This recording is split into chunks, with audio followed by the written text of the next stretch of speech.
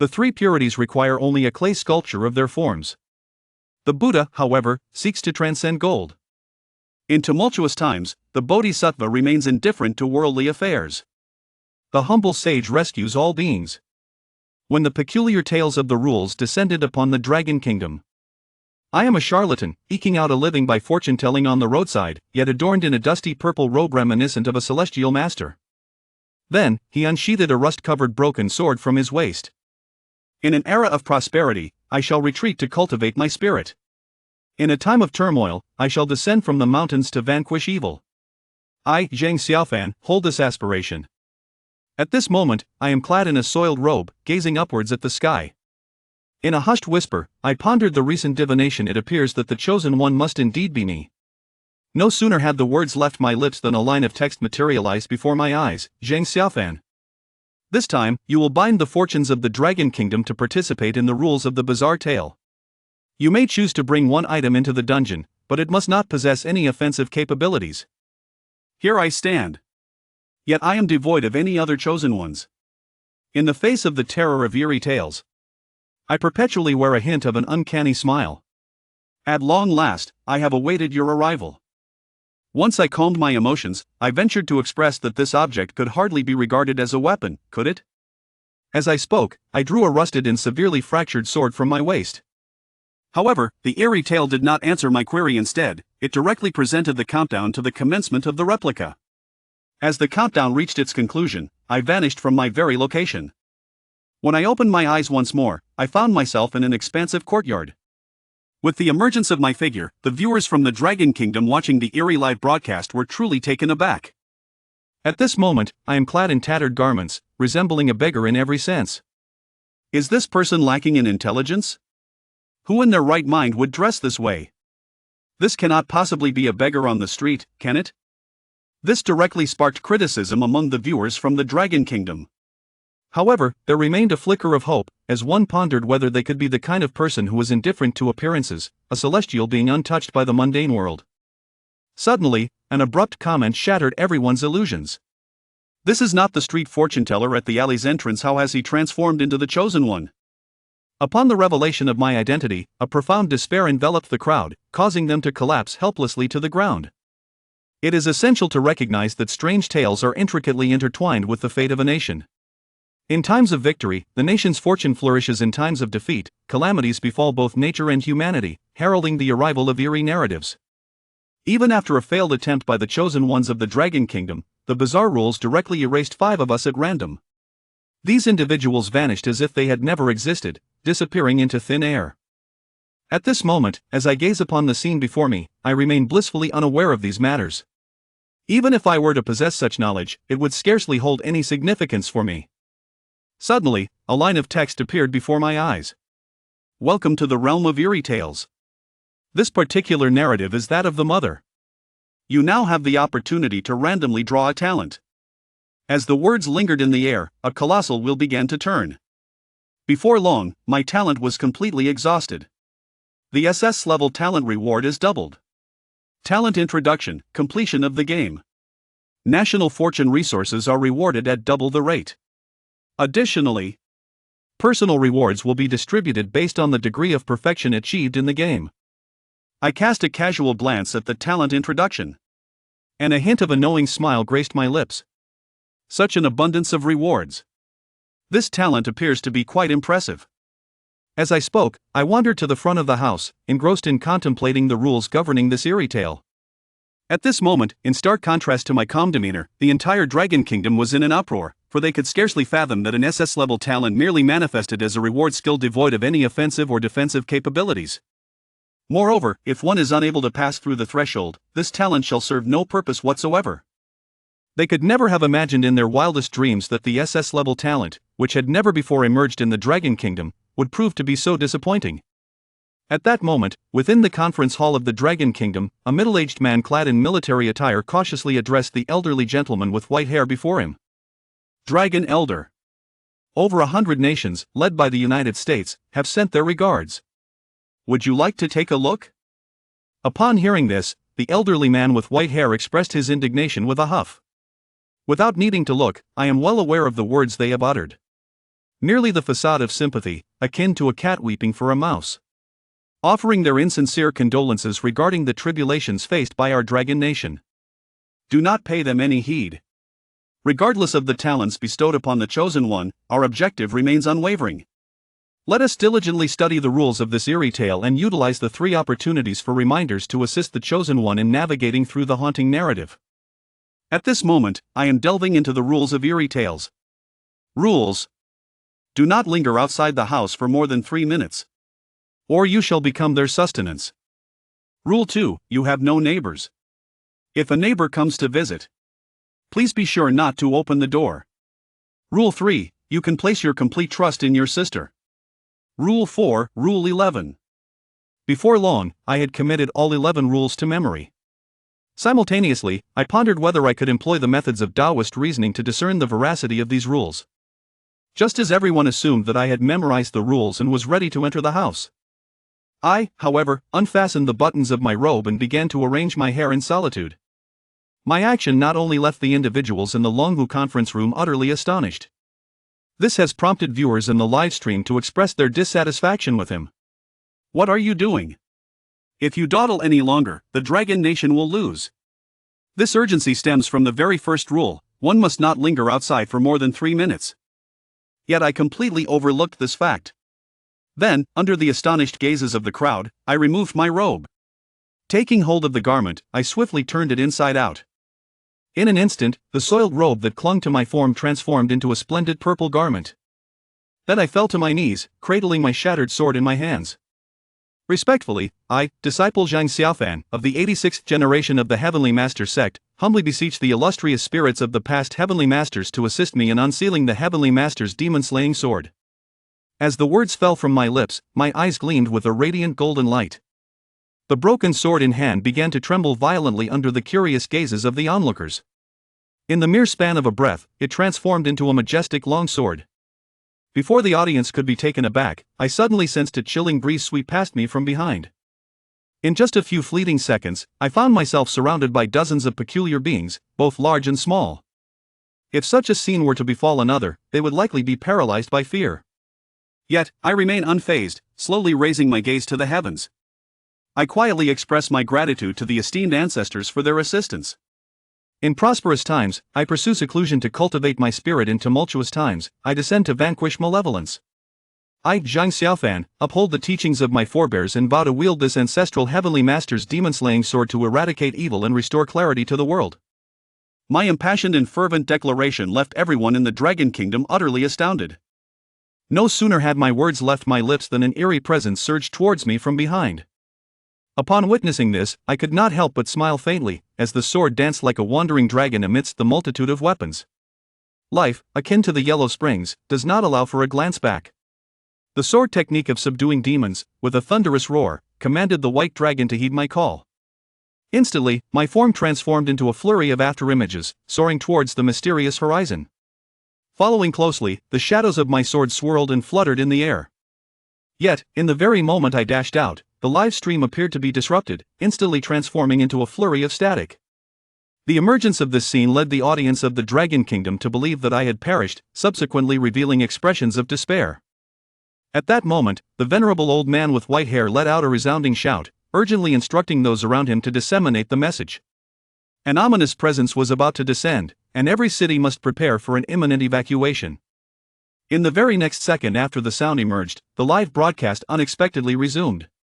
At that moment, I stood alone, sword in hand, rooted to the spot, while the eerie apparitions gradually transformed into black mist and vanished. Witnessing this scene, everyone was left in a state of shock. It is crucial to note that since the inception of bizarre tales, there has consistently been a pattern of peculiar murders, and never has anyone succeeded in vanquishing the strange. It seems I was not mistaken. The principles of the Tao can indeed vanquish the peculiar. After speaking, I reached out to wipe the crimson liquid from my face, my eyes brimming with exhilaration. What surprised me, however, was that slaying the peculiar could actually augment one's merit. Thus, as long as I continuously vanquish the strange entities within these eerie tales, I shall not only uncover the whereabouts of my master and fellow disciples, but also inadvertently elevate my own realm. What a delightful prospect, I mused to myself. Yet, when I spoke of my master and the disciples, a subtle gravity flickered in my eyes. Because, more than half a year ago, the Dragon Kingdom once again faltered in its eerie tales. Among the randomly erased 50 million individuals were Zhang Xiaofan's master and his fellow disciples. It is uncertain whether this is a deliberate act of the world of ghost stories, but upon awakening from my slumber, I found that I was the sole remaining practitioner of the celestial master Tao. Nevertheless, from beginning to end, I have never believed that my master and fellow disciples have perished.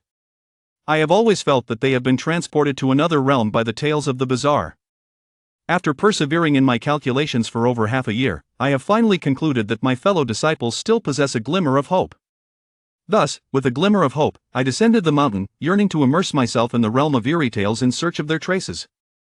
This is also the reason why, upon being chosen by the supernatural narratives, I felt such exhilarating joy. Once I regained my thoughts, I sheathed the celestial master's binding demon sword at my waist and turned to stride into the room. "Brother, you have returned." As I stepped into the house, a sweet, youthful voice resonated in my ears. I turned my gaze toward the sound. I beheld a little girl, cradling a peculiar doll, gazing at me with a radiant smile. In response to her warm and enthusiastic greeting, I did not respond verbally, but merely offered a subtle nod. Then I scrutinized the little girl from head to toe, contemplating that she was indeed the sister referred to in the rules. Although the guidelines stated that one could place complete trust in her, I could not help but maintain a semblance of caution. After all, the rules themselves might harbor the potential for deception. Moreover, considering the tattered doll cradled in her arms, I felt it was imperative to remain on guard. At that moment, gazing at my indifferent demeanor, the little girl's expression suddenly turned icy. Yet, just as her visage grew increasingly distressed, suddenly, a woman's voice emerged from the kitchen, interrupting the scene. "You're back. How was work today?" Upon hearing her voice, I turned my gaze and beheld a middle-aged woman adorned with an apron, slowly making her way out of the kitchen. This must be the mother featured in this eerie tale. As I pondered, I casually responded to her and made my way towards the second floor. Perhaps feeling overlooked, the girl suddenly gazed at my retreating figure and let out a piercing scream. "That is not my brother. My brother always embraces me when he returns." At that moment, upon hearing the piercing scream, I halted my ascent up the stairs and turned to Xiaoya, instructing her to be silent. "If you continue to provoke me, I shall pin you to the wall with my sword." It is uncertain whether it was the murderous glint in my eyes or the sheer force of my presence that instilled fear in you. Xiaoya immediately fell silent, no longer daring to shout and scream. Those insufferable brats are truly exasperating. After casting a glance at Xiaoya, I continued my ascent up the stairs. At this moment, I remained oblivious to the transformation of Xiaoya's eyes, which had turned a sinister shade of crimson, accompanied by a hint of an eerie smile gracing her lips. After ascending the stairs, I instinctively found my way to my bedroom. Subsequently, I seated myself cross-legged upon my bed, engaging in meditation. Although I have just undergone an experiment sufficient to demonstrate that my mastery of the mystical arts is indeed effective against the uncanny, confronting such an abundance of peculiarities at once has significantly drained my spiritual energy. Therefore, it is imperative at this moment to swiftly restore my condition. Moreover, seizing this opportunity, one might also contemplate the veracity of those particular rules. With this thought in mind, I slowly closed my eyes and began to meditate, indulging in a playful reverie. However, at that moment, danger had come knocking at my door. I beheld the enigmatic Xia slowly opening my room's door. "Who exactly are you? You are not my brother. Return my brother to me." As these words were spoken, the doll in Xiaoya's mouth fell to the ground, revealing a mouth full of sharp teeth. At this moment, I let out a gentle sigh, slowly drawing the heavenly master's demon-subduing sword from my waist. Following that, a radiant beam of golden light surged forth. Upon encountering the golden light, Xiaoya was momentarily taken aback. Her body tensed, hesitating to advance, yet she did not retreat. Instead, her blood-red eyes remained fixed upon me, seemingly searching for an opportunity to strike. "What are you staring at? Do not disturb my repose. Quickly, apologize to me." Having spoken, I noticed that Xiaoya remained still. Without hesitation, I hurled the celestial master's demon-slaying sword in her direction with great force. Yet the sword did not strike him as I had anticipated, but instead fell just half an inch from Xiaoya, plunging straight into the floor. Upon witnessing this, Xiaoya was startled and instinctively took a swift step back. Realizing the imminent danger, he hurriedly offered his apologies to me. Seeing Xiaoya apologize, I nodded in satisfaction. Get out of my sight within 3 seconds, or I shall pin you to the wall as a specimen.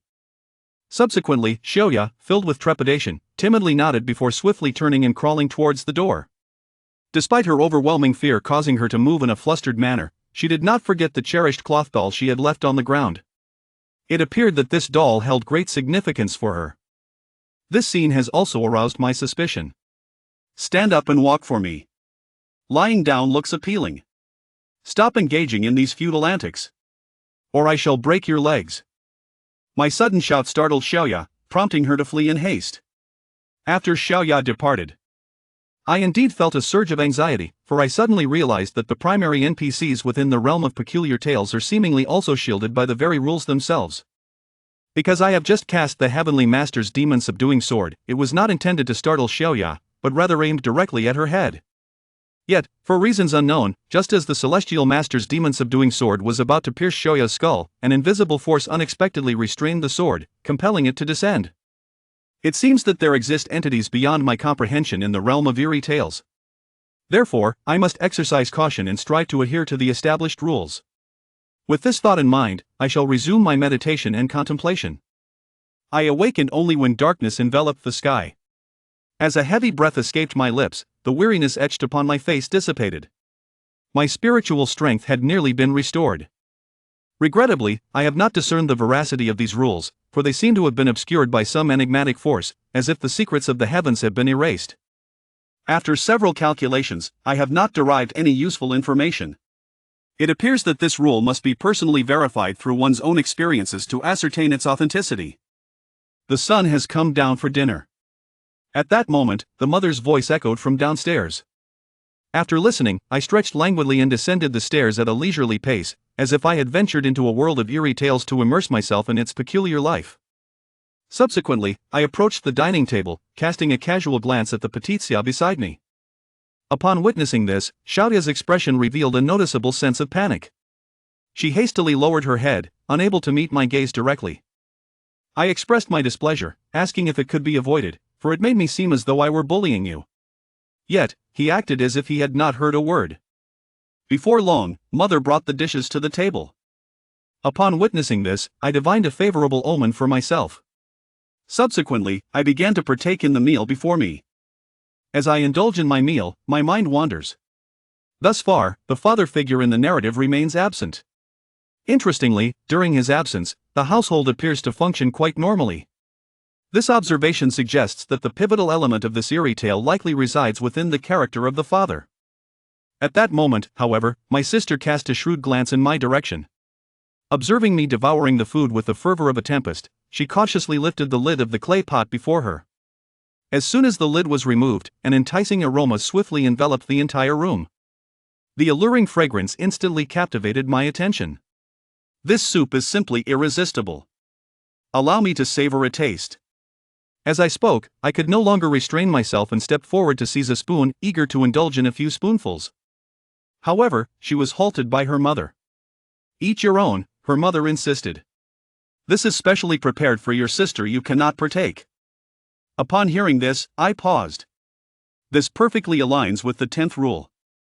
If that is the case, what is simmering in this clay pot must indeed be human organs. At this thought, I felt a tumultuous churn in my stomach.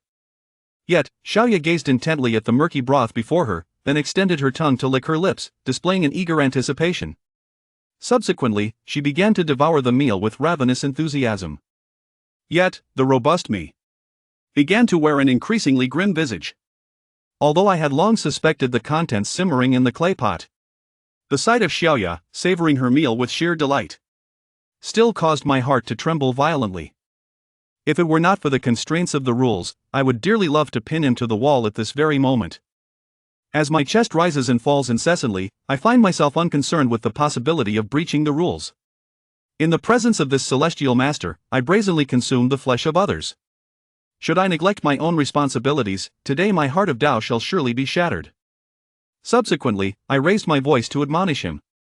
Then, with a swift motion, I struck him on the head. My slap was imbued with considerable strength. The unsuspecting Xiaoya was nearly sent tumbling into the cauldron by Zhang Xiaofan's blow. With a single slap, Xiaoya felt a pang of regret. Suddenly, a trace of malevolence flickered across the face of Ji's mother, and then she retrieved a sharp knife from beneath the table. Seeing this, I could scarcely muster the energy to elaborate further. Instead, I extended my hand to form a gesture, murmuring softly for a fleeting moment, before unleashing a resounding declaration of the Tao of the Celestial Master. Heavenly Fire Incantation, Shuchu. As the words fell, two of my fingers ignited with celestial flames, which then shot directly into the earthen pot before me. As the flames erupted, a look of panic instantly spread across the faces of Xiaoya and her mother. The mother hastily concealed her sharp knife. As the flames sear, the broth in the clay pot begins to sizzle. Moments later, the innards are reduced to ash. Upon witnessing this, I promptly retracted the heavenly fire. Subsequently, I cradled the clay pot in my embrace and addressed my mother, stating, "From now on, do not prepare separate meals for him. We shall all partake in the same dish." Upon hearing this, Wen Yan's mother hastily nodded, seemingly harboring a deep-seated apprehension towards the celestial fire. I then cast a glance at Xiaoya, my expression turning icy as I commanded, "Go to the corner and stand there. If I return shortly and find you still seated here, you shall bear the consequences." Having spoken, I cradled the cauldron in my embrace and effortlessly flung the talismanic sword of demon subjugation from my waist, embedding it firmly upon the dining table. I then carried the clay pot outside to the courtyard. The world beyond was shrouded in darkness, as if countless eyes were fixed upon me. At this moment, I could not afford to concern myself with such matters. With my hands, I excavated a small pit in the adjacent earth. Subsequently, I gently poured the glowing ash from the clay pot into the hollowed space and meticulously covered it. Though I may not be a paragon of virtue, I, as a practitioner of Taoism, uphold the belief that the true essence of the way lies in action through non-action. Though we are strangers and I have not witnessed your demise, I adhere to my true nature and abide by the principles of the universe. Thus, I employ the celestial fire to consume you within the realms of heaven and earth, awaiting the moment to lay you to rest in the earth for your peace. This act serves to affirm my compassionate heart. I also hope that you may find tranquility in this place. As I gaze upon the gently rising mound of earth, I find myself murmuring softly. Having spoken, I intended to turn and return indoors, but at that very moment, suddenly, a gentle voice quietly drifted from behind me, "Master, please take your time." Upon hearing those words, I was momentarily taken aback. Turning back with a sense of curiosity, I beheld the very mound of earth where the ashes had just been interred. A young girl clad in a flowing white gown unexpectedly hovers midair. "Congratulations on completing the concealed task. The reward for your endeavor is the one who lies buried. You will receive 2 clues, both of which are entirely accurate and can be trusted completely." Subsequently, the girl before me inclined her body slightly in my direction. Seeing this, I hastily returned the gesture with a Taoist salute. "Master, I now present to you 2 pieces of advice. Please ensure they remain etched in your memory. First, the sister in the room is not your true sibling. A genuine sister is someone you can trust. Secondly, there exists a cellar in the backyard of the house that will manifest at midnight. It is imperative that you locate it and enter." I listened attentively and committed these 2 pieces of advice to memory. Within these 2 suggestions lies a wealth of profoundly significant information. The first statement elucidates that one can trust this rule, provided that one must first locate the genuine sister. Secondly, this cellar corresponds to the 9th rule. That particular rule states that there is no basement within the home. If one were to discover an area resembling a basement in the vicinity of the house, it should be disregarded without question, for this rule is undoubtedly false. It is evident that the rules, deliberately invoked, present misleading erroneous guidelines. Thus, it is clear that this must be one of the indispensable significant scenes in this peculiar tale. Perhaps the ultimate answer lies concealed within this cellar, though one can never be certain. It appears that a visit to the cellar is imperative. After I had organized my thoughts, I resolved to investigate the cellar before midnight. Coming to my senses, I hurriedly expressed my gratitude to him, for these 2 rules are of paramount importance to me. Upon hearing these words, the girl merely smiled and replied, "There is no need to thank me, it is I who should express my gratitude to you." With that, she vanished into nothingness, still wearing her smile. Upon witnessing this, my smile gradually solidified. It appears that we are merely pawns in this grand game of existence. Having uttered these words, I turned and retreated into the house. As soon as I stepped into the room, I beheld Xiaoya standing forlornly in the corner, while the dishes on the table had already been cleared away. Upon witnessing this, I promptly stowed away the celestial master's demon-slaying sword resting on the table. Subsequently, I glanced at the time. There remained over 3 hours until midnight. Thus, I commenced watching television. However, what left him speechless was the fact that he had flipped through several channels, only to find either horror films or gruesome crime dramas. Was there truly no comedic relief in this world of eerie tales? Surely, an animated film would suffice. Zhang Xiaofan watched the female ghost crawling out from beneath the bed on the television and let out a resigned sigh. As a Taoist priest, he had long been immune to such spectacles. Even if he were to encounter a genuine apparition, his thoughts would solely revolve around the merits gained from exorcising it. Fear was simply an alien concept to him. Do you only watch this kind of stuff? Zhang Xiaofan asked impatiently, having flipped through several more channels to find the same horror theme. His irritation mounted as he turned to Xiaoya. Seeing his displeased expression, Xiaoya dared not respond, merely nodding weakly. This is utterly dull. Zhang Xiaofan tossed the remote carelessly onto the table and turned back to Xiaoya, continuing, "Stop standing there like a fool. Go fetch me a basin of warm foot water." Xiaoya was momentarily taken aback. "Brother, this is a world of eerie tales, not a resort.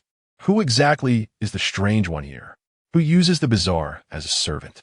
If this word gets out, how will I ever navigate the realm of the uncanny again?" She internally grumbled, casting a glance at Zhang Xiaofan's shameless face. Yet, under the weight of his imposing presence, she could only harbor her thoughts silently. It was best not to provoke someone who was quick to wield a knife at the slightest disagreement. "Why are you dawdling? Go!" Zhang Xiaofan bellowed, startling Xiaoya into a shiver as she hurried off to the bathroom. Before long, Xiaoya returned with a basin of steaming foot water. Zhang Xiaofan removed his shoes, revealing feet that emitted a cloud of steam. Ugh! The stench was so overwhelming that Xiaoya found herself gagging. "Is it really that bad?" Zhang Xiaofan shot her a glance, then raised his foot to his nose and inhaled deeply, exclaiming with delight, "Ah, what a delightful aroma." He hummed a little tune as he leisurely dipped his feet into the water. Oh, how soothing. After a long day, soaking his feet in the evening was indeed a pleasure. Observing Zhang Xiaofan's content demeanor, the domestic online audience was rendered speechless. They had grown somewhat numb to such scenes, finding nothing strange about it happening to him. Meanwhile, international viewers were left in shock, unable to utter a single word. Look at Zhang Xiaofan, and then look at their own trembling chosen ones. The disparity was simply too vast. Were they even playing the same game? At that moment, the sound of running water from the kitchen ceased. His mother emerged and approached Zhang Xiaofan, pulling a small black pill from her pocket and handing it to him. "So, it's time to take your medicine." Zhang Xiaofan was momentarily stunned, glancing at the dark pill and then at his eager mother. This situation required no divination. Whoever took this medicine would be a fool. "I refuse," Zhang Xiaofan resolutely declared. How can one not take medicine when ill?" His mother continued to persuade him. "Ill? Do I truly appear to be unwell?" As he spoke, Zhang Xiaofan drew the Tianshi Fumo sword and performed a few elegant flourishes in the air, the sound of the blade slicing through the air resonating sharply. Upon witnessing this, his mother's expression tightened momentarily, but she quickly regained her composure and awkwardly smiled. "Well, seeing you so spirited, you must be fine. If you choose not to take it, then so be it." With that, she pocketed the medicine and departed. Observing this, various nations swiftly relayed the news to their chosen ones. The medicine provided by their mothers could be disregarded. Upon receiving this information, the chosen ones from each nation also refused to take their medicine. However, the moment they voiced their rejection, the expression on their mother's face dramatically shifted. Before they could comprehend the situation, the nearby Xiaoya had already opened her cavernous maw, devouring them all. In the realms of the Asen Nation, the White Elephant Nation, the Wandering Island Nation, the Cactus Nation, and beyond, 120 chosen ones from various countries who defied the rules were mysteriously consumed. The bizarre world of tales descended 10 minutes later. This is utterly surreal. At that moment, a singular thought flashed through the minds of all the nations that had failed in the game. One individual could act without consequence. Yet others who imitated him faced fatal repercussions. What nonsensical logic was this? Initially, everyone sought to glean experience from Longhua to avoid pitfalls. Yet, to their astonishment, Zhang Xiaofan was riddled with traps. They had failed to make a correct guess from the very beginning. The most aggrieved were those nations that had exchanged resources for hints. Now, they had surrendered their resources without receiving any guidance, and their chosen ones had perished. Was this not the epitome of injustice? Reflecting on this, several national leaders hastily sent messages to Longhua, demanding a refund of their resources. Long Lao observed the incessant notifications on the screen and scoffed, informed them that their items cannot be returned. They acted rashly without waiting for guidance, and this outcome is a consequence of their own decisions. They have no one to blame but themselves. Upon receiving this response from Longhua, the leaders of the aggrieved nations recognized their own culpability.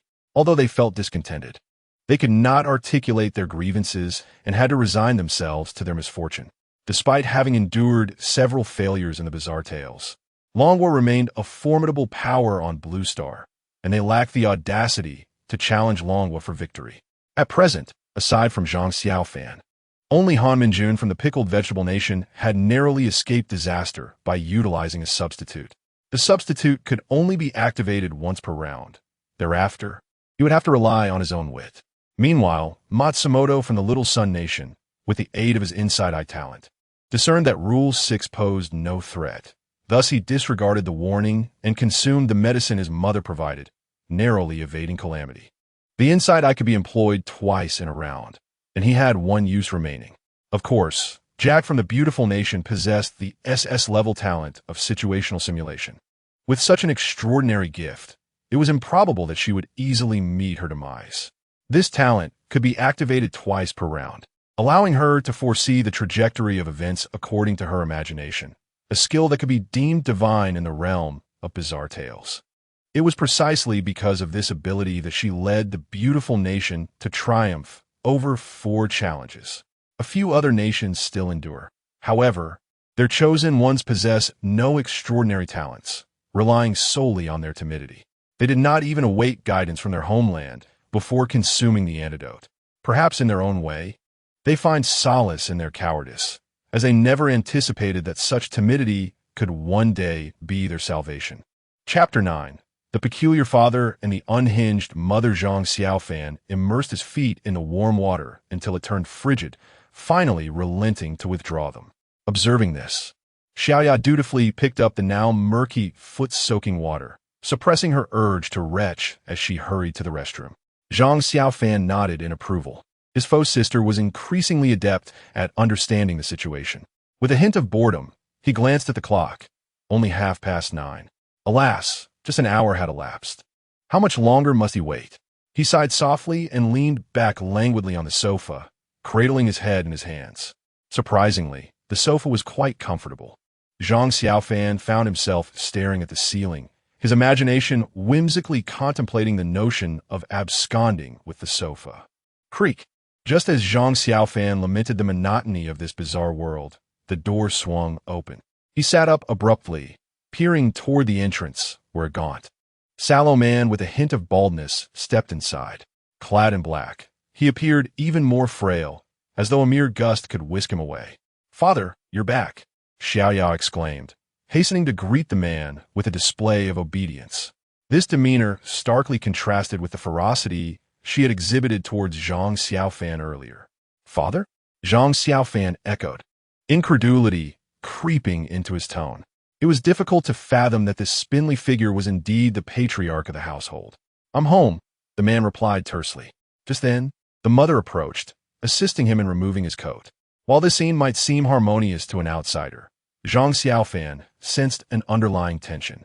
As the mother drew near, the man's expression stiffened markedly, and the smile that had graced his face faded significantly. It appeared that this father harbored a deep-seated aversion toward the mother. Zhang Xiaofan pondered, could this father be the sole semblance of normalcy in this strange tale? "Have you eaten?" the mother inquired after hanging up the fatheress coat. "I have," the father responded curtly. As Zhang Xiaofan continued his analysis, the man bypassed Xiaoya and strode directly toward him. Startled, Zhang Xiaofan hastily refocused his thoughts. What is the matter? Do you not recognize your father? The man teased as he settled onto a nearby sofa. Upon his approach, Zhang Xiaofan detected an unusual fragrance emanating from him.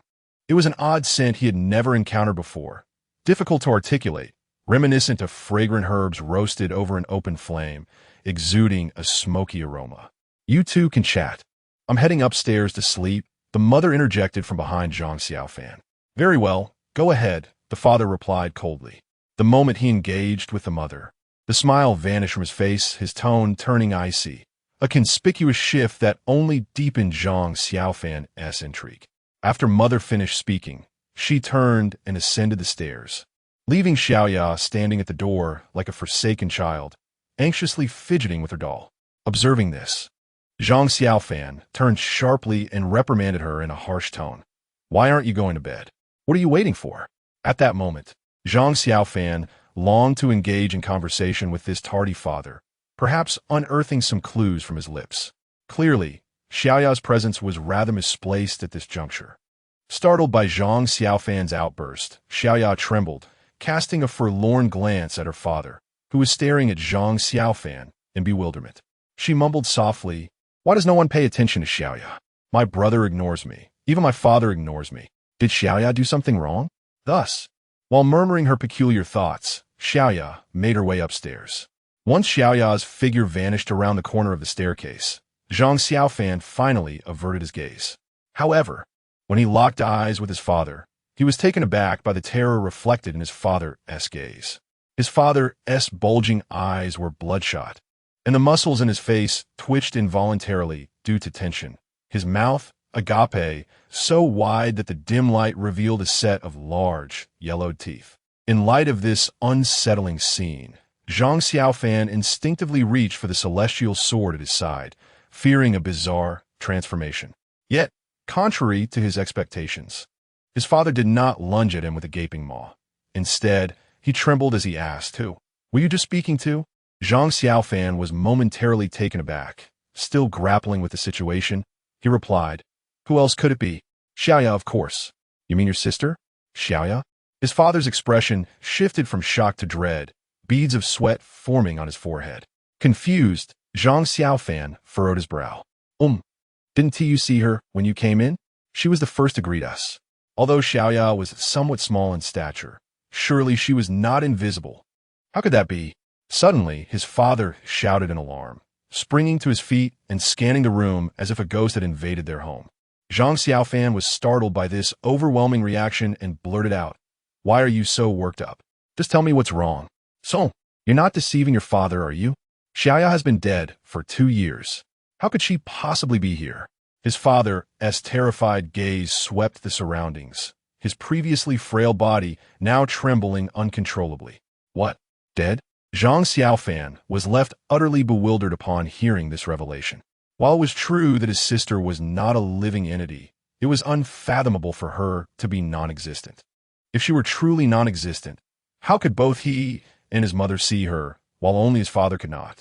At that moment, Zhang Xiaofan felt a throbbing pain in his head, beginning to doubt if this bizarre narrative truly was only a challenge of moderate difficulty. Why does it seem that there are clues everywhere, yet they appear utterly unrelated, making it impossible to weave them into a coherent narrative? Meanwhile, the viewers in the Dragon Kingdom's live stream are fervently discussing the situation. My goodness, could this sister possibly be a ghost? That seems unlikely in the realm of bizarre tales. The concept of a ghost should not exist, right? This latest eerie account is undeniably perplexing. The task requirements clearly state the necessity of ensuring the sister's safety. Yet according to father, she is already deceased. The one in the house cannot possibly be the genuine sister. How can one protect something that is not even there? The comments from the viewers resonate with Zhang Xiaofan's thoughts. At this juncture, perhaps locating the cellar would clarify everything. No, that is utterly implausible. Son, you must be hallucinating. You are unwell. Yes, that must be it. Just wait. I shall fetch you some medicine. Suddenly, father, with blood-red eyes, glares intensely at Zhang Xiaofan, then rushes to the television cabinet, frantically rummaging through its contents. Observing his father's near-manic state, Zhang Xiaofan cannot help but experience a twitch at the corner of his mouth. It appears that there is not a single sane individual in this family. Initially, he believed that father was the only rational one, but it seems he had been mistaken. After a while, father retrieves a pill from the drawer of the cabinet and turns to Zhang Xiaofan, saying, "Hurry, take this medicine. It will cure your ailment." Zhang Xiaofan gazes at the capsule being offered. Although this medication appears somewhat normal, the one presenting it is decidedly not. "I cannot consume this. Absolutely not." While the medicine is off limits, Zhang Xiaofan finds himself pondering a perplexing question. Am I truly ill? Why are both mother and father intent on providing me with medication? If their intention is to cure me, why do they insist on separating their efforts? In other words, what ulterior motive do they have in administering this medication? Having watched numerous live streams of bizarre games, Zhang Xiaofan has drawn some conclusions. While it is true that transgressing the rules of these eerie narratives leads to being consumed by the inexplicable, the actions of NPCs are always aimed at advancing the plot. They do not simply seek to eliminate participants. All the chosen ones who have been engulfed by the bizarre have essentially chosen the wrong rules or problem-solving approach, or they have violated the established guidelines. However, as long as one adheres to the rules and manages to uncover the correct path to resolution, safety is assured. Therefore, in this particular tale, the act of father and mother offering me medicine is certainly not a trivial detail. Zhang Xiaofan glances at the clock. It is now 10 past 10, leaving ample time until midnight. Thus, it is imperative to unravel this matter. With that thought in mind, Zhang Xiaofan takes the capsule from his father's hand and asks, "What exactly is my illness? Why are both of you insisting on giving me medicine?" Upon hearing Zhang Xiaofan's inquiry, father is momentarily taken aback, then hurriedly asks, "Who else has been giving you medicine? Your mother?" Zhang Xiaofan nods in affirmation. Insanity. She has truly lost her mind. That lunatic. Upon receiving a definitive response from Zhang Xiaofan, his father clenched his fists tightly, unleashing a torrent of furious curses. This tirade persisted for a solid 7 or 8 minutes before it finally subsided. Once the vitriol ceased, his father took several heavy breaths before regaining a semblance of calm. "Son, you must believe me. The medicine your mother gave you is absolutely not to be ingested." As he spoke, his gaze inadvertently lifted towards the dimly lit staircase leading to the second floor, a glint of malevolence flashing in his eyes. "Why?" Zhang Xiaofan inquired. "Alas, ever since your sister's passing, your mother's mental state has deteriorated significantly to the point of utter madness. It is no exaggeration to say she is now akin to a lunatic." Just as his father was halfway through his sentence, a soft, haunting female voice drifted down from the staircase's corner. "My dear, what are you discussing with our son?" The voice startled both Zhang Xiaofan and his father. Turning towards the source, Zhang Xiaofan beheld his mother, her face adorned with a peculiar smile. Crouching at the staircase's bend, her emotionless eyes fixed intently upon them. Clearly, her unexpected appearance took everyone by surprise, including his father. "My dear, it's getting late. Come upstairs and rest." His mother's voice echoed like a death knell once more. His father glanced toward Zhang Xiaofan, his lips twitching slightly, yet he refrained from uttering any further words. Zhang Xiaofan understood that his father had more to say, but perhaps out of fear of their current mother, he swallowed back his words. "Son, I'm heading to bed now. You should sleep early too. Remember to take your medicine and heed my warnings," his father instructed with a frown, his tone low. Having said that, he ascended the dark and eerie stairs. Perhaps noticing her husband's departure, his mother's visage faded into the shadows. Observing this, Zhang Xiaofan glanced at the capsule in his hand and carelessly tossed it into a corner. He then slumped onto the sofa, exhaling heavily. This is becoming increasingly complicated. At that moment, Zhang Xiaofan felt an overwhelming fatigue settle upon him. Meanwhile, the remaining chosen ones from other countries obediently consumed the medicine handed to them by their fathers. Their respective nations had not disseminated the news of Zhang Xiaofan's refusal to take the medicine, and they had already lost trust in him. After ingesting their father's medicine, all the chosen ones breathed a sigh of relief, finding no peculiar occurrences. Thus, it seemed evident that the medication provided by their parents was safe to consume. Yet, as they reveled in their relief, a wave of drowsiness overcame them, and soon darkness enveloped their eyes as they succumbed to sleep. At present, in the realm of supernatural tales, the only one still awake was Zhang Xiaofan. In the conference room of the Dragon Nation, Elder Long furrowed his brows upon witnessing this, remaining silent for a moment before suddenly declaring, "Send a message to Zhang Xiaofan, informing him that the chosen ones from other nations fell into a deep slumber after taking their father's medicine." Elder Long's abrupt decision left everyone momentarily stunned, as they were puzzled by the usually cautious Elder's rationale for such an action. Nevertheless, Elder Long is the leader of the Dragon Nation, and his decisions undoubtedly serve the nation's best interests. Realizing this, the officer promptly relayed Elder Long's words. Once the message was dispatched, someone among the crowd inquired, "Elder Long, have you discerned something?" Before Elder Long could respond, a youthful voice unexpectedly resonated from a corner. "I suspect that Grandpa Long has noticed something peculiar about the tales concerning my father." The crowd turned to see that the speaker was none other than the prodigious Ouyang from the Dragon Nation. Chapter 10. The emergence of the seller. Old Long gazed at the 13-year-old Ouyang, who was able to present himself in such a situation, and nodded with a smile, encouraging him to continue. After a slight nod in return, Ouyang proceeded. Since returning from outside, Zhang Xiaofan had been glancing at his watch repeatedly, and although he found the television tedious, he still chose not to retreat to his room for sleep. It is well known that Taoists place great importance on health and rest, and as a disciple of the celestial master's way, Zhang Xiaofan would not recklessly engage in the detrimental act of staying up late without cause. Thus, it is evident that the reason for his persistent waiting must be linked to the hint provided by the woman in white, one of which likely required waiting for a specific time to arrive. Observing Ouyang Yi's fluid articulation and clear logic, Old Long's eyes gleamed with fondness. "You do possess a certain degree of insight. However, why do you suggest that this father is problematic?" At this moment, someone inquired with curiosity. Ouyang smiled gently and continued, "Although this father currently appears to have no issues aside from being a tad violent, the fact that foreign competitors fell into a deep slumber after consuming the medicine he provided speaks volumes. What does this indicate?" After pausing to scan the audience, he noted that aside from Old Long, who maintained a composed demeanor, the others looked perplexed. This indicates that the father does not wish for the chosen ones to awaken before that special time. I speculate that this special time may be a necessary condition for passing through. Upon hearing this, the crowd finally grasped the concept. Moreover, I believe the reason Grandfather Long did not explicitly state that the father posed a problem in the hints was due to his concern that his thoughts might be erroneous, thereby influencing Zhang Xiaofan's judgment. Ouyang completed his explanation in one breath, and the group regarded him with approving glances.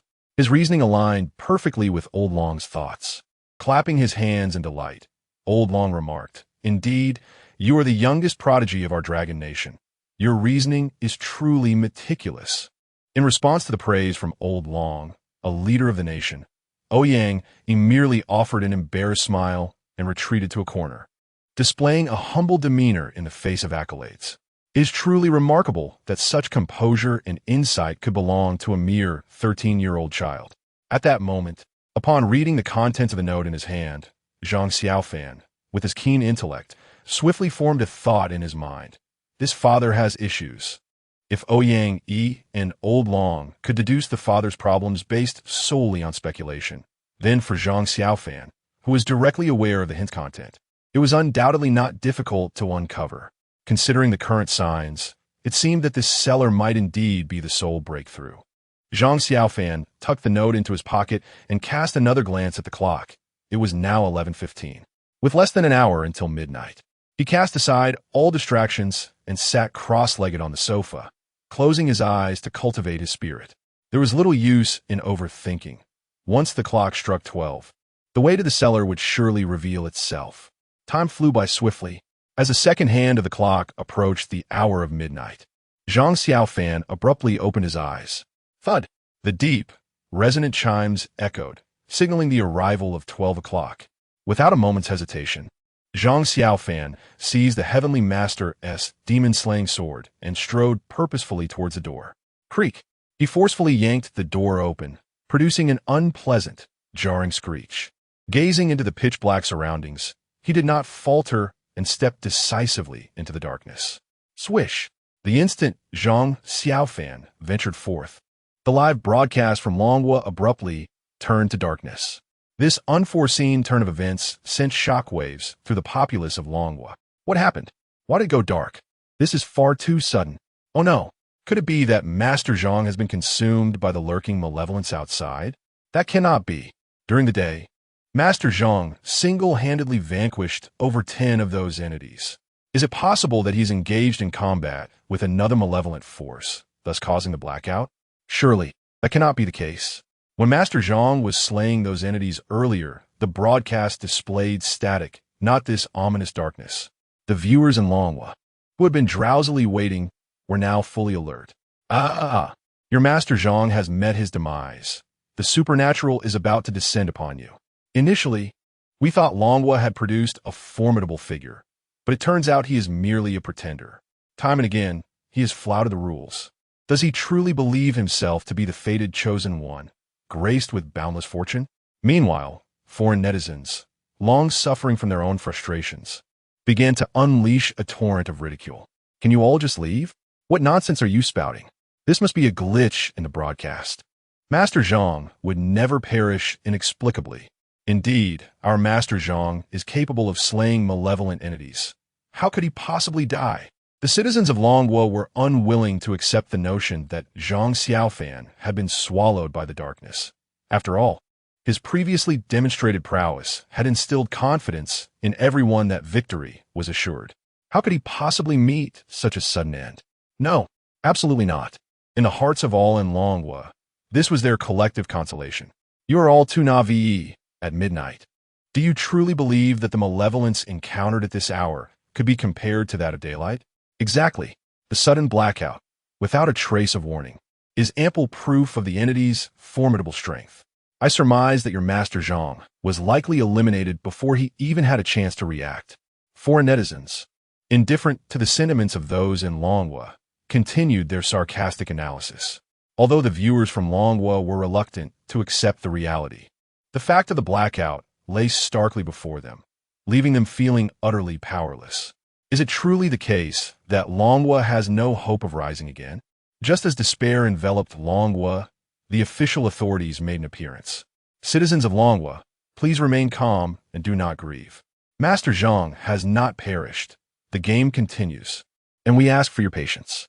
Under the guidance of Elder Long, the officials clarified the situation before vanishing once more. Upon receiving the official announcement, albeit lacking an explanation, the authoritative nature of the news reignited the confidence of the citizens of Longhua.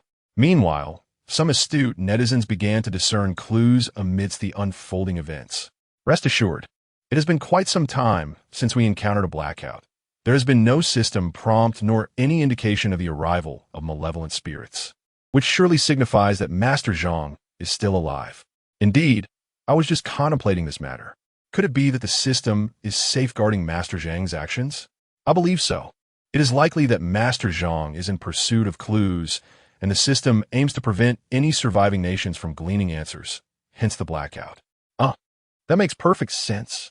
Among the netizens of Longhua, there are certainly many intelligent individuals who quickly piece together the situation. However, the developments evidently displeased foreign netizens who awaited the downfall of Longhua. Keep talking tough. When the malevolent spirits arrive, we shall see how you maintain your bravado. Yes, I will be right here, eager to witness whether your Master Zhang will still make an appearance. Others echoed their sentiments, yet foreign netizens remained skeptical, clinging to the belief that Zhang Xiaofan had perished, attributing the lack of system alerts to a mere glitch.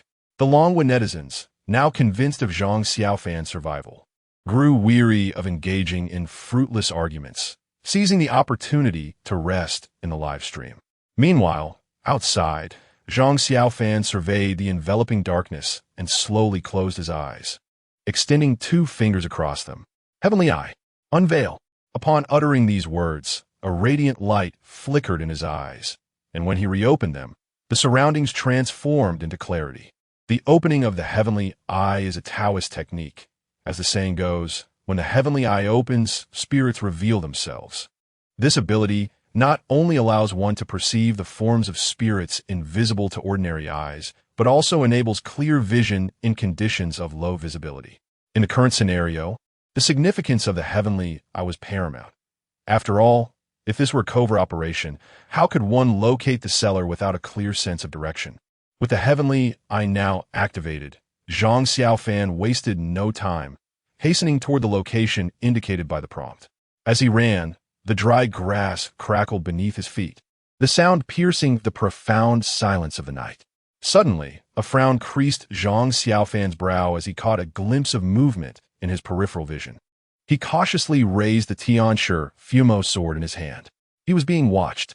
A sense of foreboding washed over him as he felt the unmistakable sensation of being closely observed. The rustling sounds intensified around him, indicating that he was no longer alone. How troublesome! Why stir up such chaos? Zhang Xiaofan muttered in frustration. The white-clad woman had merely informed him of the cellar's emergence, but had not specified how long it would remain accessible. Thus, Zhang Xiaofan was determined not to squander any time.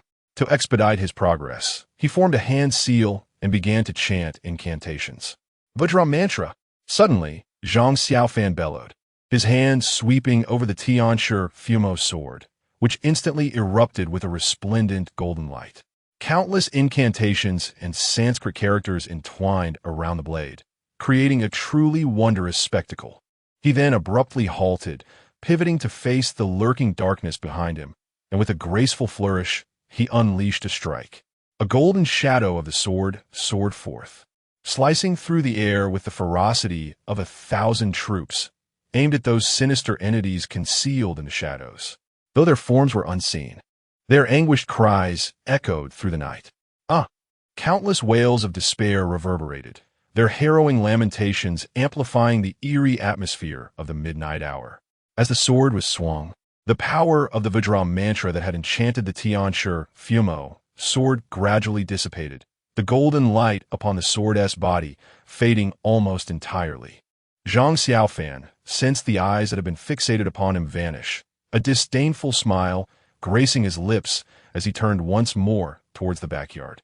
Perhaps that formidable strike had intimidated the lurking apparitions, for as he reached the rear courtyard, not a single eerie presence emerged. Upon arrival, Zhang Xiaofan noticed an unmistakable mound of earth in the center of the yard. This mound appeared strikingly out of place in the open courtyard, resembling a grave if one did not scrutinize it closely. He approached swiftly, and as he rounded the mound, he discovered a wooden door standing at about a meter in height. Upon reaching the door, a fragrant aroma wafted towards him, reminiscent of the scent that clung to his father. Zhang Xiaofan was not particularly fond of this fragrance and wrinkled his nose, yet he dismissed it from his mind. The door was secured with a rusted iron lock, which Zhang Xiaofan tugged at, only to find it unyielding. Clearly, a key was required to gain entry. As he mumbled softly to himself, he lowered his gaze, scanning the vicinity in hopes of finding the elusive key. After a brief search yielded no key, he stumbled upon a wooden plaque nestled among the withered leaves.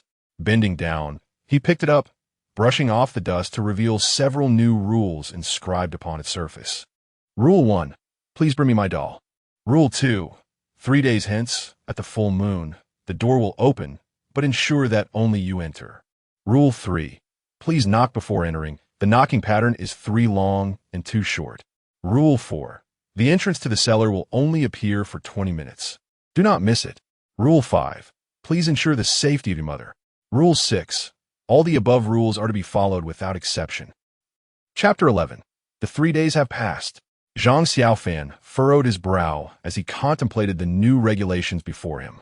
To his dismay, he realized he must wait an additional 3 days to enter the cellar, which was quite bothersome. Memorizing the rules, he impatiently tossed the wooden plaque aside. I lack the patience for this, he muttered under his breath and with determination. He raised the Celestial Master's demon-slaying sword and struck down upon the iron lock on the wooden door. Clang! The two collided, sending sparks flying, the sound of metal clashing reverberating through the night. Zhang Xiaofan exerted nearly all his strength into that strike, causing his hand to ache from the impact.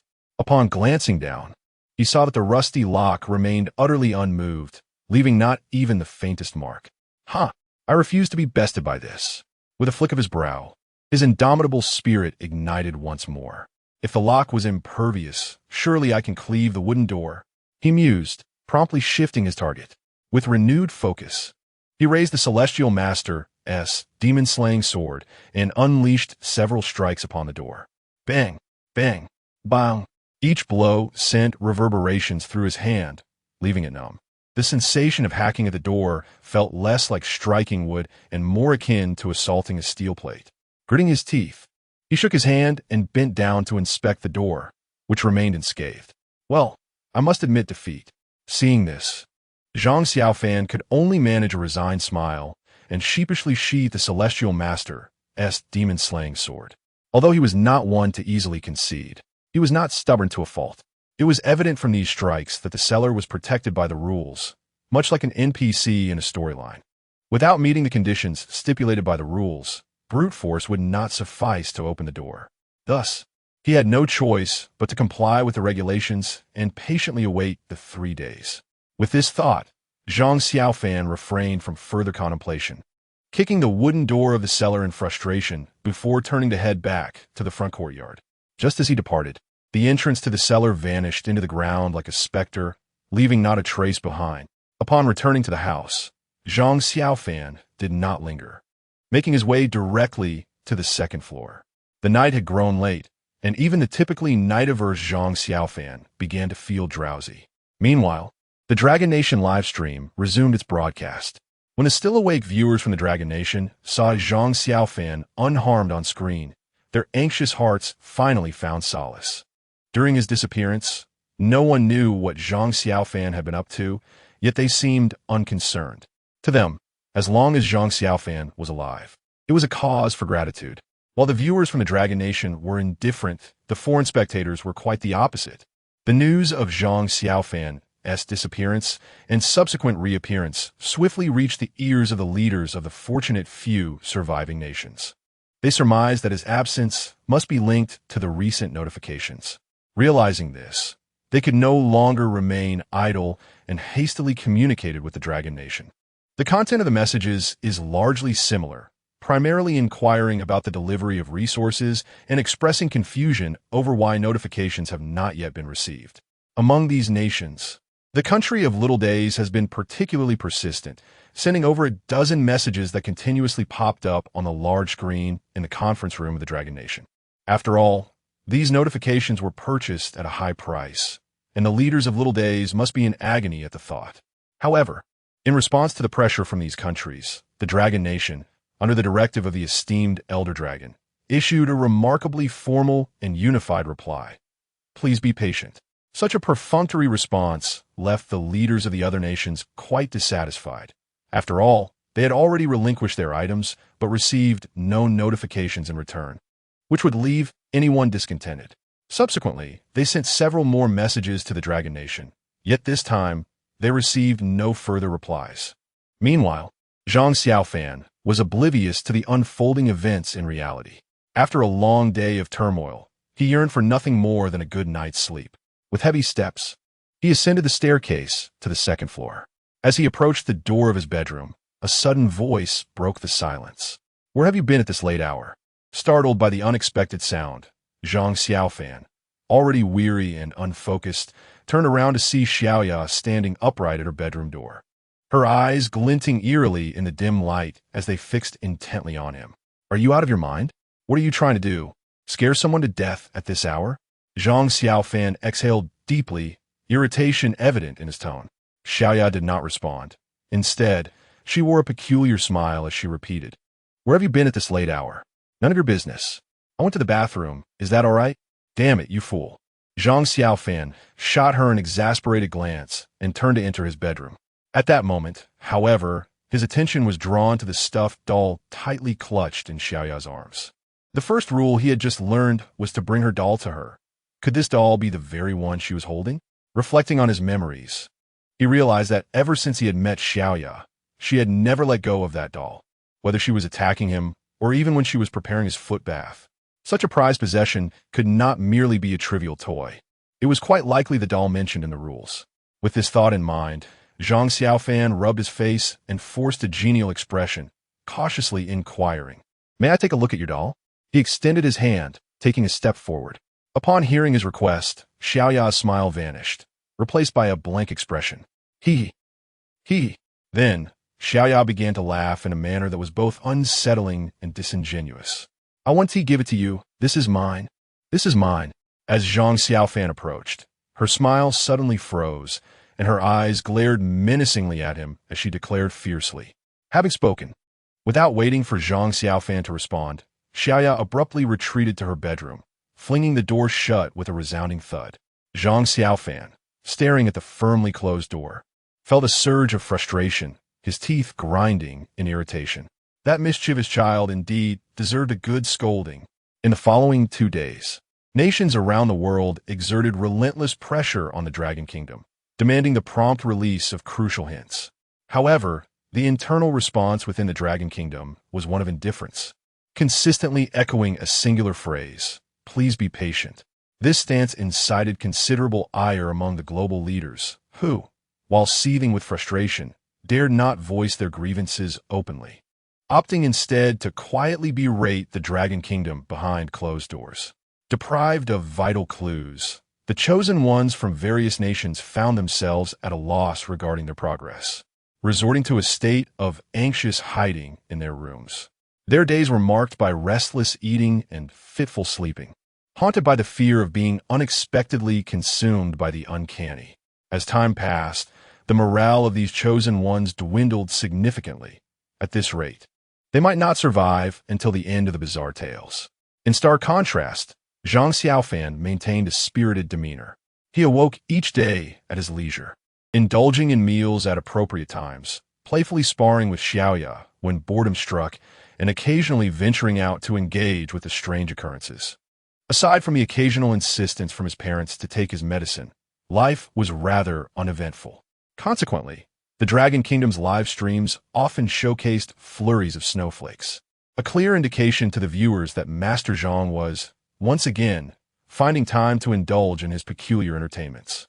Throughout history, it seems that only Zhang Xiaofan has managed to turn the act of vanquishing the uncanny into a form of leisure. Over the course of these 2 days, it remained uncertain whether the eerie entities had been eradicated by Zhang Xiaofan or had simply chosen to retreat in fear. Even in the dead of night, the surroundings were devoid of any unsettling presences.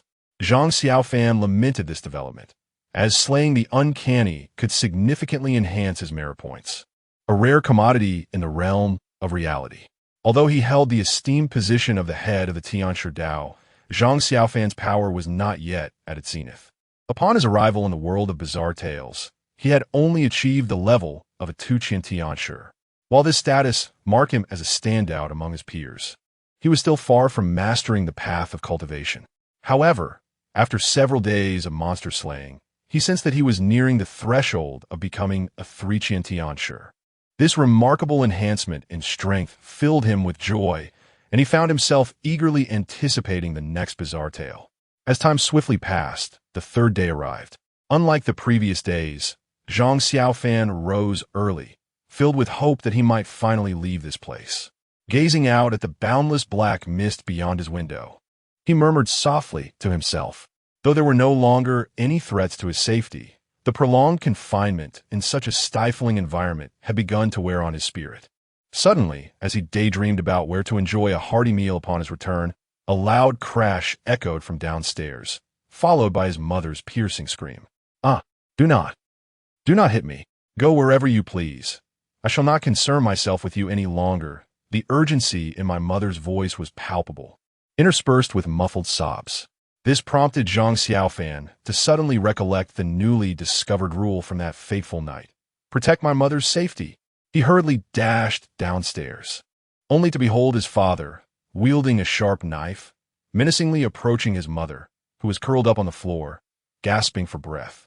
The room was in disarray, with overturned tables and chairs strewn about, creating a scene of utter chaos. Meanwhile, Xiaoya was huddled in a corner.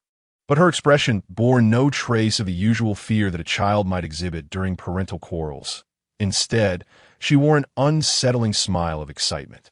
This bizarre demeanor from Xiaoya left Zhang Xiaofan feeling inexplicably uneasy, yet the gravity of the situation demanded his attention elsewhere.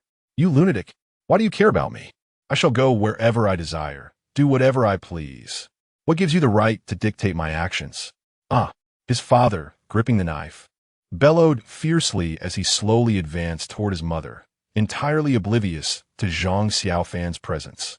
The fervor in his father's demeanor suggested that he might soon inflict grievous harm upon the woman before him. Zhang Xiaofan's countenance darkened as he swiftly stepped forward and grasped his father's knife-wielding hand. "Set the knife down," he stated coldly, fixing his gaze upon the gaunt man before him. The sudden intervention momentarily stunned his father. "Son, why do you protect this madwoman? Why?"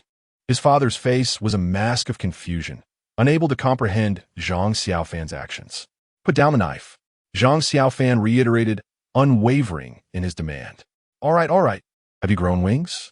You dare meddle in my affairs? Get away from me." As he spoke, a sinister expression crept across his father's face as he reached out to shove Zhang Xiaofan by the shoulder. Zhang Xiaofan was not one to be cowed. He swiftly sidestepped and retaliated with a powerful kick. As the primary NPC of this eerie tale, his father was not meant to be slain. Yet a good thrashing was certainly permissible. In any realm, a person who would brandish a weapon against his own spouse is undeserving of kindness, even within the confines of a supernatural narrative. As Zhang Xiaofan delivered his kick, the live broadcast abruptly fizzled into static. Why does it seem like watching Master Zhang navigate this eerie tale results in more static than a regular stream? Someone mused. Who could match Master Zhang's prowess? Before this, who could turn their live feed into static? Yet, I truly wish to witness Master Zhang's confrontation with the supernatural. This may be a difficult wish to fulfill, but one can certainly imagine the calamity through his father's wretched state. To the officials of Longhua, upon Master Zhang's triumphant return, please ensure a special live broadcast for him. We all wish to converse with Master Zhang. A chorus of agreement echoed as one individual led the charge, prompting all viewers in the Longhua live chat to join in. Seeing the fervor of the Longhua audience, the officials quickly responded. "We will do our utmost to invite Master Zhang to participate in a live broadcast." The official response from the Dragon Nation has ignited a fervor among its netizens. The rationale behind the Dragon Nation's acquiescence to the public's request is rooted in its prior experiences of setbacks, which have significantly dampened overall morale. Should Zhang Xiaofan successfully navigate the challenges ahead and conduct a live broadcast, it would serve to uplift spirits, soothe public sentiment, and simultaneously project a formidable presence to other nations. A trifecta of benefits, indeed. Why not seize the opportunity? Observing the interaction between the Dragon Nation's officials and its citizens, foreign netizens are left seething with frustration. Are they truly contemplating the prospect of success? How can they possess such unwavering faith in their chosen one, confidently asserting his inevitable triumph? As foreign netizens prepare to vent their frustrations, they pause, reflecting on the lackluster performance of their own champions, ultimately deciding to refrain from further commentary. This time, they find themselves at a loss for words. Chapter 12. The diary. Approximately 7 or 8 minutes later, the live broadcast resumed. At that moment, the scene revealed my father, slumped on the ground, his face marred with bruises, his lips swollen to an alarming size, and a vivid red mark extending from the corner of his mouth down to his chin. How outrageous! To think he dared to strike me. My father glared at Zhang Xiaofan with wide, furious eyes, uttering a menacing remark. Zhang Xiaofan cast a casual glance his way and replied nonchalantly, "You talk too much. Do you wish to be struck again? Fine. Just wait. You won't regret this." My father retorted, struggling to rise, pointing at Zhang Xiaofan with threatening words before he crawled out the door. Meanwhile, my mother slowly stood up, silently beginning to tidy the disarrayed items on the floor. Her demeanor suggested a numbing familiarity with the chaos, her expression void of sorrow or joy, as if she had long since grown accustomed to such turmoil. Observing my mother as she quietly organized the room, I shook my head, offering no words, and shifted my gaze towards the corner where Xiaoya stood. At that moment, she fortuitously met my fierce gaze, causing her smile to freeze. Under my scrutiny, she hurriedly lowered her head and took small, cautious steps away. I couldn't help but let out a cold laugh, swiftly appearing before her. Running away? Do you truly think you can escape? The more I look at you, the angrier I become. What? Do you suggest I simply stop looking at you? Well, if you don't want to see me, then don't, she retorted, a hint of defiance in her voice. Is that so? Xiaoya, having been frightened by my previous actions, was now devoid of any rebellious spirit. To be entangled in such oddity and reduced to this state was indeed embarrassing. No, it was a disgrace to the peculiar. Go away. I find your presence irritating, I said, and upon hearing my words, Xiaoya appeared to receive a reprieve, her foot poised to flee. Wait, but before she could take a step, my sudden roar froze her in place. I yanked her forward, scrutinizing her closely before inquiring, "Where is your doll?" Since earlier, I had sensed something was amiss, only to realize that Xiaoya, who never parted with her doll, was inexplicably without it today. Oh, the doll? I hid it away. Upon mentioning the doll, Xiaoya seemed to transform, her eyes devoid of fear, now brimming with a hint of challenge. What? You hid it? Where? I was genuinely anxious, given that the cellar door was due to be opened today, and at such a critical juncture, the doll's disappearance felt like a cruel jest. I can't tell you. I'll one T reveal it to anyone, she pouted, appearing almost adorably mischievous at first glance. Seeing her playful demeanor ignited my fury, and I gritted my teeth in frustration. You dare to act cute? You deserve a thrashing. As my words fell, the live broadcast once again dissolved into static. And at that moment, netizens from Long Country, foreign netizens, in the conference room of Long Country. Old Dragon, should we remind him to temper his temperament and refrain from such volatility? He has already disrupted the screen twice in just a short span. Old Dragon. Zhang Xiaofan had just delivered 2 fierce blows to Xiaoya when he noticed her body beginning to tremble uncontrollably. A frown creased his brow as he discerned that her reaction stemmed not from fear, but from exhilaration. You can strike me all you want, but I shall never divulge anything to you, and do not even think of escaping. I intend to keep you here forever. Xiaoya's eyes had turned a deep crimson, her hair cascading over her face, and her arms twisted and flailed like a deranged individual. Damn it, why would you keep me here? To beat me daily? Zhang Xiaofan could only laugh in exasperation. Was Xiaoya a masochist? Was it possible to become addicted to punishment? At the rate of 3 beatings a day, each lasting 8 hours, she would surely meet her end within 3 days. Hit. Without offering a reply, Xiaoya broke into a sinister smile and began crawling rapidly across the room, using both hands and feet. Meanwhile, the live broadcast resumed, showcasing her bizarre antics, which sent shivers down the spines of all viewers. Seeing this, Zhang Xiaofan attempted to intervene, but as he took a step forward, Xiaoya swiftly crawled towards him, darting beneath his legs and making a beeline for the door. She intends to flee. The thought flashed through Zhang Xiaofan's mind, and without hesitating, he pursued her. Yet, he was a moment too late. Xiaoya seemed to have unleashed a frenzied burst of speed, flinging the door open and disappearing in an instant. By the time Zhang Xiaofan hurried outside, it was already too late. Xiaoya had vanished without trace. He gazed into the depths of the mist, muttering under his breath. Damn, she runs fast. Realizing he could not keep chasing her, he acknowledged the futility of the endeavor. The speed Xiaoya had displayed was beyond his capacity to catch. It was clear he would have to seek alternative methods. With a wave of his hand, Zhang Xiaofan began to calculate where the doll might be hidden. However, moments later, he decisively abandoned the effort, realizing he was unable to deduce anything, evidently constrained by the rules. With a resigned sigh, he lamented the unexpected turn of events that had caught him off guard.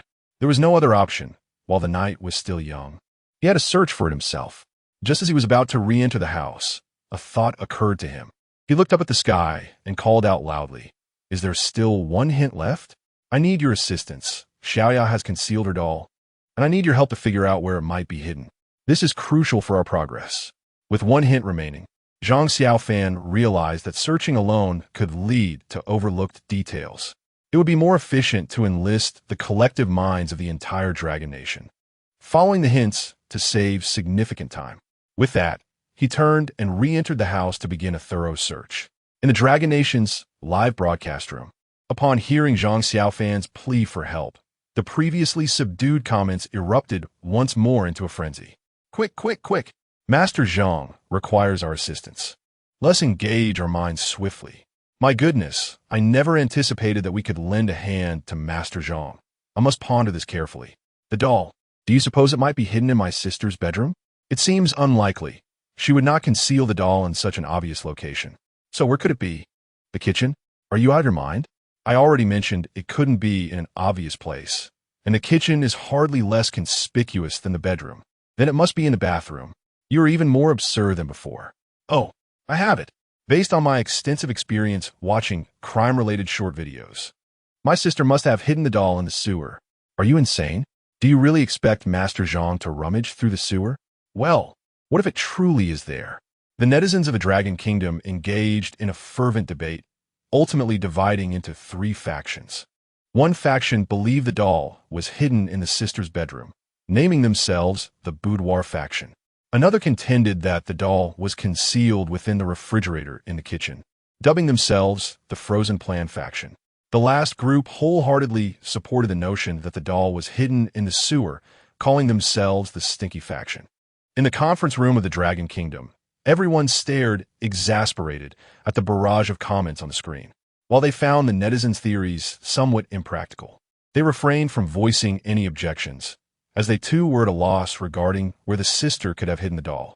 At that moment, Elder Long surveyed the silent assembly and inquired, "This is the first time Zhang Xiaofan has sought our help.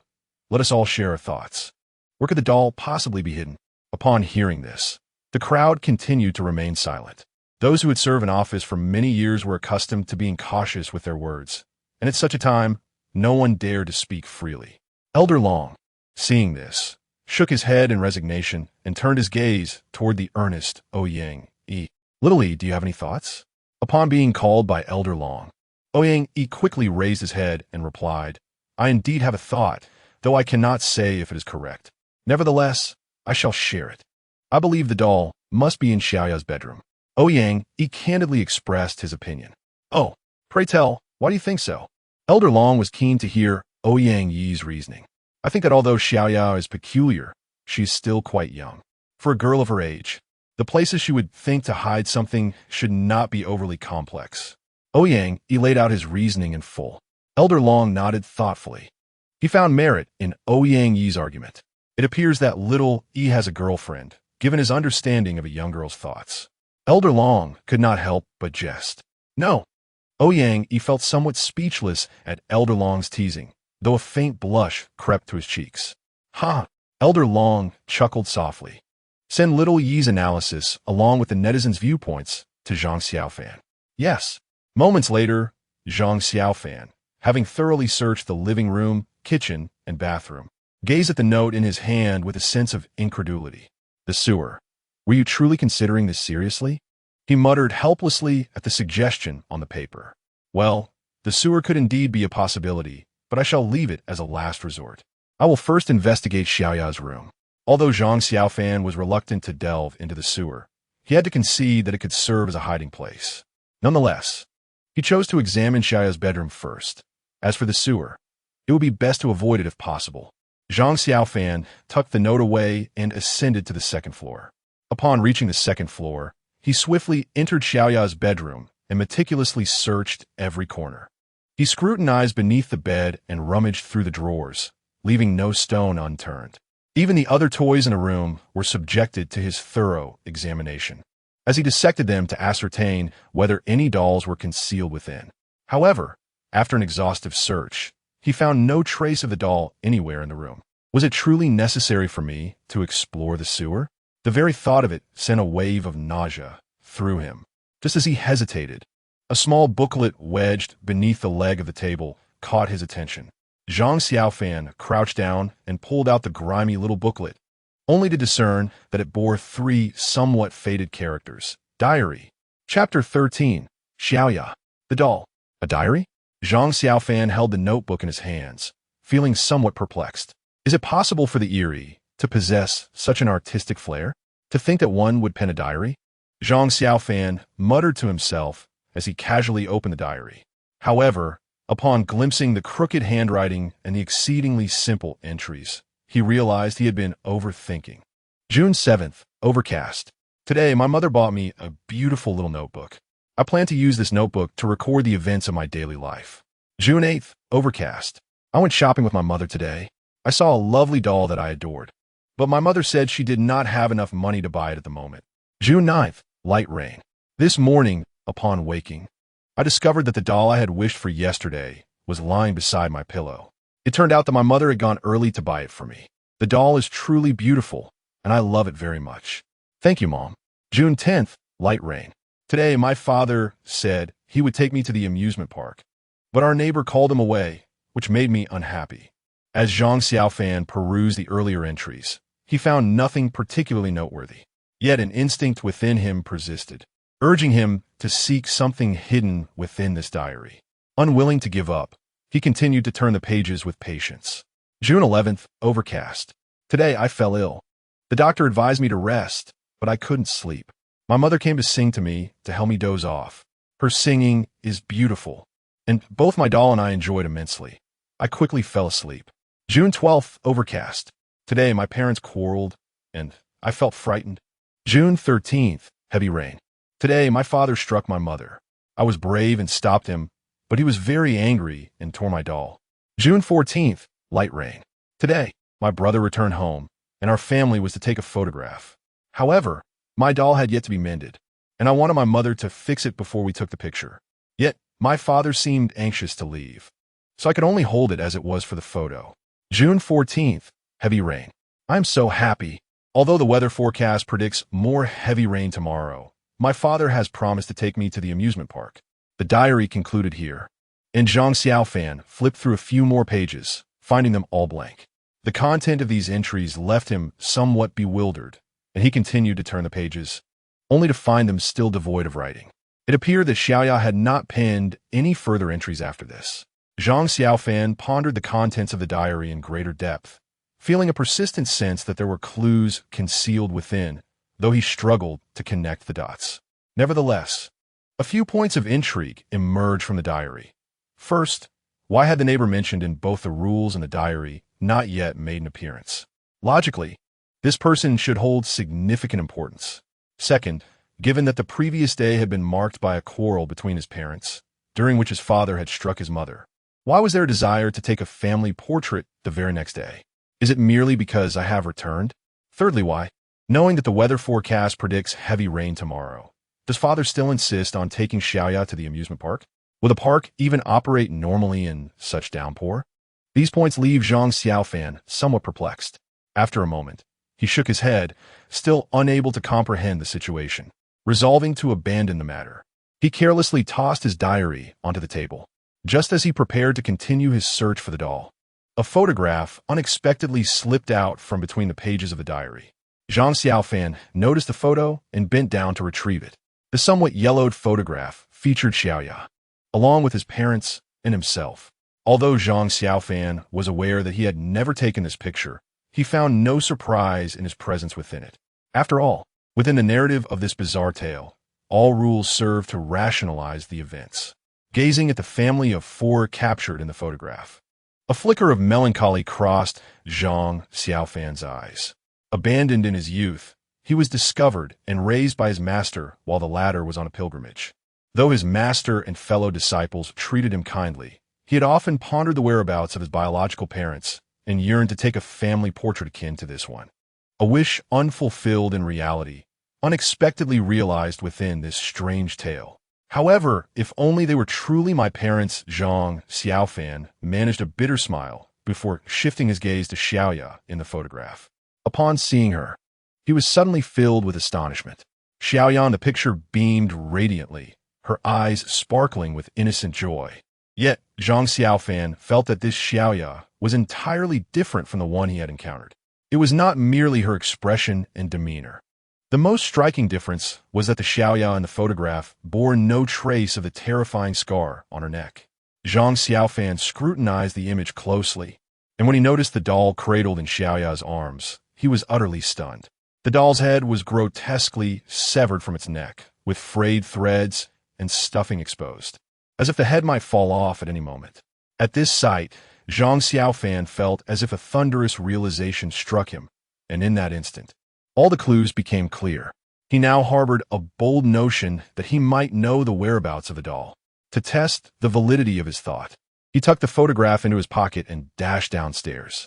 Upon reaching the lower floor, he found his mother seated on the sofa like a wooden figure, her gaze fixed blankly ahead, oblivious to whatever lay before her.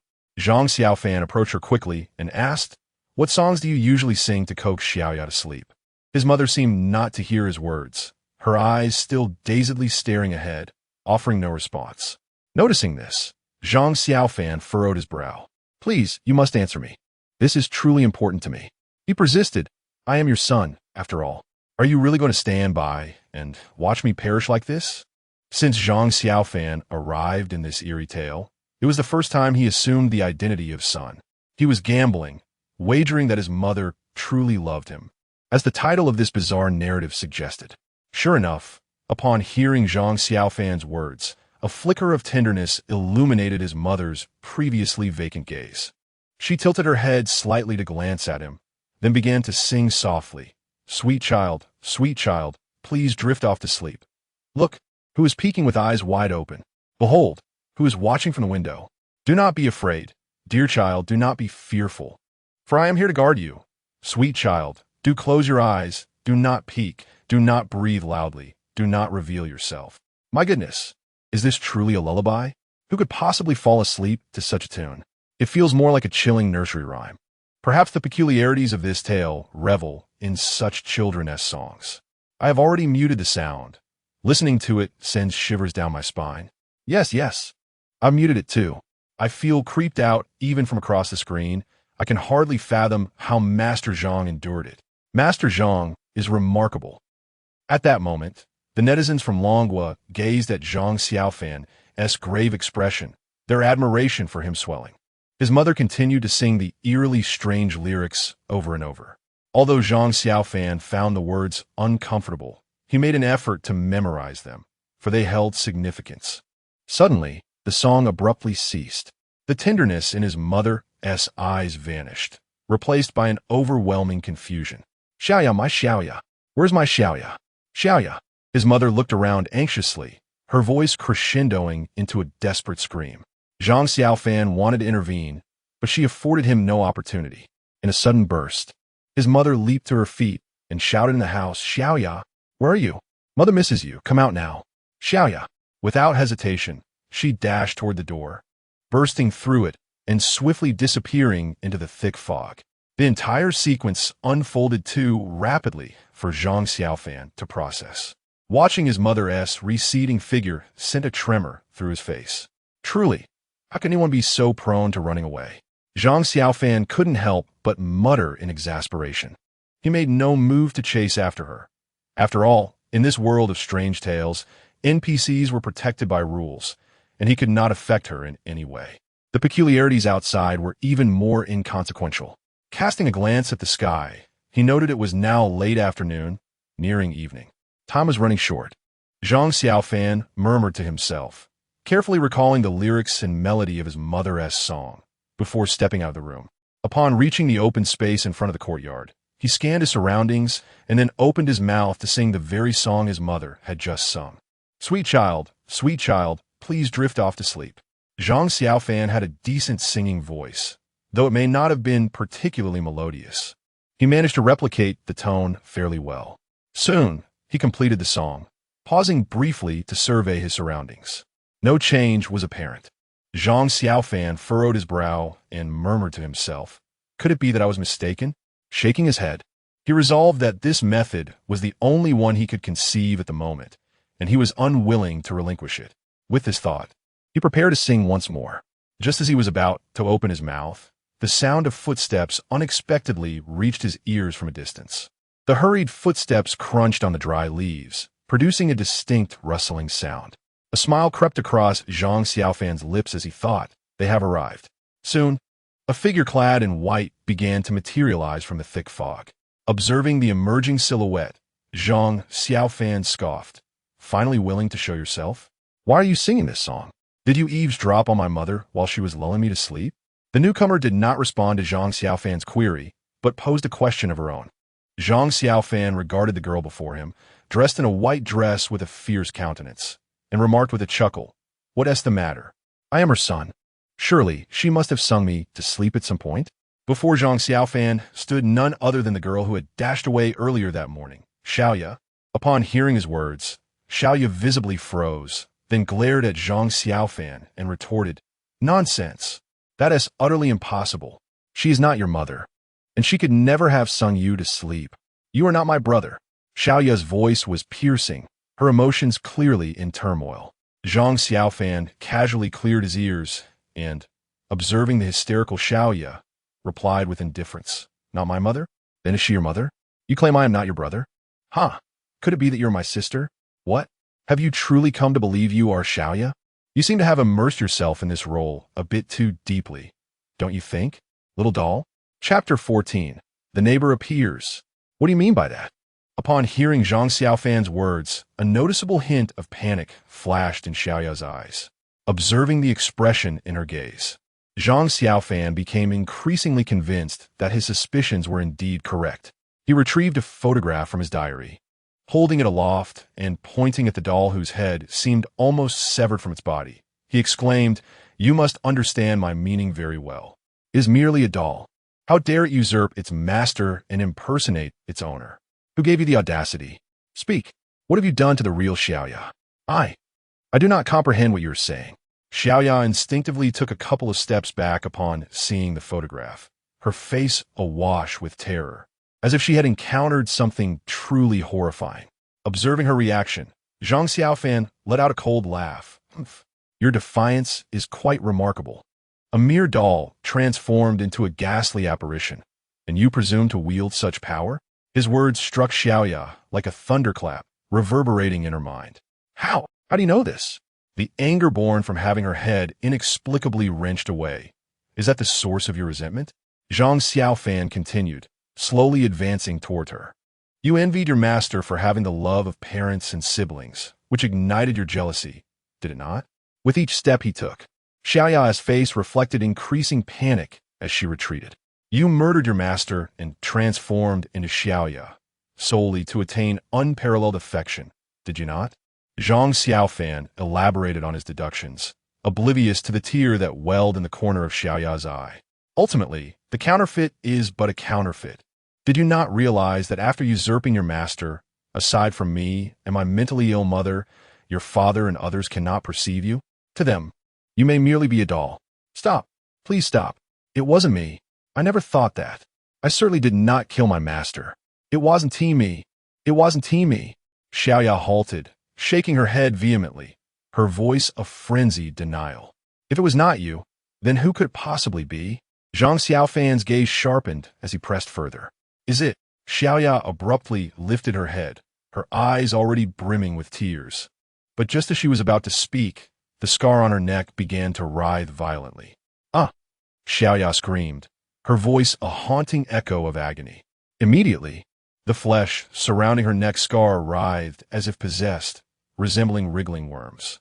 The skin around began to decay and peel away, revealing ghastly white bones, while crimson blood surged forth, soon dyeing her white dress a deep red. In a fleeting moment, most of Xiaoya's flesh had fallen away, leaving behind only a skeletal frame. It hurts! It hurts! Devoid of flesh to support her, Xiaoya crumpled to the ground, her body contorting like a pool of sludge. Racked with suffering, I did not kill my master. Truly, it was not me. In the final moments of her life, Xiaoya lifted her head, which was barely connected by a thin strip of flesh, gazing at Zhang Xiaofan, still denying her actions. Zhang Xiaofan furrowed his brow at the sight, pondering whether he had miscalculated. Observing the faux Xiaoya's earnest attempts to validate her existence, he couldn't help but feel that her demeanor appeared genuine. Yet, if this impostor were not the root cause of the turmoil, then who could be? As Zhang Xiaofan was lost in thought, the form of the counterfeit Xiaoya disintegrated, leaving behind not even a bone, but merely a viscous pool upon the ground. Approaching the puddle, he discovered a doll lying still within the liquid. As he picked up the doll, he noted that its head and neck had been stitched together, albeit with a rather rudimentary sewing technique, resulting in a series of creases that marred its surface. These creases bore an uncanny resemblance to the fibrous scars that adorned the real Xiaoya. Zhang Xiaofan felt a sense of relief as he examined the doll in his hands. Although he had not fully unraveled the plot, he was reassured that his instincts had proven correct, upon noticing that the photograph of Xiaoya showed no scars on her neck. While the torn section of the doll mirrored the scar on the faux Xiaoya's neck, a realization dawned upon him. This imitation of Xiaoya was indeed a transformation of the doll. Though the motives behind her actions remained shrouded in mystery, that was of little consequence now. He had located the doll, and he believed that once he entered the cellar, all enigmas would be elucidated. With this thought in mind, Zhang Xiaofan took a deep breath, tucked the doll close to his chest, and turned to return inside. Now, he merely had to await the arrival of midnight, when the full moon would unveil the truth. Meanwhile, in the Dragon Kingdom's live-streaming room, viewers erupted with excitement upon witnessing Zhang Xiaofan's discovery of the doll. Master Zhang was truly remarkable. With just a diary and a photograph, he had deduced that Xiaoya was the doll itself. Such meticulous reasoning was admirable. Indeed, it was astonishing that Master Zhang possessed not only extraordinary skills in the mystical arts, but also an intellect that was exceptionally high. One could not help but feel respect. With unparalleled abilities and intellect, victory seemed assured. But what had happened to the foreign competitors? Why were they silent? Perhaps they were rendered speechless? What could they say? Rumor had it that they were paying exorbitant sums to obtain clues from Master Zhang. Yet the higher-ups in their nation had declared that information would only be shared after Master Zhang emerged. It was amusing to imagine their bewilderment. They were likely as confused as ever, entirely unaware of Master Zhang's activities. No wonder they were at a loss for words. How could they protest when they couldn't even comprehend the situation? As they observed the deluge of mockery flooding the Dragon Kingdom's livestream, the foreign viewers felt as though they had swallowed something bitter. Yet, they found themselves powerless to retaliate. For their chosen champion was floundering, merely struggling to survive within the narrative's confines, unable to contravene rules or drive the plot forward. Moreover, their opportunity for hints was dwindling to a mere one, which certainly could not be squandered on finding the doll. After all, they were still uncertain of its significance. For them, the most prudent course of action was to await Zhang Xiaofan's triumph, then follow suit by replicating his answers. In the conference room of the Dragon Kingdom, I never anticipated that Zhang Xiaofan was not merely a brute who resorted to violent means to solve his problems. Indeed, his meticulous logical reasoning is truly remarkable. The high-ranking officials in the conference room of the Dragon Kingdom did not hesitate to shower praises upon Zhang Xiaofan. Ouyang Yi, gazing at the screen, was equally astonished. He alone understood that even he, who was hailed as the foremost prodigy of the Dragon Kingdom, could not have deciphered the hidden information within the diary and photographs in such a brief span of time. Yet, Zhang Xiaofan accomplished it. Initially, Ouyang, who had relied solely on intelligence to solve problems, regarded Zhang Xiaofan, a mere swordsman, with disdain. However, it now appeared that he had underestimated this Master Zhang. At that moment, the silent Elder Long observed Zhang Xiaofan, who had successfully acquired the doll, and a hint of admiration graced his lips. With such a talent, perhaps the Dragon Kingdom has little to fear. Upon returning to his room, Zhang Xiaofan did not retreat to his quarters, but instead sat cross-legged on the sofa. Closing his eyes to cultivate his spirit, he practiced the Taoist breathing techniques to rejuvenate himself, all in preparation for entering the cellar. Perhaps it was indeed the case that time flowed differently in the realm of supernatural tales compared to the real world, for night soon fell. Since his parents had rushed out, they had yet to return, and their whereabouts were unknown. Zhang Xiaofan glanced at the time, 11:30. Just half an hour remained. As midnight approached, his excitement intensified. It was not merely the prospect of returning to the real world that thrilled him. Rather, it was the anticipation of personally unveiling the conclusion of this supernatural tale. In these final moments before the mystery would be revealed, no one could remain indifferent. Zhang Xiaofan closed his eyes once more, patiently awaiting the arrival of the final moment. Suddenly, a series of urgent knocks echoed from the door, prompting him to open his eyes swiftly. "Hello, is anyone home?" A stranger's voice called from outside. Zhang Xiaofan furrowed his brow, remaining silent. After a brief pause, the outside figure, noticing the lack of response, intensified his knocking. Bang! Bang! Bang! "Open the door! Hurry up!" The incessant and forceful knocking irked Zhang Xiaofan, who soon rose and made his way to the door.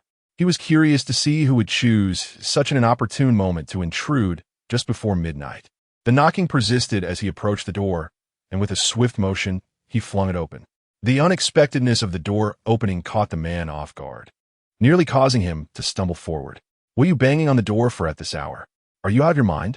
Zhang Xiaofan exclaimed impatiently, surveying the man before him, who resembled his father, thin and gaunt. Upon closer inspection, he detected a peculiar fragrance emanating from the man. The stranger appraised Zhang Xiaofan from head to toe and inquired, "I'm your neighbor. Where's your father? I need to speak with him." Upon hearing the man's words, Zhang Xiaofan's eyes brightened.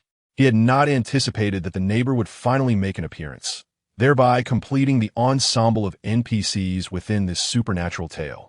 Goodness, it is the neighbor. The rules clearly state that one should not open the door to neighbors. Yet Master Zhang has once again flouted the regulations. What is the urgency? Has Master Zhang not violated enough rules already? Calm down. Surely nothing will go amiss. Indeed, there is no need for concern. Master Zhang must have his reasons for such actions. Let us hope for the best, but may he not stumble in the gutter. At this moment, the internet users from Dragon Country erupted upon hearing that the visitor was a neighbor. This neighbor, who had remained absent for so long, had been all but forgotten, a mere relic of memory. Meanwhile, the chosen ones from abroad were well aware that there were no residents nearby, and thus, this so-called neighbor could not possibly exist. Therefore, when faced with the sound of knocking, they unanimously chose to ignore it.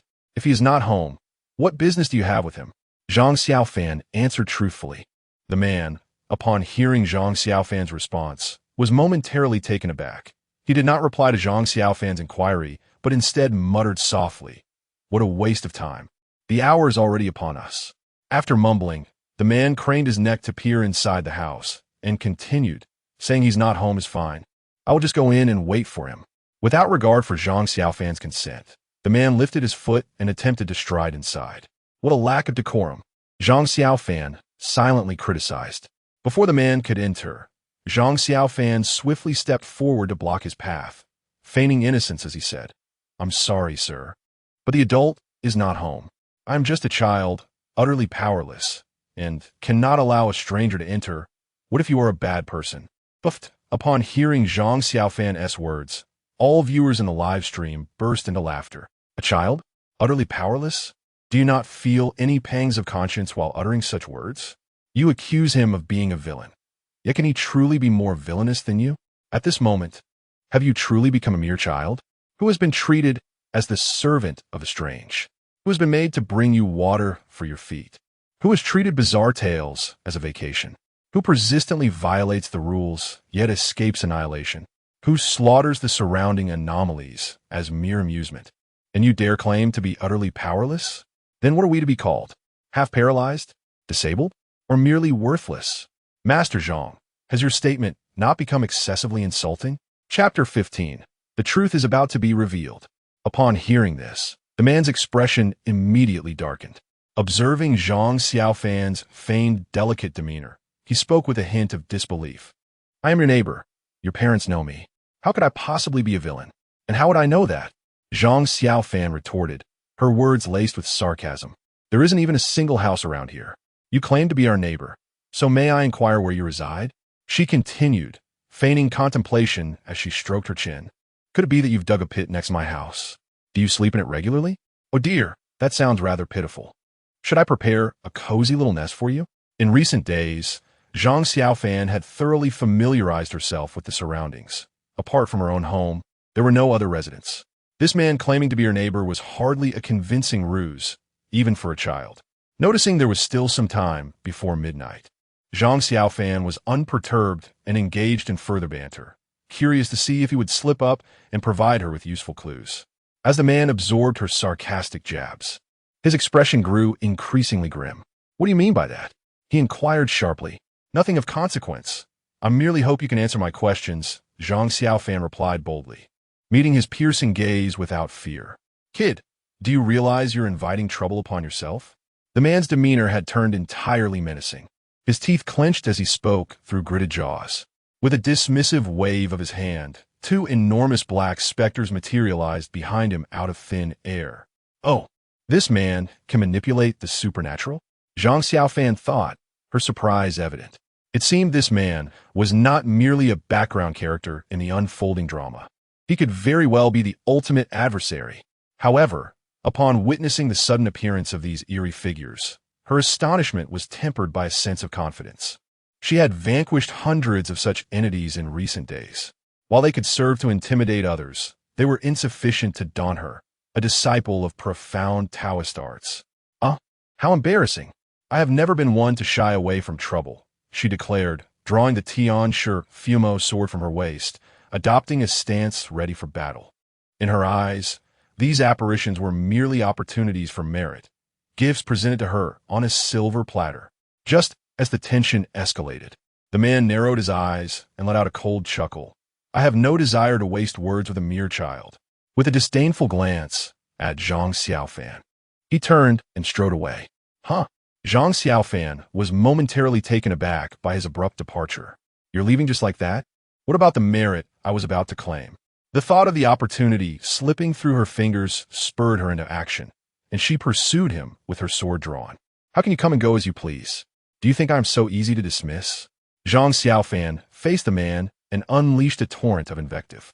Upon hearing his words, the man paused momentarily, then turned around with a sinister demeanor and replied, "What do you intend to do?" "What else? Strike you." With that, without waiting for a response, a flash of sword light erupted as Zhang Xiaofan thrust his sword forward with great ferocity. The live broadcast screen was once again enveloped in static.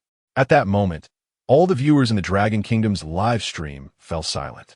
This Master Zhang was entirely unpredictable. Who fought like this?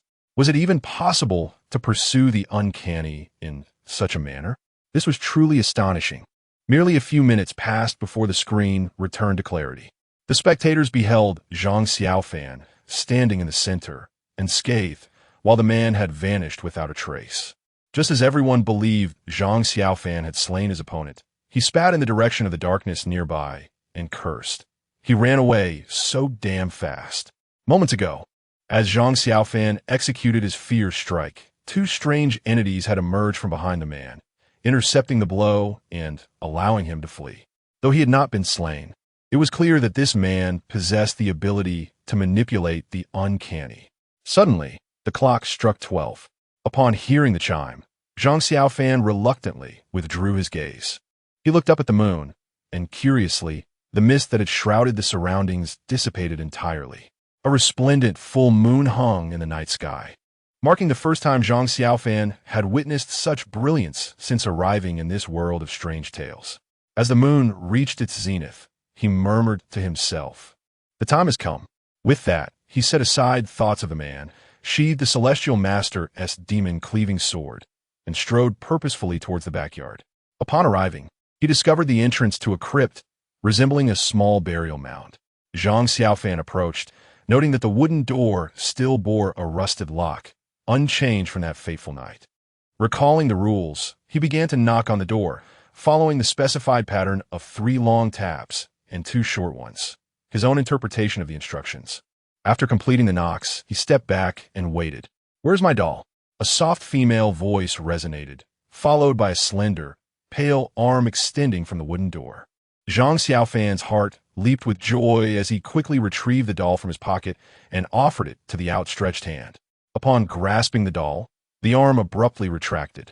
"Indeed, this is my doll," the female voice announced again, this time tinged with evident delight. With a crack, it sounded as if something had shattered, and the wooden door creaked open. Zhang Xiaofan, seeing the slight gap in the door, pushed it open without hesitation. Beyond lay a narrow, dimly lit, and elongated passageway. Zhang Xiaofan once again formed a gesture and recited an incantation, activating his celestial eye. In such a dim and unfamiliar environment, particularly within the unpredictable realm of eerie tales. Even with his profound mastery of Taoist arts, he dared not let his guard down.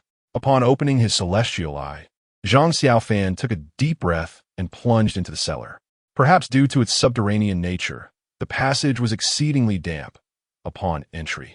He could not suppress a sniffle as the musty scent of moist earth filled his nostrils, inducing a sense of discomfort. The passage was so narrow that Zhang Xiaofan had to stoop as he progressed. As he ventured deeper, an unusual fragrance wafted towards him. This aroma was not unfamiliar. He had encountered it on both the man and his father moments ago. A closer inspection revealed that this scent was tinged with a hint of metallic blood. This complex olfactory experience led Zhang Xiaofan to believe that the cellar must conceal the secrets sought in this eerie narrative. After approximately 2 minutes of forward motion, he arrived at the end of the corridor, which culminated in a wooden door. Taking a deep breath, he suppressed the excitement bubbling within. At that moment, his emotions mirrored those of a viewer engrossed in a suspenseful drama, where the climax was about to unfold, and the conclusion was invariably thrilling. Moreover, Zhang Xiaofan found himself ensnared in this very plot. He gently placed his hand upon the wooden door and applied a slight pressure. Creak! The door opened with a sound. At the instant the door swung ajar, a blinding beam of white light burst forth. Even with his celestial eye activated, Zhang Xiaofan found it difficult to open his eyes against the brilliance. The light faded almost as quickly as it had appeared, and when his vision cleared, he discovered he was no longer in the cramped passage, but had instead entered an unfamiliar room. In this chamber, the pungent scent of medicine and the metallic tang of blood filled his nostrils. Under the harsh white light, a surgical table stained with blood starkly captured Zhang Xiaofan's attention. Beside the operating table, a gurney was laden with surgical instruments, all marred by blood. A closer inspection revealed that some of the scalpels bore remnants of decayed flesh, long since putrid. Just as his vision adjusted to this gruesome scene, Zhang Xiaofan, despite his prior mental preparations, felt a jolt of fear at the sight before him. He had never anticipated discovering such a bizarre, surgical room hidden within the depths of the cellar. Such a reality defied all logic. Who would construct an operating theater in their own cellar? As Zhang Xiaofan surveyed the area, hoping to unearth some clues, a gentle voice called out nearby, "Brother." This utterance drew Zhang Xiaofan's attention back. He turned to see, standing beside him, a little girl who bore an uncanny resemblance to the false Xiaoya. Although this child mirrored the appearance and stature of the impostor, her gaze and expression were strikingly different. She exuded an aura of innocence, lacking the malevolence that characterized the false Xiaoya, yet her expressionless face radiated an unsettling coldness that suggested a desire for solitude. However, the sorrowful expression in her eyes evoked a deep sense of compassion in those who beheld her. "You are Xiaoya? You're not dead?" Zhang Xiaofan inquired with a hint of surprise. Xiaoya, her face devoid of emotion, lifted her gaze to Zhang Xiaofan and gently shook her head. "I have already perished, and in a most tragic manner, leaving not even a complete corpse behind." As she spoke, a fleeting shadow of desolation flickered in her eyes. Xiaoya's words astonished Zhang Xiaofan. "No complete corpse? What does that mean? Has Xiaoya been dismembered?" The thought sent a chill racing through Zhang Xiaofan's heart. What kind of enmity could drive someone to commit such a heinous act against a young girl, even going so far as to dismember her? Such an atrocious deed could only be attributed to the most malevolent of beings. Clenching his fists in indignation, Zhang Xiaofan pressed on. What exactly transpired? Observing the coldness etched on Zhang Xiaofan's face, a semblance of emotion finally graced Xiaoya's countenance, albeit a bittersweet smile. "The events have long since passed. Please, tell me, if only to allow me to grasp the truth of this matter." Before Xiaoya could finish her thought, Zhang Xiaofan, already surmising her intentions, interrupted her without hesitation. Taken aback by Zhang Xiaofan's resolute demeanor, Xiaoya initially paused, then shook her head with a sense of resignation. Subsequently, she stood on her tiptoes and delicately touched her slender finger to Zhang Xiaofan's forehead. He felt a cool sensation wash over him, and in an instant, a blinding white light enveloped his vision. At that moment, an image began to materialize before Zhang Xiaofan. Chapter 16. Zhang Xiaofan's decision. Xiaoya. It is time for us to depart. Otherwise, we shall be delayed. Before Zhang Xiaofan's eyes, the scene unfolded as his father had just donned his shoes and stood at the doorway, calling into the house. "Yay, I'm going to the amusement park with Dad." This marked Xiaoya's inaugural visit to such a place, and her joy was palpable. In the imagery, Xiaoya remained adorned in a white dress, cradling her patched-up doll. However, unlike the present, her face radiated joy as she bounced towards her father, exuding an aura of sunshine.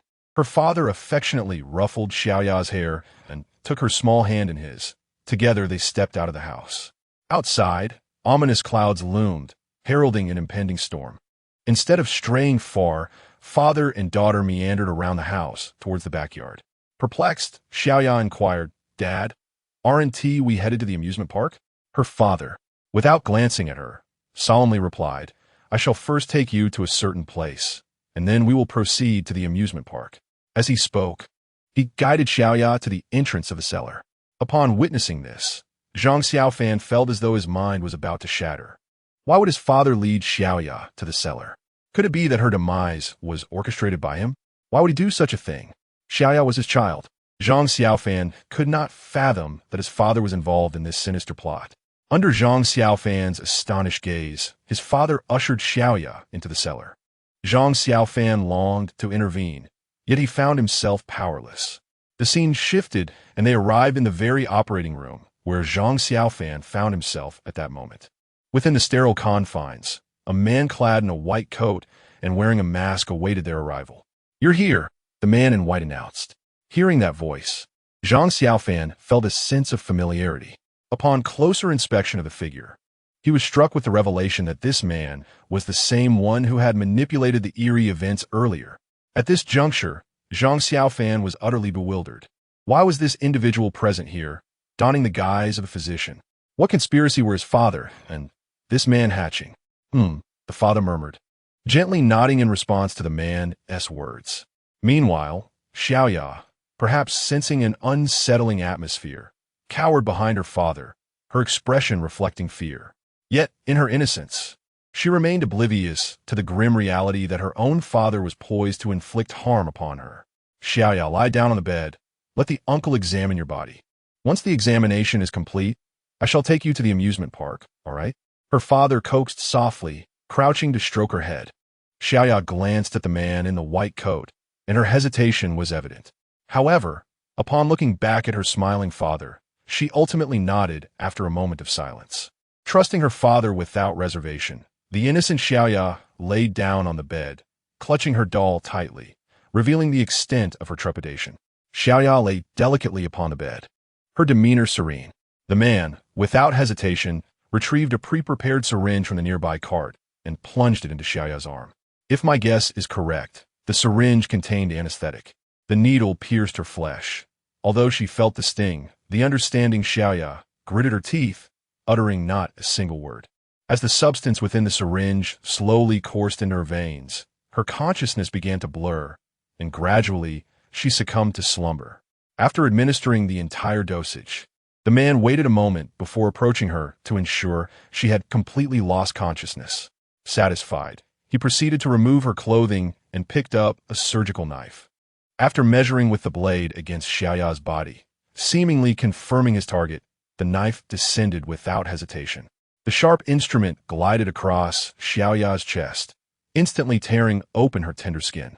Blood gushed forth like a fountain, yet her father, witnessing this gruesome scene, remained remarkably composed. His gaze was cold and indifferent, leading one to ponder if, in his eyes, the figure on the bed was not a human being, but rather a creature entirely irrelevant to him. The surgical knife was exceedingly sharp. Before long, Xiaoya's thoracic cavity was fully opened to her abdominal cavity. Vivid red muscle pulsated, as if proclaiming her survival in that harrowing moment. The man gingerly reached into her chest. the knife twisting within, and soon he extracted a still-beating heart from her body. Truly magnificent. He cradled the diminutive organ in his hands, examining it with palpable excitement. This kidney could fetch a handsome price, and the corneas are valuable too. Such treasures must not go to waste.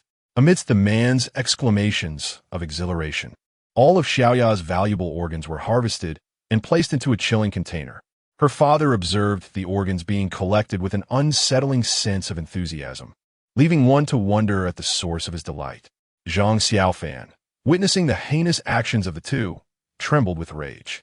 Though he shared no true blood ties with Xiaoya, any person witnessing such a scene would be unable to maintain their composure. The act of vivisection for organ harvesting is nothing short of barbaric.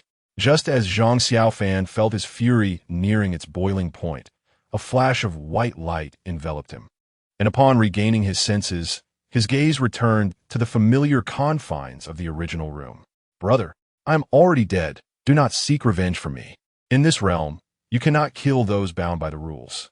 Perhaps sensing the inferno of anger within Zhang Xiaofan's eyes, Xiaoya gently grasped his tightly clenched hand, offering soft words of comfort. Observing the pain she endured, yet still choosing to console him, Zhang Xiaofan's rage gradually dissipated, leaving only an overwhelming sense of compassion. Go now. Through that door, you may return to your rightful world. Xiaoya, seeing Zhang Xiaofan's calming demeanor, pointed toward a wooden door nearby.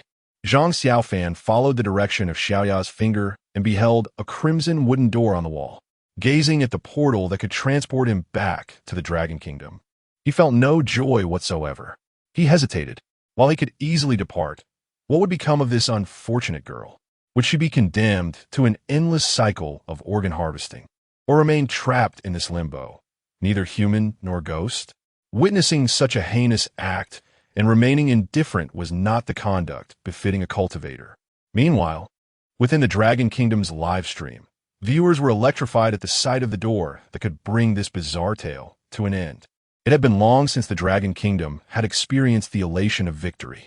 Just as the audience believed the ordeal was over, Zhang Xiaofan shook his head under their watchful gaze. Now was not the time for closure. Certain individuals must face their due retribution. Even in this realm, there could be no exceptions. After much internal struggle, Zhang Xiaofan found himself unable to overcome the moral dilemma within him. Perhaps the viewers would accuse him of being overly compassionate or meddling unnecessarily. Yet, only he understood that neither the essence of a cultivator nor his master's teachings could allow him to leave without resolution.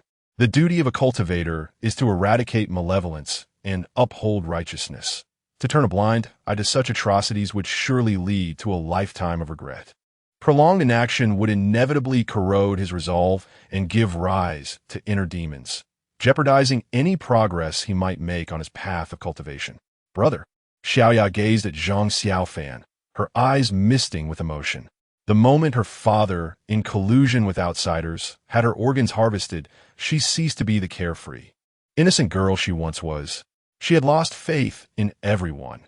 Yet when she saw the determination in Zhang Xiaofan's face and the compassion in his eyes, her seemingly lifeless heart began to beat anew. Zhang Xiaofan looked tenderly at the young girl before him, stepping closer to place a reassuring hand on her shoulder. All you need to tell me is whether you desire revenge. The rest, I shall handle. After a moment of silence, Xiaoya finally nodded in agreement. At that moment, the live stream from the Dragon Kingdom fell into a profound silence, with everyone momentarily subdued. After approximately 10 minutes of stillness, the first comment shattered the quietude. Has Master Zhang given up on clearing the challenge? No. Master Zhang merely wishes to accomplish what he deems necessary before concluding the ordeal. But won't that be perilous? It likely will, yet I have faith in Master Zhang. He will surely be unharmed. Though I'm reluctant for him to take risks, reflecting on it. If Master Zhang were to disregard this girl and return alone, I would feel a twinge of disappointment. Ultimately, Master Zhang did not let us down. He is truly admirable. Whatever Master Zhang chooses to do, I stand in support of him. Witnessing his integrity, I believe he is deserving of my admiration. Master Zhang, a man of great virtue. But can he truly defeat the NPCs from the Eerie Tales? Did that young girl not just say it was impossible? I believe Master Zhang must have devised a strategy. However, the reality diverges completely from what Zhang Xiaofan anticipated. This time, none of the netizens from the Dragon Kingdom chose to criticize him. Instead, they rallied in support. Dragon Kingdom netizens, have you truly lost your senses? Why squander a perfect opportunity to advance, engaging in emotional entanglements with NPCs? Our competitors from the Little Sun Empire would never engage in such foolishness. We from Pickled Vegetable Nation are still awaiting the answers. The delays in progressing are utterly vexing. At this moment, netizens from Beautiful Nation, Little Sun Nation, and Pickled Vegetable Nation fervently express their frustrations in the Dragon Kingdom's livestream. Eager to glean insights from the Dragon Kingdom, they grew increasingly irritated watching Zhang Xiaofan dawdle. Observing the foreign netizens' rants in the live chat, Dragon Kingdom netizens felt a surge of anger, retaliating with sharp retorts. What is wrong with forging connections with NPCs? Who says NPCs are not real? Do not measure our Dragon Kingdom's heroes, who act for the nation and its people, by your selfish, capitalist standards. And you, Little Sun Nation, are you certain your chosen ones are not cowardly? How can one be so timid, hiding away in their bedroom, afraid to step outside? It's utterly amusing. Where does that courage stem from? Perhaps from drinking too much nuclear wastewater. As for Pickled Vegetable Nation, I can hardly be bothered to address you. How brazen to seek answers so shamelessly. Truly, your nation holds the title for the most shameless in the world. Meanwhile, in the Dragon Kingdom's conference room, Elder Long pondered Zhang Xiaofan's intentions. With the finish line in sight, why would he invite trouble for himself? Indeed, disregarding the rules is one thing, but deviating from the narrative could spell disaster if something unexpected were to occur.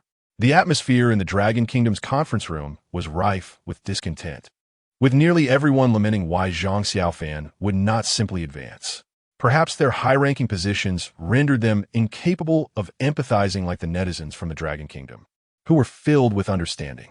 Elder Long surveyed the room, his expression darkening as he witnessed the unrestrained complaints. With a resounding clap, he struck the table, the sound silencing everyone instantly. You may all believe you're acting in the Dragon Kingdom's best interest, but understand this.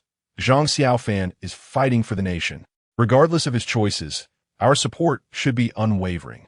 Even if you cannot support him, you must refrain from complaints and questions. Can you not grasp even this? Moreover, I believe Zhang Xiaofan's actions are entirely justified. Any individual, upon witnessing such atrocious acts, cannot remain indifferent. His decision embodies the fervor and responsibility he carries. Should we not take pride in our chosen one from the Dragon Kingdom for exhibiting such qualities? Elder Long's intense gaze swept over each individual present, rendering them speechless with his impassioned words. Dragon Elder, the nations of the beautiful country, the little Japan country, and the kimchi country have jointly conveyed a message, urging us to promptly relay the instructions to them. They also expressed dissatisfaction with Zhang Xiaofan's sluggish progress, demanding that we inform him to hasten his advancement. Otherwise, what? Otherwise, they will terminate all collaborations with us and conspire with other nations to isolate us. A soldier whispered softly in Dragon Elder's ear. They dare to threaten me? Upon hearing this, Dragon Elder snorted coldly. They wish to reap the rewards without effort, yet maintain such arrogance. Inform them that our decisions are immutable, and they may proceed as they wish. If they cannot wait, so be it. However, should their presumptuousness lead to the failure of the bizarre tales, my Dragon Nation shall bear no responsibility. Additionally, let them know that they should not presume to dictate to my Dragon Nation. We are no longer the Dragon Nation of Ur, and they are unworthy. Chapter 17. The Demise of Pickle Nation. Upon receiving the response from Dragon Nation, Beautiful Nation, Little Sun Nation, and Pickle Nation were all on the brink of explosion. Following a suggestion from Beautiful Nation, the three countries convened a brief conference call. During the call, the president of Beautiful Nation announced, after our thorough analysis, we have successfully outlined the fundamental dissolution strategy. I believe we need not await any further cues from Dragon Nation. Upon hearing the president's words, Pickle Nation hastily commenced their ingratiating tactics. Truly, the prowess of the foremost power is remarkable. Such speed. I am certain that a nation as magnanimous as beautiful nation would be more than willing to share their problem-solving strategy with us. Wouldn't you agree? Indeed. Had I known this earlier, I would not have sought guidance from Dragon Nation, echoed the president of Little Sun Nation, though his heart bled at the thought. Unbeknownst to the others, he had expended a staggering 200 tons of gold. In the end, he had merely purchased solitude. The president of Beautiful Nation reveled in the flattery from Little Sun Nation and Pickle Nation. However, being entrenched in capitalism, he remained unclouded by their praise. His primary concern was profit. Let us proceed this way. Beautiful Nation is willing to contribute our problem-solving insights, for we are all part of Blue Planet, and mutual assistance is only fitting. However, in this age of cooperative win-win arrangements, I trust you would find it difficult to accept such a gift without reciprocation. Would you not? Hearing this, the presidents of Pickle Nation and Little Sun Nation immediately grasped the implications. Such eloquent words ultimately masked a desire for certain benefits. Who claimed to feel embarrassed? They certainly did not. They were quite unabashed, but they required something in return. Both presidents, while cursing inwardly, knew they could not voice such thoughts aloud. Setting aside the formidable military strength of Beautiful Nation, they still relied on their problem-solving strategy, and they could ill afford to provoke them, lest they suffer the consequences. With this in mind, both presidents forced smiles and remarked, "Indeed, you are absolutely right." Observing their demeanor, the president of Beautiful Nation chuckled. "I knew it. How about this? At a friendly price of 50 tons of gold." The president of Little Sun Nation nearly lost his mind upon hearing this. Having just squandered 200 tons of gold, now he was being asked for 50 more? He would be utterly depleted. Pickle Nation felt similarly pained, as their reserves of gold were quite limited. Yet, after a moment of hesitation, both ultimately chose to compromise. Given their small territories and populations, the repercussions of any calamity would be profoundly detrimental to their nations. Therefore, preserving their countries took precedence over gold. In the end, both nations agreed to part with 50 tons of gold in exchange for Beautiful Nation's problem-solving insights. With this consensus reached, the trilateral meeting concluded. After the phone call was terminated, the beautiful secretary beside the president of the Beautiful Nation inquired, "Mr. President, shall we send the problem-solving approach to Jack now?" The president, with a sly grin, waved his hand dismissively. "No rush. After all, the strategy we provide cannot guarantee complete accuracy. To play it safe, let's allow them to test the waters first. If they succeed, we can then offer Jack some guidance. If they fail, we can simply wait for the answers from the Dragon Nation." The secretary, upon hearing this, suddenly comprehended the cunning nature of the president. Her heart filled with sympathy for the Pickled Vegetable Nation and the Little Sun Nation. Meanwhile, in the Little Sun Nation, once the call was concluded, the secretary hastily asked, "Your Majesty, should we inform the chosen one of the Beautiful Nation's problem-solving approach?" The leader of the Little Sun Nation pondered for a moment before replying. "Let us not be hasty. Let us observe them first before making a decision." The leader exemplified the cunning and suspicious traits inherited from their ancestors, choosing not to share the hard-won insights with their own chosen one until they were certain of their efficacy. In such critical moments, one must ensure absolute certainty. Ultimately, it was only the dim-witted leader of the Pickled Vegetable Nation who, in a final act of desperation, handed over the problem-solving approach to their own chosen one. Han Minjun from the Pickled Vegetable Nation clutched the long-awaited note, nearly brought to tears. After such a long wait for guidance, he thought he had been forgotten by his country. Upon unfolding the note and gazing at the detailed walkthrough, he felt an overwhelming sense of pride in his nation's prowess. The thought of soon escaping the nightmarish ordeal brought him to joyful tears. Long live the Pickled Vegetable Nation! After diligently reading and committing the information on the note to memory, Han Minjun wiped away his tears and began to take action. He sought out diaries and photographs, even learning his mother's lullaby. It seemed everything was progressing favorably, and the netizens of the Pickled Vegetable Nation believed their country might become the first to conquer the nightmarish challenge. Little did they know, Han Minjun's series of actions would once again plunge the Pickled Vegetable Nation into despair. Conversely, Zhang Xiaofan, having resolved his course of action, felt no need for hesitation. He extended his hand toward Xiaoya. "Come with me. I will help you seek revenge. Xiaoya, slightly taken aback, nodded vigorously and grasped Zhang Xiaofan's hand. Holding her icy hand, Zhang Xiaofan offered a faint smile and stepped back onto the path they had come from. Traversing the dimly lit tunnel, they emerged above ground. The moment the cellar door swung open, a figure unexpectedly appeared, and Zhang Xiaofan nearly collided with him in surprise. You? As he turned to see who it was, a cold smirk gradually formed on his lips. Perfect timing. I was just about to look for you. The newcomer was none other than the man who claimed to be Zhang Xiaofan's neighbor.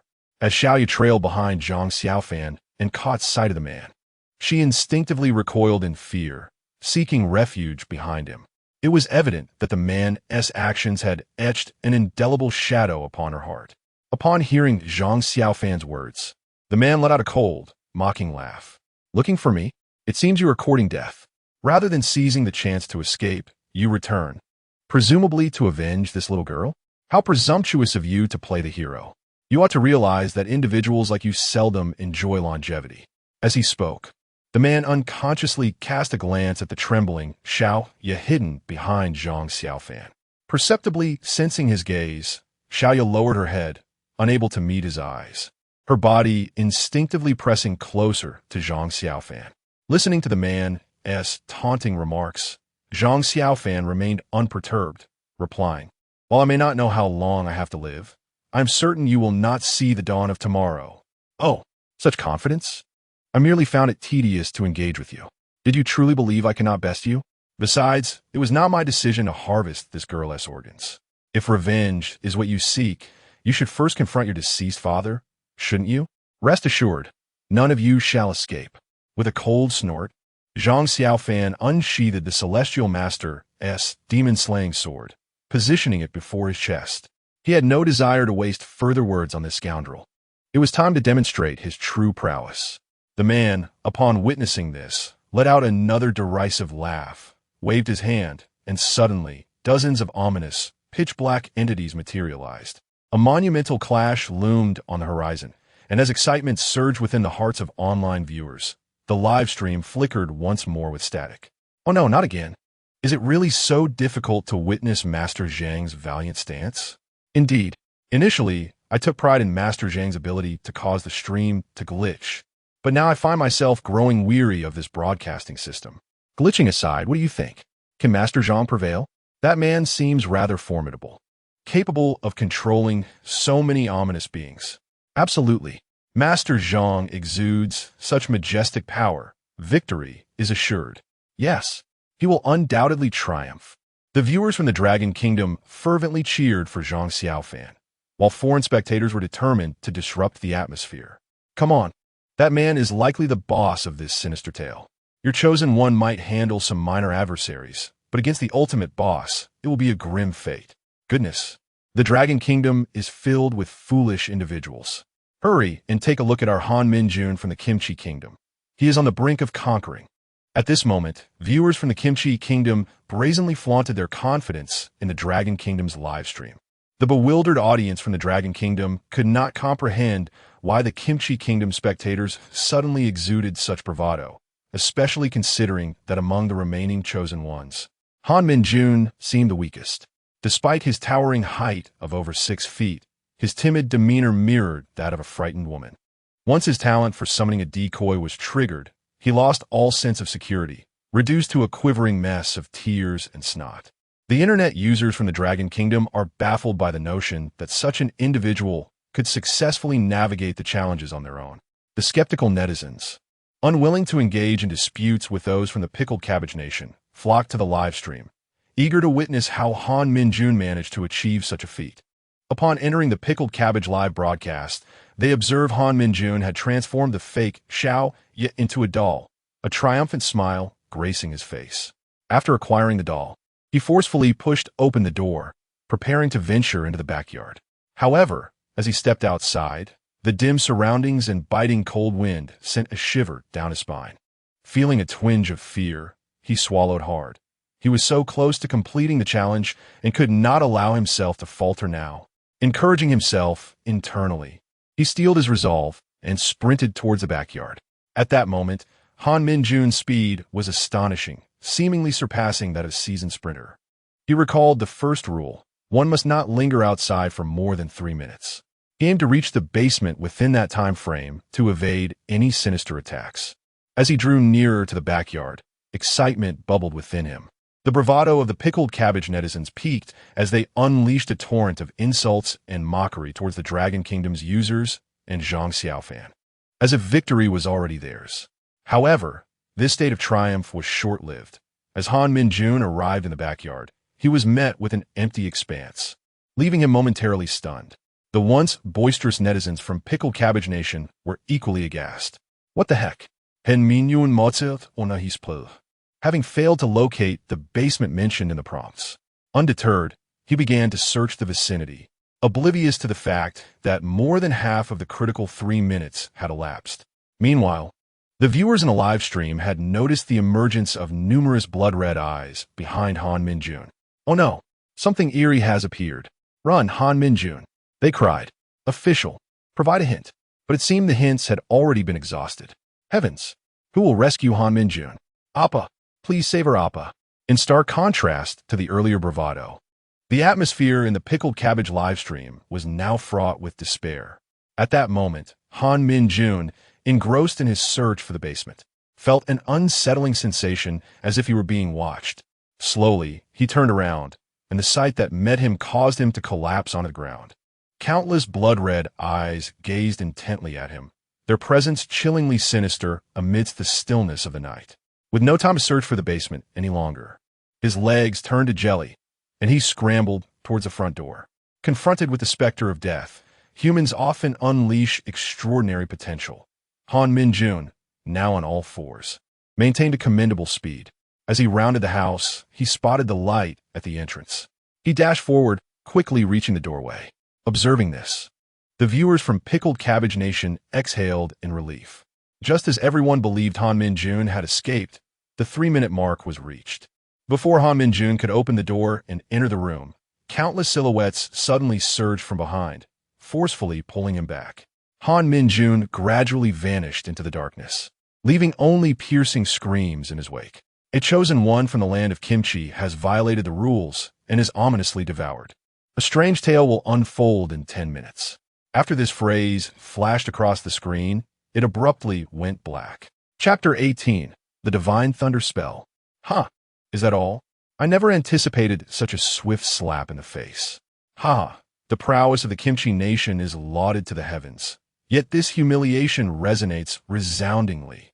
I thought they had a grand surprise in store, but it turns out to be a mere puff of air.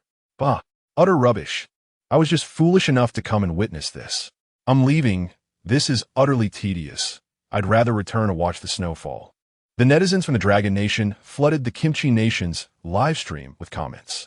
Although none of the remarks were overtly insulting, each word pierced the heart. Inside the vast chamber, the leader of the Kimchi Nation glared at the already blackened screen, his chest heaving with indignation. Suddenly, with a swift motion, the remote control flew from his grasp, crashing heavily against the screen. How could this happen? The leader of the Kimchi Nation bellowed. The nearby secretary, witnessing this scene, was too frightened to even breathe. The leader's furious outburst echoed like that of a scorned harpy, continuing for several minutes before gradually subsiding. Gasping for breath, the president of the Kimchi Nation began to sense a disquieting dissonance. Why was it that only his nation's chosen one was devoured, while there was no stir from the beautiful nation or the little sun nation? Unable to fathom this, he gestured to the secretary beside him. What is the current situation with the beautiful nation and the little sun nation? The secretary hurriedly approached and whispered, The beautiful nation and the little sun nation have yet to take action. Upon hearing this, the leader's eyes widened in disbelief, as if he were about to devour someone whole. The gravity of the situation dawned on him. Even a fool would understand that he had been used as a pawn.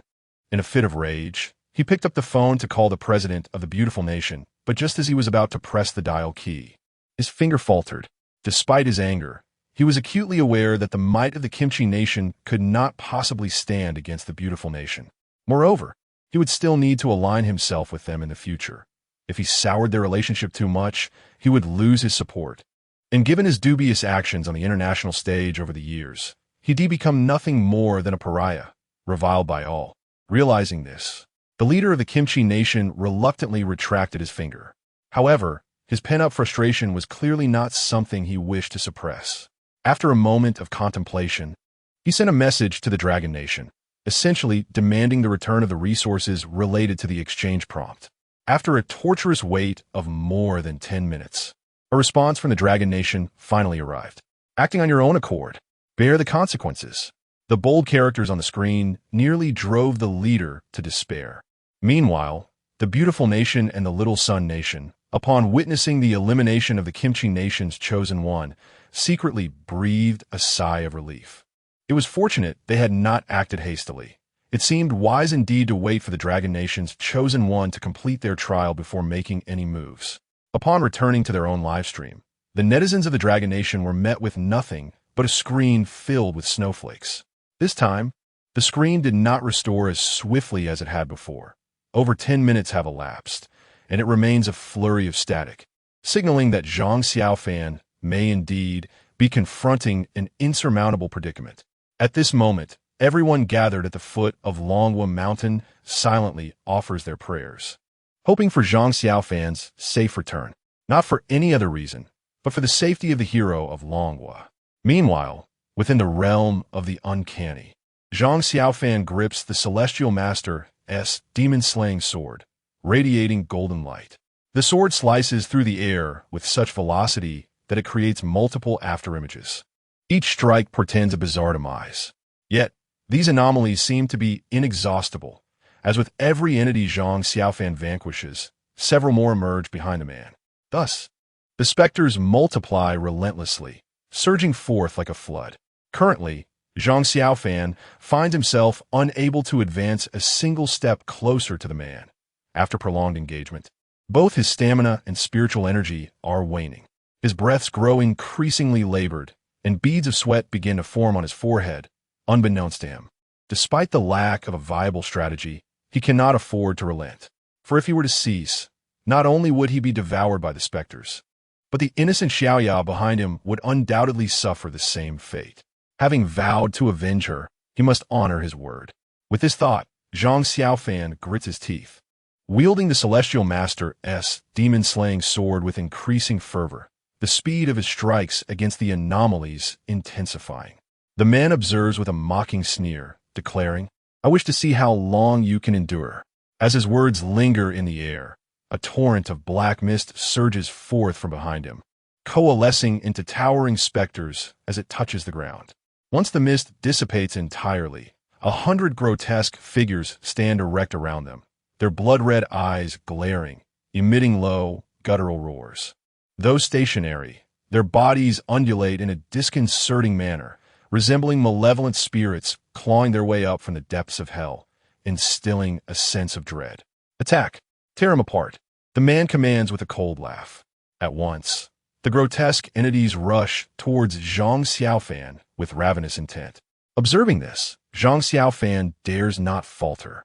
He invokes the diamond spell upon his sword, swinging it continuously, sending forth waves of golden sword shadows. However, despite the enhancement from the diamond spell, the overwhelming number of specters gradually turns the tide against him. As his stamina depletes, even the golden light of the Celestial Master's demon-slaying sword begins to dim. Before long, Zhang Xiaofan finds himself encircled by the entities, his once proud figure slowly being engulfed. Xiaoya, witnessing this, is struck by a flicker of concern. She has contemplated rushing to assist him numerous times, but upon glimpsing the man who had disemboweled her, an uncontrollable fear grips her heart, causing her body to tremble, rendering her unable to step forward and offer aid. As the last glimmer of golden light faded away, the sinister force gradually engulfed Zhang Xiaofan's body. The man let out a boisterous laugh, exclaiming, "Perish! You dare challenge me? This is the fate that befalls the overconfident." "Brother." Upon witnessing Zhang Xiaofan's complete disappearance, Xiaoya could not suppress her shock. Fear momentarily set aside, she mustered her courage and hurried towards Zhang Xiaofan. Just as she approached the malevolent entity surrounding him, she was confronted by a grotesque figure towering over her, twice her size.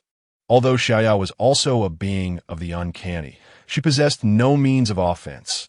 She timidly extended her delicate fists, attempting to strike the monstrous figure. However, to the towering creature, her efforts seemed pathetically feeble, and with a mere flick of its hand, it sent her sprawling to the ground with a heavy thud. The man, observing this, snorted derisively. Even in death, you cannot find peace. Once I deal with this brat, you shall not escape. I intend to entertain these monstrosities with you. Ha! To him, Xiaoya posed no threat whatsoever, and thus he paid her no heed. Enduring immense pain, Xiaoya struggled to rise, but her frail form proved too weak to comply. Gazing at the now-vanished Zhang Xiaofan, tears welled in her eyes. "Brother," she called out helplessly, her heart heavy with guilt. If it were not for her, perhaps Zhang Xiaofan would still be alive. Meanwhile, the malevolent entities had piled upon Zhang Xiaofan, resembling a tower of terror, pinning him down. Though he exerted every effort to resist, he found himself unable to counterattack. In such a state, the ordinary techniques of Taoism were insufficient to repel such a multitude of foes. Zhang Xiaofan could only watch helplessly as the sinister forces consumed him. A solution. Think of a solution. There must be a way. Zhang Xiaofan's mind raced with thoughts of breaking the impasse. He could not perish. He must not perish. Countless lives awaited his return. His master and fellow disciples were still counting on him for salvation, and he had yet to fulfill his promise to Xiaoya. Most importantly, he bore the hopes of countless citizens of Longhua, carrying the fate of the entire nation. How could he so easily succumb to death here? It seemed that only by invoking this technique could he turn the tide. Suddenly, Zhang Xiaofan's gaze sharpened. Ah, the divine cloud thunder spell. Command. With a fierce cry, he unleashed the celestial master's exorcism sword, momentarily forcing back the encircling horrors, and then pointed it fiercely towards the heavens. As Zhang Xiaofan shouted, the previously clear sky turned tumultuous with dark clouds swirling, and countless serpentine flashes of lightning danced across the sky, accompanied by the relentless roar of thunder. Crack! Suddenly, a bolt of lightning, resembling a soaring dragon, descended vertically from the sky, its blinding radiance illuminating the surroundings as if it were midday. Crack! Crack! Observing the incessant strikes of lightning, the man stood dumbfounded, completely frozen in place. Boom! Boom! Boom! Then, a series of explosive sounds erupted, wherever the lightning struck. It stirred plumes of smoke, and the malevolent entities caught off guard were instantly reduced to mere dust. Soon, all anomalies were eradicated under the might of the heavenly thunder. With their disappearance, the man's expression darkened, and he spat out a mouthful of fresh blood, collapsing to his knees. It was evident that these anomalies were intricately linked to him. Their annihilation inflicted considerable harm upon him as well. As the smoke dissipated, Zhang Xiaofan appeared pallid, a striking crimson streak at the corner of his mouth. With one hand gripping his sword embedded in the ground, he struggled to maintain his balance, gasping for breath. The divine thunder incantation was the sole strategy Zhang Xiaofan could conceive at this moment, for the heavenly retribution was the bane of all malevolent entities. However, this incantation was far from the simplicity of ordinary thunder spells. It was exceedingly formidable. The practitioner must harness the natural forces of the universe with mere mortal strength, summoning divine lightning from beyond the heavens. The power of such divine thunder was indeed unimaginable. Not only had Zhang Xiaofan's spiritual energy been severely depleted, but even at his peak, wielding this spell was no trivial task. In the blink of an eye, he found himself drained of all his spiritual energy, suffering backlash from the overwhelming divine lightning, with agony coursing through his very organs. Zhang Xiaofan was left with no choice, or he would never have resorted to such a desperate measure. Although the anomalies had been entirely vanquished, he was devoid of the strength to continue fighting. Fortunately, the man appeared gravely injured as well, posing little threat now. Brother Xiaoya, gritting her teeth against the pain, struggled to rise and staggered towards Zhang Xiaofan. Observing the concern etched on her face, he managed a strained smile. "It's all right. Don't worry. I won't perish. As long as he is alive, I cannot die." With that, He cast a cold sneer at the man who was also slumped on the ground. The man's eyes flickered with a hint of terror. What do you intend to do? What do I intend to do? You ask knowingly. I plan to eliminate you. You cannot kill me. I know I cannot. But someone can. With those words, under the man's fearful gaze, Zhang Xiaofan turned and drew the heavenly master's demon-slaying sword, offering it to Xiaoya. He is injured now and should be incapable of resistance. Xiaoya, slay him, avenge yourself. Xiaoya was momentarily taken aback, her gaze fixating on the sword. Now devoid of its golden aura, her resolve steadily solidifying as she reached for the heavenly master's demon-slaying sword. Though the chosen one could not slay NPCs, since this man had been capable of harming Xiaoya, he could certainly be vanquished by her hand. Zhang Xiaofan's intention was to allow Xiaoya to exact her own vengeance. Chapter 19. Mother is dead. Xiaoya is furious as Xiaoya brandished the gleaming celestial exorcism sword. The man's face was etched with terror. With each step she took towards him, he retreated further, his lips quivering yet unable to utter a plea for mercy. Deep down, he understood that there was no possibility of redemption for his heinous actions. Xiaoya slowly approached him, her voice low and menacing. You deserve to die. Realizing his imminent demise, the man ceased his retreat, forcing a grimace that was more grotesque than sorrowful. I deserve to die, but your father deserves it more. He asked the one who commanded me. At those words, tears brimmed in Xiaoya's eyes. This revelation was a thorn in her heart, a question that would haunt her until her last breath. Why would her own father do such a thing?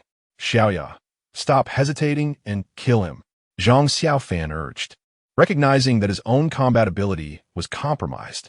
Every moment of delay heightened their peril, especially in this eerie tale.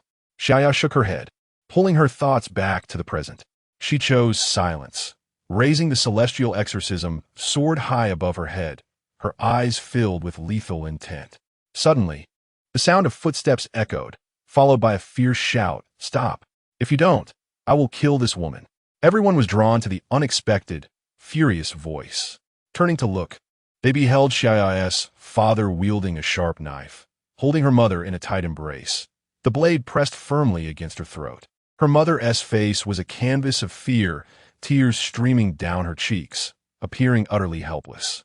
Yet, upon seeing Xiaoya with the celestial exorcism sword, a flicker of surprise crossed her pained expression. However, the knife at her throat stifled any words of comfort.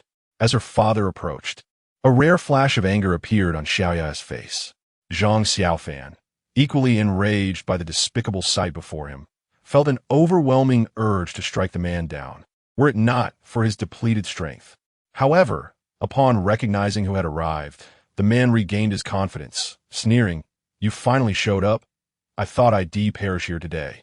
With that, he braced himself against the ground, struggling to stand, and bellowed at Xiaoya, "Put down the sword. You insolent girl. Even in death you won't cease your defiance." Xiaoya froze momentarily, glancing at Zhang Xiaofan in confusion. "Don't put it down. Xiaoya, don't worry about your mother." Zhang Xiaofan attempted to intervene, but her mother, held captive, spoke up first. "Silence. You wretched woman. One more word, and I'll slice you open right now." The father's expression was venomous, each word spat out through clenched teeth. The blade pressed closer against her throat, blood trickling down its edge. "Beast!"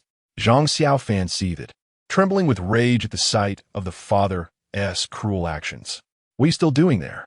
Lay down your sword, or else, you wouldn't want to witness your mother perish, would you?" The man, satisfied with his father's reaction, chuckled sinisterly. Upon hearing this, Xiaoya gritted her teeth and, after much hesitation, ultimately discarded her sword onto the ground. The man seized the opportunity, picking up the heavenly master's demon-slaying sword, and, with a swift kick, sent Xiaoya sprawling to the ground. Zhang Xiaofan watched in horror as the man grasped the sword, unable to suppress a low curse. Damn it! Under normal circumstances, with Zhang Xiaofan's mastery of his powers, no one could possibly wield the heavenly master's demon-slaying sword. However, now, exhausted and depleted of both energy and strength, the sword had completely slipped from his grasp. Witnessing his weapon in the hands of this scoundrel while he was powerless, Zhang Xiaofan felt an inexplicable heaviness in his chest. Damn you, wretch. You think you can kill me? I'll make sure to end you first. With that, the man scoffed and, without further ado, raised the Heavenly Master's demon-slaying sword, aiming it fiercely at Xiaoya's heart. No, stop! Both her mother and Zhang Xiaofan exclaimed in alarm. At that moment, Xiaoya had completely surrendered, her eyes tightly shut as she awaited the arrival of death. No, it could not even be called death. She had long since died within, merely existing in this strange form. She had grown weary of this wicked world, and perhaps this thrust of the sword would bring true liberation. As this thought crossed her mind, a bittersweet smile graced Xiaoya's lips, a smile that appeared discordant on the face of a mere 7- or 8-year-old child. Zhang Xiaofan strained to rise and rushed toward Xiaoya, desperate to thwart the man's attack. Yet, with his strength depleted, his legs would not obey him, and he stumbled heavily to the ground after just a few steps. Damn it! Zhang Xiaofan's eyes widened in fury, bloodshot and filled with anguish as he shouted to vent his frustrations. Regret flooded his heart. If he had not urged Xiaoya to seek vengeance, perhaps none of this would have transpired. A piercing sound echoed as the sword pierced through flesh, plunging the surroundings into an eerie silence. Xiaoya felt a strange sensation, wondering why she felt nothing at all. Before she could open her eyes, she was enveloped in a soft embrace.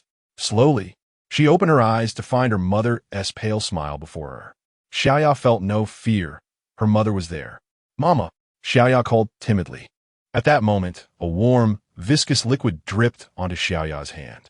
She gazed at her palm, the vibrant red causing disbelief to wash over her. Looking down, she saw her mother's chest pierced by the sword, blood flowing uncontrollably. Xiaoya was bewildered by the recent events, but Zhang Xiaofan understood all too well. Just as the Heavenly Master's demon-slaying sword was about to pierce Xiaoya's heart, her mother, risking her own life, had bravely escaped her father's grasp and stepped forward without hesitation to shield Xiaoya from the deadly blow. Zhang Xiaofan stood frozen at the sight. "Damn you, harlot!" Upon witnessing the scene, the father exhibited no semblance of sorrow. Instead, he spat vehemently and delivered a vicious kick toward the mother. The man, observing the mother shielding Xiaoya from the blade, wore a disdainful smirk and leisurely remarked, "Take your time. Don't damage her too much. Perhaps if we eviscerate her later, her innards could fetch a fine price." "Mother!" Xiaoya's heart ached as she gazed upon her mother's fading breath, tears streaming down her cheeks. "Do not cry. Mother is not in pain." With a gentle smile, her mother reached out to caress Xiaoya's face. Yet, the movement seemed to aggravate her wounds, and she immediately coughed up a copious amount of blood. "Mother, please don't die. I cannot bear to lose you." Woo-woo. Xiaoya, with tear-streaked cheeks, attempted to wipe the blood from her mother's lips, her mind a tumultuous mess, utterly at a loss for how to alleviate her mother's suffering. The mother smiled faintly, but offered no reply, as it appeared that she could not fulfill Xiaoya's desperate wish. Slowly, she turned her gaze toward Zhang Xiaofan and implored, "Please take good care of Xiaoya." Just as Zhang Xiaofan was about to respond to her pleading eyes, the father, brimming with impatience, seized the mother and flung her aside, casting her harshly onto the ground. "Enough of this nonsense. If you're going to die, then die already." Already gravely injured, the additional impact rendered the mother lifeless after a few feeble struggles. "Mother! Mama!" Xiaoya's face contorted in anguish as she screamed and crawled over to her mother's side, clutching her tightly. "Mother? Mama! Mama!" Suddenly, from Xiaoya's embrace, a series of muffled cries emerged. In an instant, the doll she held erupted from her grasp, floating mid-air and writhing. Shortly thereafter, a mass of black mist surged forth, coalescing into a humanoid form. The false Xiaoya reappeared. You all shall perish." Witnessing her mother's lifeless body, the false Xiaoya's eyes turned crimson. Without hesitation, she lunged at the man wielding the sword. The abrupt turn of events left the man no time to react, and he was swiftly brought to the ground by the false Xiaoya. He frantically wielded the Tianshi Fumo sword in defense. However, the false Xiaoya, in a frenzy, relentlessly tore at him, leaving him battered and bruised. Damn it! Someone help! This puppet has gone mad. It was evident that this plea was directed at the father. Hearing this, the father abandoned his previous concerns and joined the fray. Zhang Xiaofan, observing the chaotic struggle between the two and the false Xiaoya, felt no surprise. He had long understood that, despite her eerie nature, the love she harbored for her mother was genuine. Perhaps it was indeed this maternal love that gave her existence. How ironic, it was that this uncanny entity sometimes exhibited greater loyalty than mere mortals. At this moment, Zhang Xiaofan had regained a modicum of strength. He struggled to rise and approached his mother, gently placing his hand upon her neck. After a brief moment, he withdrew his hand, letting out a silent sigh. She is gone. Xiaoya! Zhang Xiaofan softly called out, gazing at Xiaoya's vacant expression. Xiaoya slightly lifted her head to look at Zhang Xiaofan, and just that glance startled him. At that moment, her eyes were devoid of sclera, entirely filled with dark irises, deep and enigmatic like ink. Brother, what exactly did my mother and I do wrong? Why does father treat us this way? Xiaoya's unwavering gaze pierced Zhang Xiaofan's heart, her voice low yet impactful. Indeed, what wrongs have they committed? You are not at fault. The blame lies with them. Zhang Xiaofan responded, taking a deep breath. Xiaoya nodded, gently placing her mother on the ground before rising to confront the two who were entangled with the false Xiaoya.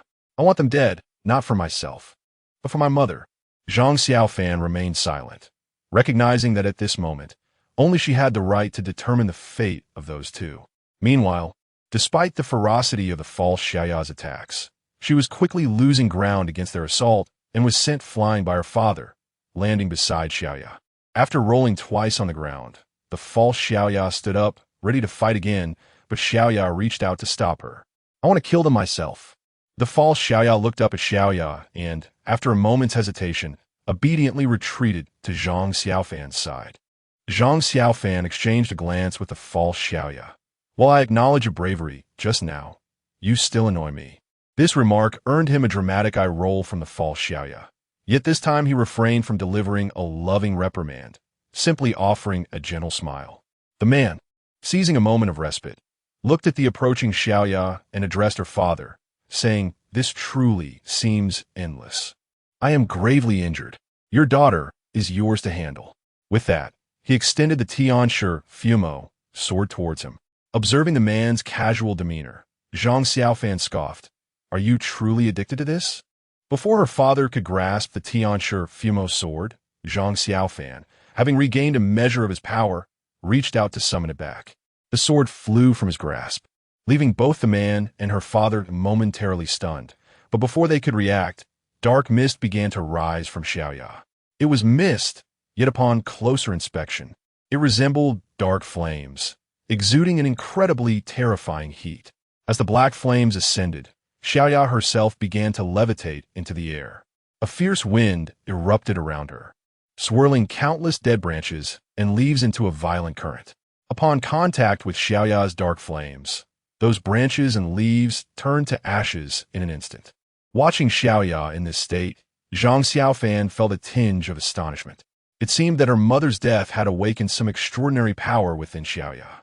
The father and the man gazed at the floating Xiaoya, feeling the terrifying heat of the eerie flames, and a sense of dread began to envelop their hearts. They harbored no doubts that should they be possessed by these dark flames, their fate would be one of utter annihilation. In silent accord, they began to retreat slowly, taking 2 steps back before turning sharply to flee. Yet, Xiaoya would not permit their escape. With a flick of her wrist, she hurled 2 streaks of fire towards them, which landed with unerring precision. The moment the flames seared their flesh, they cried out in anguish, their screams piercing the heavens. However, the cries lasted but a few fleeting seconds before they were reduced to mere ashes beneath the sinister fire. With their demise, Xiaoya descended from the air, and the dark flames re-entered her being. At that moment, a notification chimed. "Congratulations, you have completed this horror tale." As the notification resonated, the live broadcast resumed once more. Chapter 20. The Triumph. A mother's love comes to an end. Look, the live broadcast has resumed. The wait has been so lengthy that I was nearly lulled to sleep. Why does Master Zhang appear so frail? There seems to be blood at the corner of his mouth. No wonder the duration was so prolonged. It seems that Master Zhang's battle was far from easy. It is understandable. After all, this is the final boss. A formidable challenge is only to be expected. Master Zhang has been injured. How heartbreaking. Upon seeing that Zhang Xiaofan is still alive, the viewers from Long Country let out a sigh of relief. Yet upon noticing Zhang Xiaofan's injuries, many are filled with profound sympathy. Huh? Why has it reverted to two sisters again? Has that false sister reappeared? Indeed, but this time she seems devoid of hostility. Look, the mother from the eerie tales is lying on the ground. She appears to be lifeless. How could this happen? What on earth transpired? My curiosity is piqued. As the netizens observed the false Xiaoya and the mother, they became increasingly intrigued by the recent events. Ding! Just as the crowd was buzzing with speculation, the system notification chimed once more. This round of the eerie tale has achieved a 5-star completion level. Rewards for completion have been distributed. Basic rewards for completion. An increase of 50 years in the national fortune of Long Country, with reserves of gold, oil, and other economic resources doubling. Personal reward for completion. Activation of the thought space. Additional rewards for 5-star completion. The population of Long Country, previously erased, has returned to 20 million, along with the acquisition of seawater desalination technology. Talent effect. All rewards are doubled, excluding personal rewards.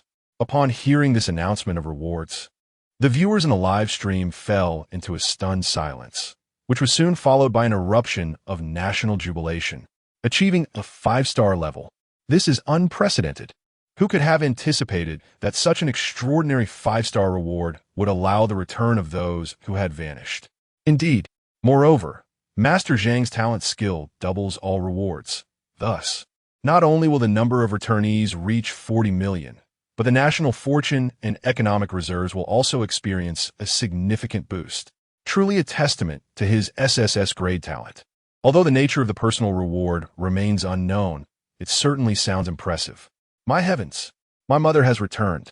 Thank you, Master Zhang. My fiancé, he has also come back. I can finally fulfill the wedding that I had not completed. My child, I have missed you dearly. Master Zhang, thank you. At this moment, countless individuals across Long Country are reveling in the joy of their loved one's return, while many others are eagerly hoping that their own relatives will be the next to come back. Zhang Xiaofan's name resonates in the hearts of all. In this instant, he has completely captivated the hearts of the people of Long Country, emerging as the hero in the eyes of all.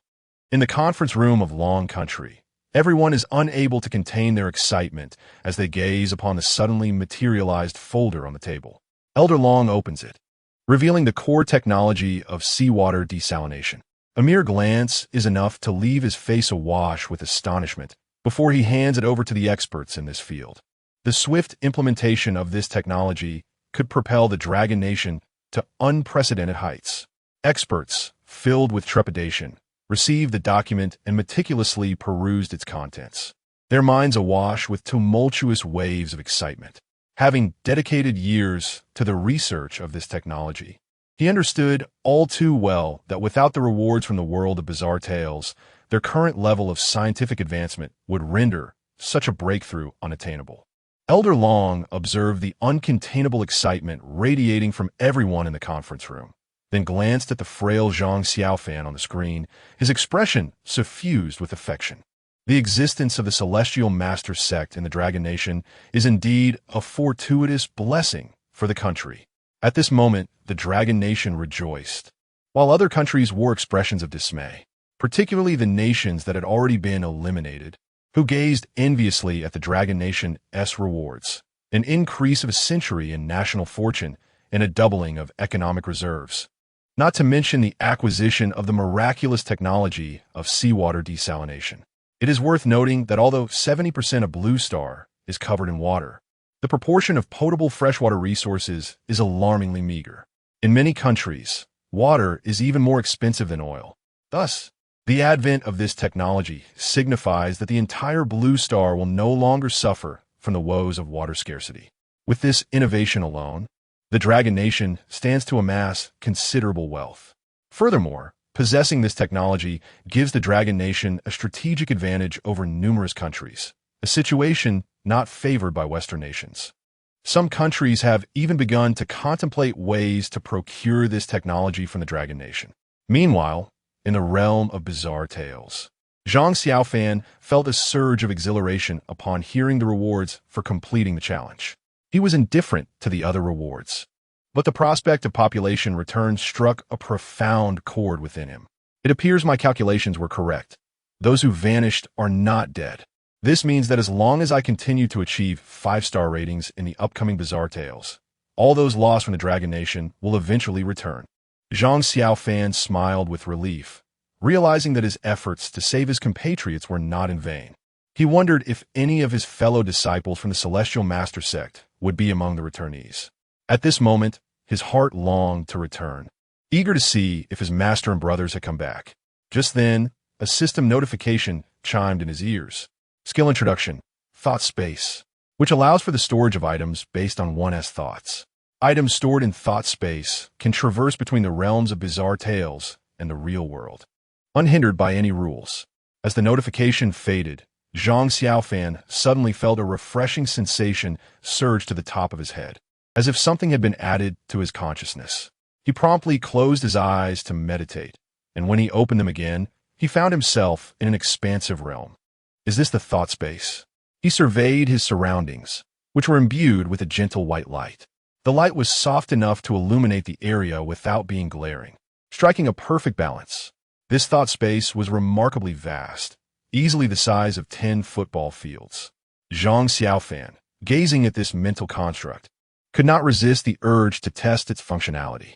With a mere flicker of thought, Zhang Xiaofan returned to reality, holding the Heavenly Master's demon-slaying sword in his hand. A single word flashed through his mind: collect. Instantly, the sword vanished. Release. At his command, the Heavenly Master's demon-slaying sword reappeared. Remarkable. Zhang Xiaofan smiled as he admired the sword in his grasp. This newfound ability certainly made it more convenient to carry items. Moreover, the skill description indicated that this mental space was unaffected by the rules, which implied a bold idea took shape in Zhang Xiaofan's mind, and he resolved to experiment with it upon his return. As he stowed the Heavenly Master's demon-slaying sword once more, he turned his gaze to the now normal Xiaoyan nearby. Approaching her, he spoke softly. Everything has come to an end. Will you accompany me? The young girl's plight had been exceedingly tragic, and he could not bear to abandon her. Furthermore, just before her passing, his mother had entrusted him with her care, a solemn promise he could not betray. Now, with the mental space at his disposal, bringing Xiaoya along was hardly a burden. After a moment of silence, Xiaoya nodded in response. Zhang Xiaofan gently ruffled her hair and said, "Let us lay your mother to rest." Thus, he dug a deep pit in the backyard, interring his mother within. In the depths of the grave, she appeared serene, her lips perpetually curved in a faint smile, sacrificing her life to save her child. Perhaps this was the most fitting resolution in the realm of motherhood. Once his mother was laid to rest, the faux Xiaoya had transformed into a doll-like figure, quietly drifting into Xiaoya's embrace. Hand in hand, Zhang Xiaofan led Xiaoya to the cellar door and cast one final glance back. The surroundings were profoundly tranquil. Perhaps, at this moment, this strange tale had finally come to a close. Let's depart. Retracting his gaze, Zhang Xiaofan pushed the door open. After retrieving Xiaoya into his mental space, he stepped through the portal to the real world. During the transition, a series of images floated before his eyes. Observing these scenes, Zhang Xiaofan comprehended the origins of this haunting tale. The images depicted a once happy family of 4, their joy abruptly severed by the arrival of a new neighbor. This neighbor was the man who wielded otherworldly powers. After moving in, he quickly became intimate with Zhang Xiaofan's father, sharing everything and forging a bond akin to that of brothers. One day, the man proposed to take his father to see something remarkable, and unsuspecting, his father eagerly followed. Unbeknownst to him, this so-called marvel would spell doom for their once happy household. The man brought his father home, retrieving a small pouch from his pocket, which contained a mound of white powder.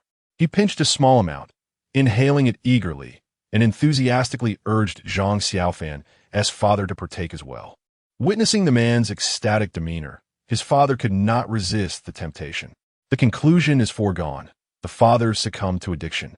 In pursuit of this vice, he squandered the family's wealth, disappearing for days on end. Meanwhile, Zhang Xiaofan, portraying the elder brother, vanished while searching for their father, never to return. Upon returning home after his escapades, the father reacted violently to the mother's pleas. From that moment on, the mother's mental state deteriorated significantly. With the family's finances depleted and the father, deprived of pleasure for an extended period, driven to desperation, he ultimately succumbed to a man's suggestion to engage in organ trafficking for profit. In the end, the surrounding individuals were not spared. This explains why only this family remained. However, money is finite, and eventually, this heartless beast set his sights on his own daughter. The dual blow of losing both her son and daughter pushed the mother into complete madness.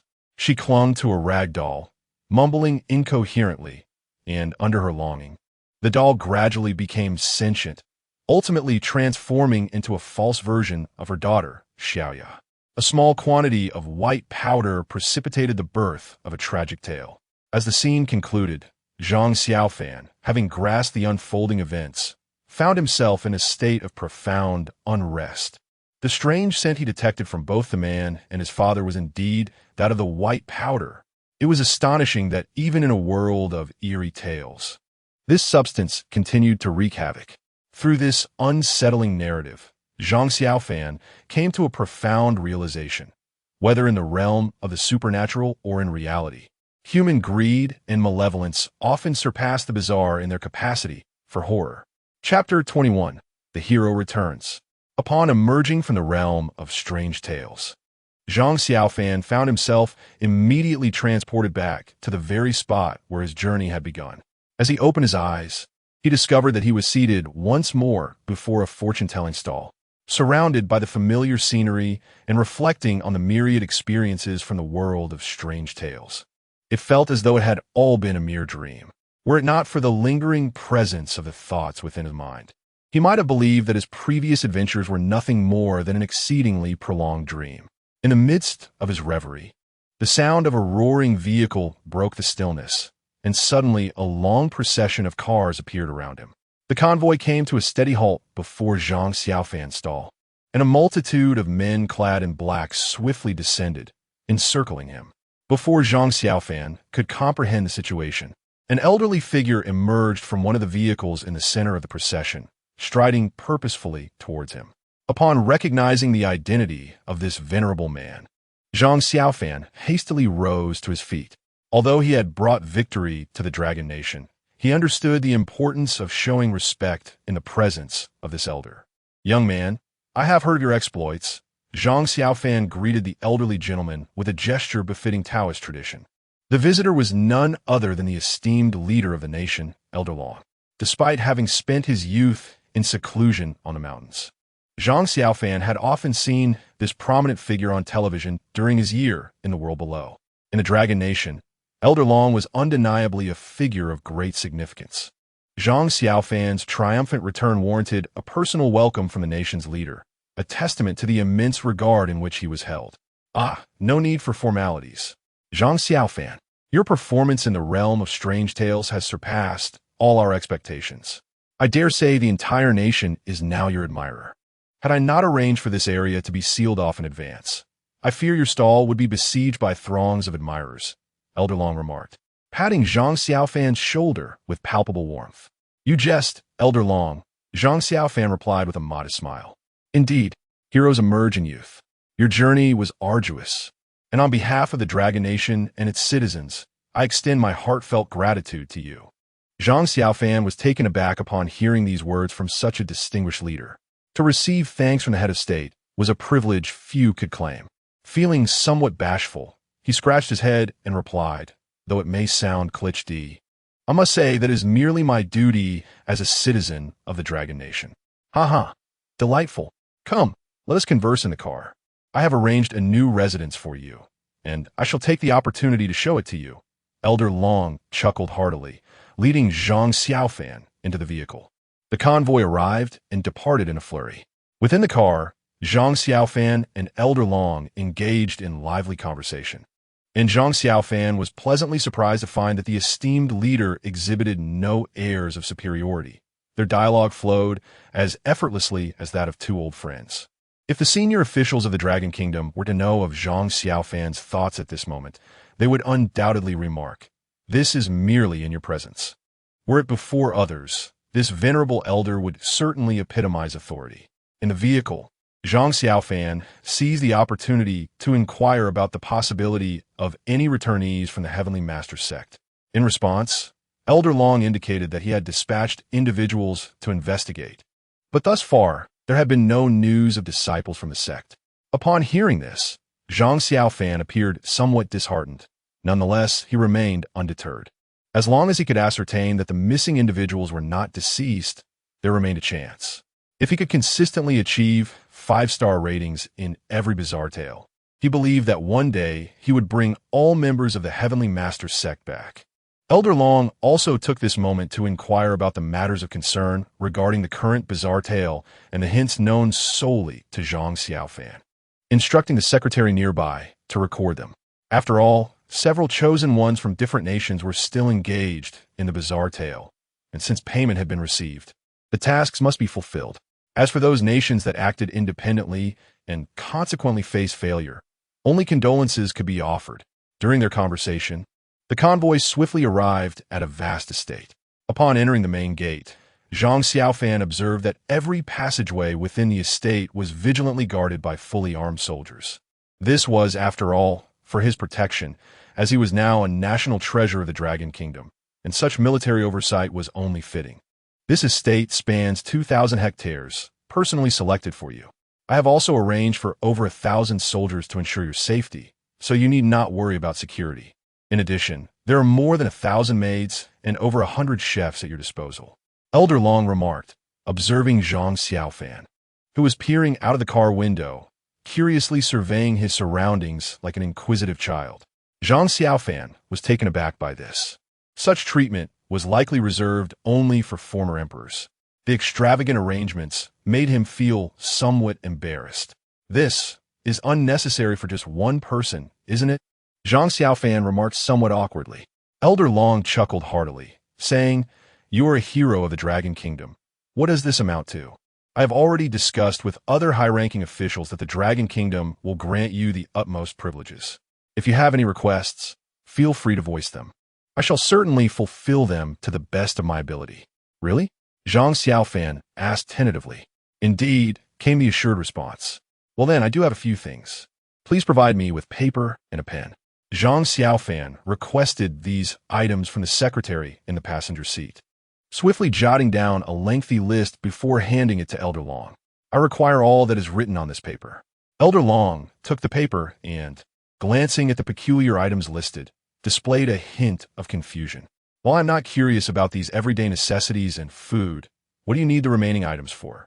"Rest assured, I have my reasons for requesting these items," Zhang Xiaofan replied, deliberately withholding further explanation. "Is there a problem?" Old Long cast a puzzled glance at Zhang Xiaofan, understanding that he did not wish to elaborate. Out of trust for Zhang Xiaofan, he refrained from pressing further. After a brief silence, he said, "No problem. Give me 10 days. I will send someone to deliver it to you afterward." Upon hearing Old Long's agreement, Zhang Xiaofan's face lit up with joy, and he clasped his hands in gratitude, exclaiming, "Thank you, Old Long." The vehicle soon halted in front of an opulent 6-story residence. Zhang Xiaofan alighted and curiously surveyed his new abode. At that moment, Old Long stepped out and addressed Zhang Xiaofan. "The people of Long Nation are eager for us to arrange a personal live broadcast for you. I wonder if you would be willing?" "Live broadcast?" Zhang Xiaofan inquired, turning back. "Indeed. As you know, Long Nation has experienced several failures in the past.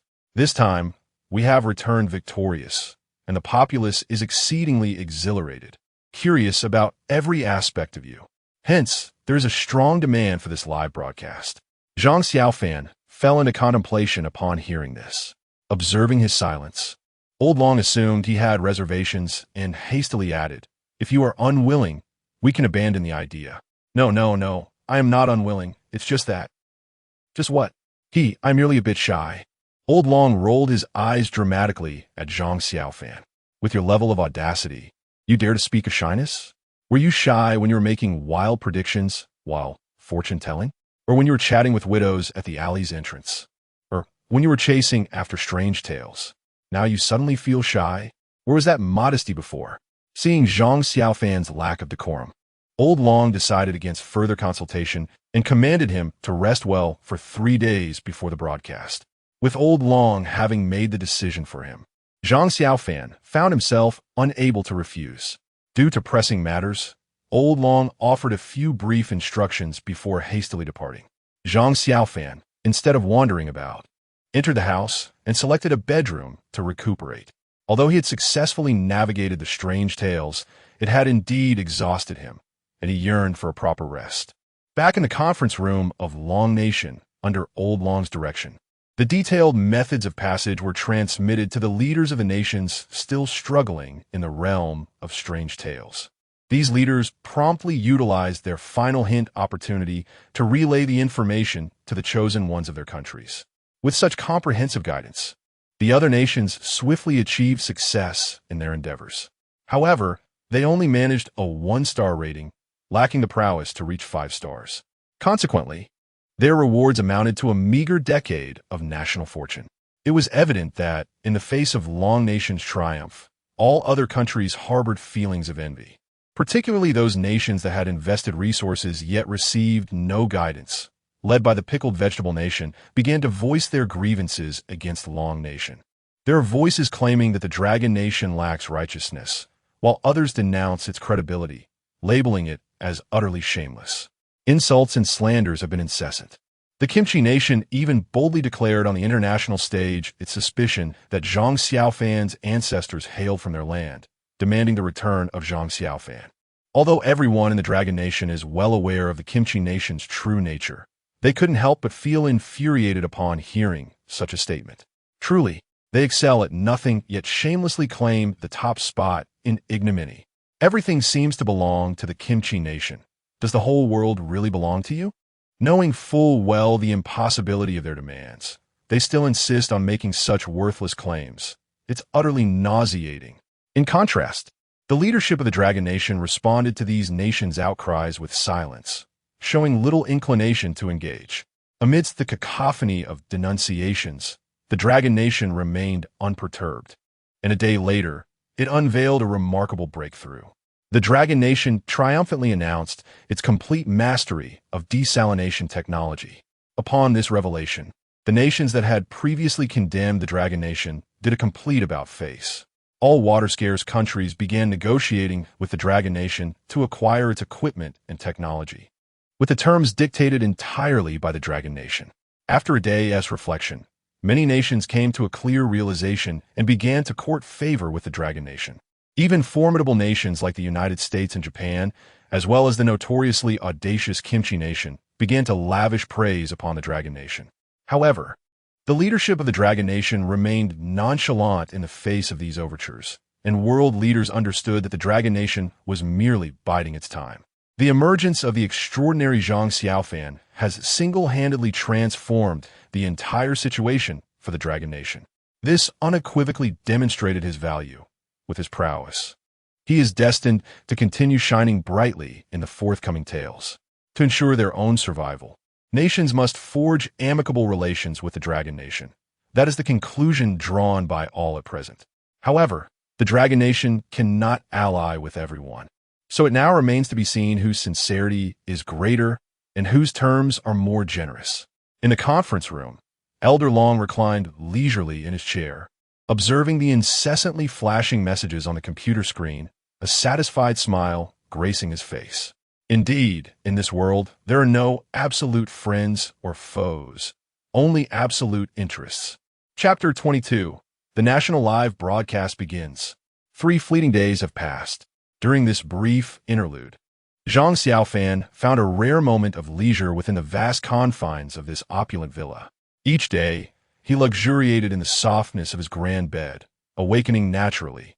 While his meals were meticulously arranged to meet the standards of a national banquet, diverse, and exceedingly sumptuous. In just 3 days, he felt as though he had gained several pounds. Throughout this time, Zhang Xiaofan had made efforts to engage with Xiaoya, hoping she might emerge to familiarize herself with the realities of the world. However, she seemed still ensnared by her sorrow, remaining concealed within the realm of consciousness and refusing to show herself. Zhang Xiaofan understood this. Such wounds can only be soothed by the passage of time. Today, Zhang Xiaofan rose early, preparing himself with care, for it was the day of a national live broadcast. The thought of addressing the populace stirred a hint of anxiety within him. Though he had previously participated in a live broadcast within the realm of strange tales that had merely allowed the citizens of Longhua to view him, this time he was to engage in face-to-face communication. "Master Zhang, are you ready?" came a voice from outside the door. Zhang Xiaofan gazed at his reflection in the mirror and took a deep breath. "I'm ready." He turned and exited the villa, where a brand-new Hongqi car awaited him at the entrance. "Please, get in, Master Zhang. The Longhua Broadcasting Hall is prepared," said a middle-aged man in military attire, his demeanor respectful. Zhang Xiaofan nodded courteously and entered the vehicle. Though he appeared composed, a sense of astonishment lingered in his heart. The Longhua Broadcasting Hall was a venue reserved for grand events and the reception of international dignitaries. The fact that it was being utilized for his personal live broadcast indicated a level of esteem from the higher echelons of Longhua that was unparalleled across the entire Blue Star. The car sped away, heading towards the Longhua Broadcasting Hall. After approximately 10 minutes, the vehicle came to a gradual halt before a magnificent building. Zhang Xiaofan alighted. Gazing up at the imposing structure of the broadcasting hall, he could not help but exclaim, "What an impressive sight!" Having spent his youth cultivating in the remote mountains, he had never imagined that one day he would find himself within the highest echelons of Longhua's broadcasting studio. As he stepped inside, he was met with the sight of more than a dozen cameras already positioned on the expansive stage, while a large screen before him displayed an ever-scrolling barrage of comments, capturing his attention. At that moment, an elegantly dressed female host, upon spotting Zhang Xiaofan, visibly relaxed and smiled radiantly, announcing, "The main guest has arrived. Let's welcome Master Zhang to the stage." With a graceful gesture inviting him forward, she swiftly retreated backstage. Zhang Xiaofan watched in surprise as the host departed without hesitation. Her exit was remarkably decisive. Unbeknownst to him, prior to his arrival, the viewers in the live stream had erupted in excitement, clamoring for the appearance of Master Zhang. Under ordinary circumstances, a host of such caliber would have easily commanded the attention of the audience. However, in today's world, even the most enchanting beauty pales in comparison to the magnetic allure of Master Zhang. Zhang Xiaofan collected his thoughts and ascended the stage with a confident gait, silently encouraging himself. What is there to fear? I, as the master of the four realms, have always navigated the bizarre world with ease. How could I falter before a mere live broadcast? Taoist. As these thoughts coursed through his mind, he stepped onto the platform. Yet, upon his arrival, the overwhelming barrage of comments scrolling on the colossal screen left him momentarily speechless. Master Zhang. Master Zhang has appeared. Master Zhang, I wish to bear your children. Master Zhang, may I have a green bubble? Feel free to reach out whenever you need. No strings attached. Master Zhang, though I am a man, I can tolerate your peculiarities if you have any. Enough of this. How distasteful. Master Zhang, choose me, I need not endure. Faced with the brazen comments, Zhang Xiaofan found himself momentarily at a loss for words, rooted in place. The audience, perhaps sensing Master Zhang's awkwardness, began to restore order. Please quiet down. You have frightened Master Zhang. Indeed, those repugnant men should be dragged away and dealt with. How intolerable. If we cannot speak freely, then so be it. But must we silence expressions of affection? Loving someone is not a crime. Attention! This live broadcast is a platform for positive energy. Should anyone continue with their nonsensical chatter, they will be expelled from the room. Seeing the chaos unfold, the officials of Long Country could no longer refrain from intervening. Upon hearing the threat of expulsion, the overly exuberant viewers finally quieted down. Hello, everyone. Zhang Xiaofan waved at the screen, offering an awkward smile. With these few words, The popularity of the live stream surged dramatically, the number of viewers skyrocketing. The beautiful host backstage observed the viewer count with a bittersweet smile. Just moments ago, she had spoken extensively to a mere few 100,000 viewers, most clamoring for Master Zhang. Yet, after Zhang Xiaofan's brief greeting, the numbers had soared beyond 100 million and continued to rise. This surge vividly illustrated the profound admiration the citizens of Long Country held for Master Zhang. Zhang Xiaofan gazed at the rapidly increasing viewer count and the flood of praise in the comments, astonished. He had not anticipated becoming a national idol, which rendered his earlier mental preparations utterly futile, and he began to feel a sense of self-consciousness.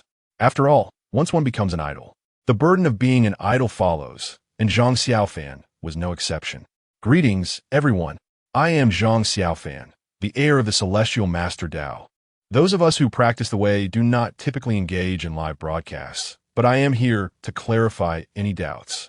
If you have questions, please feel free to ask, and I will do my utmost to provide answers. Zhang Xiaofan pondered to himself that he could not simply stand idle in this live broadcast. Interaction was essential, after all. As soon as he uttered this thought, a torrent of comments flooded the screen. Some inquired about wealth, others about career prospects, but the majority revolved around matters of the heart. It appeared that the world was indeed beset by financial and romantic concerns. Zhang Xiaofan mused inwardly. At that moment, a particular comment from a user named Fat Dog caught his attention. Greetings, Master Zhang. I wish to inquire about the essence of affection and love. I have a girlfriend, and I toil diligently every day, denying myself basic comforts, spending all my savings on her. Yet she chooses not to acknowledge me publicly and treats me with indifference. My friends label me a simp, and my family urges me to let go. However, after 7 years together, I find it impossible to part ways with ease. I am truly at my wit's end. Master Zhang, could you advise me on whether I should continue to persevere? Upon reading this user's message, Zhang Xiaofan couldn't help but chuckle bitterly within. This situation was inherently unsolvable. How could a discerning heart fail to recognize one's efforts? If it does not, it merely indicates a lack of desire to see. Perhaps labeling such individuals as simp is somewhat excessive. Ultimately, they are simply pitiable souls who have sacrificed their dignity for the sake of love. Since time immemorial, unreciprocated affection has bred resentment, a lingering sorrow that knows no end. For those who are deeply infatuated, when such a relationship reaches its conclusion, their actions can become exceedingly extreme. If left unchecked, the outcome will invariably lead to one of two scenarios. Either they inflict harm upon their once beloved or they turn the blade upon themselves. As a practitioner of the Tao, I inherently lack sentiment towards matters of love. You ask me for guidance, yet I cannot make decisions on your behalf. However, upon observing your plight today, I can share a tenet upheld by those of my path. In the mortal realm, everything is preordained. Life itself is a journey of cultivation. What is meant to come will arrive in due time, and what is not destined to be should be left to fate. Zhang Xiaofan spoke these words with a smile. The beauty of love and the complexity of relationships are realms far beyond the comprehension of a mere novice like myself. To all who are currently experiencing a beautiful romance, allow me to impart this. If you love, invest your heart earnestly to avoid regrets. If you do not, then let go decisively, lest you harm yourself or mislead another. As soon as he finished speaking, the comments erupted in a frenzy. Master Zhang speaks with such profound wisdom. Indeed, listening to Master Zhang is truly a delight. As a woman, I believe that love requires mutual effort. Unilateral affection is not love. I would never wish for my partner to suffer for my sake. So I advise Fat Dog to relinquish his attachment sooner rather than later. Well said, dear lady. Do you have a partner? Are you seeing anyone? Not at the moment. I once set my heart toward the bright moon, yet alas, the moon shines upon the gutter. Perhaps it is time to let go. Relinquishing this relationship may indeed be the best outcome. After a while, Fat Dog sent another comment. At this moment, within the conference room of the Dragon Kingdom, Elder Long gazed at the eloquent Zhang Xiaofan on the screen, a gentle smile perpetually gracing his face. Beside him, the secretary, equally beaming, remarked, I initially thought he would be nervous, It seems my concerns were unfounded. With a hearty laugh, Elder Long responded, "Who says he is not nervous? Can you not see that he is yet to let go? However, this is preferable. After all, it is a nationwide broadcast. If he were too reckless, it could lead to complications." Yet, contrary to expectations, as Zhang Xiaofan became increasingly at ease, the atmosphere in the live stream began to subtly shift in a direction Elder Long had hoped to avoid. "Master Zhang, do you fear entering the world of strange tales? Any fear stems from a lack of strength. I possess ample fortitude, and thus am not afraid, now or in the future." As he spoke, a knowing smile played on Zhang Xiaofan's lips. "Master Zhang, can a monk utter vulgarities? Of course, expressing such words clears the mind. Harboring them within taints the heart. Master Zhang, what is your perspective on the doctrine of other sects advocating compromise for broader horizons?" "Nonsense. One must settle scores in this lifetime. If you provoke me, I shall not let it slide, lest my path be sullied. Master Zhang, I have decided to embrace Taoism. I shall visit the temple to offer incense tomorrow."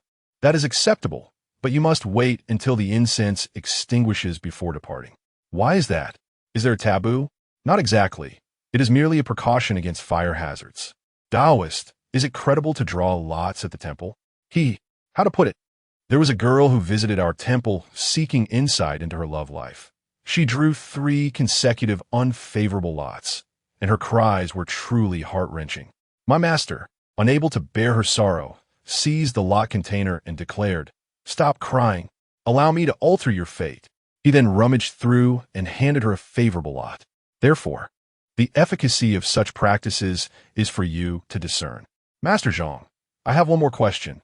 Do you believe that ghosts truly exist? Please trust in science. But is there truly an answer? There certainly are.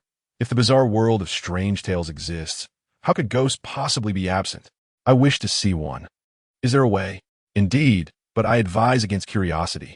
The oddities in the world of strange tales and ghosts are fundamentally akin. It suffices to observe the peculiarities in a live stream. I do not wish to see oddities. I want to encounter a ghost. Upon hearing this, Zhang Xiaofan genuinely worried about the mental state of contemporary netizens. Who among the good-hearted would wish to see a ghost?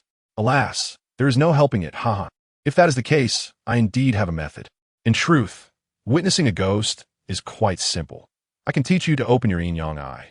You may first take a piece of white cloth to serve as a window screen. Ensure your window is wide open and inscribe the character chi using vermilion on the nearest door. Finally, use water infused with lychee leaves to gently brush over your eyebrows. Then lean against the wall and await its manifestation. If you harbor fears, inscribe the character for hidden in the palm of your hand with cinnabar, rendering yourself invisible to it. Zhang Xiaofan recounted the method in one breath. Whether anyone would dare to put it into practice remains uncertain. Master Zhang, I have heard that practitioners of the Tao possess the ability to fly with swords. Is that true for you? I have already stated that one must believe in science. Can you do it? Yes. Could you demonstrate? No. Why not? I fear heights.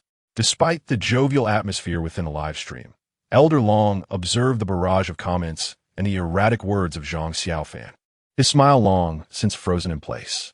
Meanwhile, Zhang Xiaofan, engrossed in the excitement of the conversation and seated on the ground, remained oblivious to the fact that this was his inaugural live stream, possibly his last.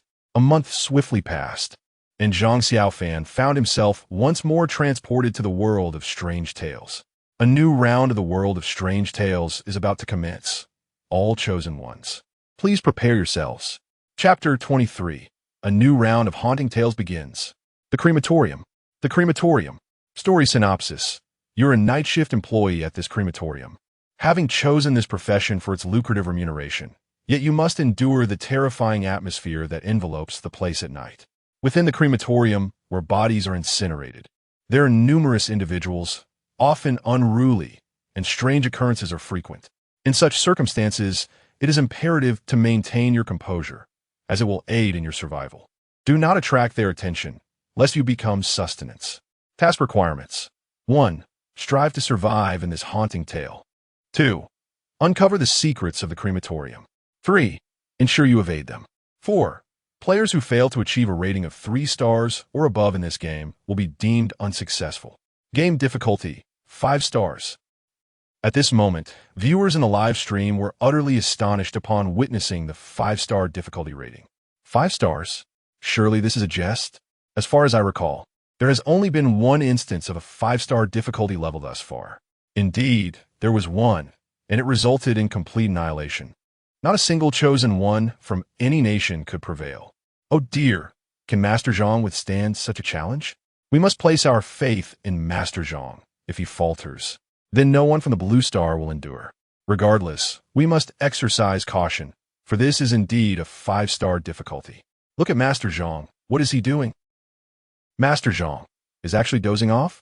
While we're consumed with anxiety, it appears that Master Zhang is treating this haunting tale with utter nonchalance. Yawn. At this moment, Zhang Xiaofan was seated in the duty room, yawning with evident fatigue, showing not a hint of urgency in his demeanor. His eyelids repeatedly drooped and lifted, as if he were on the brink of slumber. This state of affairs caused great concern among the people of the Dragon Kingdom. Why is it that Master Zhang always begins differently from others? He perpetually leaves us, the onlookers, in a state of worry. The netizens of the Dragon Kingdom silently lamented. At this time, in the conference room of the Dragon Kingdom, Elder Long gazed at the drowsy Zhang Xiaofan on the screen, his face lined with concern. He turned to his secretary and inquired, "What has he been doing lately? Why does he appear so lethargic?" Elder Long, I am also uncertain. Ever since you instructed me to deliver some items to him, he has remained holed up in his room, seldom venturing out. No one knows what he is up to, the secretary replied awkwardly. What on earth is this young man concocting? Elder Long furrowed his brow, perplexed by Zhang Xiaofan's behavior. This haunting tale presents a 5-star difficulty. Everyone must remain vigilant and, by all means, assist the chosen one in successfully navigating through it. Elder Long's calm, yet authoritative voice resonated in every ear. Understood. Elder Long, there's one more thing. Speak. I have heard that the chosen ones from other nations have exploited loopholes in the rules, bringing along items that should not have been permitted into the realm of bizarre tales. Upon hearing this, Elder Long smiled faintly and remarked, "Oh, is that so? Huh. A troop of mere buffoons, merely imitating what they do not understand. Come, let me see what they have smuggled in." After Elder Long spoke, his secretary swiftly switched the live broadcast to the United States. At that moment, Jack from the United States was seen holding a bottle of water in one hand and a silver cross in the other, searching for something within the duty room. Observing this, Elder Long furrowed his brow and remarked, "Humph. I comprehend the significance of that cross, but what of the bottle of water he holds?" The secretary replied, "That is their holy water, said to possess the power to exorcise evil spirits, cleverly disguised as bottled water." Upon hearing this, Elder Long's expression turned to one of astonishment. Soon after, the secretary shifted the broadcast to Japan. There, Kuei Tian was seen carefully examining his surroundings, holding an object resembling the mournful staff of the black and white spirits. "What is this?" Elder Long inquired, puzzled by the staff in Kuei Tian's hand. "Does it possess the power to ward off evil? Is it not a summoning tool for ghosts?" The secretary explained, according to the data, the item held by the contestant from Japan is a type of ritual tool from their Shinto belief, known as gohei. It is said to be a strip of paper or cloth offered to the gods, strung together and hung upon a wooden stick, folded into a zigzag shape, used to communicate with deities for the purpose of exorcism. This object has been misrepresented as a feather duster. Listening to the secretary's explanation, the high-ranking officials surrounding Elder Long could not help but burst into laughter. "Haha, what an eye-opener. These Japanese are truly pitiful. Offering strips of paper and cloth to the gods? Who could possibly assist them with such offerings? It's laughable that they would mistake our traditional mournful staff, which is emblematic of summoning spirits, for a ritual tool. Truly absurd. Haha, a feather duster. I dare say that it is of greater utility than this object." Elder Long smiled faintly at the mirthful crowd, choosing not to interject. Next came the chosen one from South Korea, who held an object reminiscent of a bell, said to be a Kagura bell, another local exorcistic artifact. The contestant from the Three Kingdoms boldly brought in a demon-subduing pestle, audaciously claiming it to be a mere walking stick. These individuals have labeled holy water as bottled water, gohei as a feather duster, and the demon-subduing pestle as a walking stick. Such audacity is truly remarkable. Moreover, other contestants from various countries have similarly brought local ritual tools, all in a desperate bid to survive in the realm of bizarre tales. However, whether these items are truly effective remains to be seen. The foreign critics, who were ridiculed to the point of embarrassment by netizens from Long Nation in the previous bizarre tale, have regained their arrogance upon witnessing their own chosen ones arrive, fully prepared this time. Everyone coincidentally flocked to the Dragon Kingdom's live broadcast room, beginning to spout their opinions, even forgetting that in the previous round, the Dragon Kingdom was the greatest victor. Hey, citizens of the Dragon Kingdom, this time our nation's Jack comes well prepared, having brought both holy water and a crucifix, ready for our magnificent display of prowess.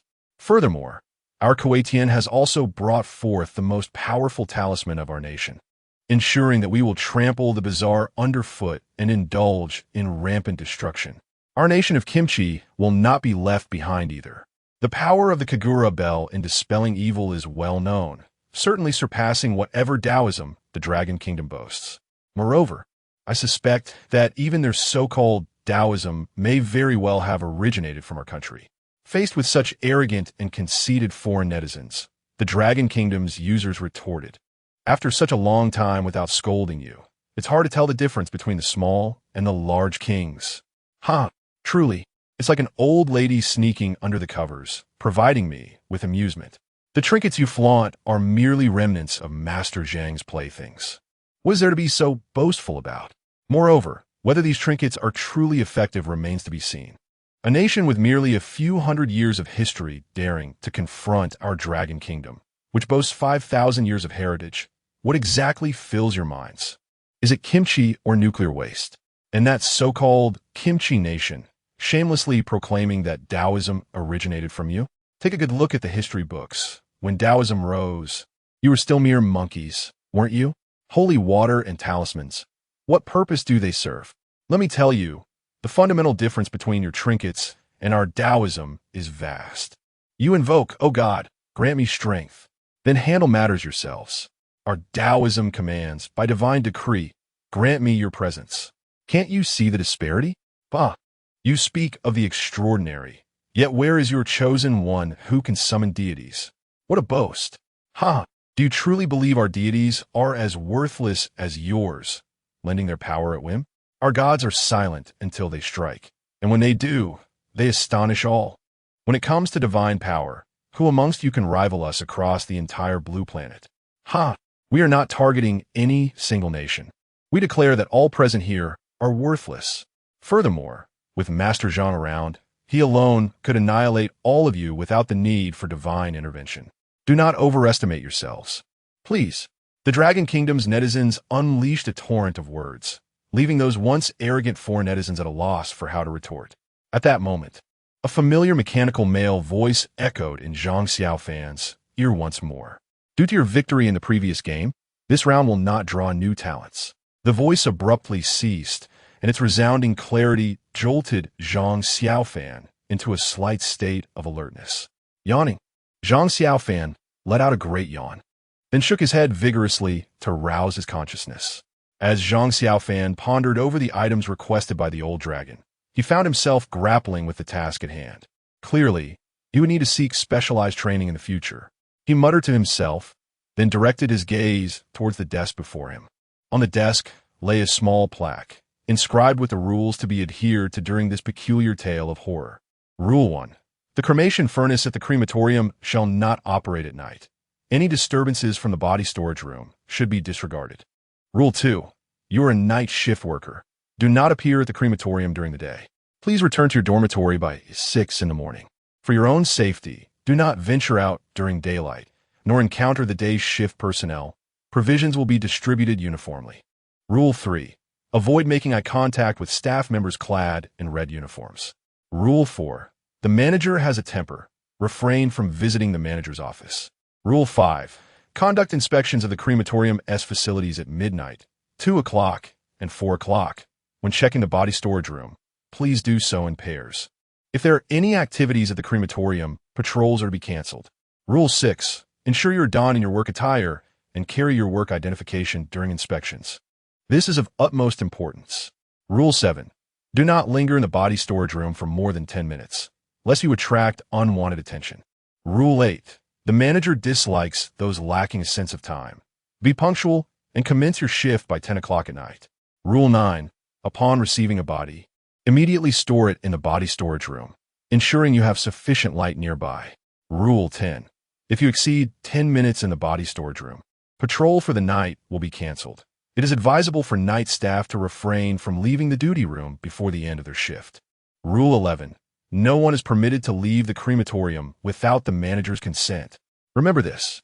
Having thoroughly absorbed these regulations, Zhang Xiaofan began to analyze them meticulously. Just as he delved deeper into the intricacies of the rules, the door to the office creaked open. A chilling gust of wind swept in, raising the hair on Zhang Xiaofan's arms as it approached him. Frowning, he raised his gaze, only to find a shadowy figure silently standing at the threshold of the office. Chapter 24. The eerie encounter that left everyone stunned. Who? Zhang Xiaofan shouted angrily, swiftly summoning the Celestial Master's demon-slaying sword from his consciousness space, gripping it tightly in his hand. After all, having just arrived in a new environment filled with strange tales, it would be disingenuous to claim he was not anxious. Moreover, this was a 5-star rated eerie tale. Even if Zhang Xiaofan were typically nonchalant, he was still acutely aware of the gravity of the situation. Creaking sounds echoed as the door swung wide open, revealing a tall figure stepping inside. "It's me, Old Hay. Why are you so agitated?" Entering was a man towering over 2 meters, his robust physique brimming with muscle, his features rugged, and his voice booming like thunder. Upon seeing Zhang Xiaofan gripping the Celestial Master's demon-slaying sword, Old Hay was momentarily taken aback, his expression one of confusion. "What's the matter? Did you forget who I am while I was just in the restroom?" Seeing Old Hay's reaction return to normal, Zhang Xiaofan felt a wave of relief wash over him, and he sheathed the sword. Old Hay ambled over to a nearby desk and plopped down, gazing at Zhang Xiaofan. "Brother Zhang, you seem quite tense. Would you like to take a nap? I can wake you when it's time." Zhang Xiaofan observed that the concern on Old Hay's face seemed genuine, which diminished his wariness significantly. "No need. I'll just take a stroll," he replied politely, rising to his feet and heading toward the door. As he passed by a full-length mirror, Zhang Xiaofan casually glanced at his reflection. He realized he was no longer clad in the Celestial Master's robe, but instead donned a pure black work uniform, likely chosen to align with the central narrative of the current eerie tale. After all, according to the rules, there were also staff members in red uniforms present in this place. The stark contrast of black and red hinted at their differing identities. "Brother Zhang." Just as Zhang Xiaofan was about to step outside, Old Hay's voice resonated from behind. "I'm not sure if you're aware, but it's been rather tumultuous at the crematorium these past few days since your recent leave. Where are you planning to go? Would you like me to accompany you?" "Tumultuous?" Zhang Xiaofan's interest peaked instantly. Tumult was precisely what he sought. For the more chaotic the environment, the easier it would be to uncover clues. With this thought in mind, he turned back to inquire, "What has been happening that has made it so tumultuous?" Seeing Zhang Xiaofan's enthusiasm, Old Hay shook his head in bewilderment. "I can't say for certain what transpired, but last night, Old Lee went to the restroom, and when he returned, he seemed completely out of sorts, refusing to speak about anything. He then dashed out and hasn't come back since. We all suspect he must have encountered something supernatural." Old Hay recounted everything he knew in a single breath. Zhang Xiaofan nodded thoughtfully. Such occurrences might frighten others, but they would not intimidate him. As a Taoist confronting spirits, this was merely his area of expertise. Should anything dare to frighten him, he would promptly exorcise it on the spot. "Brother Zhang, perhaps it's best not to go out. You might run into something unclean," Old Hay cautioned. Zhang Xiaofan offered a faint smile, stating, "It's nothing.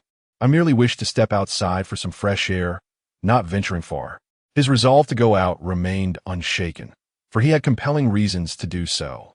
The fourth rule explicitly warned against approaching the factory manager's office due to his irritable temperament. Having witnessed numerous ghost story broadcasts and having personally endured one harrowing experience, Zhang Xiaofan understood that the office must hold secrets, potentially even the key to their escape. Given such possibilities, he felt compelled to investigate. Seeing that Zhang Xiaofan was determined to proceed, Old Black ceased his objections. Very well, but remember two things before you return. At midnight, Xiao Su and Brother Wang will be on patrol, and at 2, it's our turn. If you don't return, I wouldn't dare go alone. He chuckled awkwardly, scratching his head. Upon hearing Old Black's words, Zhang Xiaofan recalled the fifth rule, realizing that this task was indeed one he was bound to complete. Nodding, he replied, "Understood." With that, he pushed the door open and stepped out. At that moment, the online viewers from Longwell watched with bated breath as Zhang Xiaofan boldly exited the room. After all, the chosen ones from other nations remained dutifully inside. While Zhang's reckless venture sparked genuine concern, this ghost story was rated 5 stars for difficulty. Would Master Zhang encounter something sinister? I believe venturing out at this hour, especially in a crematorium, is unwise. Even in the real world, such a place at midnight is terrifying, let alone in the realm of ghost stories.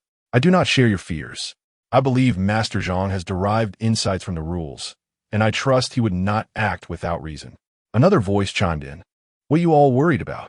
The rules do not prohibit leaving the duty room, even if he does encounter something eerie. I have faith that Master Zhang can vanquish it.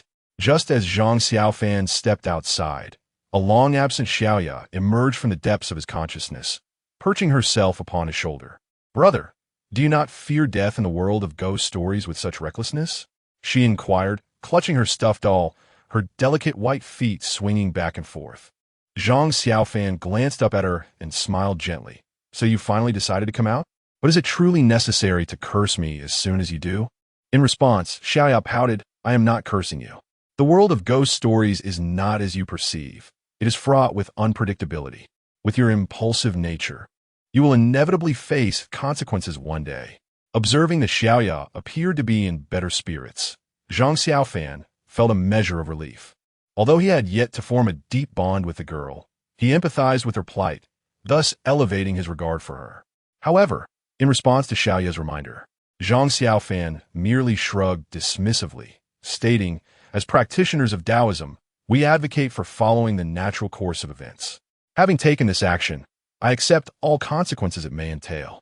Hearing Zhang Xiaofan's evasive reasoning, Xiaoya let out a delicate huff, retorting, you can keep being stubborn. Chuckling at being exposed, Zhang Xiaofan teased, what brings you out today? You ignore me when I call before. There is no danger in my world, so why should I come out? Xiaoya replied softly, not even glancing at him. Oh, so, you ventured out today, out of concern for me? Xiaoya fell silent, but in the dim light of the corridor, Zhang Xiaofan distinctly noticed a faint blush on her cheeks. Meanwhile, in the Dragon Nation's live broadcast room, the viewers erupted with excitement upon seeing Xiaoya. After all, when the last chapter concluded, the stream only displayed a successful completion screen. None were aware of Zhang Xiaofan's act of bringing Xiaoya into his consciousness space.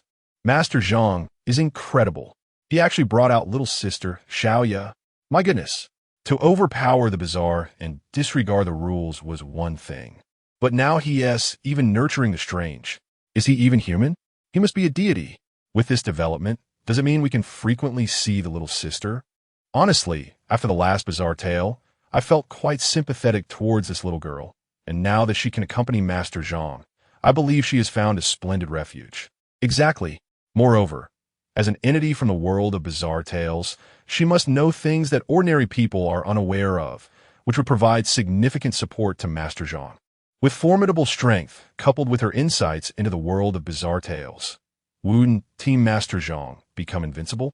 Thus, it appears we have no reason to worry about Master Zhang. At that moment, foreign viewers witnessing Zhang Xiaofan bringing Xiaoya out from the last bizarre tale were equally unsettled, with foreign leaders being the most agitated. What the hell? How did this kid manage that? This is simply against the rules. This is cheating. The leaders of the beautiful nation felt a throbbing headache upon learning of this matter. Initially, They had benefited from the previous round's success due to the Dragon Nation, and now, with their chosen one performing such an unbelievable feat, where could the leader, who considered himself the foremost leader of the Blue Planet, show his face? They had naively thought that their nation's chosen one had cleverly exploited a loophole in the bizarre tale, managing to bring in holy water and a cross. Even if they didn't best the Dragon Nation, at least they could achieve parity.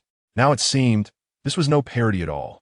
It was akin to being ruthlessly ground beneath the Dragon Nation's heel. The thoughts of the beautiful nation's leader mirrored those of all national leaders. Such a perverse maneuver was beyond their imagination. Yet Zhang Xiaofan had accomplished it.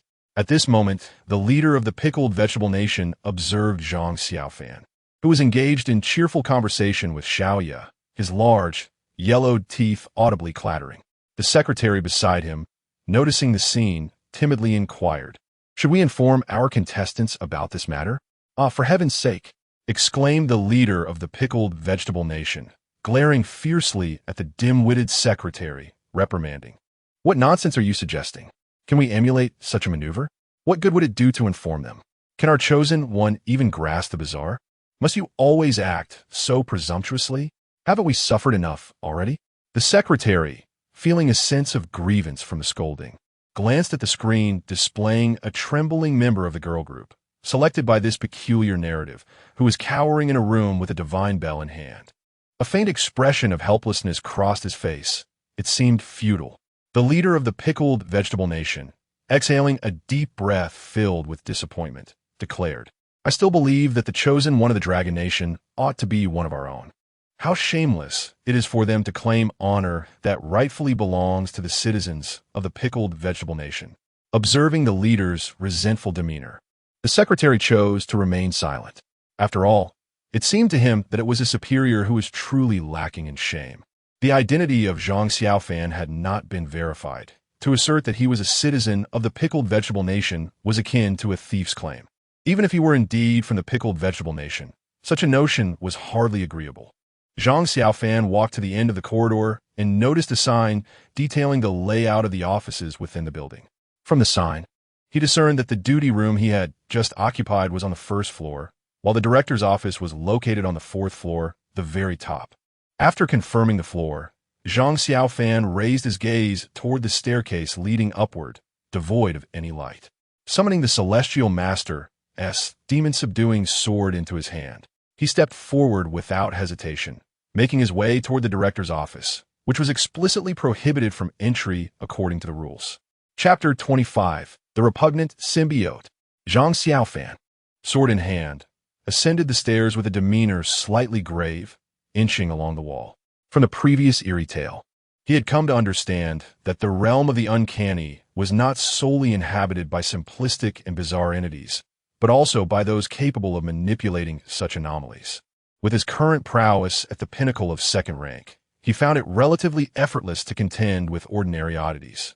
However, facing NPCs endowed with unique abilities would prove to be somewhat taxing, and a single misstep might lead to dire consequences. Thus, he was compelled to proceed with utmost caution. At this moment, perched upon Zhang Xiaofan's shoulder, Xiaoya busily fiddled with a cloth doll, her petite feet swinging back and forth, presenting a stark contrast to Zhang Xiaofan's serious expression. "Why are you so tense? There are no oddities on this floor." Xiaoya's voice chimed unexpectedly, startling Zhang Xiaofan. Upon observing his reaction, Xiaoya burst into rare laughter, exclaiming, "Haha, I never imagined you could be scared." In response, Zhang Xiaofan rolled his eyes, retorting, "Are you unaware that humans can frighten each other to death?" "I'm not human. I'm an oddity." Xiaoya's playful comeback left Zhang Xiaofan momentarily embarrassed. As the two engaged in their banter on screen, the live chat erupted into fervent discussion. "Sister Xiaoya is so adorable. Look at that little expression and those restless feet. I'm smitten. Wait, could it be that upstairs there's a lowly enthusiast? What's wrong? Do you have a problem with that?" No, just kindred spirits here." "Indeed, who wouldn't find such a charming little lowly delightful?" When Master Zhang returns to stream, he must let Sister Xiao you make an appearance. "Yes, I absolutely adore the sharp-tongued little lowly," Seeing her leave Master Zhang speechless is a first. Strangely, I find myself enjoying watching Master Zhang face defeat. Ha! I thought I was the only one with such peculiar tastes. It seems we share the same sentiment. And did you hear? Sister Xiao seems capable of detecting nearby oddities. Truly impressive. This must be her innate talent. As the saying goes, teamwork makes the dream work. With Sister Xiao's assistance, Master Zhang is bound to succeed. This sentiment resonated deeply with the hearts of many in the Dragon Kingdom. However, foreign viewers were ensnared by a different emotion. For who wouldn't envy the aid of such extraordinary beings? Yet, such envy was futile, as it merely highlighted the inadequacies of their own chosen ones. Are you certain there are no oddities on this floor? Can you truly sense them? Zhang Xiaofan raised his gaze toward the staircase leading to the second floor, still harboring a flicker of disbelief. Believe it or not, it's entirely up to you, Xiaoya replied, engrossed in her doll, her rosy lips pouting slightly in a show of playful pride. Upon hearing this, Zhang Xiaofan smiled faintly, retracting the celestial master's demon-slaying sword back into his consciousness space. Feeling a twinge of thirst, he retrieved a bottle of happy water from the recesses of his mind and began to sip it contentedly. In a realm of bizarre tales, he was the sole individual fortunate enough to indulge in such a beverage. Since acquiring his consciousness space, Zhang Xiaofan found it exceedingly convenient. He no longer needed to carry cumbersome items, and even essential life supplies could be stored within. The contents of his consciousness space were all gifts from Elder Long, making his existence in this peculiar world rather comfortable, an enviable state for other chosen ones. With no anomalies to worry about, he strolled confidently upstairs, enjoying his drink. Xiaoya watched as Zhang Xiaofan continuously savored the mysterious black liquid, his expressions of delight evident with each sip, followed by a satisfied sigh. Her youthful curiosity piqued, she inquired, "Brother, what are you drinking?" Zhang Xiaofan glanced at the cola in his hand and replied, "It's cola. Haven't you seen it before?" Xiaoya shook her head, asking, "Is it good?" "Absolutely. It's the ultimate comfort drink, my favorite. Would you like to try some?" As he spoke, Zhang Xiaofan refrained from offering his can and instead produced another to hand to her. Although they referred to each other as siblings, the distinction between genders warranted some caution in such matters. Xiaoya accepted the cola and opened it, first bringing it to her nose to savor its delightful aroma before tentatively taking a small sip. The invigorating and sweet flavor tantalized her taste buds, and in an instant, she found herself enamored with this peculiar black liquid. With her newfound enjoyment, a radiant smile graced her small face. Seeing Xiaoya's joyful expression, Zhang Xiaofan couldn't help but smile in return, gently remarking, "Xiaoya, you seem different somehow." "What do you mean?"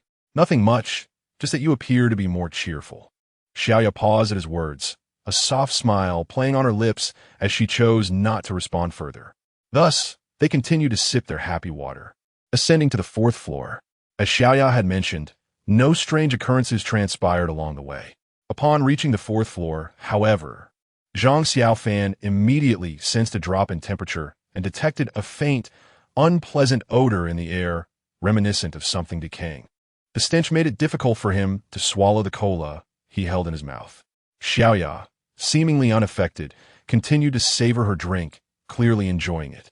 The fourth floor was devoid of light and windows, nearly airtight, leaving them in complete darkness. Zhang Xiaofan, struggling against the foul odor, activated his third eye, allowing him to discern the surrounding environment. Once his vision adjusted, he scanned the fourth floor carefully. He was astonished to discover that there was not even a single door on the walls here. Wasn't it said that the factory director's office was on the fourth floor? Where's the door? Without any entrance, how could there possibly be an office? With a hint of confusion, Zhang Xiaofan slowly walked along the wall, meticulously observing every minute detail without missing a single clue. As he searched carefully, the delicate Xiaoya gently floated up and settled behind him. "Brother, don't..." "Huh? What's wrong?" Zhang Xiaofan inquired, somewhat bewildered, yet his feet continued their steady pace. Before Xiaoya could articulate her thoughts, a foul stench assaulted him, and he nearly retched upon inhaling it. Bang! It's nothing." Before Xiaoya could finish her sentence, Zhang Xiaofan collided forcefully with an extraordinarily soft object. Although it did not hurt, the powerful rebound left him slightly dizzy. Moreover, the surface of this entity was coated in a viscous liquid, splattering him entirely, followed closely by that familiar repugnant odor. Zhang Xiaofan staggered back 2 steps from the impact. With no time to concern himself with the sticky substance on his body, he shook his head and hurriedly looked up. Before him loomed a vague, massive shadow that was rhythmically writhing, resembling a colossal maggot. Is this a living creature? Damn, what on earth is this?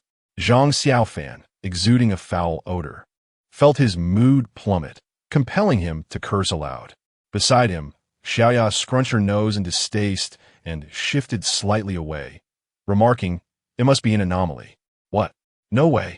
Startled by her words, Zhang Xiaofan quickly retrieved the Celestial Master's demon-slaying sword from his consciousness space, directing it towards the enormous wriggling worm before him. Confronting an anomaly without a weapon in hand was an exceedingly perilous endeavor. Moreover, this entity had a tangible form, suggesting that its strength was certainly not comparable to those lesser shadows. In the face of such a being, a moment of inattention could lead to grievous consequences. Didn't you say there were no anomalies? After experiencing the previous bizarre tale, he was now 100% convinced of Xiaoya's insights. The 4th floor was shrouded in darkness, and this creature was nestled in the depths, making it undetectable even with his celestial vision. I merely stated that there were no anomalies on that floor, not that the 4th floor was devoid of them. Xiaoya grinned mischievously, and seeing Zhang Xiaofan's wide-eyed expression, she quickly stuck out her tongue and said, "All right, brother, don't be angry. I didn't mean to, it just seems to be in a slumber. Its aura quite faint, which is why I didn't notice it." Observing Xiaoya's playful demeanor, Zhang Xiaofan let out a resigned sigh. "So, you came down from my shoulder only after you discovered it, right?" Yes, but it's not my fault. I was afraid of the smell. And I did want to alert you. I just said it a bit late." As Xiaoya continued, her voice dwindled to a whisper, nearly inaudible by the end. Watching her display of guilt, Zhang Xiaofan sighed inwardly. After all, who could truly be angry with this little girl?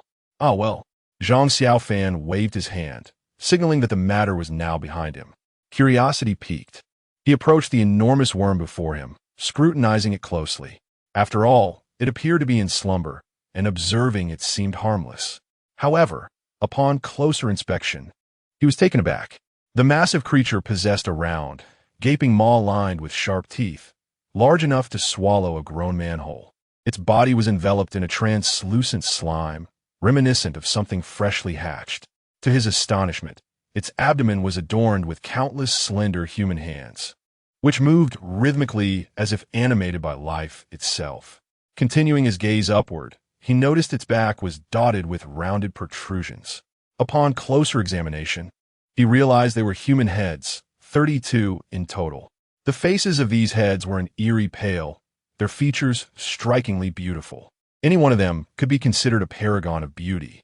Yet, Zhang Xiaofan found little time to appreciate their allure. Though the heads were all tightly shut, an unprecedented terror gripped him, as he feared they might simultaneously open their eyes. In such an environment, the thought of 30 pairs of eyes snapping open and fixating on him sent chills down his spine. At that moment, in the Dragon Country livestream, the audience was in a frenzy. "What on earth is that thing? It's terrifying. I'll be wetting the bed tonight. I already have Master Zhang run." "Run? Haha, your Master Zhang is likely done for. If he willingly courts death, who can he blame?" The viewers for Dragon Country were filled with concern, while foreign viewers reveled in the spectacle as if it were a festive occasion. "What is that?" Zhang Xiaofan furrowed his brow and inquired, for this entity truly exceeded his understanding. "It appears to be a symbiote," Xiaoya replied. "A symbiote? Indeed, it is a peculiar existence formed by the fusion of anomalies. However, this one does not seem to be a natural amalgamation. It appears more like a product of human intervention." "Human intervention?" Zhang Xiaofan's mind began to swirl with confusion. Was Xiaoya suggesting that this creature had been artificially created? "Yes, exactly. If you don't believe me, just look at the connections between those arms and heads." Following Xiaoya's suggestion, Zhang Xiaofan observed the junctions where the arms and heads were stitched to the massive worm's body with red cords. Such blatant signs of human craftsmanship were enough to confirm Xiaoya's assertion. What purpose could the creator of this symbiote possibly have? Xiaoya shook her head. I cannot say. Zhang Xiaofan nodded, but on another note, how do you know all this? To him, Xiaoya was merely a 7 or 8-year-old girl, despite the current strangeness. It seemed improbable that she should possess such knowledge. In response to Zhang Xiaofan's inquiry, Xiaoya gently shook her head.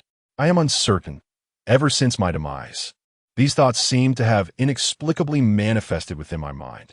Zhang Xiaofan nodded in understanding.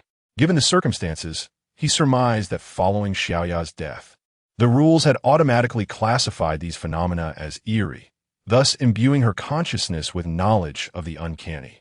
Regardless of whether this knowledge was innate or artificially imposed, it was undoubtedly a source of peril. While it remained dormant, it would be prudent to eradicate it.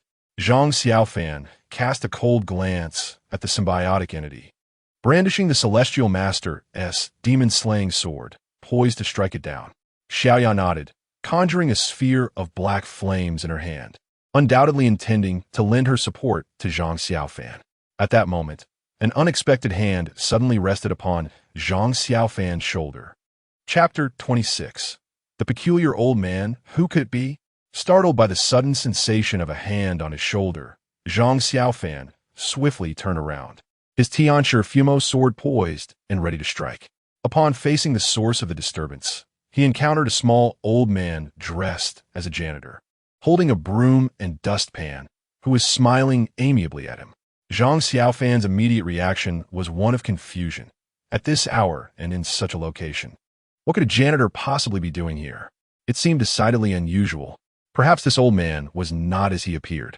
Contemplating this, Zhang Xiaofan extended his sword, pointing it directly at the old man, and demanded, Who are you?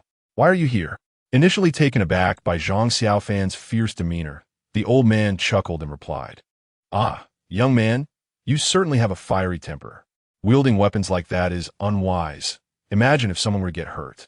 Spare me the nonsense and answer my question, Zhang Xiaofan insisted. The youth of today truly lack patience, the old man remarked with a resigned smile. I am a cleaner for this floor. What do you think I will be doing here? As for you, what brings you to this place? Don't you know that wandering around this level is forbidden? If the director finds out, you'll be in trouble. Now, be on your way. After addressing Zhang Xiaofan's inquiry, the old man began to usher him away. Zhang Xiaofan remained silent, his gaze fixed intently on the old man. The intensity of his stare rendered the old man momentarily taken aback, even causing him to feel somewhat bashful. Young man, with that look, I must remind you, I'm not as young as I used to be. Please don't jest about such matters with an old man like me, the old man said, slightly flustered. Zhang Xiaofan, upon hearing this, quickly averted his eyes, reassured by the notion that the old man likely posed no threat. He turned to Xiaoya, who understood his unspoken thoughts and nodded in agreement. With the realization that the old man was not a danger, Zhang Xiaofan felt a sense of relief. Sir, don't take this the wrong way, but this place isn't safe. You should leave, he cautioned. Hey, young man, are you now trying to chase me away? I've been here for nearly 30 years. Do you think I'm unaware of the safety of this place? The old man chuckled in disbelief at Zhang Xiaofan's warning. Zhang Xiaofan, growing impatient, pointed towards the end of the corridor where a large symbiote had been lurking. Sir, can't you see that gigantic creature over there? A creature? Young man, don't joke with me. There is no such thing. The old man leaned forward, peering in the direction Zhang Xiaofan indicated. What? Zhang Xiaofan exclaimed, turning to look. To his astonishment, the once slumbering symbiote at the corridor's end had vanished. Where did it go? He gasped, bewildered, glancing at Xiaoya, who shook her head in confusion, equally perplexed. The elderly man sighed and said, Young man, I understand that working the night shift in this place can indeed be quite stressful, and experiencing visual disturbances is perfectly normal. You should return and rest. A good night's sleep will do wonders. Visual disturbances? How could that be? Zhang Xiaofan, of course, did not believe he was imagining things. However, the symbiotic entity had indeed vanished, leaving him with no evidence. No matter how much he insisted, It seemed futile. Furthermore, this elderly man had been working here for nearly 30 years, primarily responsible for maintaining the cleanliness of this floor. He should have encountered such phenomena before. Was it truly his luck that he happened upon the symbiotic entity on its first appearance? That was evidently impossible. It appeared that the fourth floor harbored some extraordinary secrets, likely connected to the manager's office mentioned in the rules. With this thought, Zhang Xiaofan forced a smile and said, perhaps I really am seeing things. By the way, sir, the manager's office is on this floor, isn't it? Why haven't I seen it? Upon hearing this, the elderly man's previously amiable expression turned serious. What do you need to inquire about that for? I advise you to leave immediately and refrain from asking foolish questions. It could lead to trouble. With that, the elderly man seemed disinclined to engage further with Zhang Xiaofan, and without waiting for a response, he descended the stairs, broom and dustpan in hand. Halfway down, the elderly man suddenly halted.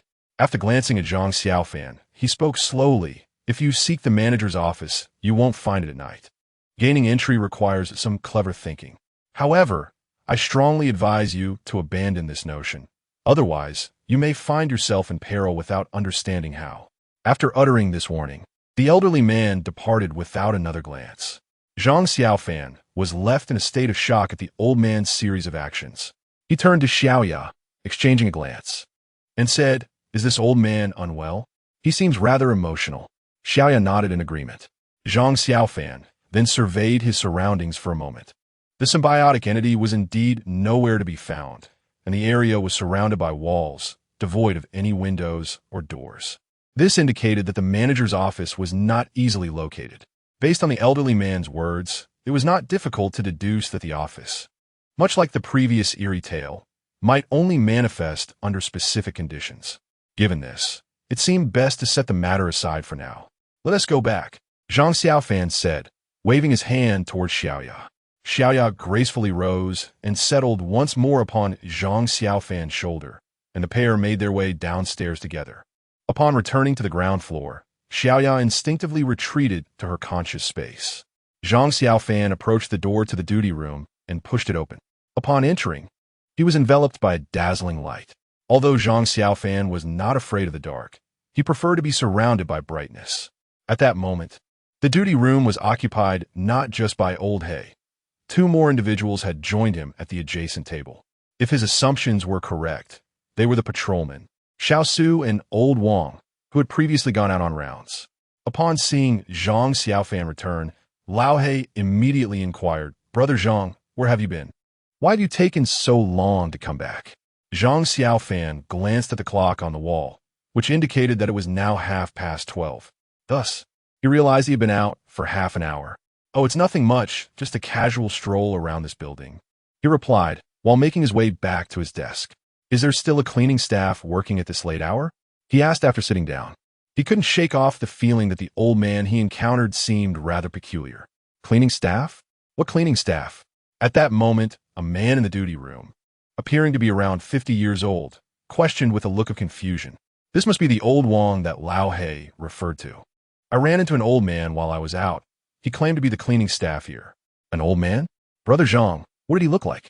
Upon hearing Zhang Xiaofan's words, Old Wang, Lao He, and Xiao Su all wore expressions of concern, their eyes fixed intently on him, evidently eager for his response. Unaware of their anxious expressions, Zhang Xiaofan continued, "He was a little old man, appeared to be in his 60s, not very tall with dark skin, and always wore a smile, looking quite cheerful. The old man was not particularly distinctive, so Zhang Xiaofan endeavored to describe his features as best as he could. However, as soon as the three heard his description, a look of terror crossed their faces.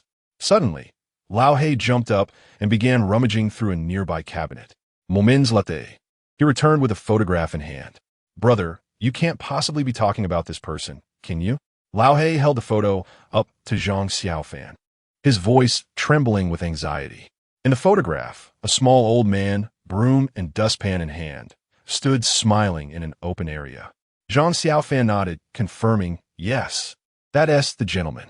Upon uttering this, the duty room fell into a profound silence, so quiet that one could hear their own heartbeat. "Xiao Zhang, are you absolutely certain? Is it really him?" Old Wang asked, his complexion somewhat pale.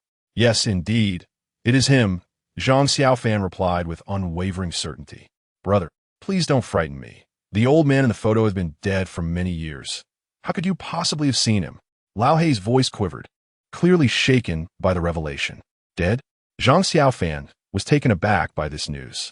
If he was indeed deceased, how could he have encountered him?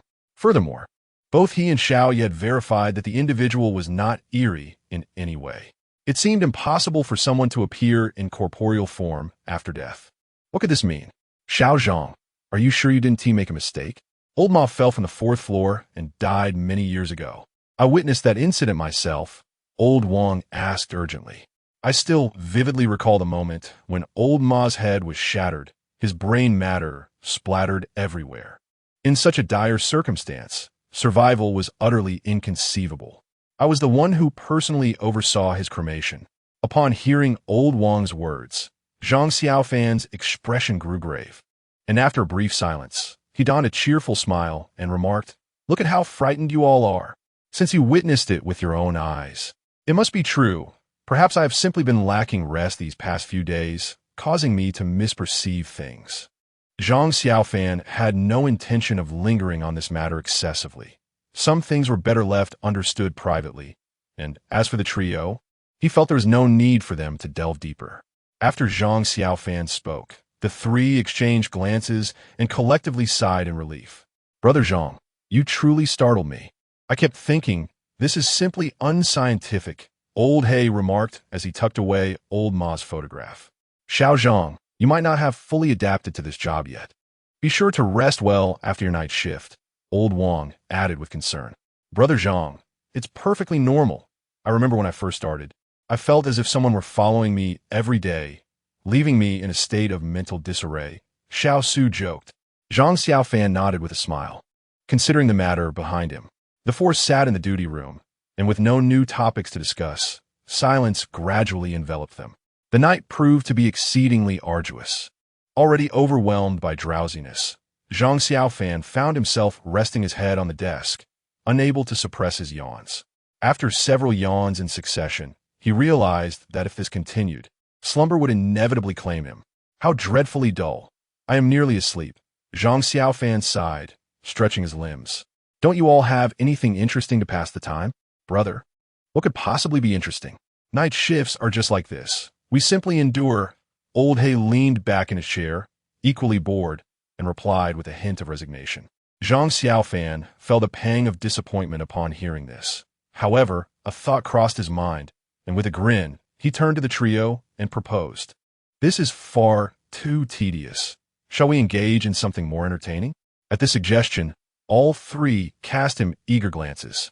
The youngest among them, Xiao Su, could not contain his curiosity and inquired, Brother Zhang, what kind of interesting activity do you have in mind? With a mischievous smile, Zhang Xiaofan scanned their expectant faces. Then, with a flicker of thought, he retrieved an item from his mental space and placed it upon the table. Chapter 27. The Vanishing Head Behold, Zhang Xiaofan exclaimed, raising 2 bottles of liquor high above his head with a mischievous grin. The long night stretches ahead. What better companion than wine? Since we are here, shall we indulge a little? The other 3 gazed at the bottles in his hands, their eyes igniting with fervent anticipation.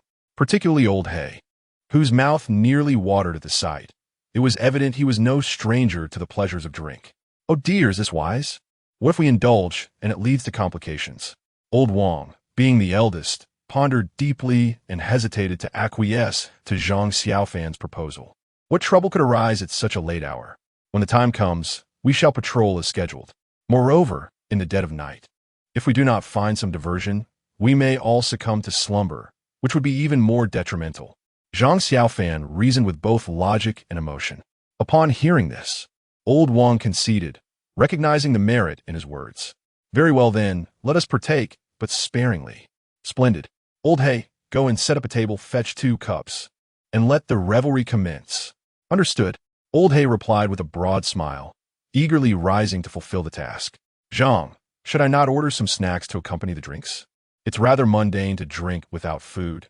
Young Su chimed in, retrieving his phone to place an online order. Zhang Xiaofan quickly interjected, have you lost your mind? Ordering snacks at a crematorium at this hour? Whom do you wish to terrify? Realizing the absurdity, young Su sheepishly scratched his head. I completely overlooked that. But in the dead of night, where else can we procure food? At that moment, Old Wang opened his drawer and produced a half-empty bag of peanuts. Placing on the table, "This is all I have left. I hope it suffices." Young Su and Old Hay glanced at the meager offering of peanuts, shaking their heads in unison. "We are grateful. Anything to eat at this hour is more than enough. Do not be so disheartened. Look at this." Zhang Xiaofan chuckled, activating his consciousness space once more, and began to pull out various vacuum-sealed delicacies. In mere moments, the table was adorned with an array of sumptuous foods: pig-s head meat, luncheon meat, fish cans, pig trotters, roasted chicken, and donkey meat, creating a veritable feast. Old Hay gaped at the bounty before him, his jaw nearly dropping. "Zhang, are you some kind of magical being? How do you conjure such delights?" "Indeed, Zhang. Where do these wonders come from?" Young Su echoed, equally astounded. The secrets of the cosmos must remain undisclosed. Now let us partake." Zhang Xiaofan, of course, could not reveal the truth of his consciousness space, so he playfully withheld the details. With delectable food and fine wine before them, the trio soon ceased to ponder the mystery, and under Zhang Xiaofan's invitation, they began to indulge in the feast, their cups clinking in joyous camaraderie. Meanwhile, in the Dragon Kingdom's livestream room, Master Zhang is incredible. Are we really indulging already?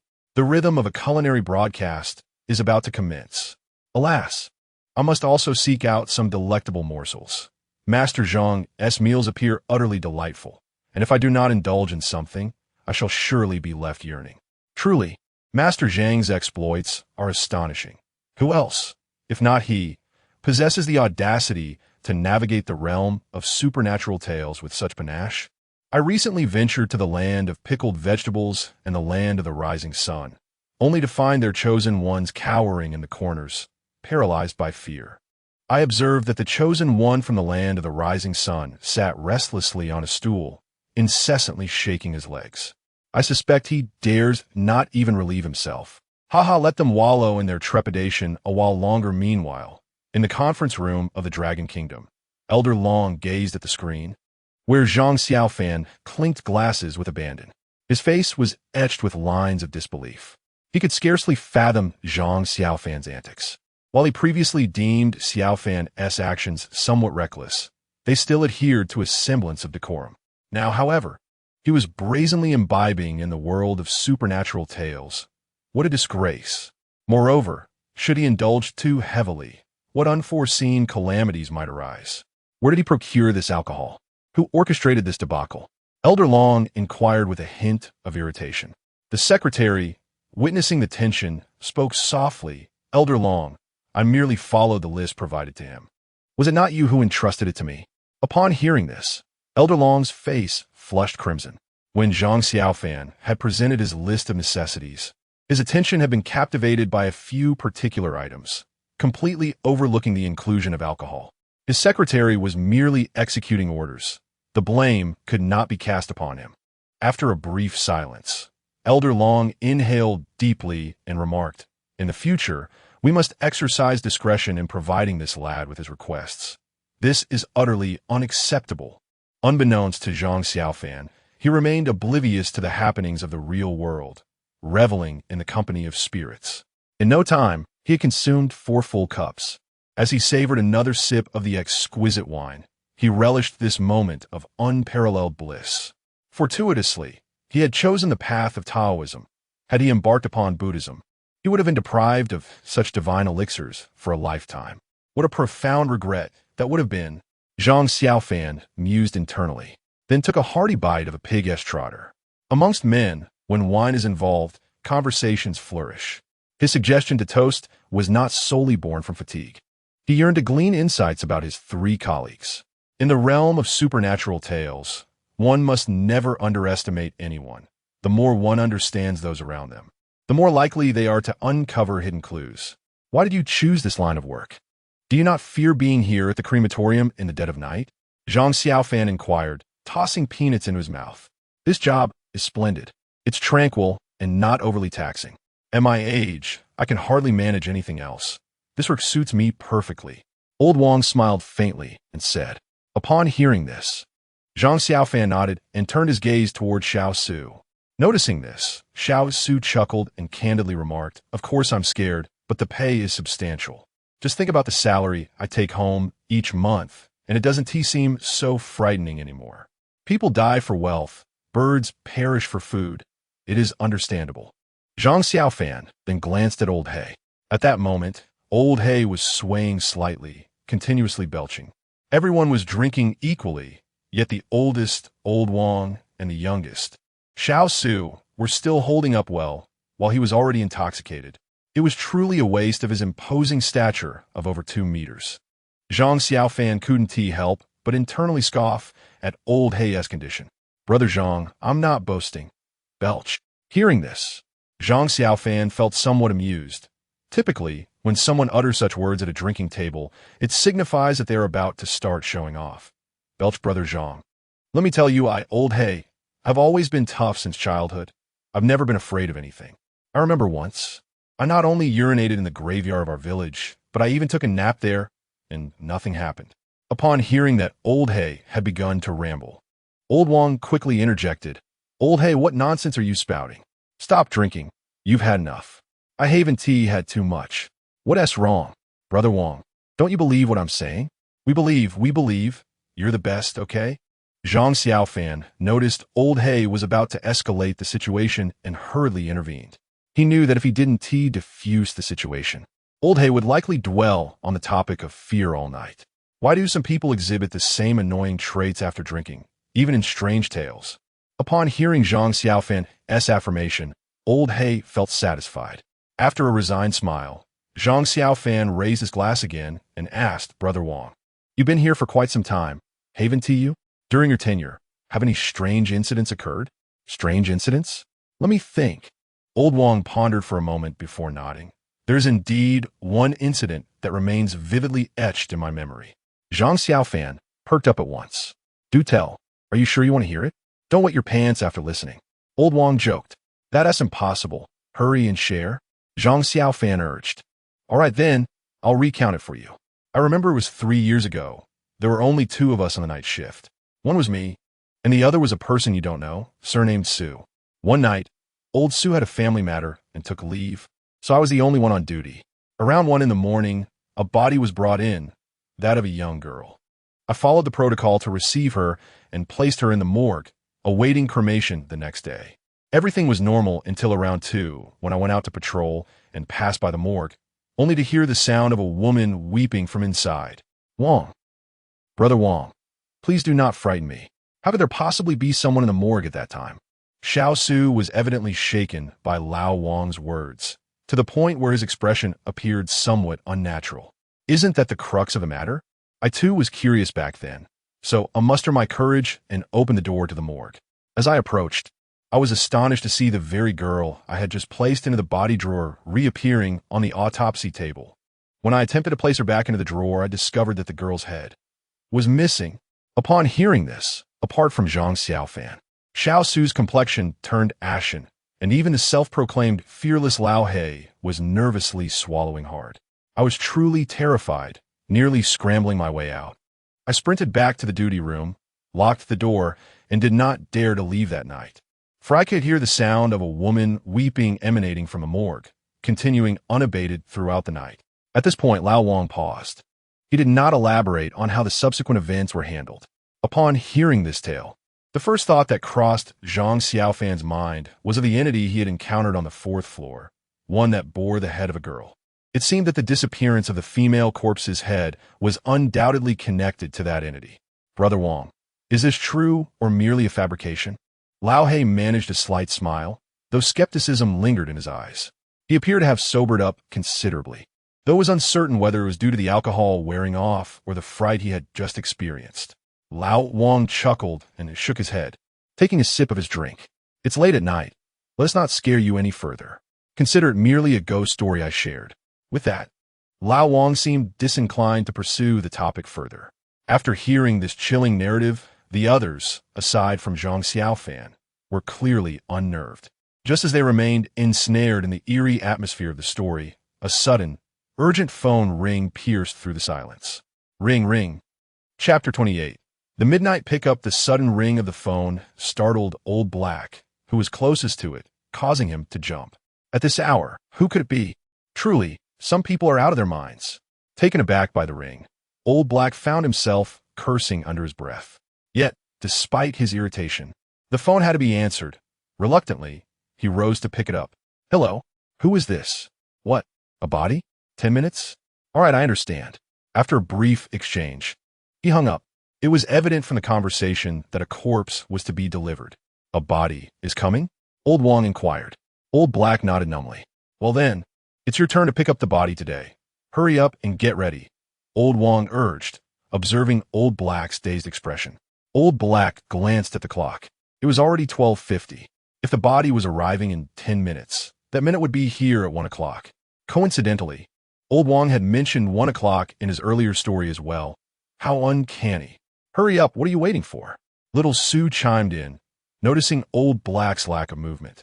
Upon hearing Little Sue's words, Old Black appeared troubled. What's wrong?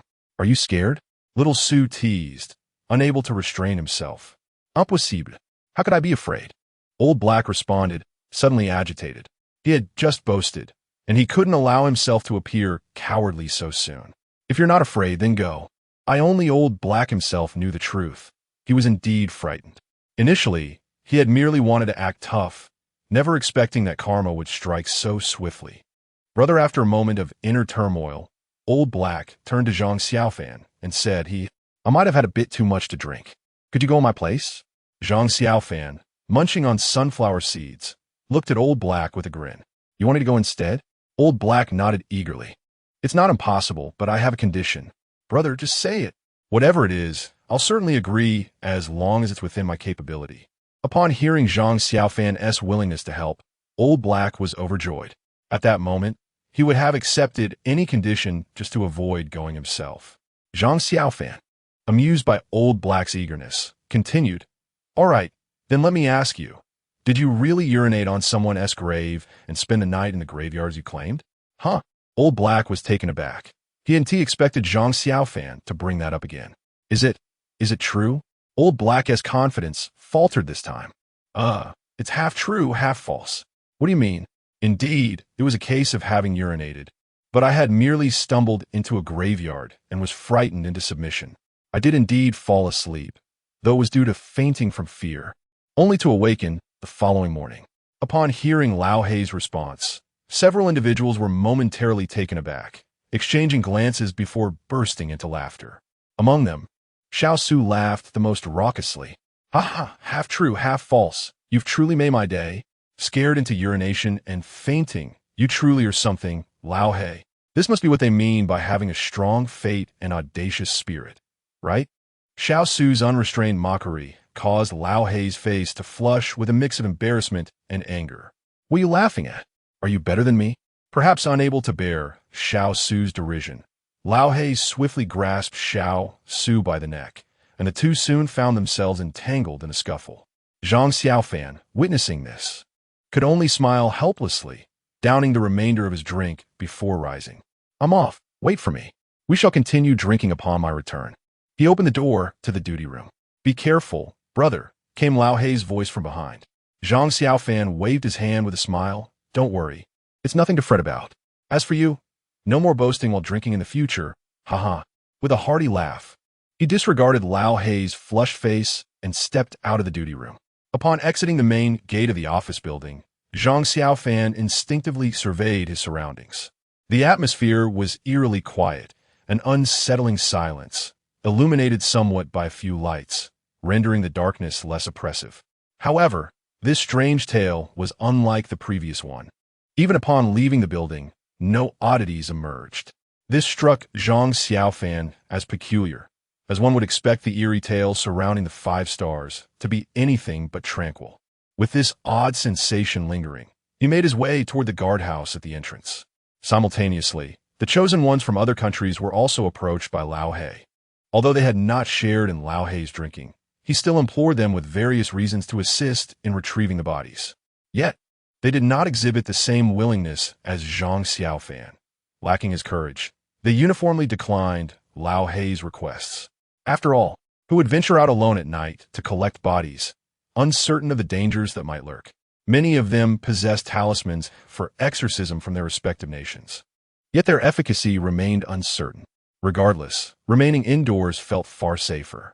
After being rebuffed by the chosen ones from various countries, no strange occurrences or dangers unfolded, as the rules had not been violated. Lao Hei, too, said little, quietly exiting the duty room, just as everyone felt relieved by their prudent choices. None noticed the transformation in Lao Hei's gaze, which now held no trace of emotion, his eyes akin to those of a puppet, profoundly eerie. Meanwhile, Zhang Xiaofan quickly arrived at the guardhouse. Peering through the window, he observed the interior's simple furnishings. A wooden table and bench, a single bed, that was all. Glancing out the door, Zhang Xiaofan noticed the absence of any vehicles, and after having indulged in some drink, his drowsiness intensified. He decided to push open the door to the guardroom and stepped inside. Once inside, Zhang Xiaofan plopped down onto the bed, murmuring to himself, "I might as well take a nap while I wait." With that, he lay down, oblivious to his surroundings. At that moment, a beam of white light emanated from the center of his forehead, and Xiaoyao reappeared. This time, she held a bottle of cola, evidently retrieved from the realm of consciousness. "Are you really going to sleep now?" Xiaoyao asked, observing Zhang Xiaofan, who had already closed his eyes, unable to suppress her disbelief. "Just a quick nap. Call me when they arrive," he replied, turning over and drifting off without a care. Watching him snore almost immediately after speaking, Xiaoyao shook her head in exasperation. In the world of strange tales, you can sleep so soundly. Time ticked away, and Xiaoyao sat on the table, idly swinging her feet. Suddenly, a beam of light shone from the distance, illuminating her delicate features. She looked up to see a long white van slowly approaching. "It's the hearse. They're bringing in the corpses," she noted, floating over to the bed and gently shaking Zhang Xiaofan. "Wake up, people are coming." Xiaoyao watched in frustration as Zhang Xiaofan lay there, snoring like a pig. Wake up, she urged. "All right, you refuse to wake up?" Xiaoyao flipped him over and smirked mischievously. "Then don't blame me for being rude." With that, she raised her small palm and slapped his face sharply. The sound echoed, and a vivid imprint of 5 fingers appeared on Zhang Xiaofan's face. Abruptly, he felt a searing pain and opened his eyes wide. Seeing Xiaoyao still poised with her hand raised, he couldn't help but roar, "Ouch. Are you insane? That hurts." He rubbed his face vigorously, feeling the sting. "This girl hits too hard. She nearly dislocated my jaw," he grumbled internally. Xiaoyao raised an eyebrow at his reaction. "Who told you not to wake up? I'm trying to save you, you ungrateful brat." "Ugh." Zhang Xiaofan wanted to retort, but Xiaoyao swiftly vanished back into the realm of consciousness, leaving him bewildered. Have I brought forth an enemy? Meanwhile, the hearse had come to a halt outside the door. As the entrance remained shut, the impatient honking of the horn pierced the stillness of the night, creating an unbearable cacophony. Zhang Xiaofan, already brimming with frustration, felt his anger surge upon hearing the slightly provocative honking from outside. The hearse outside continued to blare its horn, even more insistently than before. "Enough of this nonsense," Zhang Xiaofan exclaimed in irritation, rising to his feet and striding out of the guardhouse. He flung open the door and, taking 2 steps at a time, approached the driver's side of the hearse, knocking on the window and saying, "Come down. I'm in a foul mood, and I need to vent my anger on you." The window slowly descended, revealing a man clad in a red work uniform and donned with a red cap. The man's cap had a long brim, obscuring his features in the dim light. Upon seeing him, the viewers in the Longwa livestream were stirred with renewed anxiety. He has appeared. The worker in the red uniform. The man exuded an unsettling aura, his attire reminiscent of blood, casting a foreboding shadow over his presence. The third rule clearly stated not to make eye contact with individuals in red work uniforms. Surely Master Zhang recalled this? It was uncertain, for while he might remember the rule, given his temperament, adherence was not guaranteed. Indeed, his imposing demeanor suggested he intended to unleash his wrath upon this man. This was a 5-star eerie tale. One could only hope Master Zhang would exercise restraint. The viewers' hearts raced, hoping Zhang Xiaofan could maintain his composure. However, events rarely unfold as one desires. After Zhang Xiaofan's demand, he grew impatient when the man in the vehicle offered no response. "Are you deaf? Get down." As his words echoed, the man finally stirred. Slowly, he raised his head, and under the moonlight, Zhang Xiaofan was able to discern his visage. The man's complexion was as pale as that of a corpse, his wide mouth filled with sharp teeth. A crimson tongue flicked across his lips, and his mouth stretched into a grin that nearly reached his ears, an unsettling, eerie smile. What was most shocking, however, were the man's eyes, devoid of any scara. They were entirely black. These deep, abyss-like orbs gleamed with an uncanny light, as if possessing the power to captivate and instill profound fear in anyone who dared to meet their gaze. Chapter 29. The patrol begins. When the viewers in the Dragon Kingdom's live stream beheld the man's visage, they were initially taken aback. Yet, the impact of his appearance on the senses was somewhat mitigated through the screen. Most viewers swiftly recovered from their fright. For the paramount concern was that Zhang Xiaofan had made eye contact with the man clad in a red uniform. Alas, did Master Zhang just lock eyes with this individual?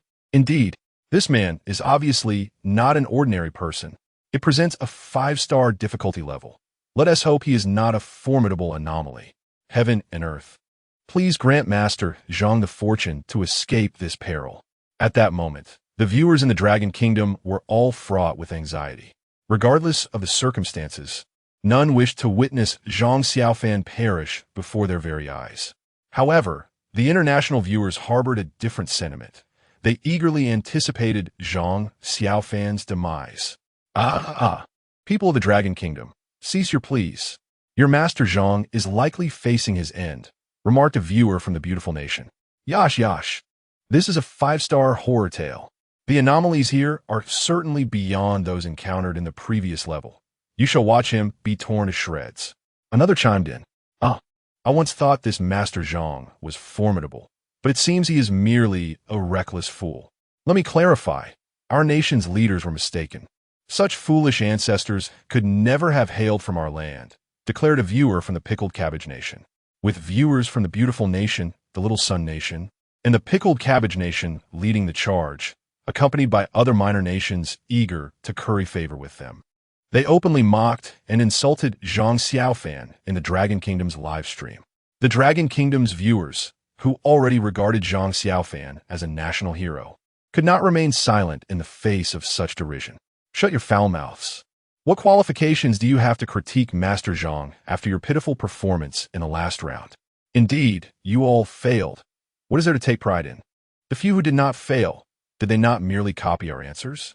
I must specifically call out the Pickled Cabbage Nation. Have your people suffered from brain shrinkage or sheer idiocy? Have you forgotten how tragically your chosen one perished in the last horror tale? With your last performance? How dare you question Master Zhang's intellect?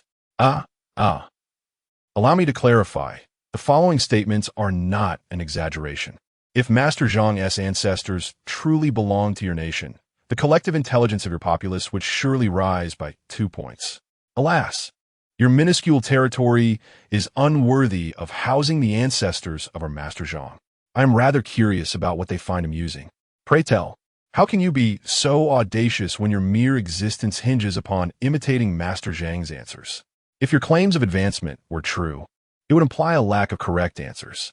Without answers, how far do you think you are from demise? Is this not sheer folly?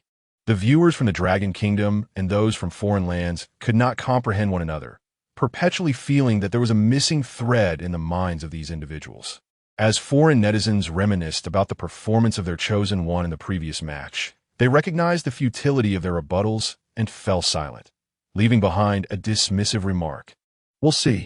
Attention swiftly returned to Zhang Xiaofan.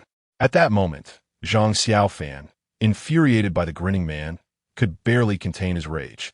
Under the astonished gaze of over 100 million viewers in the live stream, he seized the man and yanked him from the vehicle, cursing, "What are you grinning about?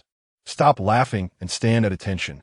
The man, taken aback by Zhang Xiaofan's boldness, appeared momentarily dazed. Did he not understand his own identity? He was supposed to be the bizarre one, so why was he not afraid? For an instant, he stood there, stunned, perhaps not anticipating such courage from his contestant. "Hey, didn't I tell you to stand at attention?" Zhang Xiaofan, Noticing the man's bewilderment, aimed a swift kick at his backside. The man, now regaining his senses, began to pant heavily, emitting low growls from his throat. His dark eyes brimmed with fury, and his mouth widened to reveal a multitude of sharp teeth. His body poised in a stance ready to attack. Observing this, Zhang Xiaofan let out a cold chuckle and taunted, "What's this? Planning to retaliate? I advise against it. You're already in for a beating, so just endure it. But if you insist on resisting, you're simply courting death." Clearly, the man did not heed Zhang Xiaofan's warning. With a loud cry, he lunged towards him. Zhang Xiaofan, shaking his head in resignation, conjured the celestial exorcism sword with a flick of his wrist. Vajra mantra. A flash of golden light enveloped the live stream, plunging the screen into darkness. Perhaps fueled by overwhelming anger, the broadcast resumed mere seconds later, indicating that Zhang Xiaofan had successfully dealt with the bizarre entity. In the footage, he was seen sheathing the celestial exorcism sword, while the man had vanished, leaving only a red work uniform on the ground. Upon witnessing this scene, viewers from the Dragon Kingdom rejoiced, marveling at Master Zhang's unwavering prowess. Meanwhile, foreign netizens, while relieved that the correct answer remained available for reference, secretly envied why Zhang Xiaofan could not be their nation's chosen one. One does not court misfortune if one remains prudent. Why take such risks? Zhang Xiaofan remarked, gazing at the red uniform on the ground. After vanquishing the man, he was taken aback by the considerable merit gained from this bizarre defeat, far exceeding that from the previous shadows in the earlier tale. As he assessed his current level, he realized he was on the verge of reaching the threshold of 3 coins. Should this continue, by the end of this tale, he would likely ascend to the rank of 3 coins, a thought that filled him with excitement, prompting a hearty laugh. In this moment of levity, he seemed to be the only one capable of such mirth. Just then, a white figure flashed past, and Xiaoya appeared before Zhang Xiaofan. Holding a can of cola in her hands, the young girl Xiaoya wore a look of disdain on her innocent face as she glared at Zhang Xiaofan and muttered, "What are you grinning about? Are you out of your mind?" Upon hearing her words, Zhang Xiaofan's smile immediately froze. "You, children shouldn't drink so much cola. Hand it over." Recognizing he could not win an argument against Xiaoya, he chose silence and snatched the cola from her grasp, taking a hearty gulp. Observing Zhang Xiaofan venting his frustration on the cola, Xiaoya chuckled softly, "Drink slowly, or you might choke." Just as she finished speaking, Zhang Xiaofan began to cough violently. Having indeed choked, "I realize you are my nemesis. You weren't like this when I first met you. What's wrong? Are you regretting it?" "I sigh." Seeing Zhang Xiaofan's face turning nearly purple with anger, Xiaoya covered her mouth with a giggle and pointed at the clothes on the ground, saying, "Hee. All right, I won't tease you anymore. Please pick up those clothes. I think they might be useful." "Clothes? What use are they?" Zhang Xiaofan asked, looking at the garments on the ground. Xiaoya rolled her eyes in response. "Haven't you seen the rules mention a red work uniform? I believe there must be a reason for it to be included in the rules. Just take it with you, just in case." Finding her reasoning sound, Zhang Xiaofan complied and stored the red work uniform in his consciousness space. Regardless of its potential utility, it is always wise to be prepared. After securing the clothing, Zhang Xiaofan approached the back of the spirit vehicle and opened the rear door. Regardless of the circumstances, he had come to retrieve a corpse, which must be taken back. As he opened the door, a putrid stench assaulted his senses. Although Zhang Xiaofan had mentally prepared himself, the odor of decay still made him feel nauseous. Xiaoya, with foresight, had wisely not followed him. After regaining his composure, Zhang Xiaofan peered inside the vehicle. There, a body wrapped in a shroud lay quietly on a metallic gurney. "Do I really have to carry this?" he pondered, noticing that the gurney lacked wheels, making it impossible to push. He would have to rely solely on his own strength. Zhang Xiaofan was not afraid of carrying the corpse. After all, even if the body were to suddenly rise, his expertise would make dealing with it far easier than confronting the bizarre. A simple talisman could render it utterly incapacitated. Yet, the stench emanating from the corpse was truly challenging for him to bear. Standing still for quite some time, he finally steeled his resolve. "Xiaoya, come help me with the body," Zhang Xiaofan called, waving his hand. "I don't want to," she replied. Hurry up and stop dawdling. But I'm still little. I'm scared. You're the bizarre one here, and you're afraid of a corpse? Are you joking? I'm just this small. I can't lift it. Brother. All right, enough. I'll do it myself. Zhang Xiaofan looked at Xiaoya, who had successfully manipulated the situation, her face adorned with a triumphant smile. At that moment, he felt utterly at a loss against this little girl. After all, he was the older brother. Curse it, Zhang Xiaofan sighed deeply, pulling the corpse out and hoisting it onto his shoulder. Brother is so impressive. Xiaoya, giving a thumbs up in admiration. Zhang Xiaofan shot her an exasperated glare before striding towards the crematorium. Surprisingly, there was a peculiar charm to strolling through the crematorium at night with a corpse slung over his shoulder, though the charm was somewhat foul. Upon reaching the office building, Zhang Xiaofan noticed Lao He waiting at the office door. Seeing Xiao He, Xiaoya quickly retreated into her consciousness space.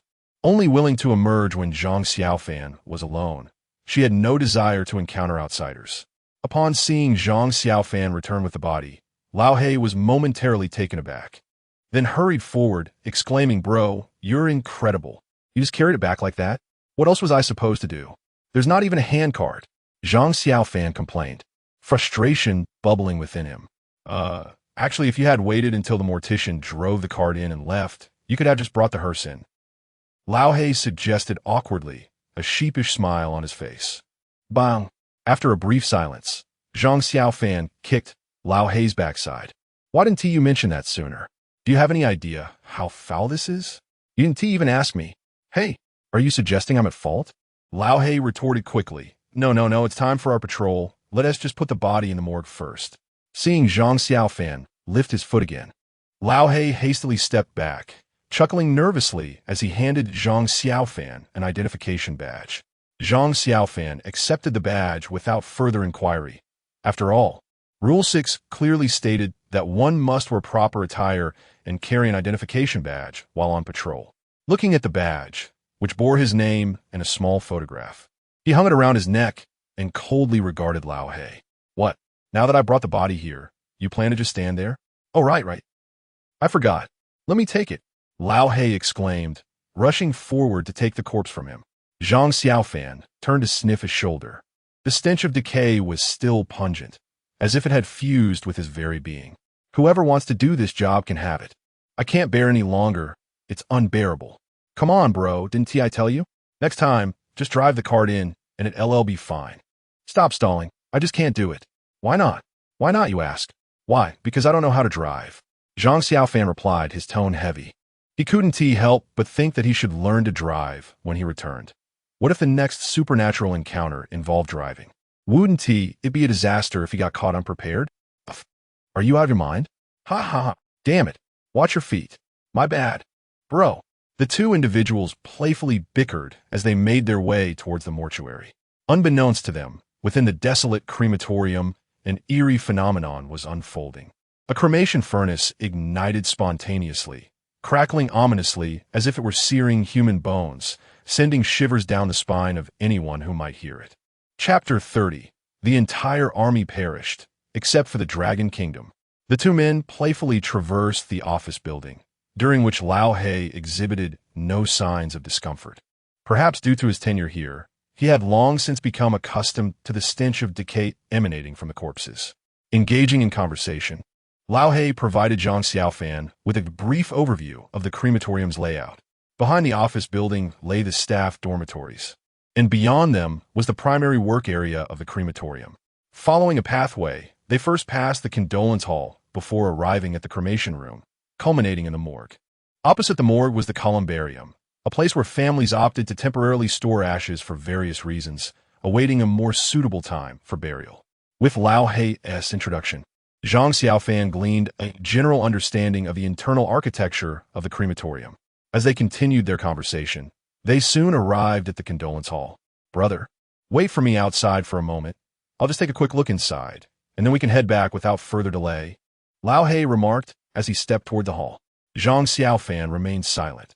After all, it was on their way, so it made sense to complete the inspection and return home sooner to enjoy a drink. He had not yet fully savored his last drink, and after dispatching a peculiar entity, The effects of the alcohol had dissipated, leaving him eager to replenish his spirits. What was meant to be a brief inspection turned into a mere 10 seconds before Lao He emerged again. Zhang Xiaofan chuckled at Lao He's swift return. Is this considered cutting corners? Lao He responded with an awkward smile, just a quick glance. Who would come to a place like this at night? What could they possibly be doing? Stealing corpses or ashes? Zhang Xiaofan found Lao He's reasoning sensible and chose not to press the matter further. The two continued their forward march. Suddenly, Zhang Xiaofan distinctly heard footsteps behind him. The sound was unmistakably foreign to either of them, sharp and crisp, reminiscent of high heels clicking against the ground. He halted abruptly and whirled around. In that very instant, the footsteps vanished. Scanning the surroundings, he discerned no sign of a person along the lengthy path. Old. Zhang Xiaofan furrowed his brow and murmured. Noticing Zhang Xiaofan's sudden pause, Lao He inquired curiously, "What's wrong, brother?" Zhang Xiaofan refrained from answering, scrutinizing the area once more, but still finding no one, before finally retracting his gaze. Observing the puzzled expression on Lao He's face, Zhang Xiaofan smiled and replied, "It's nothing, just taking a look around." Given Lao He's timid disposition, Zhang Xiaofan decided against sharing the incident.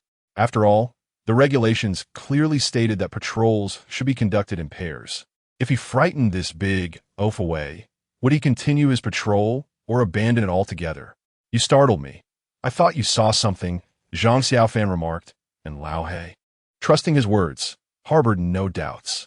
The two individuals continued their forward journey, while Zhang Xiaofan remained particularly attentive, noting that the footsteps he had heard earlier had vanished. This left him somewhat perplexed. Could it be that he had misheard? Soon, they arrived at the crematorium, yet Zhang Xiaofan's thoughts lingered on the mysterious sounds, causing him to overlook the faint flicker of flames reflecting off the glass of the crematorium.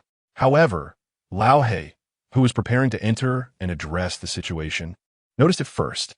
"Brother, we must leave. Quickly," Lao He urged. "Huh? What is the matter?" Zhang Xiaofan, startled by his words, snapped back to reality. "Aren't we supposed to inspect this place?" Turning to glance at the crematorium, he was taken aback by the sight that awaited him. Standing before the grand entrance was a woman clad in a flowing black gown, her long hair cascading over her face, obscuring her features. Strange. Zhang Xiaofan's pupils dilated upon seeing her, and an immediate thought struck him, that this was a blessing sent by his mother, a rare opportunity for him to ascend to the realm of the three-money celestial master. With this realization, he rolled up his sleeves, a mischievous grin spreading across his face as he advanced toward the woman. It seemed he was determined to claim this fortune. "Brother, where are you going?" "Let us go." Lao He, witnessing Zhang Xiaofan's reckless approach, rushed forward and seized him by the collar, lifting him as if he were a mere chick, and bolted out of the crematorium in a frenzy. This unexpected maneuver left the enigmatic woman at the entrance of the crematorium momentarily stunned, her eyes following the pair as they fled. "What are you doing? Let go of me." Zhang Xiaofan struggled fiercely, but the disparity in size between him and Lao He rendered him powerless. Although Zhang Xiaofan stood at a respectable height of 1.8 meters, it paled in comparison to Lao He's towering stature of over 2 meters, making him feel like a mere chick. Realizing that escape was futile, Zhang Xiaofan reluctantly ceased his struggles. What else could he do? It was not as if he could draw the demon-slaying sword to fight back. He halted, gazing longingly in the direction of the woman, his heart brimming with regret. Yet, when he directed his gaze back towards the crematorium, the woman had vanished without a trace. Damn it, my blessing. My chance to ascend to the three-money celestial master. Zhang Xiaofan was utterly despondent, tears of frustration welling up within him. Once they had distanced themselves from the crematorium, Lao He finally relinquished his hold on Zhang Xiaofan at his insistence. The moment Zhang Xiaofan touched the ground, he wasted no time. With a swift kick, he delivered a sharp blow to Lao He's rear. "Am I a chick to be tossed about so carelessly? Do I have no dignity?" Zhang Xiaofan fumed. Lao He, looking somewhat aggrieved, attempted to explain, "Brother, why are you angry? I just saved your life." "Oh, how grateful I am." Zhang Xiaofan replied through gritted teeth. "Brother, you must believe me. Did you not see the flames within the crematorium? Flames? Zhang Xiaofan pondered, realizing he had indeed overlooked that detail. Indeed, on this late night, aside from us, there are no other employees in the entire factory. Just imagine, how could there be flickering flames in the cremation room? Have you forgotten the rules of the night shift? Old Hay, still trembling with trepidation, cast a glance towards the cremation room. Upon hearing this, Zhang Xiaofan suddenly recalled the first rule. The incinerator at the crematorium does not operate at night. Any disturbances from the cremation room should be disregarded. Thus, if he had ventured there moments ago, it would not have been considered ignoring the rule, but rather a violation of it. Although the authenticity of this rule remains uncertain, acting recklessly as he had just done is undoubtedly inadvisable. In this light, Old Hay's caution had indeed saved him. With this thought, Zhang Xiaofan's anger subsided somewhat. Observing Old Hay's innocent demeanor, he decided it was not worth quarreling over. Let's just go, he sighed. Consequently, the two of them continued towards the morgue, one following the other. Meanwhile, other chosen ones from different countries had also arrived at the entrance of the cremation room. However, unlike Zhang Xiaofan, Old Hay, who accompanied them, proactively requested to enter for an inspection. Some nations had been astute, planting spies in the Dragon Kingdom's live broadcast room at the onset of the game. Thus, as Old Hay led Zhang Xiaofan away, the leaders and think tanks of these nations sensed something amiss. After all, Zhang Xiaofan had not approached the incinerator, and he was still alive, which affirmed the validity of the rule. Yet they were puzzled as to why, within the same eerie tale, the same individual, Old Hay, displayed two distinct faces. However, they could not afford to dwell on such thoughts. Instead, they hastily relayed warnings to their chosen ones. Soon, the alert messages reached the chosen ones. Upon opening the notes, they found a succinct yet grave warning. Do not proceed. There is something amiss in the cremation room. Upon receiving this warning, the chosen ones looked up in trepidation at Old Hay's grim expression, their minds racing to concoct a plausible excuse to refuse. Meanwhile, some nations had not anticipated the presence of spies in the Dragon Kingdom's live broadcast room, or had not managed to send out warnings in time. Their chosen ones, paralyzed by fear of Old Hay, were compelled to walk towards the cremation room. Despite their inner despair, they could only watch helplessly as their chosen ones approached the abyss. As these chosen ones reached the threshold of the cremation room, the heavy doors suddenly burst open, propelled by a wave of scorching heat. Instantly, the flames within the incinerator erupted, surging forth and transforming into a colossal hand of fire, moving swiftly towards the chosen ones outside the door. The unfortunate souls barely had time to react before the fiery hand clutched them tightly. In an instant, they were engulfed in flames. The searing heat scorched every inch of their skin, and the excruciating pain elicited piercing screams from each chosen one. Immediately, the fiery hand retracted swiftly, pulling the chosen ones into the incinerator. The door of the incineration chamber slammed shut with a resounding thud. Soon, the air was filled with the crackling sounds of burning fat and bones, accompanied by the agonizing screams of utter despair. Outside, the enigmatic figure known as Old Black remained expressionless, observing the scene without making a single move. When silence finally enveloped the area, a strange smile crept across Old Black's face as he bore the lifeless body toward the morgue. Countries such as the Kangaroo Nation, Grizzly Bear Nation, and Sea Swallow Nation received the system's notification. Violation of rules. The chosen ones have been eliminated. The game is over. In that moment, despair consumed these nations.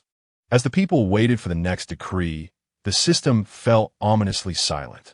Where were the punishments? Where was the arrival of the strange tales? Why the lack of action? All the defeated nations anticipated the random erasure of 50 million inhabitants and the manifestation of bizarre tales, yet the system remained curiously inactive. Could it be that the strange tales had encountered a glitch? Amidst a sense of relief, confusion lingered in the air. Meanwhile, those chosen ones who had received notifications concocted a myriad of excuses. They claimed ailments such as stomach troubles or poor eyesight. Some even flattered Old Black, suggesting that he was more capable and deserving than they. Essentially, they exhausted every conceivable justification. However, As they articulated their rationalizations, Old Black's countenance remained devoid of expression. Just when they believed their excuses might suffice to evade consequences, a cruel smile emerged at the corner of Old Black's mouth. Do you truly think me a fool? If you neglect to patrol, then I shall personally deliver you. With that, Old Black discarded the body with a dull thud, then extended his bear-like hand, firmly grasping the shoulders of the remaining chosen ones. Before they could react, they found themselves utterly immobilized. Old Black's hands clamped down like iron pincers, rendering escape impossible. In that moment of desperate peril, the chosen ones from various nations were engulfed by despair, their primal instinct for survival igniting a frantic struggle. Most astonishing was the female contestant from the pickled vegetable nation, who, in a last-ditch effort, resorted to seduction. Appa, please don't treat me so roughly. If you spare me, I will do anything you desire, she implored, loosening the buttons of her top to reveal her ample bosom and deep cleavage. All the male viewers of the live broadcast from the pickled vegetable nation were stirred to fervor by this display, while the female contestant, a member of a girl group, possessed a certain allure any normal man would find it difficult to resist. Yet, she overlooked a crucial detail. Her modest charms held no sway over the peculiarities of the rules. Old Black chuckled sinisterly, one hand clamping down on her shoulder while the other seized her ankle. In the midst of her astonishment, Old Black applied a sudden, forceful grip. Crack! A chilling sound of bones fracturing echoed as the contestant from the pickled vegetable nation barely had time to scream before her upper and lower body were grotesquely folded together. The towering figure of the Dark One casually tossed the lifeless form of the contestant, her eyes wide open in death, into the entrance of the incinerator. A colossal hand of flame seized her and dragged her into the fiery abyss. Simultaneously, the fates of the chosen ones from the other nations unfolded in a similar grim manner, as they too were unceremoniously hurled towards the incinerator's threshold, with outcomes that were all but predictable. Some of the self-assured, chosen ones attempted to resist, but they met with brutal fates, either having their limbs shattered or being mercilessly beaten to death. Ultimately, without exception, they were all ensnared by that infernal hand and pulled into the furnace. The beautiful country, the pickled vegetable nation, the land of the rising sun. 73 nations, all violating the rules, their chosen ones eliminated. The game had come to an end. At this moment, with the exception of the Dragon Kingdom, all nations of the Blue Star had been vanquished. Chapter 31. Old Lee is dead. Though only a few short hours have elapsed since the onset of this bizarre tale, every nation except for Dragon Country has been utterly eliminated. The populace of Blue Star is in awe, as the 5-star horror indeed presents a hellish level of difficulty. For the first time since the inception of these tales, 99 of the nations have been eradicated in such a brief span. Yet, at this moment, the eliminated nations are merely aware of their failure in the game, without any notification of population eradication or the impending horror. Thus far, it seems that aside from the demise of the chosen ones, there has been no further impact on their respective countries, leaving the citizens and leaders of the defeated nations in a state of disbelief, tinged with a sense of relief. At this juncture, leaders from all nations, save for Dragon Country, have been convened in a group chat. Beautiful country, why has there been no horror visitation this time? Could it be a bug? Kimchi Country, might it be that the difficulty level is so high this time, leading to such an outrageous elimination rate, that the punishment has been waived? Sand Country, that is a possibility. Now, apart from that one cheat from Dragon Country, all nations have been eliminated.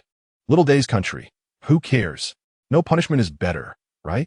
Trading one life for the safety of an entire nation is a bargain.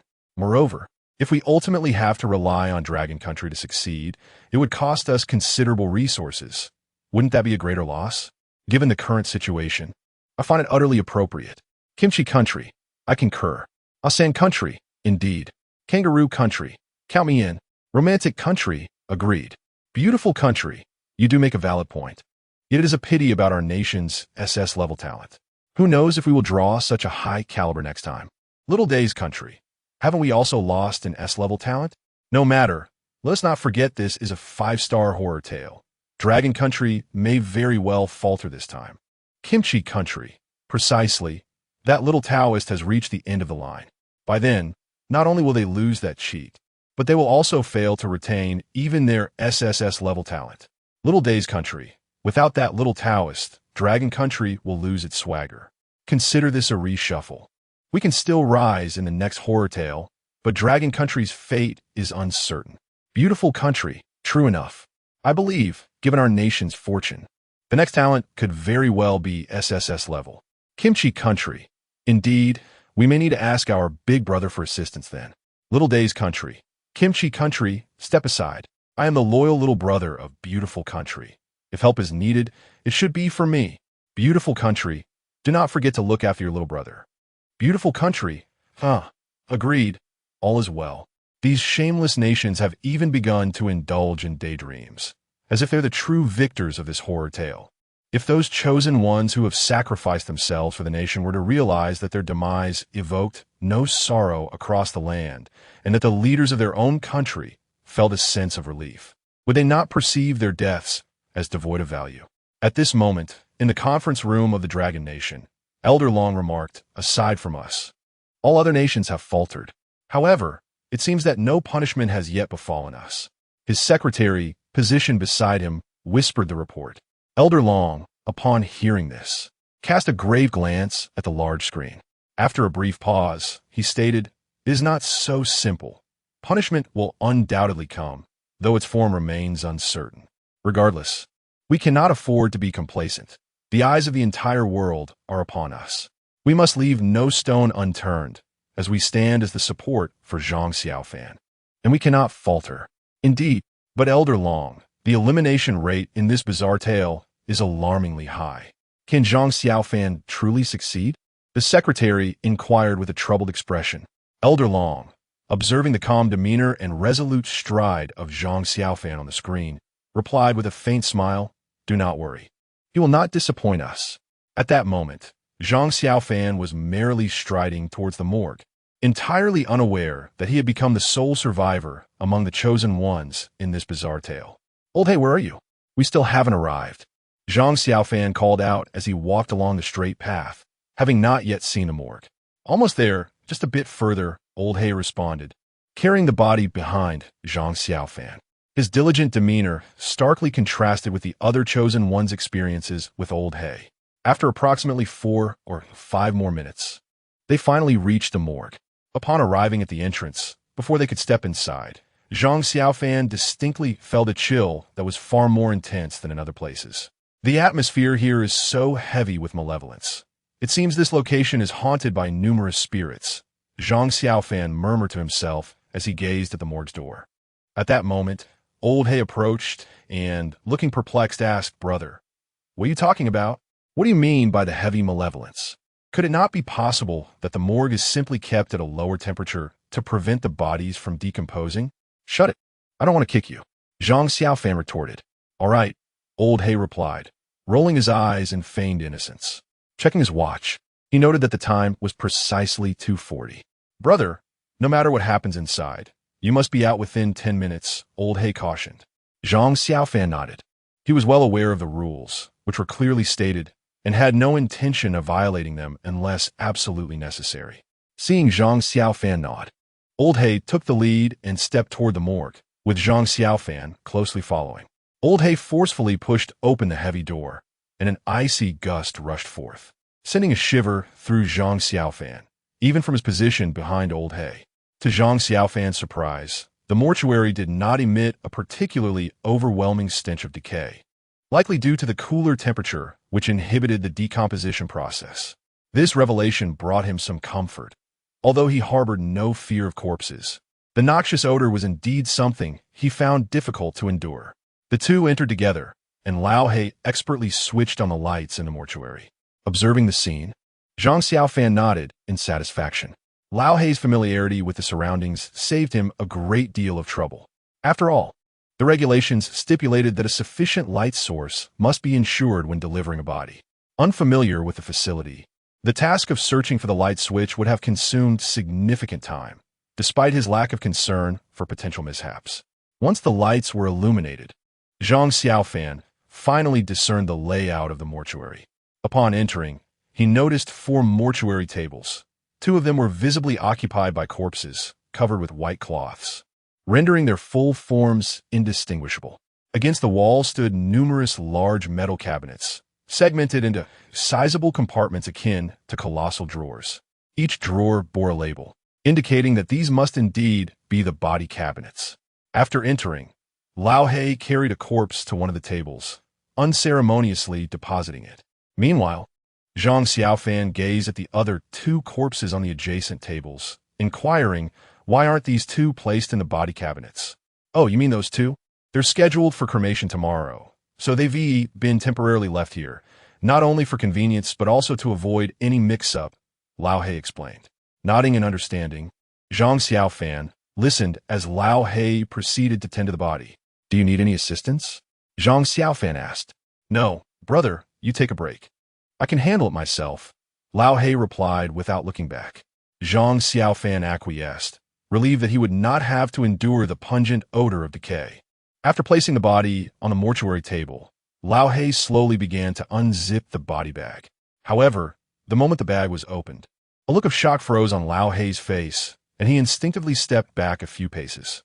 Noticing Lao He's distress, Zhang Xiaofan approached with curiosity. What's wrong, brother? This corpse. What about the corpse? Zhang Xiaofan pressed. From Lao He's halting words and trembling voice, Zhang Xiaofan sensed something was amiss. He hurried forward, and a horrifying sight met his eyes. The corpse within the body bag resembled a desiccated cadaver, its skin an eerie grayish white, sagging and wrinkled, contorted as if it were a piece of rotten wood. Zhang Xiaofan, driven by curiosity, reached out to poke the corpse's cheek, feeling an odd texture beneath his fingertips. It was akin to prodding a balloon filled with sand, neither soft nor hard.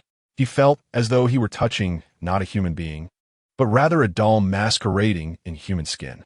Upon witnessing the condition of the corpse, a horrifying thought crossed Zhang Xiaofan's mind. Perhaps this individual's vital essence had been completely drained.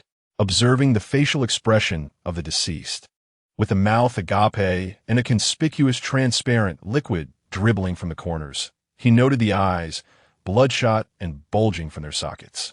The visage of death was undeniably ghastly. However, judging by the expression frozen on the face of the departed, Zhang Xiaofan surmised that prior to his demise, he must have encountered or witnessed something exceedingly terrifying. Yet, one must ponder, although the appearance of this corpse was indeed frightful, it hardly seemed sufficient to instill such dread in Lao He, did it? After all, working in a crematorium, one would expect to encounter corpses far more grotesque and bizarre than this. With this thought, Zhang Xiaofan turned to Lao He, whose complexion had turned ashen, and jested.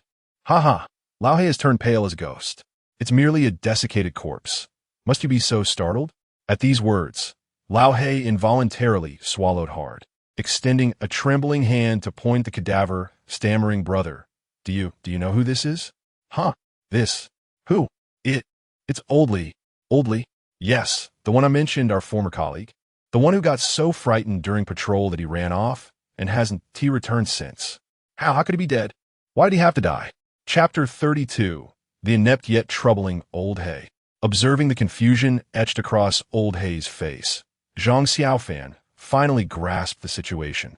It was not the grotesque sight of the corpse that had alarmed him, but the realization that a vibrant life, which had existed just a short while ago, had now been transformed into a cold, lifeless body. The shock was simply too much for him to bear. Zhang Xiaofan found himself at a loss for words to comfort Old He, for who among us could remain unaffected by the death of someone dear? He gently patted Old He on the shoulder before turning his gaze towards Old Li's remains. Zhang Xiaofan had long harbored the suspicion that Old Li's demise was no mere accident. A careful consideration of Old Li's previous actions suggested that his death was intimately connected to the secrets harbored within this crematorium. It was as if he had inadvertently stumbled upon something significant, resulting in his silencing. With a resigned sigh, Zhang Xiaofan reached out to close Old Li's eyes, unwilling to allow him to depart this world with his gaze unshuttered. Yet, as he attempted to do so, he found Old Li's eyes nearly bulging out, making it impossible to fully shut them even with his hand.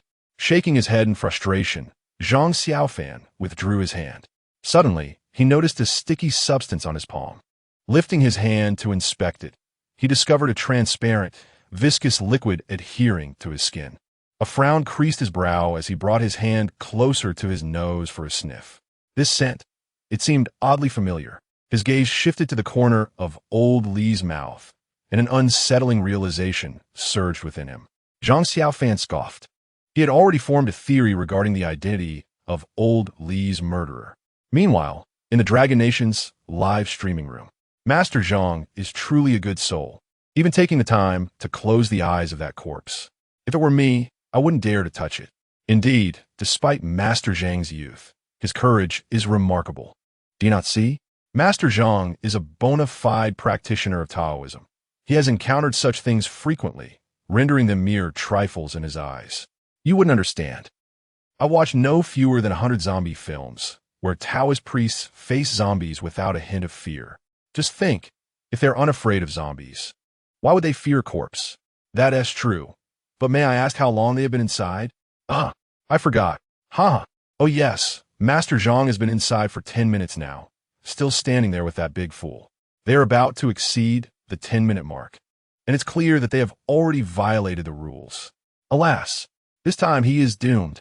This time, we have all failed in this ghostly tale, and you Dragon Nation will be no exception. Why are these rascals back again? They have always been here. With nothing to watch in their own country, why would they not watch our Master Zhang? These rascals are trying to mess with our mindset, aren't they? Let me tell you, that's not going to happen. Our Master Zhang is nothing like your pathetic chosen ones. Exactly. Just because you have failed, does that mean we must too? Let me assure you, not only will we prevail, but we will emerge as the sole victors of this ghostly tale. Baka, how dare you insult our humble empire? You are all nothing but unworthy laborers. How dare you speak of virtue? Your entire family is devoid of it. Citizens of the Dragon Kingdom, cease your stubbornness.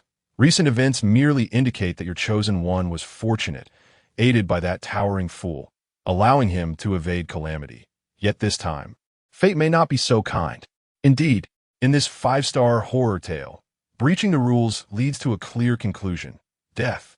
If you transgress, death is inevitable. But our Master Zhang may well escape such a fate. Is that not infuriating? A bunch of fools.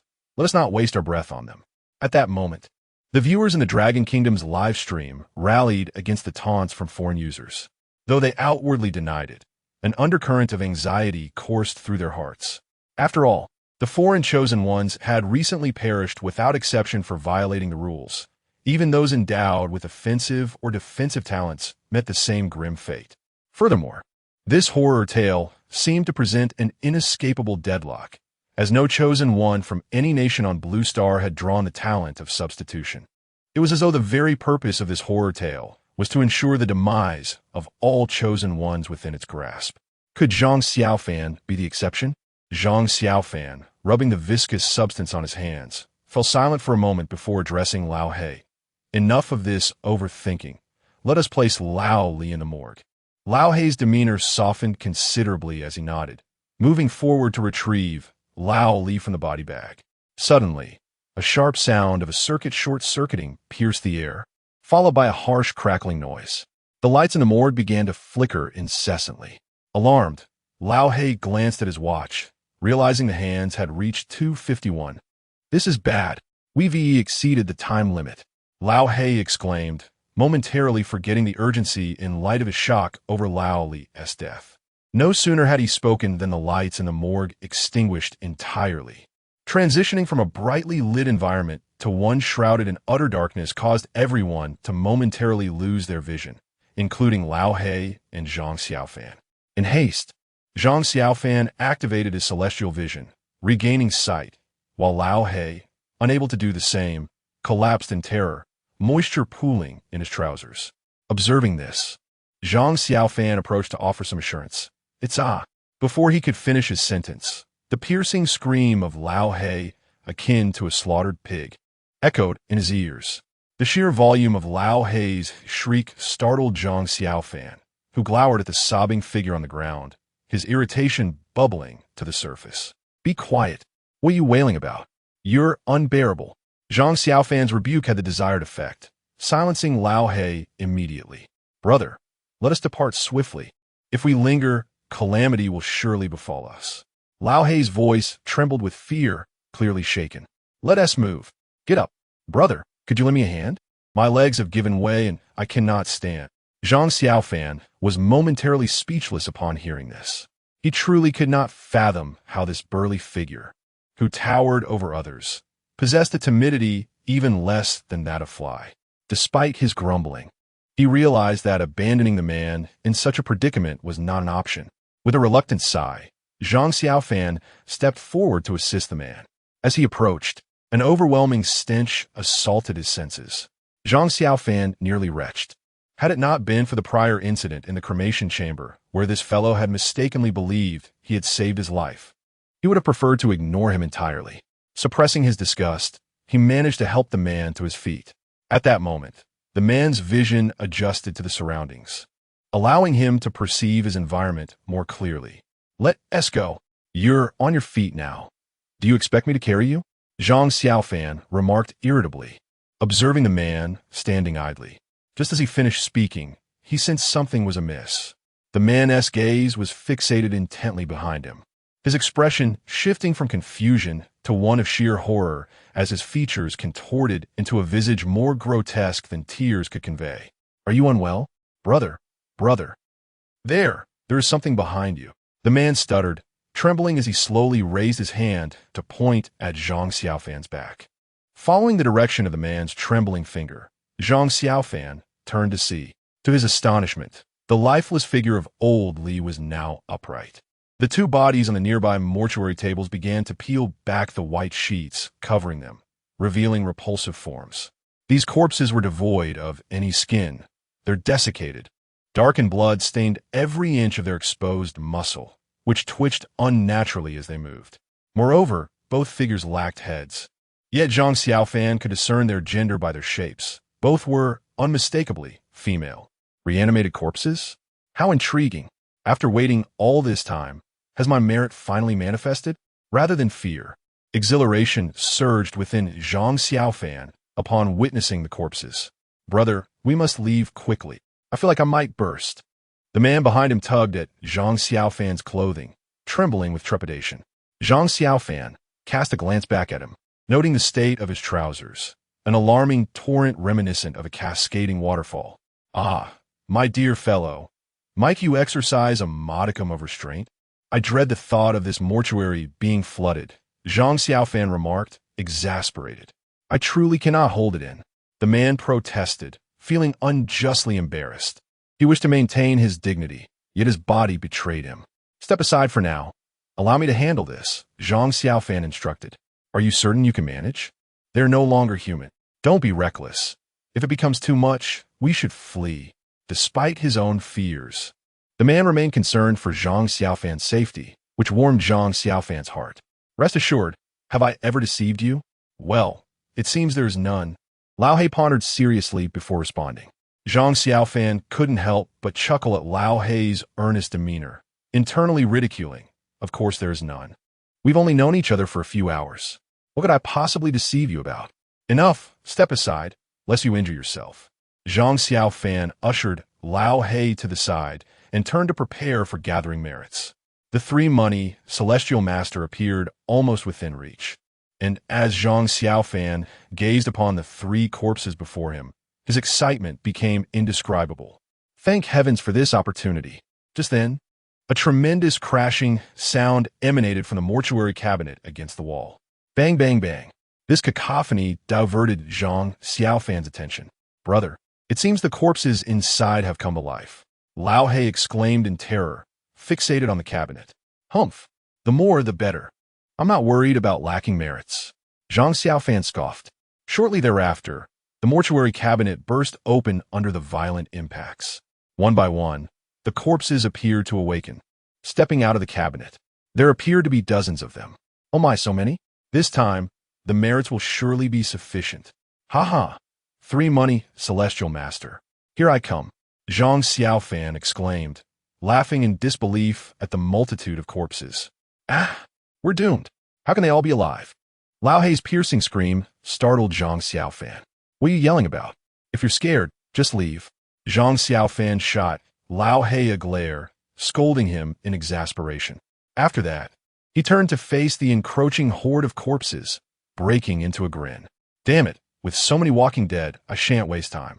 Watch as I summon heavenly thunder to smite you wretched creatures. He chuckled. Heavenly thunder. Huh? Hey, Lao Hei, what are you doing? Why are you carrying me? I haven't even cast my spell yet. Where are you taking me? I'm talking to you. Are you deaf? Put me down. You brat. Let me down. Chapter 33. Zhang Xiaofan's analysis. Just as Zhang Xiaofan had only half completed his heavenly thunder curse, he suddenly felt his feet leave the ground. In an instant, his body was uncontrollably drawn towards the doorway of the mortuary. Zhang Xiaofan hastily glanced down, only to see Lao Hei, with arms as thick as his own waist, hoisting him onto his shoulder and barreling towards the exit. Truly, this fellow was a gem. Moments ago, he had been paralyzed with fear, yet now he dashed forward with remarkable agility. Was this treasure sent by the heavens to toy with him? Zhang Xiaofan, speechless at the absurdity, noticed he was drawing nearer to the door and urgently called out, Lao Hei, put me down. Brother, this is too dangerous. I can't trust you anymore. Let's hurry. As Lao Hei ran, he replied, trust me, I can handle it. Just let me carry you. The desperation in Zhang Xiaofan's voice was unmistakable. Bang! Ignoring his pleas, Lao Hei kicked open the door and continued racing towards the duty room, still carrying Zhang Xiaofan. As he passed by the merits he had just brushed against, Zhang Xiaofan felt as though his heart were bleeding. My merits! Master Sanqian. Lost. All gone. Thus Lao Hei, in a frenzy, carried Zhang Xiaofan to the threshold of the duty room before finally setting him down. Upon landing, Zhang Xiaofan stood there, devoid of hope, his gaze distant and vacant. At that moment, Lao Hei, still oblivious to his misstep, weakly inquired, Brother, what's wrong with you? Zhang Xiaofan looked up at the bewildered Lao Hei and chuckled derisively. Don't call me brother. I'm not your brother. You are my brother. Lao Hei was utterly confounded by Zhang Xiaofan's reaction. Brother, what do you mean? What's wrong with you? Aren't you happy we escaped? Happy? I'm absolutely overjoyed. Zhang Xiaofan shot him a glare, seething with anger, and forcefully pushed open the door to the duty room, striding inside. What is going on? Lao Hei mumbled in confusion, following him inside. Upon seeing the two return, Xiao Su and Lao Wang hurriedly asked, Why were you gone for so long? After noticing the fury on Zhang Xiaofan's face, Lao Wang continued, perplexed. What happened? Lao Hei, did you upset Zhang? No, I didn't. Lao Hei responded, feeling somewhat aggrieved. Xiao Zhang, what is the matter? Lao Wang shot a disapproving glance at Lao Hei before turning to Zhang Xiaofan. Zhang Xiaofan settled onto a bench, took a couple of deep breaths, and cast another glare at Lao Hei. He certainly could not reveal the reason for his anger, so he reluctantly said, It's nothing. Seeing that Zhang Xiaofan was unwilling to elaborate, Lao Wang chose not to press further. At that moment, Xiao Su noticed Lao Hei's pants, which were nearly soaked through, and immediately became intrigued, asking, Lao Hei, what happened to your pants? Did you go for a shower? The situation left Lao Hei feeling quite awkward, his gaze unconsciously darting towards Zhang Xiaofan. Why are you looking at me? Speak for yourself. Zhang Xiaofan retorted irritably. Faced with Zhang Xiaofan's unwillingness to explain, Lao Hei had no choice but to recount the entire sequence of events in detail. By the time he finished, even the previously amused Xiao Su could no longer muster a smile. What? You mean Lao Li is dead? And he even rose from the dead? Lao Wang murmured in shock, his face a mask of disbelief. Who would have thought that spending 10 minutes in the morgue would lead to such a conclusion? How could this happen? Brother Wang, you have no idea. I was truly terrified just now. Lao Hei lamented, his face drawn as he recalled the image of Lao Li approaching him like a zombie, an unsettling urge to urinate creeping upon him. Lao Wang's brow furrowed deeply, his expression grave. It was unclear whether he was struggling to accept the loss of those around him or was simply shaken by the events in the morgue. Lao Hei, you and Xiao Zhang lingered in the morgue for over 10 minutes. For safety's sake, let us refrain from leaving the duty room tonight. With a sigh, Lao Wang shook his head, lamenting Alas, Lao Li had such a hard life. How could he die so inexplicably? Brother, I'm feeling quite frightened. I don't want to continue. Xiao Su had been displaying signs of terror since earlier, his breathing heavy and labored, clearly unable to cope with the notion of a resurrection. He understood that after such an occurrence, it would be impossible for him to patrol calmly in the future. He was even less inclined to risk his life for a job. Had it been him instead of Lao He, the outcome might have been uncertain. The thought only heightened Xiao Su's agitation. Such matters should not be pondered too deeply, for the more one thinks, the more fear takes hold. He turned and rushed to his desk, frantically gathering his belongings, repeatedly muttering, "No, I must leave. I don't want to die. I don't want to die." Seeing this, Lao Wang hurriedly stepped forward, grasping Xiao Su's arm in an attempt to stop him. "Xiao Su, calm down. Don't act rashly. It's dangerous to go out now. Let go of me. Am I supposed to stay here and wait for death?" Xiao Su shouted, shaking off Lao Wang's grip. "You." Lao Wang was taken aback by Xiao Su's fierce glare, momentarily at a loss for words. Observing Xiao Su's distress, Zhang Xiaofan shook his head in resignation. Xiao Su's reaction was understandable. After all, it is only natural for a person to be alarmed upon hearing of such terrifying events occurring in their workplace. Yet, Lao Wang was right. Leaving the duty room at this juncture was indeed an unwise choice. Zhang Xiaofan exchanged a knowing glance with Lao He, who immediately understood and stepped forward to embrace Xiao Su. While Lao Wang's attempts to restrain Xiao Su could be resisted, Lao He's robust physique was another matter entirely. He was not someone Xiao Su could easily escape from. "Lao He, let go of me. Are you trying to get me killed?" Xiao Su struggled incessantly, his voice filled with roars of desperation, ultimately succumbing to tears. "Please let me go. I truly do not wish to perish here.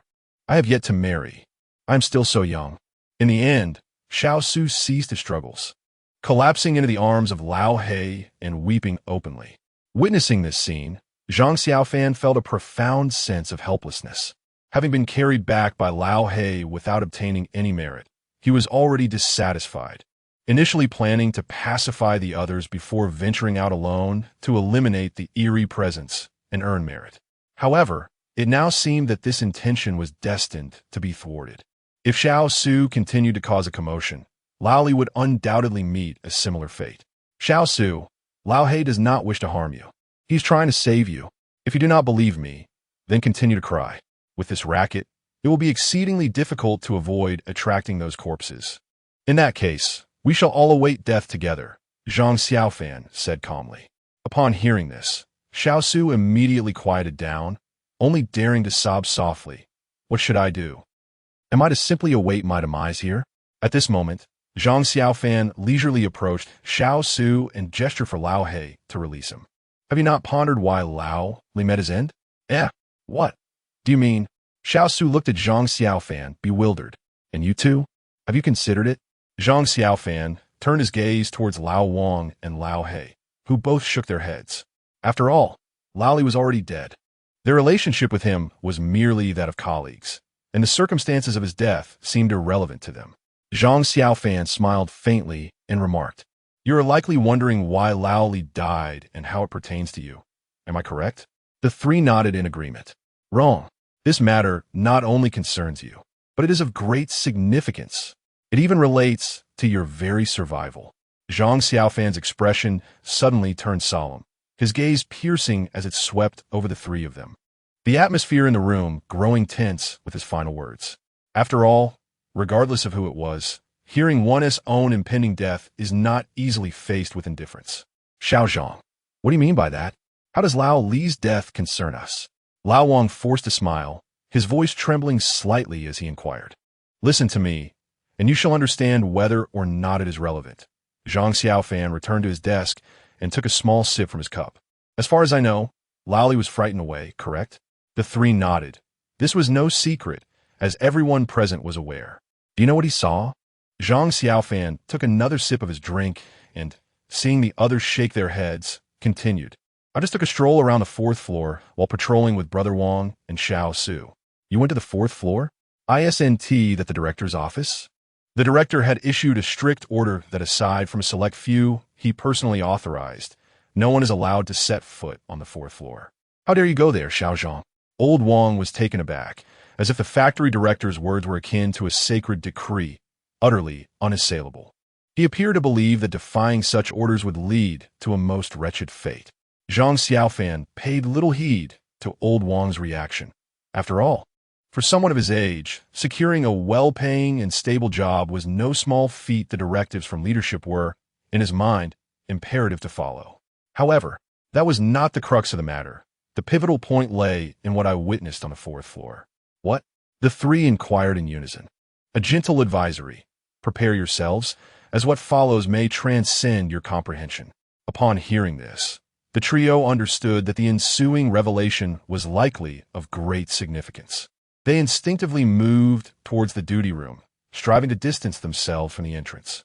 Old Wang, ever meticulous, approached and securely locked the door. Observing this, Zhang Xiaofan nodded in approval. On the fourth floor I beheld. Zhang Xiaofan vividly recounted the account of the symbiotic entity he had encountered. The three listened, wide-eyed and slack-jawed, their expressions betraying the sheer repugnance they felt in response to Zhang Xiaofan's description of the creature. Such was the situation. Zhang Xiaofan recounted the events in one breath. Ugh, this is utterly revolting. How could such a thing exist? What sort of place am I working in? This. Xiao Zhang, are you certain you did not misinterpret?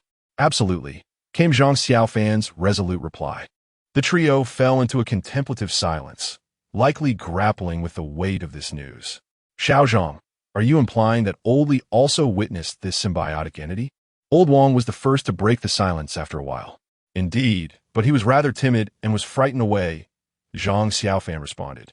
Brother Zhang, do you suppose Old Li's demise was due to his discovery of this symbiotic entity? If you too have seen it, why are you unharmed? Xiao Su asked, his voice quavering. His thoughts mirrored those of Old Wang and Old He, for everyone was acutely aware that some matters were beyond their purview. Zhang Xiaofan gave a cold smile and shook his head. It's both that and not. Chapter 34. The official establishment of the Ghost Story Resistance Group. Zhang Ge, there's no need for suspense at this moment. You're driving me insane, the impatient Lao He urged. Lao Wang and Xiao Su gazed at Zhang Xiaofan with eager anticipation. The events unfolding had far exceeded their comprehension, and their innate curiosity compelled them to seek the truth. Zhang Xiaofan regarded them with a mild smile and said, Indeed, Lao Li was killed by the symbiotic entity. However, his demise was not merely due to his discovery of its existence. The reason lies in his attempt to escape the crematorium. The architect of this symbiotic entity certainly did not wish for him to divulge this matter. Hence the decision to silence him permanently. At this revelation, the group was taken aback, an unformed conspiracy now shrouding their minds. Who could be the creator of this symbiotic entity? What could this individual's intentions possibly be? How do you know all of this? Furthermore, how can you be so certain that Lao Li was indeed killed by the symbiotic entity? Xiao Su, now considerably calmer, posed the same perplexing question as Lao He and Lao Wang. Zhang Xiaofan was acutely aware that his word alone would not suffice to convince them. Yet, he possessed sufficient confidence. Otherwise, he would not have been so resolute. The moment I laid eyes on Lao Li's corpse, I was able to ascertain who had taken his life, for I discovered a residue of mucus at the corner of his mouth. This very mucus I also found on the symbiotic entity. Is that not enough to substantiate my claim? Lao He, having witnessed Lao Li's body, could corroborate the presence of the substance at his mouth. As Zhang Xiaofan's words echoed, Lao Wang and Xiao Su turned simultaneously to Lao He, who nodded in affirmation, having indeed seen it. Moreover, while Lao Li discovered the existence of the symbiotic entity, he now lies in the morgue. I too became aware of it. Why then am I still alive? The most significant distinction between us is that he departed while I did not. In light of these circumstances, it is clear that Lao Li's exit from the crematorium led to his tragic fate. If you still harbor doubts, let me pose a question. Since your arrival here, have any of you ventured outside? Zhang Xiaofan unleashed a barrage of inquiries, his gaze sweeping across their faces. The complex expressions of the three further solidified his belief that his deductions were entirely accurate. At that moment, his words resonated deeply within them. They were acutely aware that since their arrival, they had never set foot outside the facility. Among them, Lao Wang felt the weight of this realization the most. Having spent the longest time there, his feelings were most profound. The only moments he could see his family were during their visits or through video calls. He had never had the opportunity to return home. He had submitted numerous requests for leave, yet none had ever been approved. Previously, he had not perceived anything amiss. But upon hearing Zhang Xiaofan's analysis today, he recognized that the crematorium's director was indeed intent on preventing him from leaving. If you believe my analysis is flawed, feel free to challenge it. Xiaosu, are you not leaving? It would be fitting for you to set an example for everyone, wouldn't it? Zhang Xiaofan jested. Upon hearing this, Xiaosu's face turned awkward, and he chuckled nervously, saying, Zhangge, I was too excited earlier. Leave? That's a joke. Now that you've said it, who would dare to leave? Those who wish to depart may do so, but as for me, I shall not. Observing this, Zhang Xiaofan turned to Lao Wang and Lao He. What about you two? Any thoughts? Lao He quickly shook his head in response. Brother, I'm not very bright, and I have no particular thoughts. I'll follow your lead. Whatever you decide, I will comply. Lao Wang, looking troubled, inquired. Xiao Zhang, if what you say is indeed true, what are we to do? Are we truly to be trapped for a lifetime? Given his age, he was expected to retire and enjoy his twilight years, but the sudden revelation of this predicament filled him with dread. On the day of his retirement, should he leave or stay? If he chooses to retire, he fears for his life. If he stays, can one truly remain here for eternity? Is that not akin to being eternally imprisoned? In response to Lao Wang's probing, Zhang Xiaofan scoffed. What is there to ponder? If we wish to escape, it is quite simple. We must eliminate that symbiote along with its creator. The problem will thus be resolved.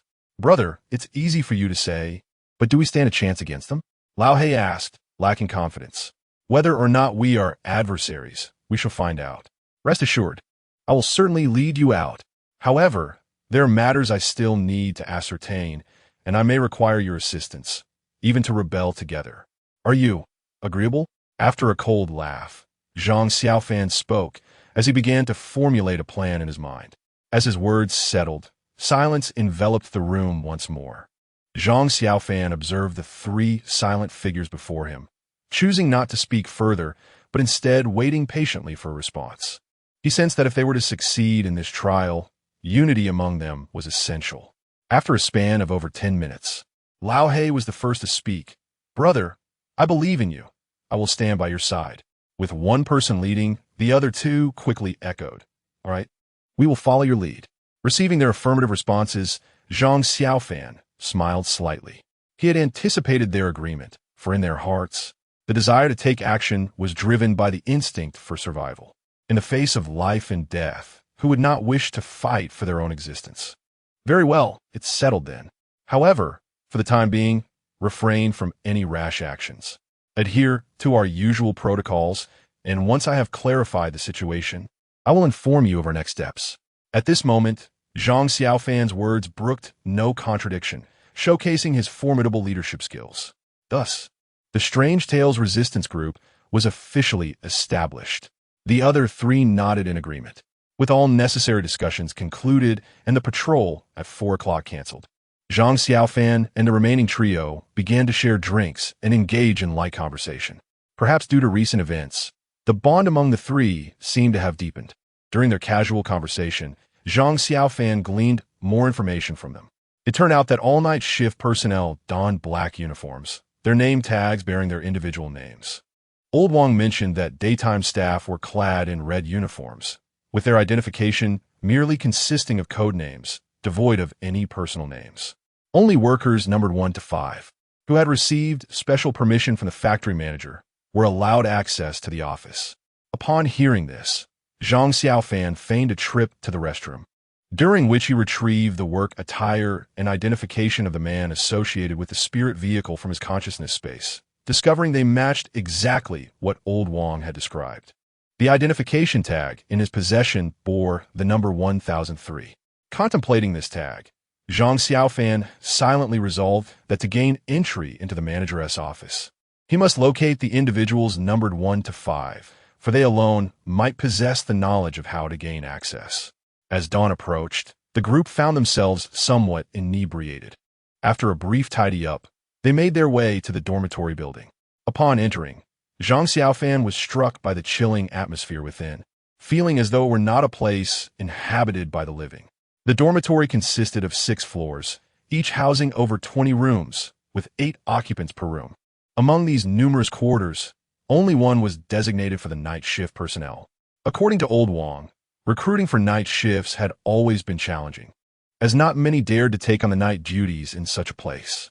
Consequently, the number of night shift workers had remained consistently low over the years, never exceeding 8. Zhang Xiaofan pondered this information, realizing that if this were the case, the disparity in numbers between night and day shifts must be considerable. If so, the day shift must consist of at least 1,000 individuals. The prospect of identifying 5 among 1,000 seemed daunting, and the thought alone made Zhang Xiaofan's head spin. It appeared that this would indeed be a formidable challenge. Under Old Wang's guidance, they arrived at a dormitory room located at the far end of the first floor. As they pushed the door open, a pungent odor assaulted their senses. Indeed, male dormitories shared a commonality in their unpleasantness. Zhang Xiaofan wrinkled his nose slightly at the foul smell, but did not express much aversion. After all, his accommodation since descending the mountain had not been significantly better. While it lacked such an odor, his subterranean dwelling was equally stifling and unpleasant. Inside the dormitory, 4 bunk beds were arranged, and the floor was littered with various food wrappers and beer bottles. Most egregiously, there were 4 half-full bottles of iced tea. One could easily deduce their contents with a mere glance. The smell was tolerable, yet that particular item was utterly intolerable. "Hey, whose are these 4 bottles? Get them out of here," Zhang Xiaofan exclaimed, pointing at the iced tea bottles strewn across the floor. The other 3 turned to follow his, their faces reflecting confusion. "Brother, didn't we all share these? Why such a strong reaction?" Old Hay scratched his head, perplexed, and inquired, "One piece? You must be joking. Why would I engage in such repulsive behavior indoors when I have access to a restroom?" "Absolutely not," Zhang Xiaofan vehemently denied, his expression one of disbelief. "Brother, today you seem as if you've lost your memory. Go take a look at what is posted on the wall by the door," Old Hay said, pointing at the entrance with a look of exasperation.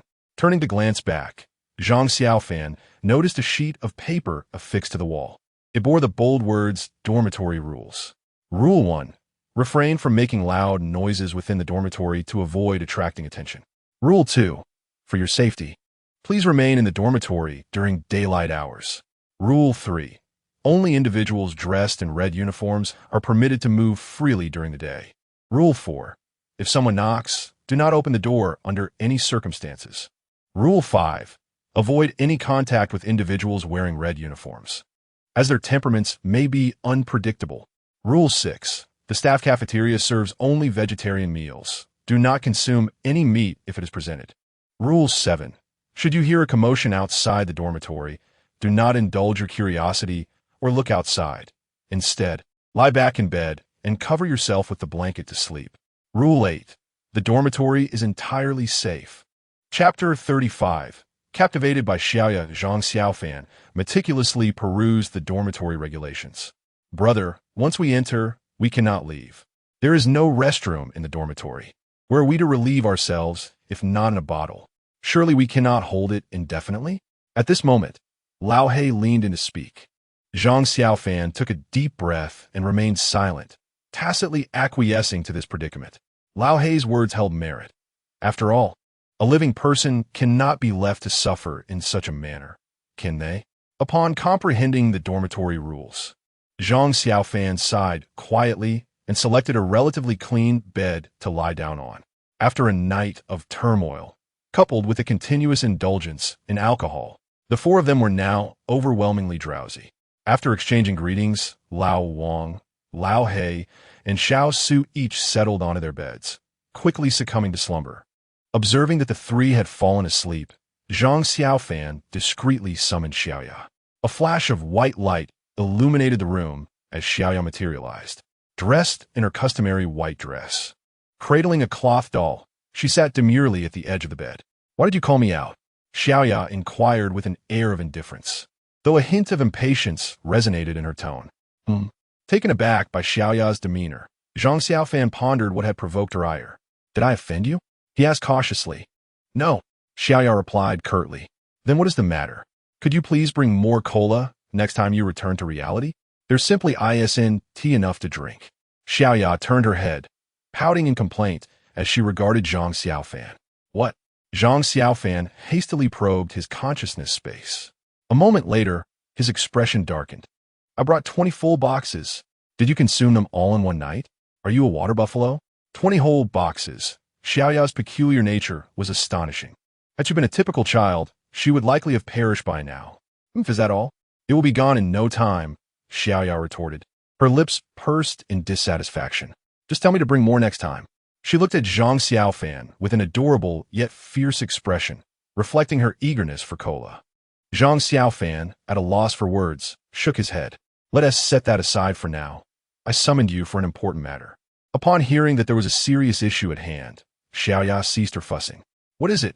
"I need to locate the personnel in red uniforms numbered 1 through 5. However, I estimate that there are at least 1,000 individuals in red work attire, and once they begin their shifts, they will undoubtedly disperse throughout the crematorium, making the search exceedingly challenging. I'm not entirely confident in the 3 of them. Do you think you could assist me in the search? If we split up, our efficiency will certainly improve." As he spoke, Zhang Xiaofan glanced back at the 3 slumbering individuals. Through the course of a night, he had formed a rough assessment of their personalities. Xiao Su was unstable and exceedingly selfish. He could not be entirely trusted. Though Lao He is diligent, he possesses a rather simplistic mind and tends to be timid, making it difficult to entrust him with certain tasks. Lao Wang, being considerably older, holds conservative views, and among the trio, he is the least resolute when it comes to resistance, raising concerns about his potential retreat in critical moments. Thus, it appears that only Xiaoya can be completely trusted. Furthermore, Zhang Xiaofan is quite confident, given the bond he forged with Xiaoya during their first eerie tale.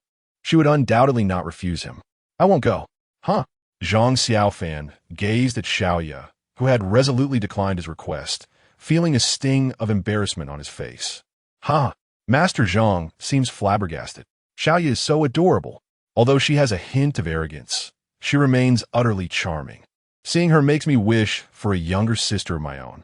Master Zhang's flustered expression is simply too amusing. It seems that only Xiaoya has the power to rattle him. I seriously suspect that Master Zhang is a sister complex enthusiast. Well, isn't that obvious? If I had such a delightful sister, I would be too. I hope that when Master Zhang returns this time, he will bring Xiaoya along for the live broadcast. I agree. At this moment, the live broadcast room was devoid of any tense atmosphere, filled instead with numerous netizens generously praising Xiaoya. This cheerful ambience incited considerable frustration among foreign viewers, yet they refrained from commenting, as Zhang Xiaofan was thriving while their own country had long been eliminated. Who would dare to voice their displeasure in such circumstances? "Why?" Zhang Xiaofan asked, bewildered. "For no reason. I simply do not wish to go." "Come on. Let's not indulge in petty whims at this time, shall we?" Fine. Just promise to help me, and upon my return, I shall ensure you receive 50 boxes of cola." Upon hearing Zhang Xiaofan mention 50 boxes, the viewers in the Dragon Country livestream were initially displeased. 50 boxes? That is far too few. If my sister wants some, I'll sponsor 100 boxes. Indeed, Master Zhang is rather stingy. How much could cola possibly cost? I'll sponsor 150 boxes. I'll contribute as well, though my funds are limited.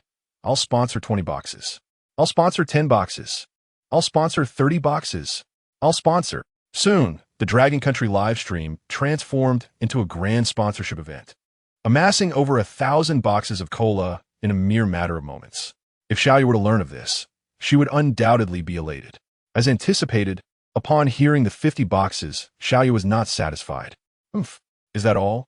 All right, make it an ample supply of cola, plus a plethora of snacks. That should suffice, right?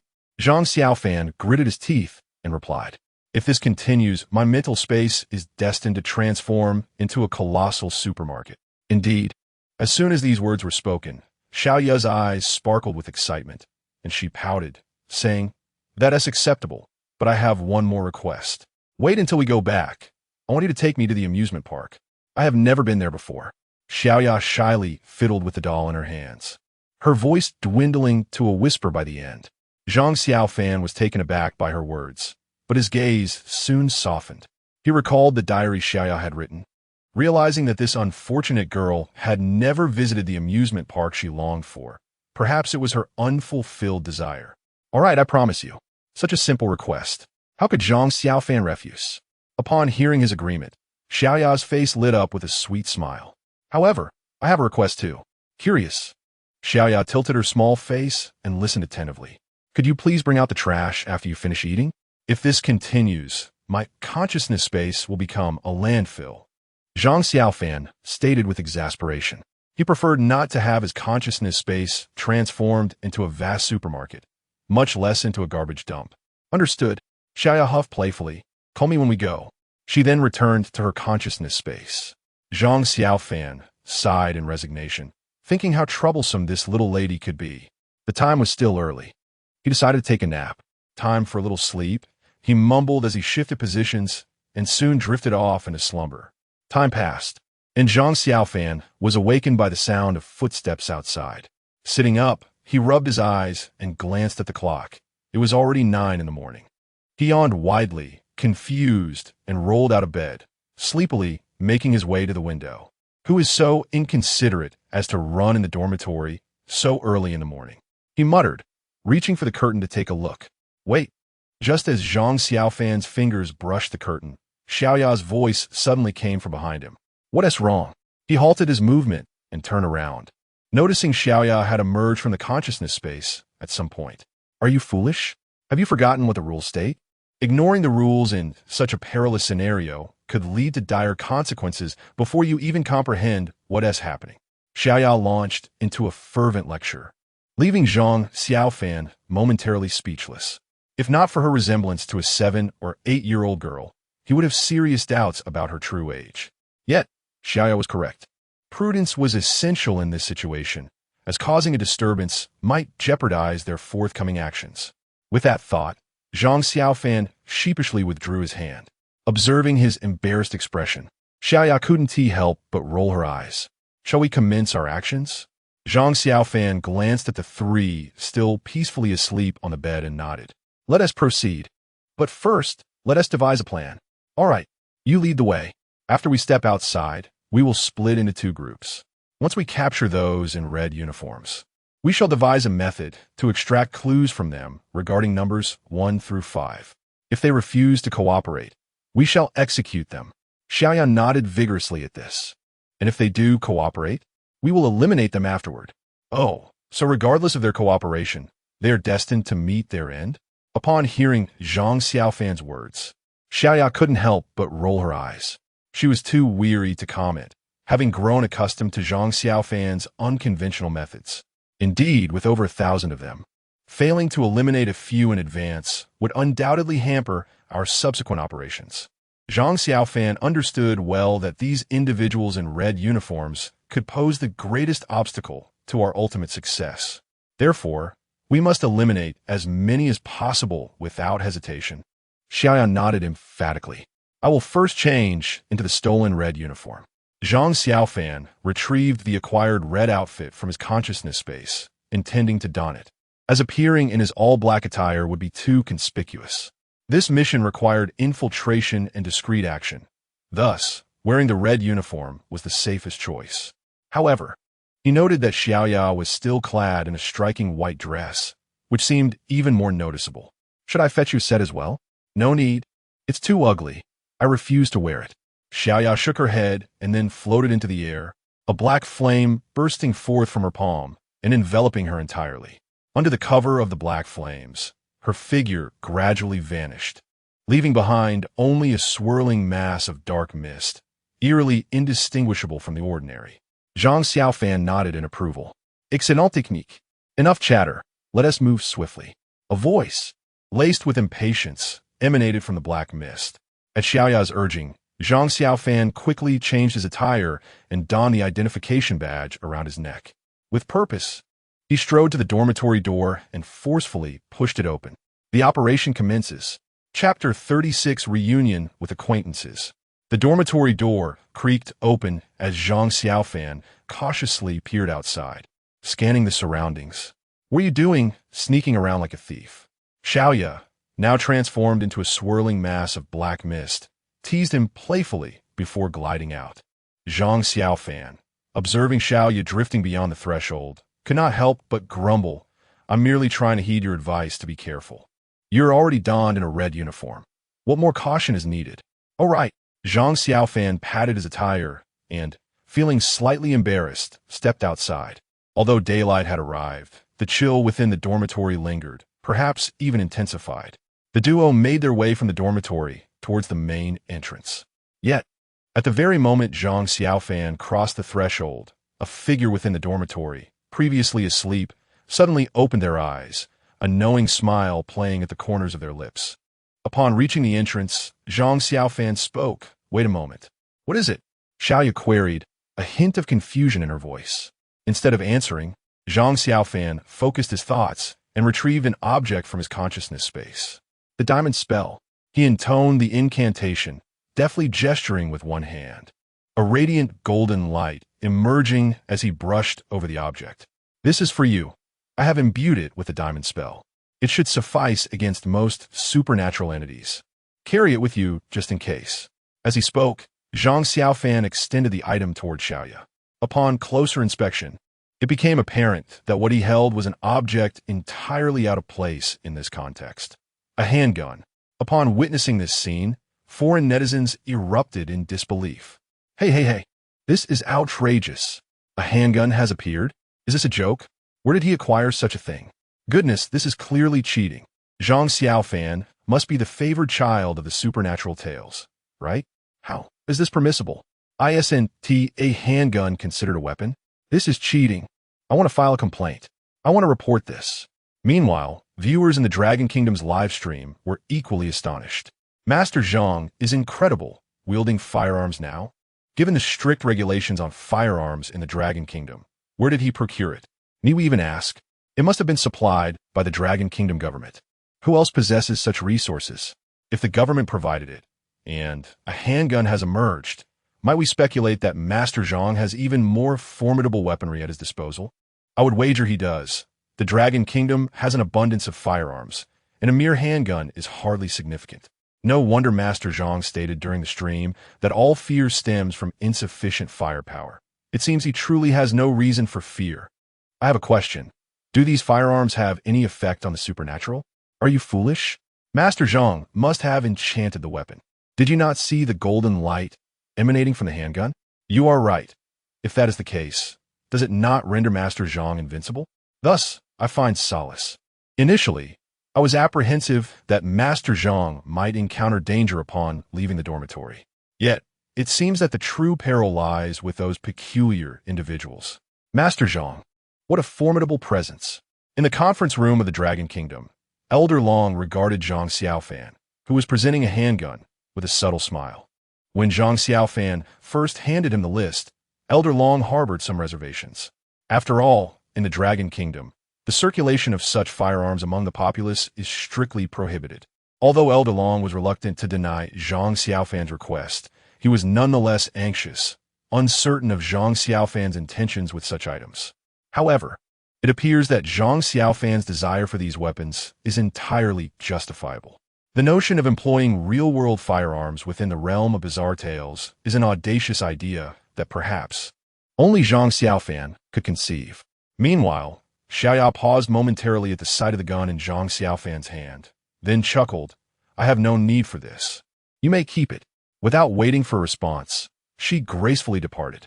Observing her retreat, Zhang Xiaofan smiled faintly. That girl, although Xiaoya declined the handgun, Zhang Xiaofan harbored no concerns for her safety. After all, he had witnessed her remarkable prowess firsthand. The enigmatic black flames she wielded would challenge even him. As long as she did not encounter entities far beyond her strength, Xiaoya would likely remain unharmed. since she had no use for the weapon. Zhang Xiaofan tucked it into his pocket. Upon exiting the dormitory, Zhang Xiaofan surveyed his surroundings. At that moment, two figures clad in crimson uniforms caught his eye, fixated upon his window. Despite the presence of curtains, which should have obscured their view, they stood there mechanically, staring into the dormitory. Zhang Xiaofan felt an overwhelming sense of relief. He had not anticipated that his window would be under the watchful gaze of two guards. Had Xia not alerted him moments prior, he might have unwittingly drawn back the curtains and faced them directly, potentially alarming them and jeopardizing his subsequent actions. Contemplating this, Zhang Xiaofan could not help but commend Xiaoya. Her timely reminders during critical moments served as invaluable support. Shaking off his thoughts, he noted the absence of others around and, with a sardonic smile, lowered his hat slightly before striding purposefully towards the two figures. With no obstructions in sight, he felt compelled to take action against them first. A smirk played on his lips as he approached. "Hey, gentlemen, what are you gazing at?" he inquired, patting one of the individuals on the shoulder. The two, startled by his words, turned to face him. Zhang Xiaofan observed their features, reminiscent of those who had driven the hearse that fateful night. With a pallid complexion and a gaping crimson mouth, their eyes devoid of whites, the two figures instilled a chilling dread even in the brightness of day. Upon their turn, Zhang Xiaofan cast a fleeting glance at their identification badges, one marked 987 and the other 876. He did not entertain the notion that individuals ranked from 1 to 5 would be stationed here, for such pivotal beings would undoubtedly not be assigned to guard duty. Cooing incessantly, the two figures twisted their heads, producing an unsettling sound reminiscent of a beast's growl, evoking a sense of being preyed upon. "What are you cooing about? Can you speak?" Zhang Xiaofan, undeterred, raised an eyebrow and inquired. "Cooing? Don't test my patience." Zhang Xiaofan, observing their reluctance to respond, swiftly drew his firearm and without hesitation pulled the trigger at one of their heads. He recognized the necessity to intimidate them. Otherwise, extracting information would prove exceedingly challenging. Bang! The gun discharged a burst of flame, the bullet effortlessly penetrating the man's skull, sending fragments of flesh and bone flying. Curiously, despite the gruesome injury, not a drop of blood was shed. The other figure, witnessing the demise of his companion, stood frozen in shock. "What are you staring at? I suggest you answer my questions honestly, or else. You understand?" With that, Zhang Xiaofan reloaded his pistol with a decisive click. Cooing, despite his threats, the man remained silent, though his retreating posture betrayed his fear. Still unwilling to speak. "Tell me, where are the personnel numbered 1 to 5? Speak, or I will end you." Zhang Xiaofan pressed the gun against the man's head, his voice steely. After a moment of silence, instead of the desired response, a cacophony of piercing screams erupted. The man opened his mouth wide, unleashing a sound that pierced the air, causing Zhang Xiaofan's head to throb painfully. "Damn it!" Bang! Unable to endure the shrill wails any longer, Zhang Xiaofan decisively pulled the trigger again. The bullet tore through the man's head, plunging the world into a profound silence. As he gazed at the body crumpled on the ground, dissipating into ominous black mist, Zhang Xiaofan was engulfed in contemplation. Could it be that these individuals in red uniforms were incapable of speech? If so, locating personnel numbered 1 through 5 would be an arduous task indeed. Furrowing his brow, he inhaled deeply and collected the remaining 2 red uniforms into his consciousness space. Thus far, this bizarre narrative had left Zhang Xiaofan feeling adrift. Not only was he at a loss for methods of progression, but he also struggled to discern the fundamental plotline. Although he sensed that he had unearthed numerous clues, weaving them together seemed utterly impossible. Amidst his confusion, a voice, aged and resonant, broke through the stillness. "It appears you possess quite an intellect, having discovered means to access the director's office. However, your reasoning is flawed. Inquiring of those clad in red work attire is utterly futile. They are mere puppets, devoid of independent thought, incapable of speech, and certainly unable to answer your queries." The sudden sound startled Zhang Xiaofan, prompting him to turn in its direction. He beheld the elderly janitor he had encountered on the 4th floor, now wielding a large broom. diligently sweeping the fallen leaves before the dormitory entrance. Upon seeing this old man, Zhang Xiaofan felt a surge of caution. After all, Lao He and the others had claimed that this old fellow had long since passed away. The presence of one presumed dead, appearing before him repeatedly, though not inducing fear, left him uncertain of the man's intentions. It was wise to remain vigilant. Who exactly are you? Zhang Xiaofan inquired coldly. Young man, I have already told you. I am merely a janitor, the old man replied with a smile and a shake of his head. A janitor? Who would believe that? Would an ordinary cleaner possess such knowledge? Old man, do you think I would trust you? I advise you to reveal the truth before I lose my temper. Otherwise, my bullets are indiscriminate. With that, Zhang Xiaofan aimed his firearm at the old man. Unfazed by the threat, the old man chuckled. Young lad, you ought to temper your temperament. I lack the time to explain everything to you now, but I can share 3 crucial pieces of information. Listen closely. First, while the director has authorized staff numbered 1 through 5 to enter the office, only the first staff member has the privilege to do so at any time. The others may enter only when summoned. Second, should you wish to locate the first staff member, you will only have the opportunity to see him at the employee recognition ceremony in 2 days' time. Whether you can apprehend him, then, will depend on your own abilities. Third, I strongly advise you to return to your dormitory immediately. Otherwise, you will meet a most tragic fate. As he spoke, the old man gradually retreated. Oh, and by the way, the employee recognition ceremony will be held the evening after tomorrow, he added. Who are you? Why are you divulging this information to me? Zhang Xiaofan furrowed his brow and asked. The old man halted, turning to Zhang Xiaofan with a faint smile. Young man, you ask too many questions. Should you linger any longer, you may find yourself unable to leave. With that, the old man vanished into thin air, still wearing a smile as Zhang Xiaofan looked on, his finger hesitating on the trigger. For reasons unknown, Zhang Xiaofan sensed that the old man bore no malice. Each appearance seemed to provide him with clues. Nevertheless, he remained perplexed. Why would the old man assist him? Who was he, and what were his intentions? Should he trust the words spoken to him or not? With a mind swirling with questions, Zhang Xiaofan lowered his weapon. Clop, clop, clop. At that moment, a synchronized cadence of footsteps echoed from afar. Chapter 37. The Great Battle Against the Puppets. Zhang Xiaofan distinctly sensed that the footsteps were approaching him. What have you done? I just found 2 individuals here and was about to inquire when they suddenly went berserk. What on earth is happening? At that moment, a swirl of black mist surged forth, and Xiaoya's figure abruptly materialized. As soon as she appeared, she frantically questioned Zhang Xiaofan. What's wrong? Zhang Xiaofan was still oblivious to the unfolding chaos. What do you mean, what's wrong? Didn't you hear the footsteps? There are already over 1,000 eerie entities heading our way, Xiaoya exclaimed anxiously, although she was aware of Zhang Xiaofan's formidable abilities. The simultaneous emergence of 1,000 strange beings was far beyond the capacity of the 2 of them to handle. Upon hearing her words, Zhang Xiaofan recalled the uncanny scream just before death. If his conjecture was correct, that scream was indeed their means of communication. These eerie entities must have been summoned by it. No wonder that old man urged him to return to his dormitory. It seemed he was already aware of the impending danger. Thus, it appeared that the old man might truly harbor no malice. His appearance could genuinely be a means of assistance. What are you still dawdling for? Run! Xiaoya, unable to contain her urgency, shouted at the still-dazed Zhang Xiaofan. All right, let us go.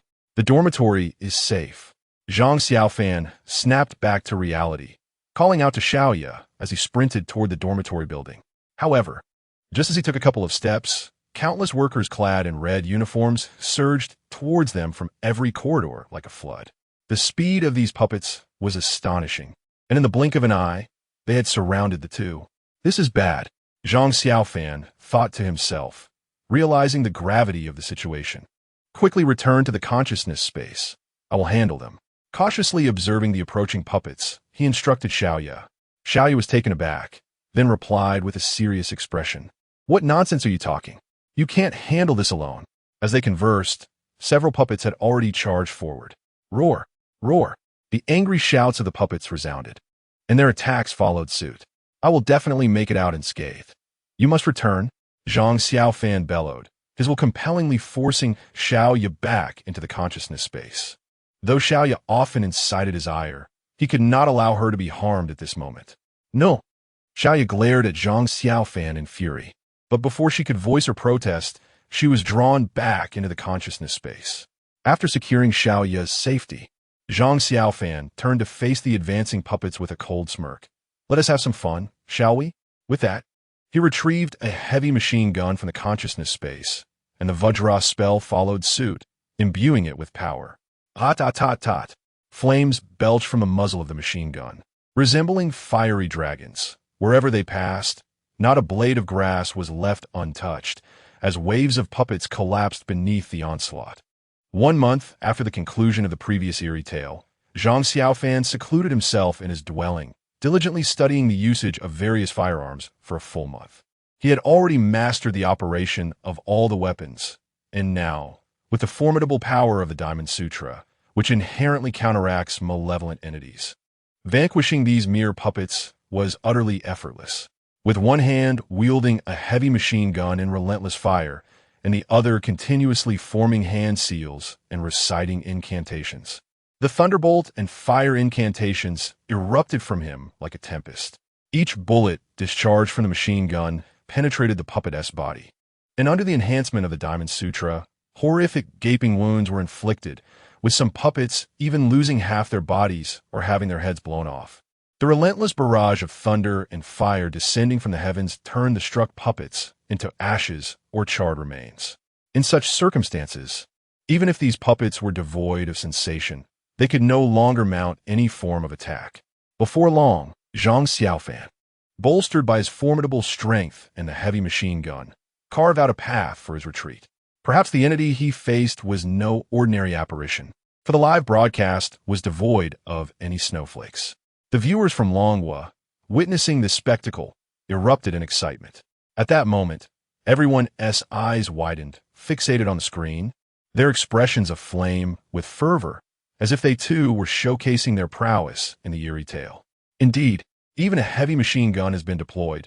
Master Zhang is invincible. The ingenuity of incorporating heavy weaponry into the narrative left me in awe of Master Zhang's boundless imagination. How magnificent! Finally, we have the opportunity to witness Master Zhang battling the supernatural. What a marvel! With incantations in his left hand and a machine gun in his right. The fusion of tradition and modernity raises the question, who could possibly stand against Master Zhang? This is unequivocally a display of physical exorcism. Master Zhang consistently surprises us. His unconventional approach to the game is utterly astonishing.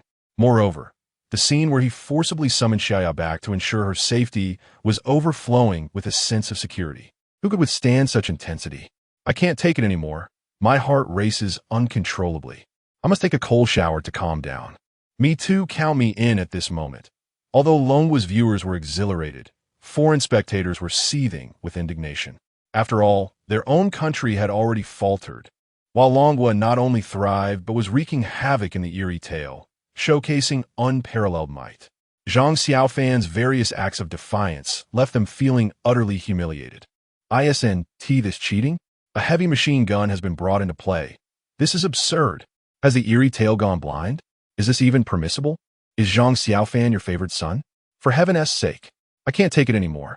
I'm livid. I must find a way to lodge a complaint. I want to report this. Longhua, if you wish to avoid the wrath of the eerie tale, I advise you to return Zhang Xiaofan to us. This is utterly unfair. If our chosen one could wield weapons too, we would undoubtedly triumph.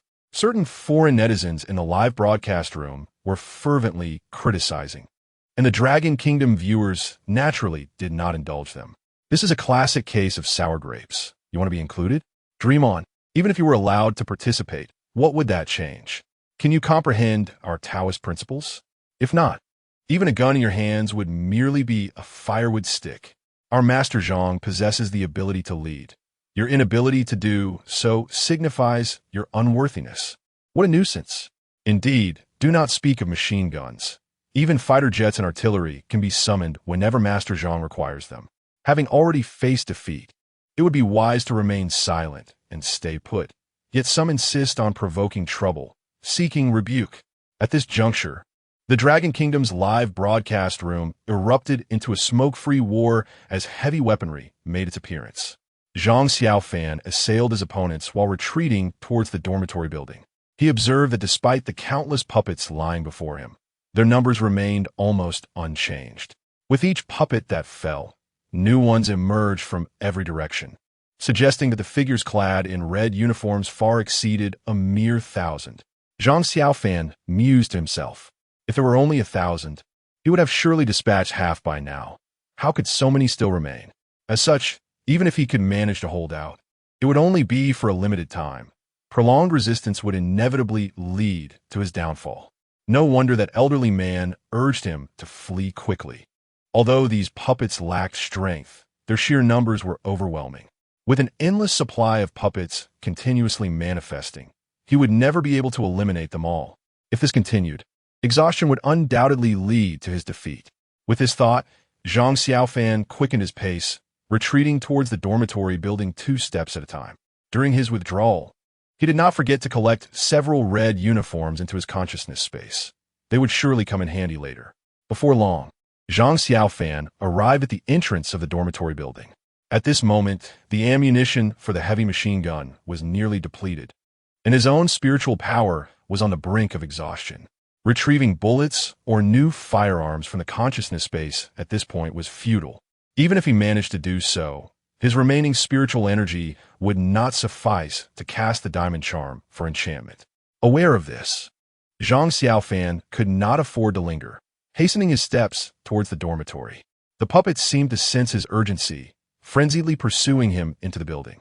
Some of the more fortunate puppets seized the opportunity to grasp Zhang Xiaofan's arm, leaving several wounds on his skin. The pain from the scratches felt as if his arm were being seared by flames, causing him to involuntarily hiss in discomfort. This was the first time Zhang Xiaofan had truly bled in the realm of supernatural tales. Indeed, it was a 5-star horror experience, and it was perilous. He inwardly lamented, yet he had no time to assess his injuries, swiftly turning a corner while fending off the puppets, all the while retreating towards the dormitory entrance. Zhang Xiaofan now fervently hoped that the final rule of the dormitory was indeed correct. Otherwise, he might very well meet his demise today. Just then, the sound of a heavy machine gun clicking in neutral reached his ears. The bullets had run out. Zhang Xiaofan was acutely aware that the spiritual energy within him had also been depleted, rendering the heavenly thunder spell and the heavenly fire spell beyond his reach. Fortunately, he had arrived at the dormitory door. Strangely, as his hand grasped the doorknob, those puppets suddenly halted. Their eyes, devoid of pupils, stared with a ravenous intensity, their gaping mouths lined with sharp teeth ceaselessly opening and closing, while their crimson tongues, dripping with a foul saliva, licked their lips. This grotesque sight suggested an insatiable desire to pounce upon Zhang Xiaofan, yet they were forced to abandon the pursuit due to the constraints of the rules, their faces betraying a mix of greed and reluctance. Observing this, Zhang Xiaofan secretly breathed a sigh of relief. Was this a stroke of luck for him? Had it not been for his endowed abilities and the clever notion of employing firearms in conjunction with the indestructible spell, he would undoubtedly have paid dearly for his reckless actions today. Exhibiting a weary expression, Zhang Xiaofan sighed and, under the scrutiny of the puppets, pushed open the dormitory door and stepped inside. Upon entering, he exerted the last of his strength to close the door, only to collapse onto the floor, his legs giving way beneath him. Almost entirely exhausted, his consciousness began to blur, leaving him unable to control his mental space. As the mental realm opened, Xiaoyas Wifli emerged. Hovering in the air, she gazed at the blood-soaked, weary Zhang Xiaofan, tears welling in her eyes. "Ah, I'm Fine." Zhang Xiaofan managed to glance at Xiaoya, forcing a smile and a display of bravado. Suddenly, a sharp slap echoed through the air, leaving Zhang Xiaofan momentarily dazed. Raising his gaze, he beheld Xiaoya, her small hand outstretched, tears streaming down her face as she looked at him. Chapter 38. Xiaoya confides her feelings. "Are you unwell? Why are you throwing a childish tantrum?" Zhang Xiaofan remarked, feeling a burning sensation on his cheeks. Perplexed by her behavior, before he could receive a response, a white figure suddenly leaped into his embrace. Stunned by the trembling Xiaoya in his arms, he froze. Wu, you are so annoying. Do you think you're handsome? We could have faced this together. Why must you act so strong? Wu, do you enjoy being a hero so much? I detest you. Xiaoya clung tightly to Zhang Xiaofan, sobbing incessantly. Upon hearing her words, Zhang Xiaofan smiled gently. Silly girl, you are my sister. It is my duty to ensure your safety. After pondering for a moment, he realized that her concerns stemmed from genuine care, albeit expressed in an inappropriate manner. It was a bit violent for a young girl to slap someone upon emerging from a situation. Xiaoya lifted her head, her tear-filled eyes gazing at Zhang Xiaofan as she softly said, You still remember I am your sister? You're my only family now. If something were to happen to you, what would I do? Do not worry, silly girl. I have calculated, and I shall live to a ripe old age. I will not die so easily. Zhang Xiaofan replied, mustering his waning energy. No, I refuse to accept that. Xiaoya shook her head vigorously. There cannot be a next time. If there is, I will strike you down. You, a young lady, should refrain from such threats. It is rather unbecoming and may hinder your prospects for marriage in the future, Zhang Xiaofan teased, observing her stubborn expression. I do not care. You must agree. Agreed. You are the little ancestor. I will comply with whatever you say. Yes, it is settled. Xiaoya nadie. Her gaze then shifting to Zhang Xiaofan's battered arms, filled with concern as she asked, Does it hurt? Zhang Xiaofan shook his head, responding in a fragmented manner, No. It does not hurt. As he spoke, his eyelids began to droop uncontrollably. After uttering his last word, he succumbed to exhaustion and drifted into unconsciousness. Xiaoya watched Zhang Xiaofan, weary and bruised, biting her lip in distress. Fool! Reflecting on how he unhesitatingly pulled her into his consciousness space earlier. A faint smile graced her lips. Although she was deeply worried about Zhang Xiaofan and genuinely angered by his reckless decisions, the thought of his unwavering protection brought warmth to her heart. After all, who would not cherish the feeling of being safeguarded by another? As time passed, noon soon approached. Zhangge, Fang Yi, wake up, it is time to eat. At this moment, gentle calls reached Zhang Xiaofan, gradually rousing him from his slumber. Upon opening his eyes, Zhang Xiaofan steadied his thoughts and realized he was lying in bed, with Xiaoya nowhere to be seen. Zhang, you're awake. What happened to you? Why are your arms wrapped in so many bandages? Lao He inquired, standing by the bedside and examining Zhang Xiaofan with curiosity. Responding to Lao He's words, Zhang Xiaofan turned his head and noticed his arms were indeed swathed in bandages, and the previously profuse bleeding had ceased. Observing this scene, Zhang Xiaofan understood that it was undoubtedly Xiao Ya's doing. A faint smile crossed his face as he recalled Xiao Ya's tearful distress. Her words had deeply moved him. After all, he had grown up without family, and this suddenly appeared sister perfectly filled that void. Despite her mysterious demeanor, Zhang Xiaofan felt no concern. He simply knew that Xiaoya was now his sister, a fact he had resolutely acknowledged the moment he decided to take her away. Hey, brother, why are you in a daze? Lao He remarked, waving his hand in front of the seemingly lost in thought Zhang Xiaofan. After casting a sidelong glance at him, Zhang Xiaofan sat up. Noticing Zhang Xiaofan's reticence, Lao He refrained from further inquiries and gestured towards the dining table. This is your lunch that just arrived. You should eat. Wang and Xiao Su have already finished and gone to sleep. I've also eaten and will return to my rest. Having just awakened, Zhang Xiaofan was disinclined to speak, merely nodding in acknowledgement. After a brief moment, he rose to his feet. However, as he stood, an odd sensation washed over him. Why did he feel no trace of fatigue? Logically, he had just endured an intense battle, depleting both his stamina and spiritual energy. Even with a robust physique, it was implausible to recover in just a few hours. Curiosity piqued, Zhang Xiaofan began to explore his condition, and soon a look of astonishment blossomed on his face. Lao He, seated on the bed, observed Zhang Xiaofan's silly grin and muttered to himself, What is wrong with this guy? Even after being injured, he is so exhilarated. Does he have a penchant for suffering? After a moment of contemplation, Lao He shrugged in confusion, losing interest and promptly turning to the side, drifting off to sleep. Ignoring Lao He's musings, Zhang Xiaofan clenched his fists with determination. Although pain still radiated from the wounds on his arms, the power in his fists had grown immeasurably stronger than before. For Zhang Xiaofan had successfully ascended to the rank of Santian Heavenly Master. This advancement was not merely about the restoration of stamina and spiritual energy, it brought a qualitative leap in physical strength, the magnitude of his internal energy, and the potency of his techniques.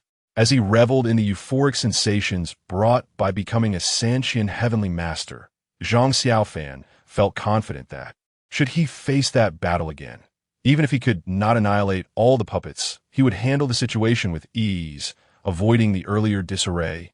Was this what it meant to break through and then rebuild? It felt rather splendid.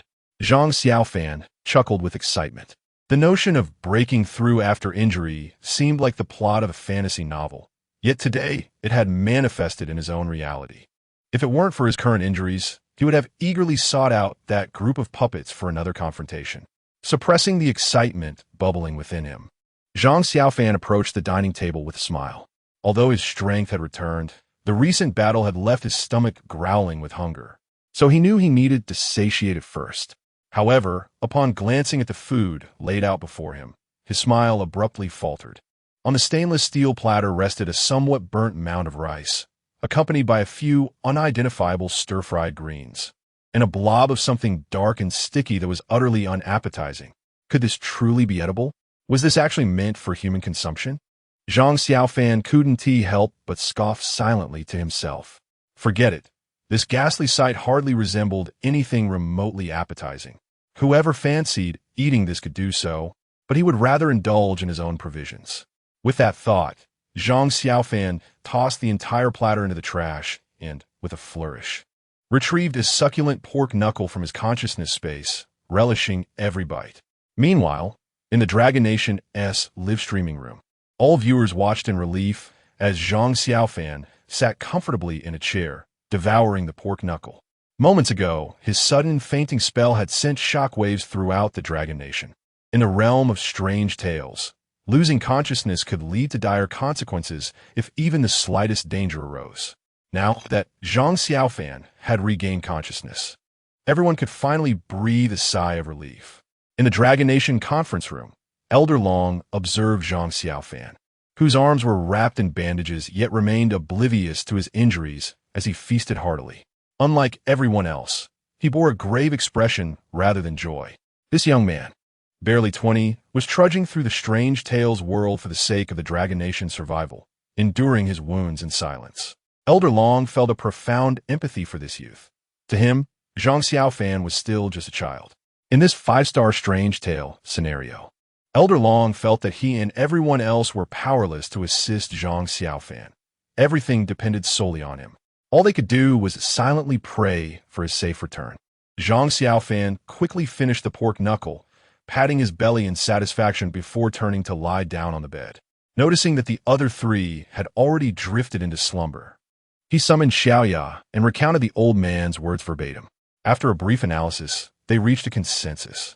Their reckless pursuit of targets, numbered 1 to 5 today, was ill-advised. Not only would they likely find nothing, but they could also risk alerting their quarry. From the old man's remarks, it was evident that only number 1 could enter the director's office during the day. Thus, their objective must now be precisely focused on number 1. Furthermore, he mentioned that the so-called number 1 might appear at the awards ceremony the night after tomorrow. Regardless of the odds, Zhang Xiaofan felt it essential to witness it for themselves. With a single breath, he laid out his thoughts. Meanwhile, Xiaoya presented a differing opinion. I find it difficult to place my trust in that so-called old man. If Black and the others are not lying, he should have perished long ago. Yet he is not transformed into anything sinister, which is evidently abnormal. Could it be that you misjudged him that night? Absolutely not. We possess a unique sensitivity among the uncanny, making mistakes impossible, Xiaoya asserted with unwavering conviction. Observing her confidence, Zhang Xiaofan refrained from further comment. Consider this. If the old man is neither human nor a supernatural entity, what exactly is he? If we cannot even ascertain his identity, how can we trust his words? Xiaoya posed this crucial question decisively. Zhang Xiaofan fell into contemplation upon hearing her words. Indeed, in this realm of eerie tales, can we trust the words of someone whose identity remains uncertain? Moreover, at this moment, even the attempt to confirm who the old man truly is remains futile. After all, he is elusive. Where can we possibly search for him? After a moment of silence, Zhang Xiaofan spoke. We find ourselves with no alternatives if we wish to progress. This is the sole lead we have. Thus, we must attend the awards ceremony the day after tomorrow. Ultimately, Zhang Xiaofan resolved to take the risk of trusting the old man. Furthermore, this is the only lead he currently possesses, regardless of the dangers that lie ahead. He is unwilling to forfeit this opportunity. Additionally, now that he's become a 3-coin celestial master, with adequate preparation, he believes that even if unforeseen circumstances arise, retreat should not pose a problem. Seeing Zhang Xiaofan's determination, Xiaoya chose not to argue further. She shot him a pointed look and remarked, "You may go, but let me remind you, should you encounter danger again and decide to confine me, you will bear the consequences." With that, Xiaoya retreated to her conscious space. Zhang Xiaofan smiled faintly at her words, sprawling comfortably on his bed. It had been a long time since he felt cared for. The sensation of being looked after was indeed delightful. Zhang Xiaofan mused quietly to himself. Chapter 39, A Rift. Time swiftly passed, and the sky gradually darkened. Soon, 10 o'clock in the evening arrived, and Zhang Xiaofan and his companions awakened one after another.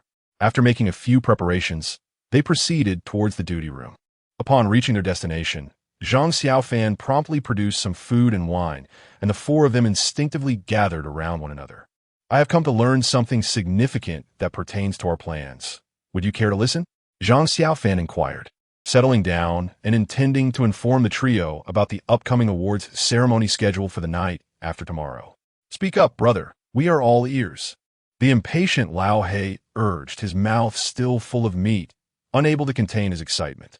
Both Xiao Su and Lao Wang nodded in agreement, expressing their eagerness to hear more. Noticing their curiosity, Zhang Xiaofan organized his thoughts succinctly. The matter is as follows. He relayed the details regarding the awards ceremony and his intentions with utmost expedience. "So this is how it stands. Do you have any suggestions?" As he concluded, Zhang Xiaofan glanced at the 3, refraining from pressing them for immediate responses, patiently awaiting their input. Although Zhang Xiaofan was aware that, to ensure the utmost success at the award ceremony, relying solely on himself, and Xiao Yu would indeed prove to be quite challenging. He recognized the necessity of uniting everyone's efforts. Ultimately, whether they chose to participate would depend on their own decisions, and he could not dictate their choices. "Brother, what you are implying is for us to distract the personnel in red uniforms while you take the opportunity to seek out staff member number 1, correct?" Xiao Su asked, his expression darkening. "Yes, that is roughly the essence of it. Given my limited capabilities, I find it impossible to simultaneously engage with other staff members while searching for staff member number 1, Zhang Xiaofan replied candidly, as it was a straightforward matter that required no embellishment. He preferred directness in his communication. "Do you have any notion of how many individuals are wearing those red uniforms?" Xiao Su asked, his demeanor growing increasingly somber. Zhang Xiaofan sensed Xiao Su's unease, but chose not to delve deeper into the matter, answering honestly, "Yes, I am aware. Since you are aware of their numbers, do you honestly believe that the 3 of us can withstand them?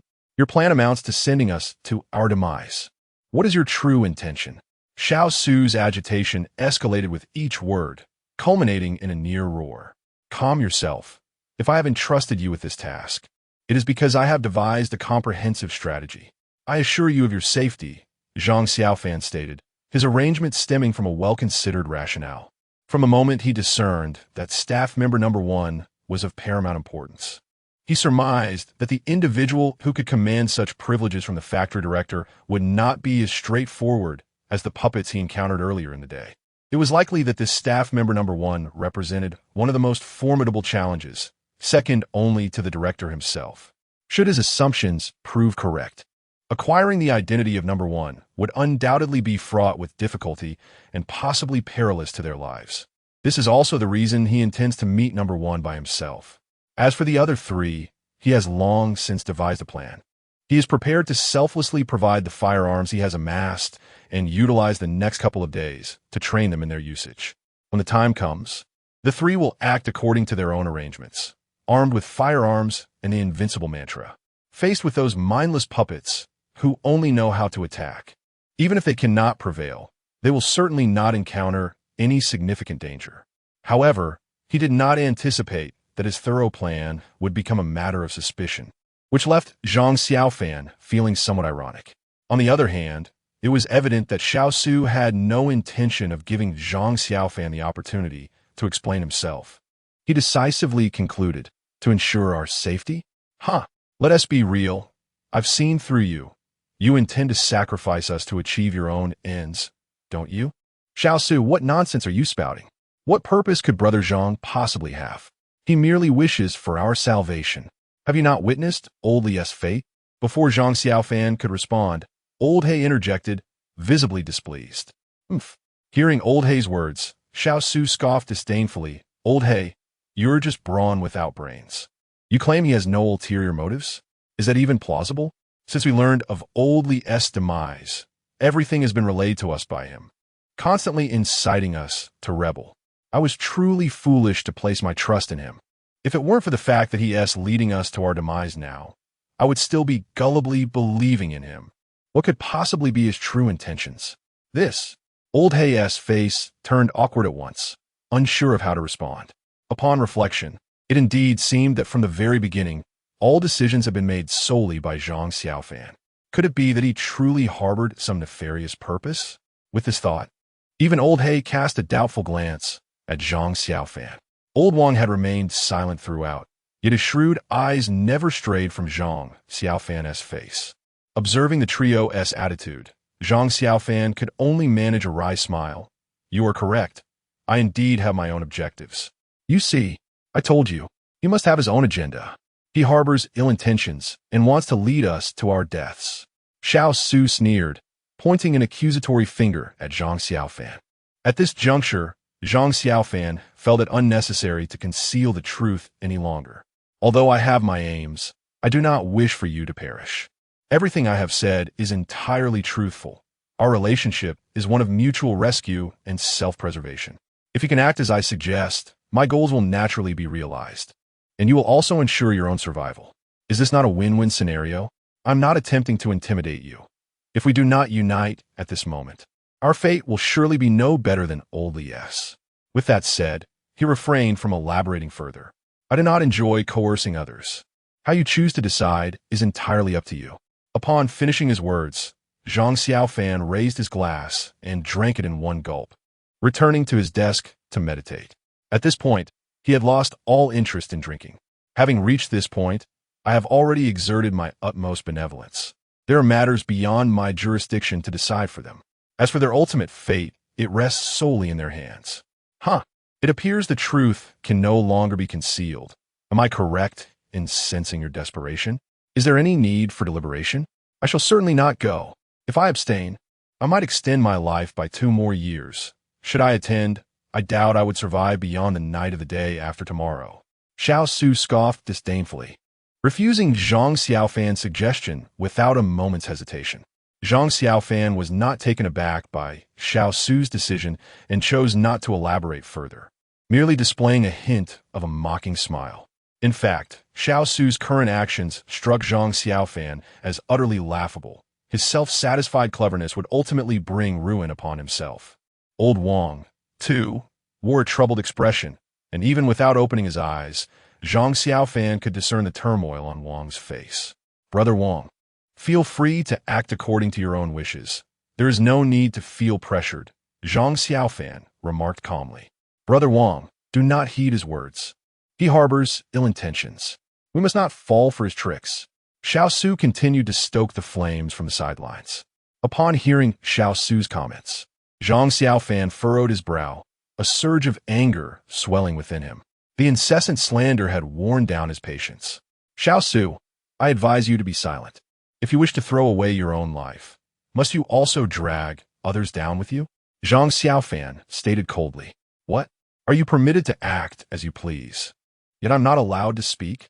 Or perhaps my words embarrass you? Xiao Su, unperturbed, continued his brazen mockery. Zhang Xiaofan shook his head, surprised that his repeated forbearance had only invited further malice. Given the circumstances, there was no reason to remain courteous.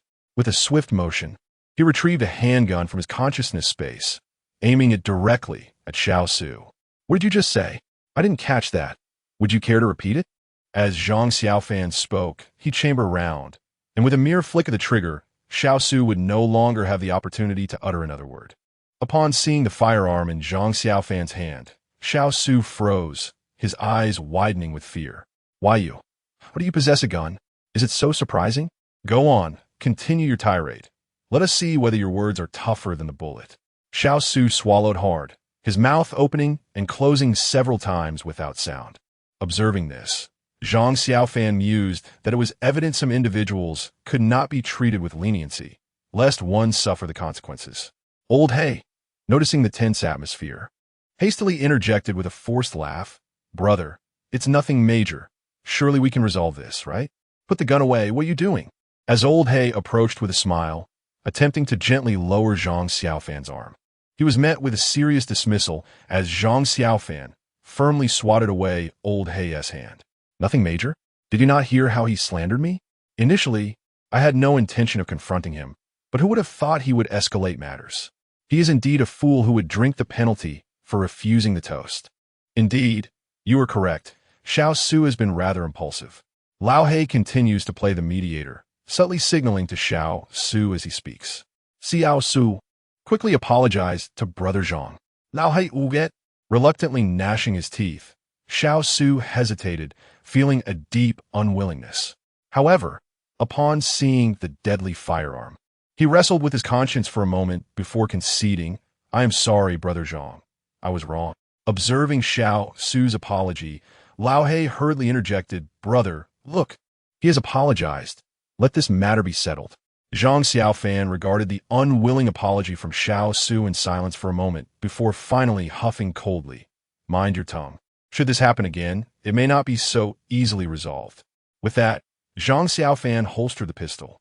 In truth, his display of the weapon was merely intended to instill some fear in Xiao Su. He had no genuine desire to take a life, for the error committed by the latter did not warrant such a fate. Moreover, while Zhang Xiaofan could be ruthless, he found himself unable to take a life. After all, he had been raised to resolve conflicts without resorting to violence. With the firearm now secured, Xiao Su let out a sigh of relief, albeit his expression remained quite grim. Zhang Xiaofan, discerning his thoughts, reassured him, Rest assured, I shall not compel you to do anything. You need not feel burdened. Zhang Xiaofan understood that Xiao Su was likely fearing coercion to participate in the award ceremony. He had no intention of such an act, given Xiao Su's selfish nature. Even if he were to voluntarily offer his participation, Zhang Xiaofan would decline. He had no desire to place his trust in such a self-serving individual again. Upon hearing this, Xiao Su's expression relaxed, and he dared not voice any further objections. With the brief farce concluded, Zhang Xiaofan turned his gaze to Lao Wang, patiently awaiting a response. Lao Wang raised his head, meeting Zhang Xiaofan's eyes, and offered an awkward smile. At my age, I need to think it over, give it some consideration. Perhaps wary of Zhang Xiaofan's firearm, Lao Wang did not outright refuse. However, his response was nearly equivalent to a rejection, indicating that Xiao Su's words had indeed been quite disruptive. Zhang Xiaofan smiled faintly, nodding in acknowledgement without elaborating further. He understood that any additional words would be futile and might imply he harbored some unspeakable secret. Very well, I shall go myself the night after tomorrow. You need not accompany me if you choose not to. I shall not obstruct you. However, I hope you will refrain from discussing this matter. Otherwise, you shall bear the consequences. Zhang Xiaofan's tone was calm, yet all present could sense the underlying menace. At that moment, Lao He, standing beside Zhang Xiaofan, expressed his displeasure. Brother, why do you not consult me? Consult you? What would be the point? Since you do not trust me, there is no need for further discussion. Brother, I trust you. I shall accompany you the day after tomorrow, Lao He asserted with unwavering determination. Zhang Xiaofan, taken aback by Lao Hei's decision, felt a measure of surprise. Chapter 40. The commendation ceremony commences. Upon hearing Lao Hei's words, Zhang Xiaofan was momentarily taken aback, but then he offered a faint smile and replied, Lao Hei, while I truly appreciate your trust in me, are you certain that your courage is sufficient for this endeavor? Zhang Xiaofan was not intentionally mocking Lao Hei. Rather, he was acutely aware that the challenges posed by the commendation ceremony were fraught with uncertainty, and the inherent dangers were equally obscure. He feared that, with Lao Hei's temperament, he might not only fail to assist, but could potentially hinder their efforts. If they squandered this opportunity at the commendation ceremony, who could say when another would arise? Perceiving Zhang Xiaofan's skepticism, Lao Hei's eyes widened as he exclaimed, Brother, do not underestimate me. When it comes down to it, I am quite dependable. Very well, I believe you. But what compels you to accompany me? Are you not worried that I might lead you astray? As he spoke, Zhang Xiaofan cast a sidelong glance at Xiao Su, who, feeling the weight of Zhang Xiaofan's gaze, hastily lowered his head and shamelessly continued to indulge in the food and wine that Zhang Xiaofan had provided to alleviate the awkwardness. Zhang Xiaofan did not intervene. If Xiao Su wished to eat, then let him partake. Should his own venture fail, those present might be deprived of such luxuries forever. In response to Zhang Xiaofan's inquiry, Lao Hei scratched his head in uncertainty and replied, I am not afraid. I believe you are not that kind of person. Very well, then. Bring a stool over so we can discuss this in detail. Understood, Lao Hei affirmed with vigor, pulling a stool over to sit beside Zhang Xiaofan. Zhang Xiaofan retrieved additional food and drink from his conscious space, and the two began to converse while dining. He laid out his entire plan before Lao Hei, their voices barely above a whisper, audible only to one another. Nearby, Lao Wang and Xiao Su exchanged curious glances, but they could only observe the movement of their lips, unable to discern the words being spoken. As the conversation grew animated, Zhang Xiaofan took a piece of paper from the table, inscribing intricate designs upon it. Lao Hei, upon seeing the drawings, was visibly astonished, occasionally exclaiming in wonder. This reaction piqued the curiosity of Lao Wang and Xiao Su even further. Xiao Su nuget Lao Wang, signaling him to pay attention. Lao Wang, understanding the cue, chuckled awkwardly and inquired, Little Zhang, what are you two discussing? Care to share with us? Without turning around, Zhang Xiaofan curtly responded, It is not for you to know. Since you have decided not to participate, it is best not to inquire further. His unyielding reply left Lao Wang feeling embarrassed, prompting him to chuckle awkwardly and fall silent. Although Zhang Xiaofan refrained from openly criticizing their sudden change of heart, he could not help but feel a tinge of displeasure, which reflected in his tone. Thus, aside from their patrols, Zhang Xiaofan and Lao Hei engaged in conversation throughout the night. Ultimately, when their discussions came to a close, Zhang Xiaofan incinerated the paper upon which he had drawn, ensuring that the details of their conversation remained confidential, for with Lao Wang and Xiao Su having withdrawn from the operation, trust was no longer an option. This action left Xiao Su and old Wang utterly intrigued, yet Zhang Xiaofan's demeanor was unequivocal, deterring them from provoking him further. Thus, over the next 2 days, Zhang Xiaofan and Old Hei would seize every opportunity to gather, indulging in libations while devising their plans. Before long, the night of the commendation ceremony arrived. The four of them, as per usual, commenced their duties at the designated hour. However, on this day, Zhang Xiaofan and Old Hei were brimming with excitement. After 2 full days of meticulous planning, the moment for execution had finally arrived, igniting a blend of exhilaration and anticipation within them. Brother, when does the commendation ceremony commence? Old Hei inquired from his seat, rubbing his hands together, his face alight with eager anticipation. It should be soon. Once we hear the commotion outside, we shall make our move, Zhang Xiaofan replied. Although the old man had not specified the ceremony's start time, the presence of a multitude of attendees would surely create a significant stir. Following the throng would undoubtedly lead them in the right direction. How much longer must we wait? I can hardly contain myself, Old Hei lamented, unable to remain still in his seat. His fidgeting and palpable eagerness suggested he was poised and ready for action. Zhang Xiaofan chuckled softly at old Hei's impatience, remarking, "What's the rush? Are you eager to embarrass yourself? By the way, are you prepared? Don't lag behind when the time comes. Brother, do not underestimate me. With your plan in place, I have nothing to fear. Moreover, with such formidable weaponry at your disposal, success is assured. But brother, could you show me that weapon beforehand? I've only seen it on paper these past 2 days and have yet to behold the actual object." The mere thought of the weapon Zhang Xiaofan had sketched stirred a fervent excitement within old Hei, who yearned to handle it immediately. Zhang Xiaofan glanced at old Wang and Xiao Su, who remained silent, and replied, "It is not yet the right time." Old Hei, though earnest, was not foolish. He grasped Zhang Xiaofan's intent and refrained from pressing the matter further. Pleased with old Hei's understanding, Zhang Xiaofan produced 2 bottles of liquor. "Come, let us share a drink. For as the saying goes, liquor emboldens the timid. After a few glasses, you'll be ready to give it your all." "All right," old Hei responded with an enthusiastic affirmation. Thus, the two began to pass the time, exchanging cups. Before long, the 2 bottles were emptied, and a rosy hue adorned their faces, with a slight intoxication beginning to swell within them. Suddenly, a cacophony of footsteps echoed from outside. Zhang Xiaofan's eyes sparkled with excitement. "It has begun. Let us go." Old Hei nodded vigorously in agreement. Zhang Xiaofan swiftly retrieved 2 sets of red uniforms from his consciousness space and nonchalantly handed one to old Hei. In no time, they donned the attire, fully prepared. Their next step was to blend in with the crowd attending the commendation ceremony.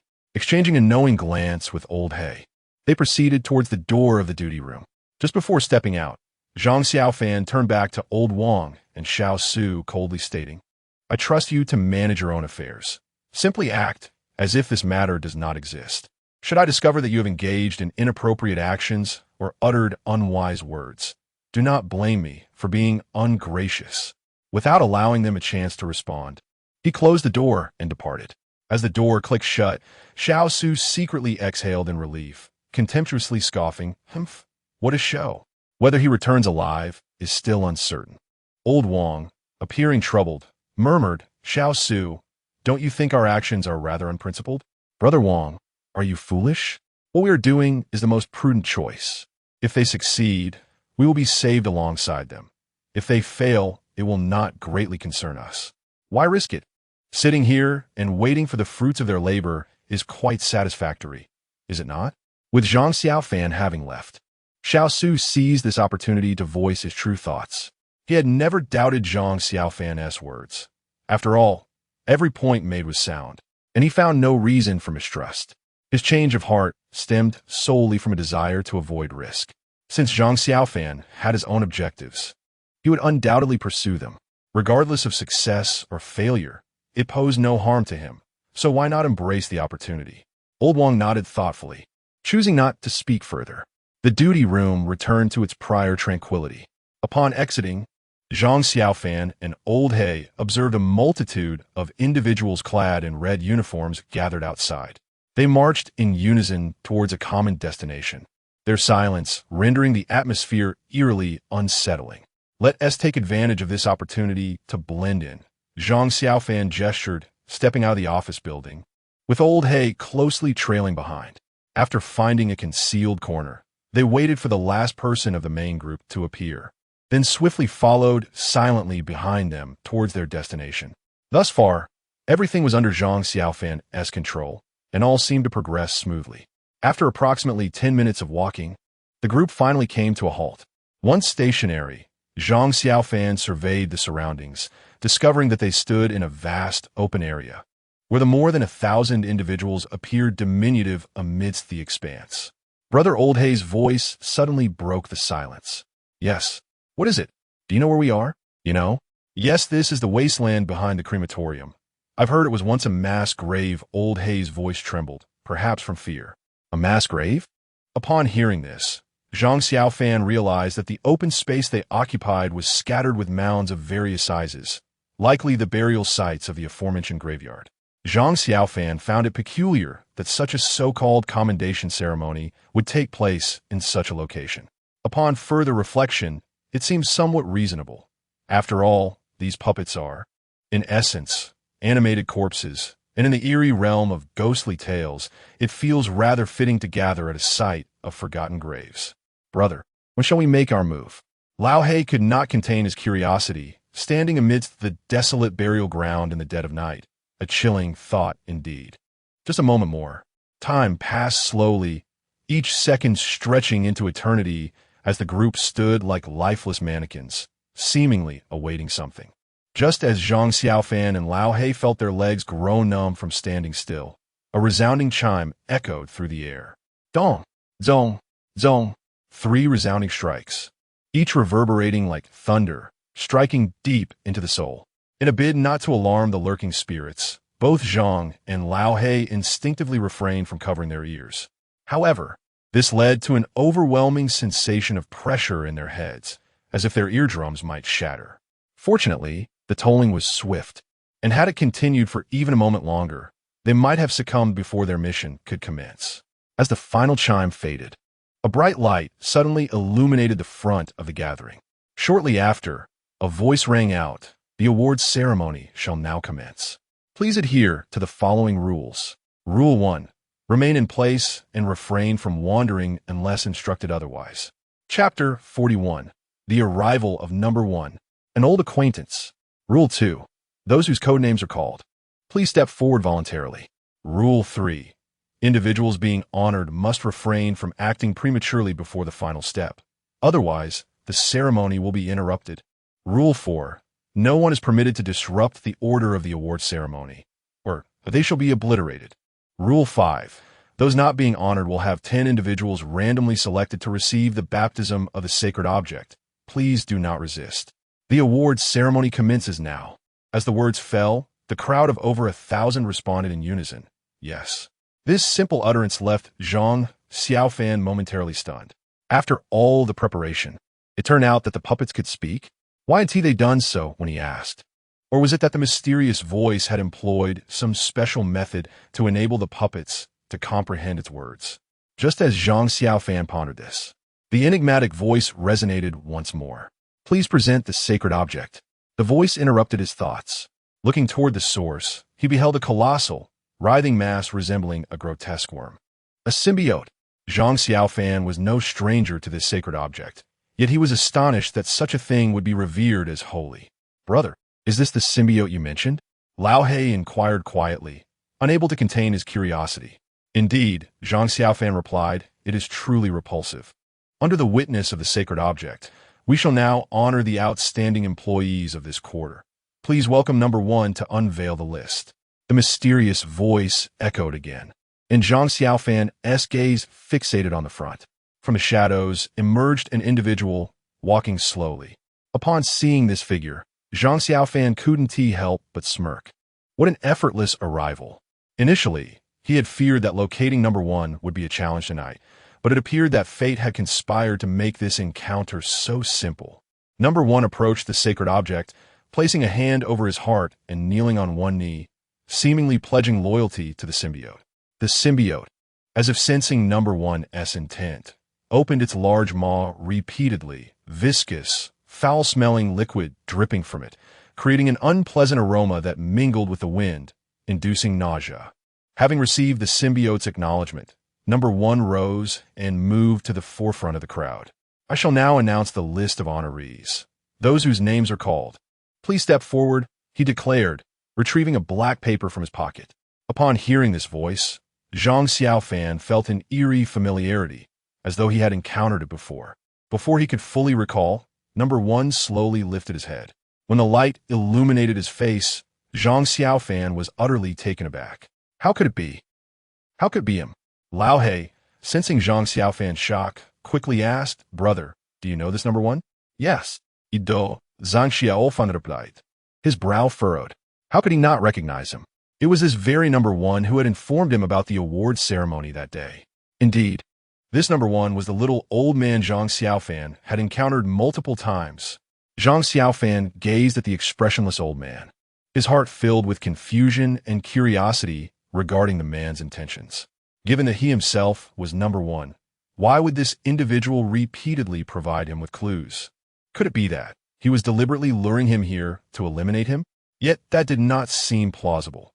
If the man wished to end his life, he could have done so without waiting until now. On that day in front of the dormitory, had he not offered his warning, Zhang would have surely fallen to the hands of those puppets. What was the true reason behind this? Zhang Xiaofan found it utterly incomprehensible. This felt less like a quest to conquer a monstrous tale and more like being a mere pawn at the mercy of others. As he regarded the old man ahead, a sensation of both familiarity and strangeness washed over him. Although this number one bore the same visage as the old man he had previously encountered, the aura and temperament were starkly different. The earlier old man always wore a smile, and even when his expression turned serious, it lacked the oppressive atmosphere that enveloped this one. The current old man emanated an unmistakable sense of being unapproachable. If this old man was merely acting, he could undoubtedly earn an Oscar for his performance in reality. Who was this individual? Seeing Zhang Xiaofan's serious expression, Old He also sensed something was amiss. It's fine. You only need to know that he is the person we are seeking, he stated. This matter cannot be explained in a few words. And now is not the time for idle chatter. Noticing Zhang Xiaofan's reluctance to speak, Old He refrained from pressing further. Brother, now that number one has appeared, when shall we act? It is not yet the right moment. We must wait a little longer. At that moment, number one began to announce the list of those who had been recognized. Number 54, number 89, number 256, number 347, number 789. Zhang Xiaofan counted silently, realizing that more than 100 individuals were being honored. Brother, it seems my name is on that list. Old He remarked with a wry smile. Holding up his badge, Zhang Xiaofan's expression faltered. He had not anticipated this outcome. What should I do, brother? Should I go or not? Old He looked at Zhang Xiaofan for guidance. If left to his own devices, he would certainly prefer not to go, but at such a critical juncture, he had to heed Zhang Xiaofan's decision. Go. Rest assured, if anything unexpected happens, I will be there to rescue you at the first opportunity. After much hesitation, Zhang Xiaofan resolved to let Old He ascend to receive the honor. He was keen to discover what this ceremony was truly about. Taking a deep breath, Old He steadied his trembling legs and cautiously made his way toward the crowd. Once all the honorees had taken the stage, the old man nodded in satisfaction. Next, he announced that 10 individuals would be drawn from those who had not yet been recognized to undergo the baptism of the sacred object. Number 30, number 92, number 145. The old man continued to call out 10 numbers in succession. Zhang Xiaofan, clutching his badge marked with the number 92, could not help but exclaim, "Damn, what incredible luck!" Observing the individuals whose names were called steadily approach the front, Zhang Xiaofan reluctantly made his way over as well. To avoid alarming anyone, he could only adhere to the procedure for the time being, intending to seize an opportunity for action later. As Zhang Xiaofan, with a furrowed brow, stepped forward, Lao He could hardly suppress a smile, his lips almost unable to contain the mirth bubbling within him. The essence of schadenfreude was vividly manifested at this moment. Now, I shall present the rewards to those being honored. The reward is your spirit. When you worked here, you surrendered your spirit, and now, at the request of the venue director, it shall be returned. Upon merging with your spirit, you may retire. With these words, the old man produced a cloth bag from his bosom. Upon opening it, it revealed an array of diminutive glass vials, each containing a glimmering green light. Each vial bore a number corresponding precisely to that of the honorees. The old man extracted a small vial, examined the number, and having located the corresponding individual, ambled over. Accept your spirit, and you shall be liberated. This is the reward for your diligent labor. As he spoke, he uncapped the glass vial, and the green light slowly wafted out, lingering momentarily in the air before diving directly into the person's forehead. As the green light vanished, the individual's eyes gradually regained their luster, the black pupils emerging unbidden. The person rotated their eyes, surveying their surroundings, ultimately resting upon themselves. I have come back to life. The old man nodded in affirmation. Indeed, you are alive, but this is not the end goal. My true purpose is to grant you rebirth. With that, he extended a finger and gently touched the individual's forehead. The expression on their face shifted from confusion to sheer terror in an instant. Suddenly, a flicker of green flame ignited at their forehead without warning. The flame spread rapidly, growing ever more intense, engulfing the individual in a mere breath. Before they could utter a sound, the person was reduced to ashes beneath the fierce conflagration. Witnessing this spectacle, Lao He was nearly paralyzed with fear, casting furtive glances at Zhang Xiaofan. Zhang Xiaofan, also aware of Lao He's desperate gaze, found himself too preoccupied to offer comfort. A thought unexpectedly surged in his mind. Why did this awards ceremony resemble a layoff meeting so closely? He scanned the room, noting that aside from himself and Lao He, the age of those called forth appeared to be predominantly 50 and above. Individuals of such age often lack the agility and vitality of their younger counterparts. This deficiency, even if transformed into puppets, could not be escaped. Thus, Zhang Xiaofan surmised that this award ceremony was a method to systematically eliminate those puppets who were nearing the end of their work capabilities. Moreover, by bestowing such an honorable title, it served to motivate the remaining puppets to labor harder, a veritable twofold gain. The spirit referred to by the first speaker was likely the soul of these puppets, the very essence governing their movements. If this were the case, to completely resolve the issue of these puppets, it sufficed to return their spirits, thereby restoring their rationality. The souls of these individuals, if my conjecture holds true, should reside within that so-called director's office. Having clarified this in his mind, Zhang Xiaofan let out a cold chuckle. To manipulate spirits to control employees is indeed a clever stratagem. At that moment, Zhang Xiaofan began to suspect that the director of this crematorium might actually be a graduate from some talent resource management academy. While Zhang Xiaofan's thoughts wandered freely, Number One had already dispatched several puppets, and it appeared that the next target was Old He. Brother, Old He was on the verge of tears, repeatedly murmuring Zhang Xiaofan's name. Upon hearing this, Zhang Xiaofan shot him a knowing glance and gestured toward the identification badge on Number One's chest, mimicking a grabbing motion. The hint was unmistakably clear, suggesting that Old He should seize the opportunity to snatch it away. Although Old He comprehended the message, he wore a pained expression. His fear was palpable. Observing this, Zhang Xiaofan softly encouraged him, "Be bold and act, have no fear." Spurred by Zhang Xiaofan's words, Old He gritted his teeth, mentally steeling himself. After eliminating another puppet, Number One strolled over to Old He. Upon seeing him, a look of surprise crossed Number One's face. He likely found it curious that such a burly man would be included in this commendation list. Nevertheless, he refrained from further comment. After all, the list was drafted by the director, and it was not for him to question. "Accept your spirit," Number One said nonchalantly, preparing to open the glass vial. "Old He, now's your chance. Act." Zhang Xiaofan shouted at the moment Number One was distracted. "Damn it, hand it over," Old He roared in response, lunging forward to grasp the identification badge on Number One's chest. His speed was remarkable, and it seemed that Number One was caught off guard as Old He nearly reached the badge, just as they believed victory was at hand. A large hand suddenly clamped down on Old He's wrist. Surprised, Old He looked up to find a pair of deep, somewhat mocking eyes fixed intently upon him. Chapter 42. Never Give Up. Old Black slowly raised his head, his eyes filled with terror as he gazed upon Number One before him. It was none other than Number One who had ensnared him.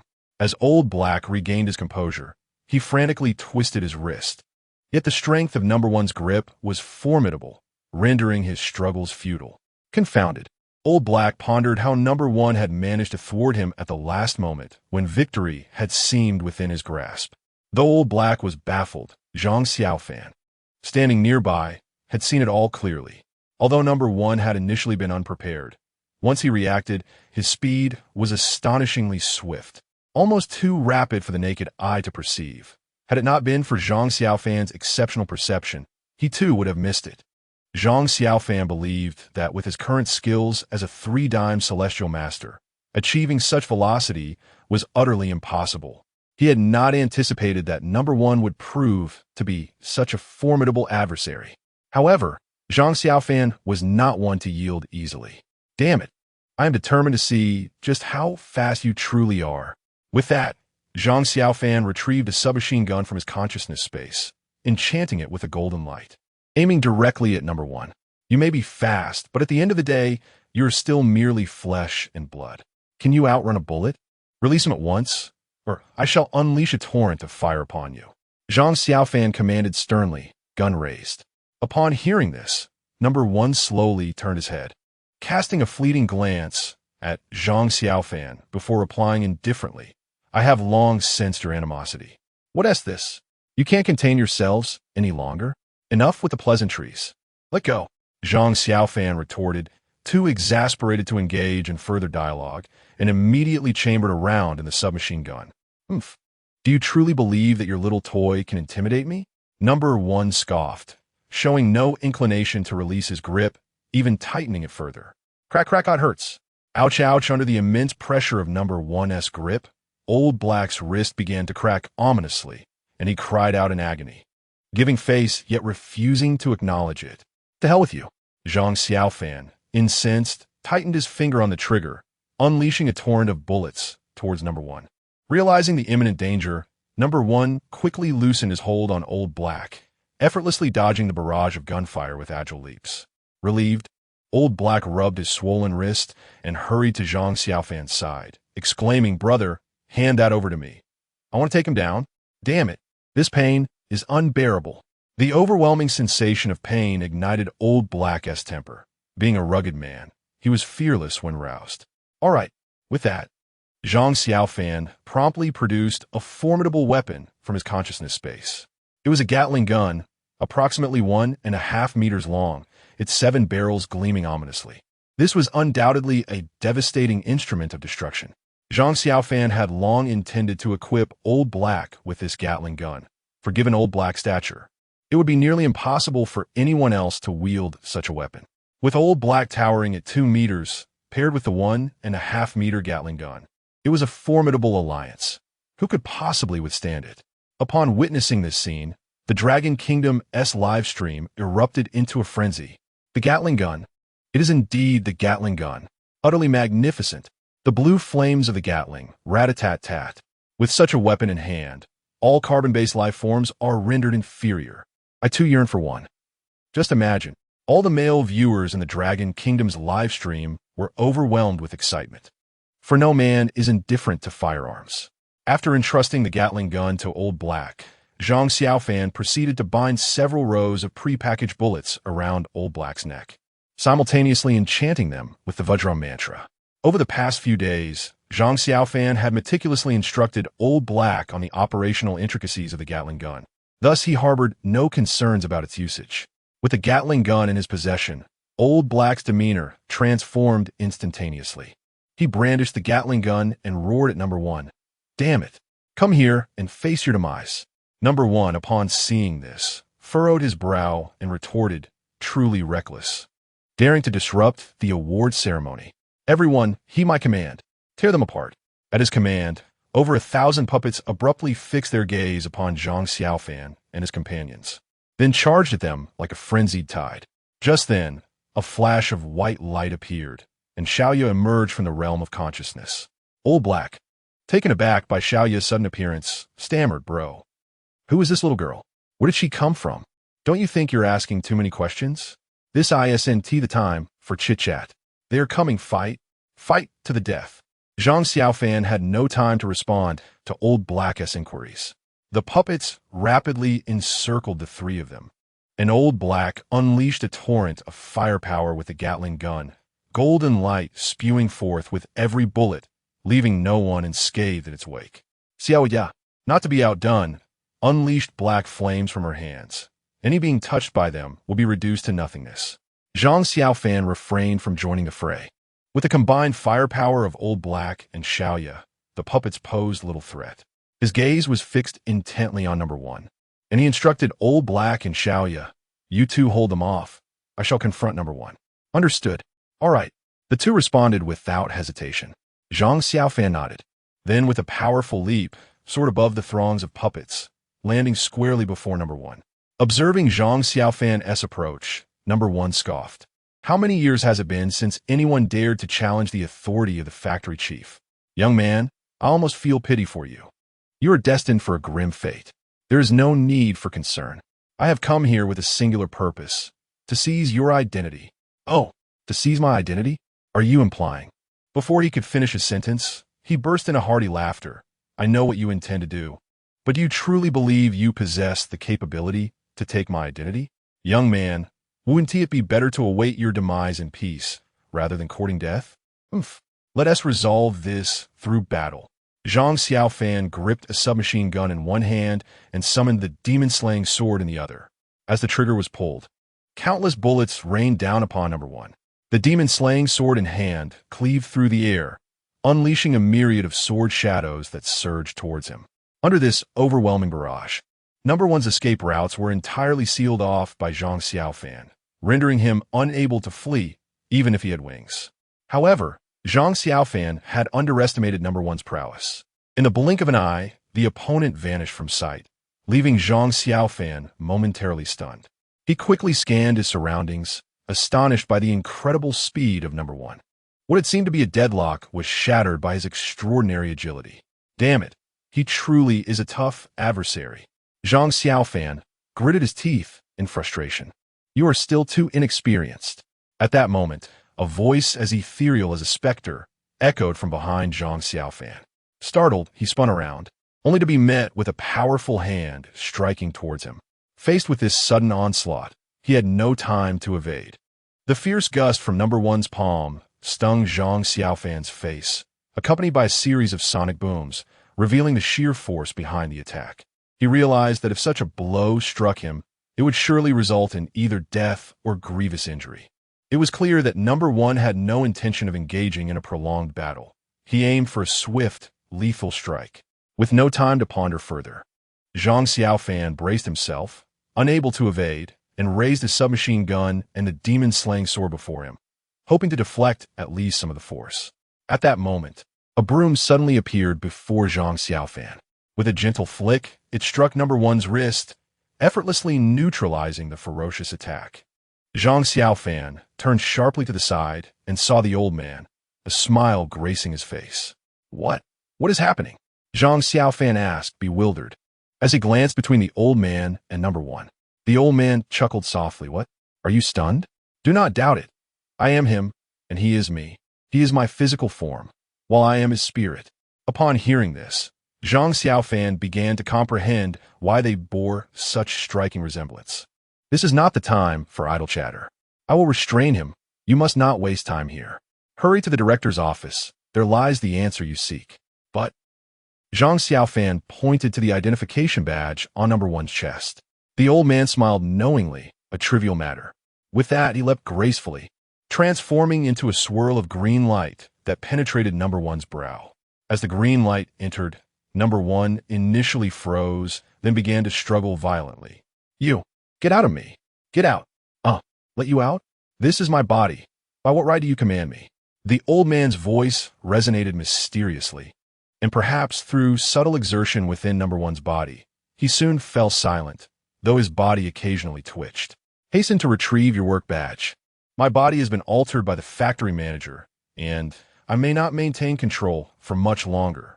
Upon hearing this, Zhang Xiaofan wasted no time and swiftly approached to snatch the work badge. Grasping it in hand, he inhaled deeply, knowing that only the final step remained. Brother! Just as Zhang Xiaofan was about to head towards the factory manager's office, the voice of Old He suddenly echoed. He turned to see Old He and Xiaoyi entrenched in a fierce struggle. Even the symbiote had joined the fray unbeknownst to him. The grotesque entity slithered through the crowd, its back adorned with the heads of young girls, who wailed in despair. Hungry, hungry, hungry. From its gaping maw emerged a massive, barbed spike, which it wielded mercilessly, plunging it into the bodies of its victims, draining them to mere husks. Observing the lifeless puppets strewn about the symbiote, Zhang Xiaofan realized that this creature possessed no intellect. It was a mindless aggressor, attacking indiscriminately. It was akin to a beast of prey. How could this monstrosity be revered as a sacred object? Were these people truly bereft of reason? At that moment, Old He and Xiaoyi found themselves ensnared by the puppets, with no escape in sight, while the symbiote advanced toward them step by step. Brother! The monster cannot be killed by bullets. Old Hay fired his Gatling gun frantically at the creature. Yet, inexplicably, the bullets rebounded off its form, deflected by an unknown force, inflicting no harm whatsoever. Likewise, Xiaoya's flames extinguished upon contact with the symbiote, leaving her seething with frustration. Witnessing this dire situation, Zhang Xiaofan abandoned his intention to visit the factory manager's office and without hesitation sprinted towards his friends. No matter the outcome, he could not disregard their safety. Today, they must not sustain even the slightest injury.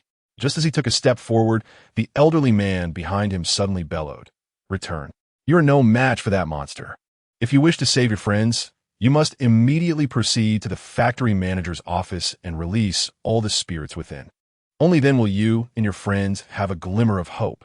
The old man's words rendered Zhang Xiaofan momentarily speechless. "Listen to me, hurry. Otherwise, it will be too late." Seeing Zhang Xiaofan frozen in place, the old man urged anxiously. Zhang Xiaofan stood there, watching old Hay and Xiaoya struggle. His fists clenched tightly, nails digging deep into his flesh, revealing his inner turmoil. "Brother, don't worry about us. Just go." "Yes, Zhang, we can hold on. Don't mind us." Hearing the old man's words, both Xiaoya and old Hay understood that only Zhang Xiaofan could bring an end to this chaos. They did not wish to hinder him. Upon hearing their encouragement, Zhang Xiaofan smiled faintly, then resolutely lifted his head and summoned the Heavenly Master's demon-slaying sword from his consciousness, charging towards old Hay and Xiaoya without hesitation. Having come this far, could he truly give up? The old man's reluctant voice rang out. Zhang Xiaofan did not pause in his stride. Instead, he replied calmly, "I will not relent. But I cannot stand idly by while my friends are harmed. Not even with the slightest possibility. I shall accompany my friends to accomplish this task. Damn it. Thunderbolt curse. Strike down these scoundrels." Chapter 43, The Final Showdown. As the incantation of the heavenly thunder was uttered, a bolt of lightning, resembling a colossal dragon, seemed to tear open the sky, unleashing a torrent of electricity. The blinding radiance illuminated half the heavens, and the resounding thunder deafened all, instantly capturing everyone's attention. After a brief moment of gathering power, the lightning descended with a thunderous roar, obliterating countless puppets in its wake. The surrounding land, scorched by the onslaught, emitted wisps of smoke, accompanied by the acrid scent of charred earth. Since his ascension to the rank of a third-grade celestial master, this marked the first occasion Zhang Xiaofan wielded his mystical arts. Astonished by the overwhelming force unleashed by the heavenly thunder, he found himself taken aback. It was surprising that the difference between the third, second, and merely the first grade could yield such a staggering disparity in power. Elated by the might of his abilities, Zhang Xiaofan unleashed thunderbolts with a flourish, striking left and right with fervor. With Zhang Xiaofan's support, the trio executed a strategic flanking maneuver, swiftly carving a pathway through the throng of puppets. "Hurry, come with me." Zhang Xiaofan called out to Lao He and Xiaoya, who wasted no time in rushing to his side. "Brother, Fang Yi, yes, I have obtained the work badge. Now, let us proceed to the director's office and bring this to an end." "Indeed, let us go." Lao He and Xiaoya nodded earnestly. The three turned and sprinted toward the administrative building. As they passed by the old man, Zhang Xiaofan could not resist speaking up. "It is perilous here. You should accompany us." The old man's expression was grave, revealing the strain he had endured. However, upon receiving Zhang Xiaofan's invitation, he shook his head resolutely. "I cannot go. The director's office contains controlling entities. If I enter, I will not be able to leave. You must hurry without concern for me. I can hold them off for a while. Time is of the essence." Zhang Xiaofan fell silent for a moment, gratitude filling his eyes. Though he had no prior acquaintance with the old man, the latter had assisted him time and again. Regardless of the old man's motives, Zhang Xiaofan vowed to remember this kindness. He nodded firmly, leading Lao He and Xiaoya away. "Kid, you must succeed. You are the only one who can save this place." The old man's voice echoed behind them, prompting a faint smile from Zhang Xiaofan as he silently vowed, "I shall not let you down." With the old man's intervention, the puppets and symbiotic entities did not pursue them. The trio hastened toward the administrative building, where they gazed upon the foreboding staircase. Zhang Xiaofan's gaze sharpened as he addressed Lao He and Xiaoya. Our success hinges on this final step. With that, Zhang Xiaofan took the lead, racing toward the fourth floor, followed closely by Lao He and Xiaoya. Soon, they arrived at their destination. Upon stepping onto the fourth floor, Lao He couldn't help but exclaim, "Brother, this feels like a dream. Were it not for you, I would never have dared to set foot here in my lifetime." Upon hearing this, Zhang Xiaofan smiled and said, "Old He, although you are timid, you possess the courage to challenge fate. Regardless of my presence, you would inevitably reach this step. Indeed, brother, you're right. If I uncover the secrets here, I certainly won't remain passive," Old He replied earnestly, nodding in agreement with Zhang Xiaofan's words. After arriving at the four entrances, the surroundings remained shrouded in darkness. Zhang Xiaofan swiftly activated his celestial eye to discern the elements around him. A cursory glance revealed that the surroundings were essentially unchanged from that night when he first arrived. However, this time, a pitch-black iron door had appeared on the wall, hardly noticeable unless one observed closely. Even a fool could surmise that this was undoubtedly the entrance to the director's office. The reason for its emergence tonight was likely due to the ID badge labeled No, one hanging around his neck. Upon seeing the iron door, Zhang Xiaofan did not immediately enter, but turned to Xiaoya and Old He, saying, "No matter what happens, our primary focus must be on ensuring our safety. Secondly, when action is required, follow my lead. Do not act independently. Understood?" Both Old He and Xiaoya nodded in unison. Taking a deep breath, Zhang Xiaofan turned and approached the iron door. As the three stood before the door, just as Zhang Xiaofan reached out to push it, the door swung open on its own. Observing the unexpectedly opening door, the three exchanged glances before Zhang Xiaofan stepped inside first. Having come this far, there was no need for hesitation. Certain matters must be confronted. As the trio entered the room, a blinding light pierced their pupils, rendering their vision somewhat hazy after being in darkness for so long. "Ha! You have finally arrived," a voice suddenly echoed, one that was strikingly familiar to both Zhang Xiaofan and Old He. Squinting against the dazzling light, Zhang Xiaofan froze upon recognizing the figure before him. Meanwhile, Old He and Xiaoya, having adjusted to the illumination, turned to face the speaker. "It's you? Wang. Brother Wang? How did you end up here?" Old He exclaimed, equally astonished, never having imagined that it would be old Wang standing there.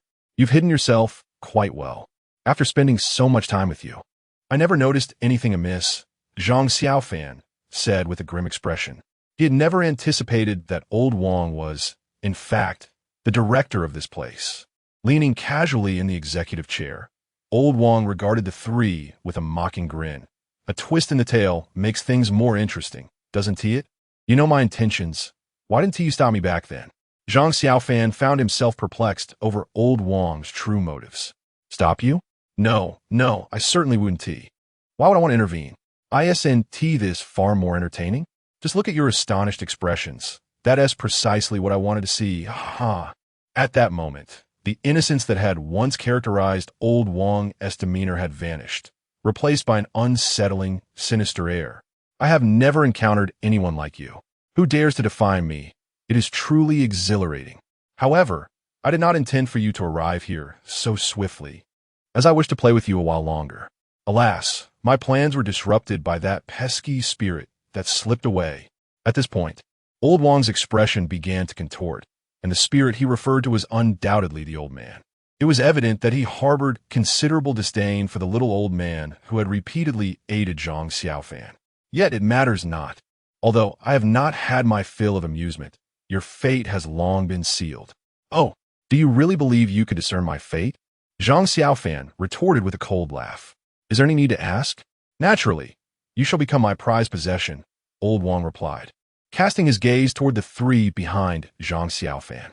They followed his line of sight and beheld a wall adorned with rows of transparent cabinets, brimming with glass bottles, each containing spirits that shimmered with a green luminescence. "These spirits are the result of my painstaking efforts to collect. Just look at how splendid they are." Old Wang regarded these spirits with a gaze of profound admiration, his smile bordering on grotesque. You are truly a pervert." Old Hay could no longer restrain himself and exclaimed upon witnessing Old Wong's peculiar grin. Old Wong, lost in the ecstasy of admiring his collection, was abruptly interrupted by Old Hay, inciting his ire and causing his smile to vanish instantly. "What do you know, you foolish giant? This is my masterpiece. These are my treasures." He spat. Old Hay chose not to respond further and contemptuously spat on the ground, a gesture that, while not physically harmful, was laden with scorn. "Then, I presume that abomination is also your creation?" Zhang Xiaofan inquired coldly. "Indeed, what a marvelous entity it is, composed of precisely 49 beautiful corpses. It is a true marvel of the world." Old Wong's eyes gleamed with a near-manic pride as he spoke of the abomination, causing Zhang Xiaofan and his companions to feel a wave of nausea. In unison, they exclaimed, "Pervert! How could he perceive such a grotesque thing as beautiful? What else could it be but madness? You simply lack the capacity to appreciate it. But fear not, I shall transform you into spirits as well. Perhaps then you will grasp its beauty. And that little girl behind you, she is truly charming. There should be a place for you in my creation." Old Wong's excitement escalated, culminating in maniacal laughter. "Enough of this repulsiveness. Brother Zhang, I cannot endure this any longer. Let's take him down," Old Hay declared, raising his Gatling gun, its dark muzzle aimed squarely at Old Wong. Zhang Xiaofan recognized that Old Wong's mind had twisted beyond reason, rendering discourse futile. Decisive action was required. "I will restrain him. You two flank him. I suspect the old man cannot hold out much longer. Let us aim for a swift resolution," Zhang Xiaofan quickly strategized. "Old Wong, the atrocities you have committed are utterly heinous. If I do not eradicate you today, I shall not be worthy to call myself a disciple of the heavenly master." As he spoke, Zhang Xiaofan brandished the Tianshi Fumo sword and charged forward. Xiaoya and Lao He swiftly joined Old Wong, positioning themselves to prepare for the assault. Observing their offensive, Old Wong remained unfazed, a smile gracing his lips as he regarded the trio. "You cannot harm me," he declared, as a piece of stone, as dark as ink, slipped from his sleeve and into his grasp. Zhang Xiaofan, with keen eyes, noted Old Wong's subtle movements, sensing that the stone held extraordinary significance. "Quickly settle this," Zhang Xiaofan shouted, weaving his fingers in incantation as he sprinted towards Old Wong, with Xiaoya and Lao Hei's attacks trailing closely behind. Meanwhile, in the Dragon Kingdom's live broadcast room, as the viewers were engrossed in the unfolding drama, the screen abruptly faded into a flurry of static. "What the hell? What's happening? Why is it gone again?" Frustration rippled through the audience. "This is infuriating, just when it was getting good. Now that we can't see, I'm starting to worry about Master Zhang." "No need to fret. We should be accustomed to Master Zhang's style by now. As long as he is present, the bizarre rules will transform into an action spectacle, albeit one we cannot witness. I hope Master Zhang returns safely. It seems this boss is rather formidable. Rest assured, everything will be fine. The broadcast will surely resume shortly." The viewers consoled one another, yet events did not unfold as they had hoped. All gathered before the screen in silence, waiting patiently as half an hour elapsed, with no signs of restoration. This indicated that Zhang Xiaofan's battle was still ongoing. Chapter 44, Old Wong's Defeat. At this moment, within the realm of strange tales, aside from Xiaoya, Zhang Xiaofan and Old Hay lay on the ground, their faces contorted in agony, with piercing green light emanating from their foreheads. Old Wong, filled with excitement, gazed at the two, the black stone in his hand trembling incessantly. "Ha ha! I never anticipated that your souls would shine so brilliantly. If I were to add them to my collection, they would undoubtedly become the most resplendent spirits." Old Wong was now impatient to extract their souls. The agony of having one's soul forcibly drawn away is a torment that few can endure. Old Hay felt as though he were being hollowed out. A searing pain coursed through his entire being, compelling him to scream. Meanwhile, Zhang Xiaofan, though silent, was drenched in sweat.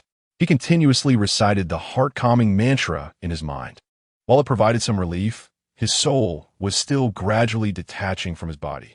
"Damn it, I miscalculated." Hearing Old Hay's cries, Zhang Xiaofan gritted his teeth against the pain and urged, "Old He, hold fast to your essence. Do not lose heart." That single utterance drained nearly all his strength, causing his complexion to turn ashen, and he collapsed onto the ground. Brother, Xiaoya, witnessing this, could not help but voice her concern. Her face flushed with anger as she glared at Old Wang. "I will kill you," she screamed, her pupils turning as dark as ink, black flames coiling around her like a swarm of serpents. "I will burn you to ashes," she seethed, and in an instant, all the flames coalesced into a massive fire tornado, surging toward Old Wang with intense heat. Old Wang smirked, a hint of disdain curling his lips. "Useless little sister, you cannot harm me. Yet, I must admit, I did not expect you to be unaffected by my spirit-controlling stone. You must not be human, am I right?" His voice dripped with mockery. Just then, the black fire tornado reached Old Wang, but was thwarted by an invisible force. This force acted like a transparent wall, firmly blocking the fiery vortex, preventing it from advancing even a fraction. "I told you it was futile. Why do you persist in disbelief?" Old Wang gloated, reveling in the sight of the fire tornado isolated by the spirit-controlling stone, his eyes gleaming with triumph. The fire tornado raged for over 10 minutes before finally dissipating. Exhausted by Xiao Ya's efforts, leaving her unable to maintain her levitation and causing her to fall to the ground. Half kneeling, she gasped for breath, her eyes filled with determination. Zhang Xiaofan, witnessing her plight, felt a surge of anxiety, yet he had to focus on stabilizing his own soul and could not summon any spells. Old Wang, observing the defiant Xiaoya, laughed heartily. "You have quite the temper, little girl. You wish to kill me? You cannot. Are you frustrated?" "Ha ha!" He paid no mind to Xiaoya's murderous glare and ambled over to Zhang Xiaofan's side. As Zhang Xiaofan gazed at the resplendent green light emanating from his forehead, his eyes brimmed with fervor. "Your spirit is truly exceptional. I can hardly contain my eagerness to possess it." With that, Old Wang moved the spirit-controlling stone closer to Zhang Xiaofan's brow. "Ah!" Zhang Xiaofan exclaimed in agony, feeling as though an invisible hand was desperately wrenching his soul from his body, a sensation more torturous than death itself. "No!" Xiaoya cried out in alarm. "Hey, old man, what prowess do you possess to bully a mere child?" A mocking voice resonated from the entrance. Old Wang paused, turning to see the speaker. Upon recognizing the newcomer, his expression darkened. "You? What brings you here at last?" "I had no choice. I anticipated these youngsters would fall into your trap." The speaker was none other than the old man. At that moment, he had reverted to his usual attire, evidently having emerged from the body of the first. Zhang Xiaofan looked up at the old man, struggling to articulate, Why you? Why are you here? If I did not come, you would find it difficult to deal with this old scoundrel." "Deal with me? With the spirit-controlling stone in my possession, what do you think you can do?" Old Wang scoffed. "Oomph. I am aware of your possession of the spirit-controlling stone, but that is the extent of your capabilities. Dare you engage me in a duel without it?" The old man retorted with a cold snort, raising his hand in provocation. "Without the spirit-controlling stone? Huh? Do you take me for a fool?" "Of course, you lack the courage," the old man declared disdainfully, casting a scornful glance at Old Wang. "Enough of this chatter. You have fled for too long. This time, I shall not allow you to escape." With that, Old Wang raised the spirit-controlling stone towards the old man. Perhaps due to the shift in target, Zhang Xiaofan felt a sense of relief, no longer experiencing the sensation of his soul being drawn away. However, the old man now bore a visage of torment. Though he did not collapse like Zhang Xiaofan and Old He, his body trembled uncontrollably, with a faint green light swirling around him, suggesting that it would not be long before he could no longer maintain his human form. "Arrogant, are we? After all your bluster, you remain nothing more than my plaything. I cannot fathom your reasoning for seeking death." "Oomph," the old man retorted coldly. "Do you truly believe I would be foolish enough to come here alone?" What do you mean?" Ah. The old man let out a chilling laugh, offering no further explanation as he swiftly darted aside. Before Old Wang could react, a shadow surged from behind the old man, crashing violently into Old Wang. Zhang Xiaofan, displaying remarkable astuteness, seized the brief opportunity to muster his remaining spiritual energy and inscribe a talisman in the air. With fingers dancing deftly, a golden glimmering talisman soon took form. Binding spell. With a fierce shout, Zhang Xiaofan thrust his palm forward, and the talisman struck Old Wang with astonishing speed. Upon contact, Old Wang was immediately immobilized, unable to budge an inch despite his frantic efforts. The series of unforeseen events rendered Old Wang utterly powerless, leaving him to watch helplessly as he was hurled away by the shadowy figure. The spirit-controlling stone slipped from his grasp, falling onto the ground. With the disruption of the spirit-controlling stone, both Zhang Xiaofan and Old He felt their spirits reintegrate into their bodies, and the old man appeared considerably more at ease. As the suddenly materialized shadow landed, Zhang Xiaofan looked up and was astonished to find that it was the mysterious woman in black he had seen on his very first day during the inspection in front of the cremation room. How could she be here, and assisting the old man against Old Wang? Could it be that she was not the malevolent being he had initially presumed? The recollection of his earlier intention to slay her in order to gain merit made Zhang Xiaofan's face flush with embarrassment. Due to Zhang Xiaofan's dwindling spiritual power, the binding spell could not be maintained for long. Old Wang, having been knocked to the ground, wasted no time in frantically struggling to his feet and sprinting towards the spirit-controlling stone. "Kid, don't let him get the spirit-controlling stone," the old man exclaimed in alarm.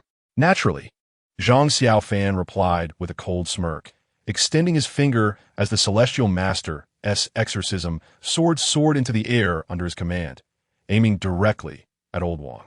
The latter, taken aback, hurriedly attempted to evade, but the sword pursued him relentlessly as though equipped with a tracking device. Thus ensued a chaotic chase within the room between one man and one sword. Meanwhile, Zhang Xiaofan approached the spirit-controlling stone, picked it up, and examined it closely.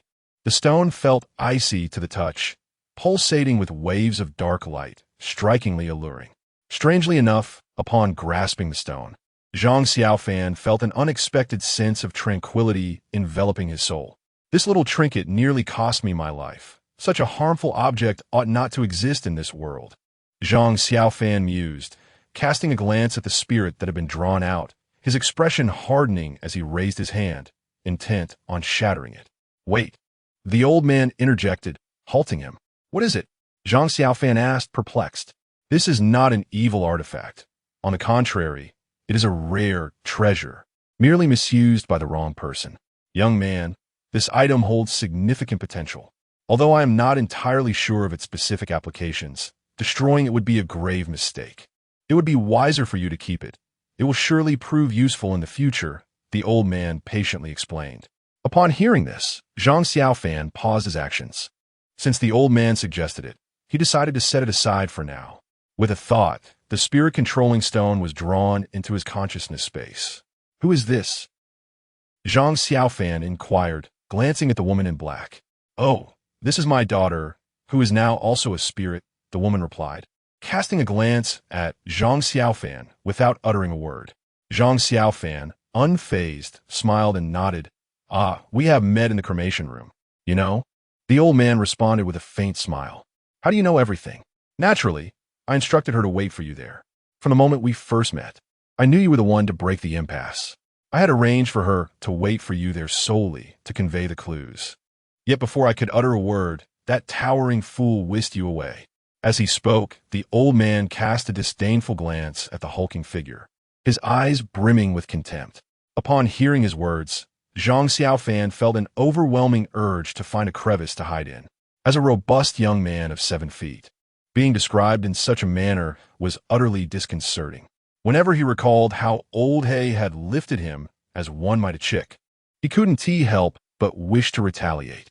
However, I must admit that the brute possessed remarkable strength, carrying you off with such swiftness. Let's not dwell on that. Zhang Xiaofan was eager to shift the conversation, chuckling awkwardly. "Didn't you say you wouldn't come? What brings you here now?" "To be honest, I truly did not wish to come.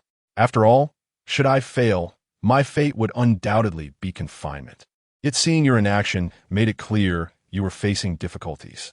Furthermore, my daughter informed me that this endeavor cannot solely rely on you. We are fighting for freedom and cannot simply hide away." Hearing this, Zhang Xiaofan nodded, realizing that the old man and his daughter were indeed quite righteous. Brother Zhang, old Wang is about to collapse. At that moment, old Hei's voice broke through, and all eyes turned to the beleaguered old Wang, desperately pursued by the sword of demon subjugation. He was drenched in sweat, gasping for breath, on the verge of fainting. Zhang Xiaofan let out a cold laugh. So it turns out you are so feeble without the spirit-controlling stone. It is truly embarrassing to have fallen into your hands. Xiao Zhang, I was wrong. Please retract your magic. Old Wang gasped, pleading for mercy. Release you? You deserve your fate. Zhang Xiaofan had no intention of letting this scoundrel off lightly. If you spare me, I will release all these spirits. Only I know how to open these cabinets. You must believe me. Upon hearing this, Zhang Xiaofan exchanged a glance with the old man, who nodded in agreement, and thus he believed that old Wang was not deceiving him. With a wave of his hand, the sword of demon subjugation obediently returned. Go, release them. Without granting old Wang a moment to catch his breath, Zhang Xiaofan urged him directly. You need to touch the cabinet doors with the spirit-controlling stone, and they will naturally open. Oh, is that so? This is mere trickery. Such a simple task. Do I truly need your assistance? Continue running. Zhang Xiaofan rolled his eyes and waved his hand once more, directing the sword back towards old Wang. The onlookers, witnessing old Wang's look of despair, could not help but chuckle. Zhang Xiaofan was indeed quite mischievous. Chapter 45. The Haunting of the Crematorium. Conclusion. Zhang Xiaofan cautiously retrieved the spirit control stone, relieved that he had not shattered it moments ago. Had he done so, he would have found himself in a rather troublesome predicament. With great care, he pressed the spirit control stone against the cabinet door, and as soon as it made contact, a sound akin to shattering shackles echoed through the air. Crack! Subsequently, the cabinet door swung open of its own accord.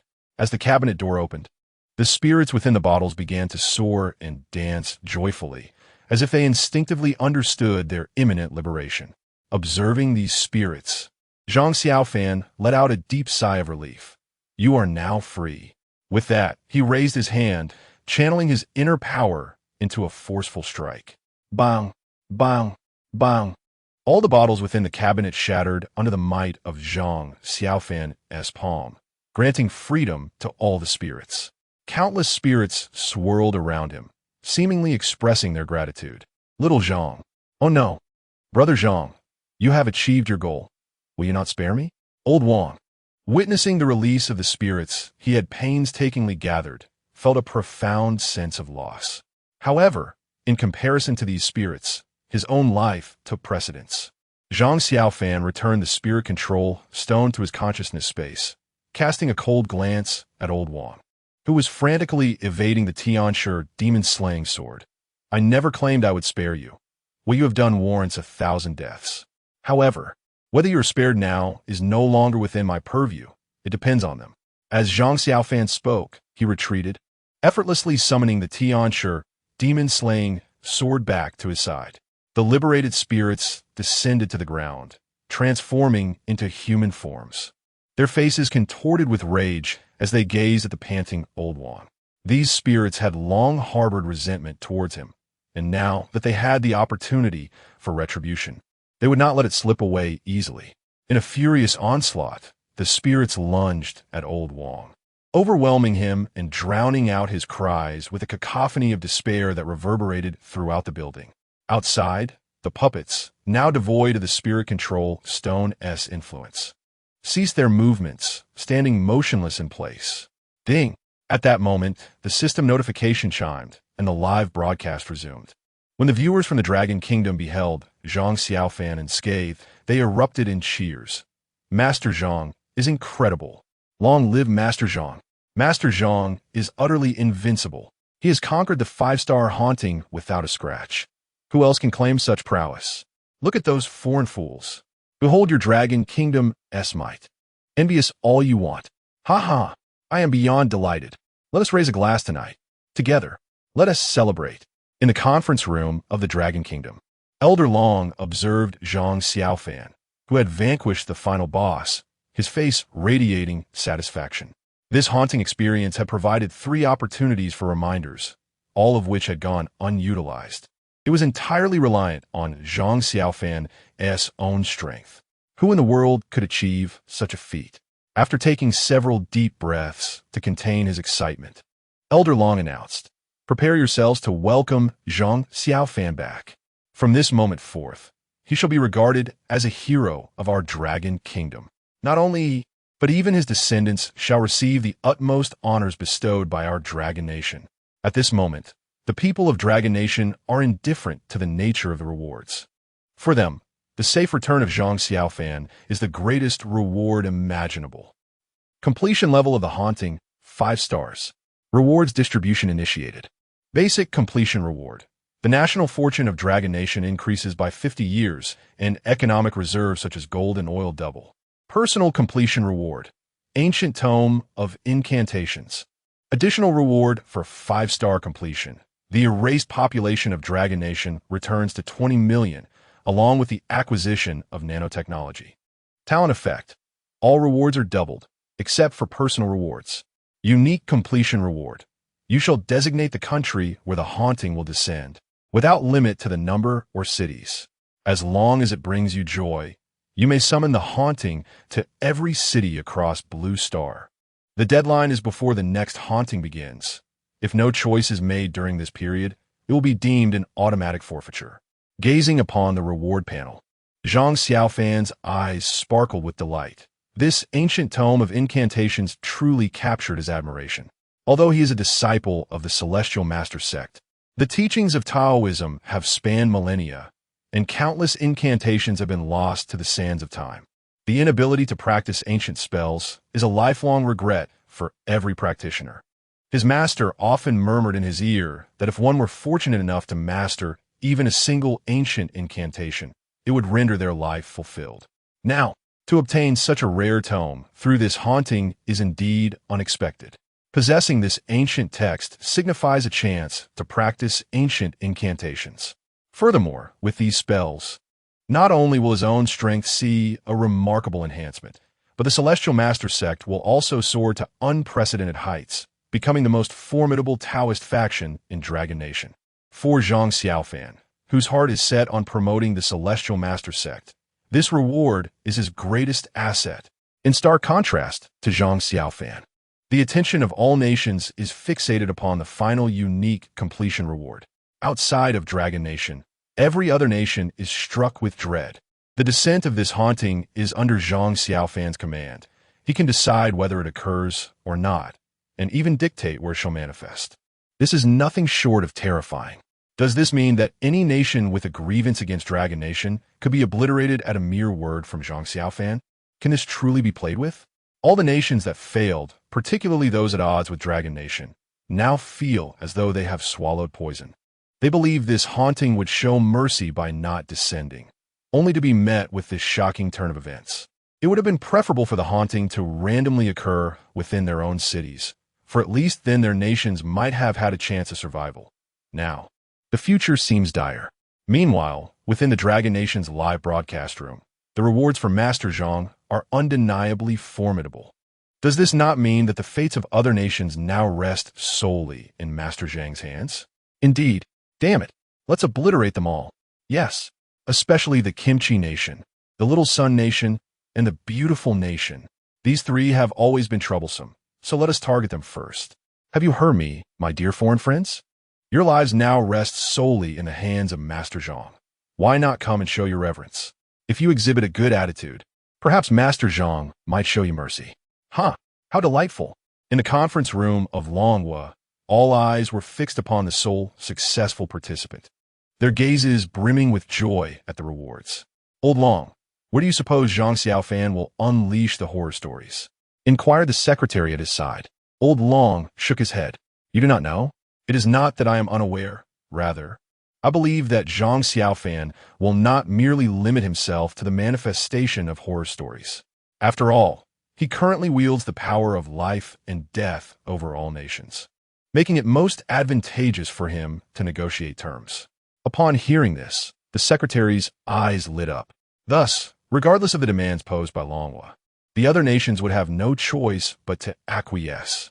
Stealing a glance at Old Long, the secretary mused to himself, "You and Zhang Xiaofan are quite the rascals. But it is a delightful kind of mischief." At that moment, Zhang Xiaofan gazed at the final line on the rewards page, a wicked smile gradually appearing on his face. He lifted his gaze to the ceiling and proclaimed, "Old Long, what are we waiting for? Let's negotiate. Oh, and be sure to inform the other nations that they should present their utmost sincerity, otherwise I shall have their nations stricken from the Blue Star, and not even Jesus could save them. Mark my words." Upon hearing Zhang Xiaofan's audacious declaration, the netizens of Longhua erupted in laughter, while foreign netizens lamented in despair. In the conference room of Longhua, Old Long observed Zhang Xiaofan's arrogance with growing admiration. "Did you all hear that? Send a message to the other nations. Oh, and make sure Zhang Xiaofan's words are relayed verbatim." "Old Long, that will not be necessary. The nations have already sent their documents, complete with the items for this transaction. No need to look. These clever folks must be squeezed a bit harder. Simply respond with Zhang Xiaofan's words and instruct them to raise their offers." "Understood."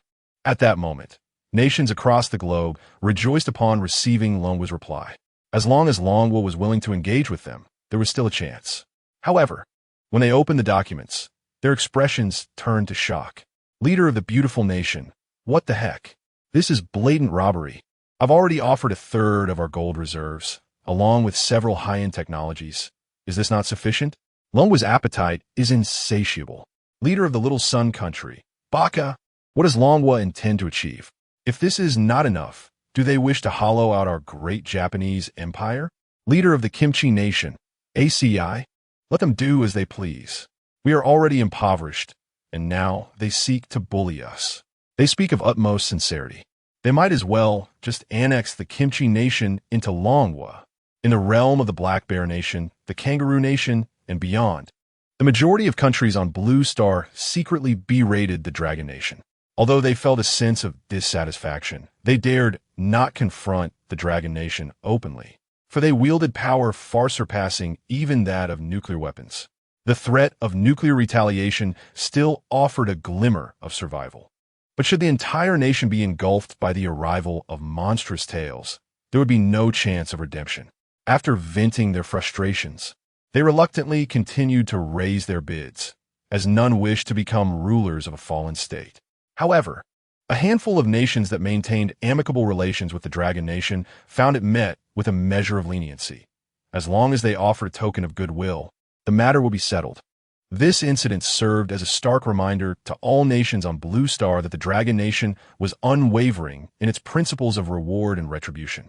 To befriend them would yield benefits, while enmity would invite unrelenting consequences. After concluding his explanation, Zhang Xiaofan turned to the old man and his young companion, inquiring about their intentions. The old man smiled faintly and replied, "We are, after all, those destined for demise, and thus shall go where we must. Your task is complete. Should you not also take your leave?" "Indeed. It is time to return." Zhang Xiaofan nodded, with Xiaoya obediently stepping beside him. "I wish you a safe journey." The old man and the woman in black inclined their heads slightly in gratitude. At that moment, the spirits released by Zhang Xiaofan turned in unison, bowing deeply before him. They then transformed into shimmering green lights, coalescing before him to form a vast portal of light. Meanwhile, the instigator, Old Wong, lay in a corner, barely clinging to life, his body marred and broken, seemingly beyond salvation. Zhang Xiaofan felt no pity. After all, this fate was well-deserved. "Brother, are you leaving?" Old He gazed at Zhang Xiaofan's retreating figure, his eyes filled with profound reluctance. "Yes, Old He. It has been a pleasure knowing you," Zhang Xiaofan replied with a smile, turning his head. "Brother, I am alone here, and you have been the kindest person to me over the years. I cannot bear to part with you." "Cannot bear to part with me? Indeed. Would you consider coming with me?" "Absolutely. Wonderful. Xiaoya, I'm coming." "Oh, keep your distance, you frightening man." "Old He, I sense your intentions may not be entirely pure. Can I back out?" "Brother, I trust you one tea." "No, I might." And so, under the watchful eyes of the old man and the woman in black, the three playfully bickered as they traversed the enormous portal of light. Chapter 46. Disagree? then disappear. Upon traversing the luminous portal, a series of images flashed through Zhang Xiaofan's mind. The scenes depicted the crematorium, where old Wang stood at the entrance, appearing significantly younger yet perpetually adorned with an unsettling smile. It was evident from the imagery that old Wang was officially assuming the role of the crematorium's director that day. The scene shifted, revealing that after his promotion, old Wang, wielding the spirit conduit stone, extracted the souls of all the employees within the crematorium, as well as the spirits of several corpses, transforming their bodies into puppets to serve him. Whenever a beautiful female corpse was delivered to the crematorium, he would send for it to be brought to his office, extracting the residual spirit before indulging in vile acts of desecration. Following these grotesque encounters, he would dismember the bodies, gradually assembling a repugnant symbiote. The appalling acts displayed in the visions were too horrific for Zhang Xiaofan to bear. As time progressed, old Wang descended further into madness, delving into the secrets of spirit manipulation, striving to create more powerful puppets. Witnessing such depravity, a surge of rage and revulsion welled up within Zhang Xiaofan. He could scarcely fathom the extent of cruelty one could inflict upon the lives and dignity of others. These images relentlessly replayed in his mind, a torment he could neither reject nor escape. The so-called commendation ceremony was merely a guise for him to rid himself of the undesirable spirits in his collection. The vision concluded, leaving Zhang Xiaofan trembling with fury, yearning to return and rend old Wang into 1,000 pieces. Such filth deserved to be cast into the abyss, condemned to eternal suffering. As Zhang Xiaofan remained ensnared in these haunting images, he found himself back in front of the villa arranged for him by old Long, who had been waiting patiently. Upon landing, Zhang Xiaofan noticed that Xiaoya and old He had vanished, presumably returned to their conscious spaces. "You poor lad, you've truly endured much," old Long chuckled, approaching and patting Zhang Xiaofan on the shoulder, his address having shifted from formal to a more endearing "poor lad," indicating a significant increase in familiarity. Indeed, it had been a taxing ordeal.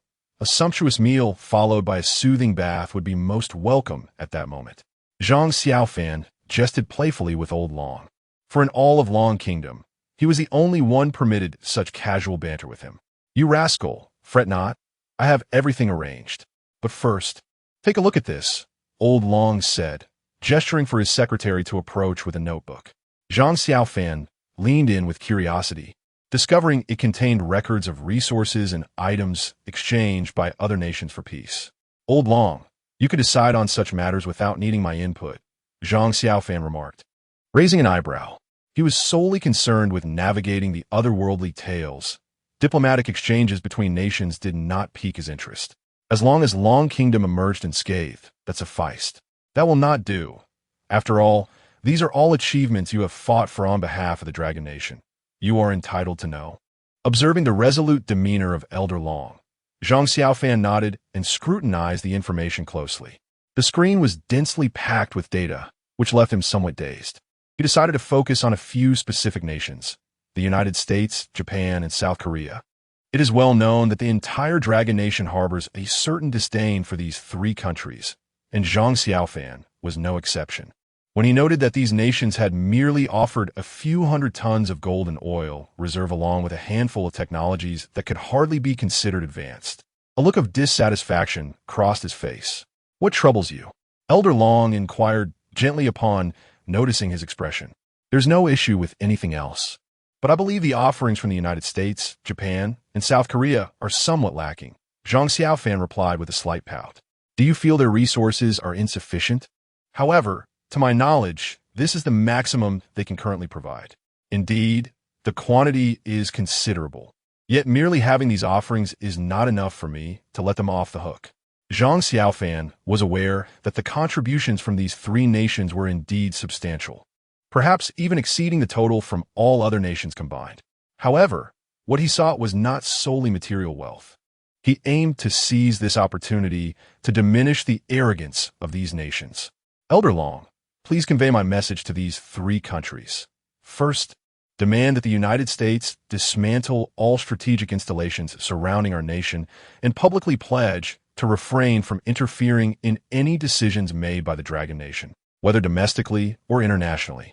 Second, insist that Japan incinerate the Yasukuni Shrine and formally apologize to our nation on the international stage, acknowledging the grievous crimes committed against us in the past. Third, require South Korea to return all cultural properties registered in their name over the years and publicly apologize for the numerous incidents in which they have defamed our country.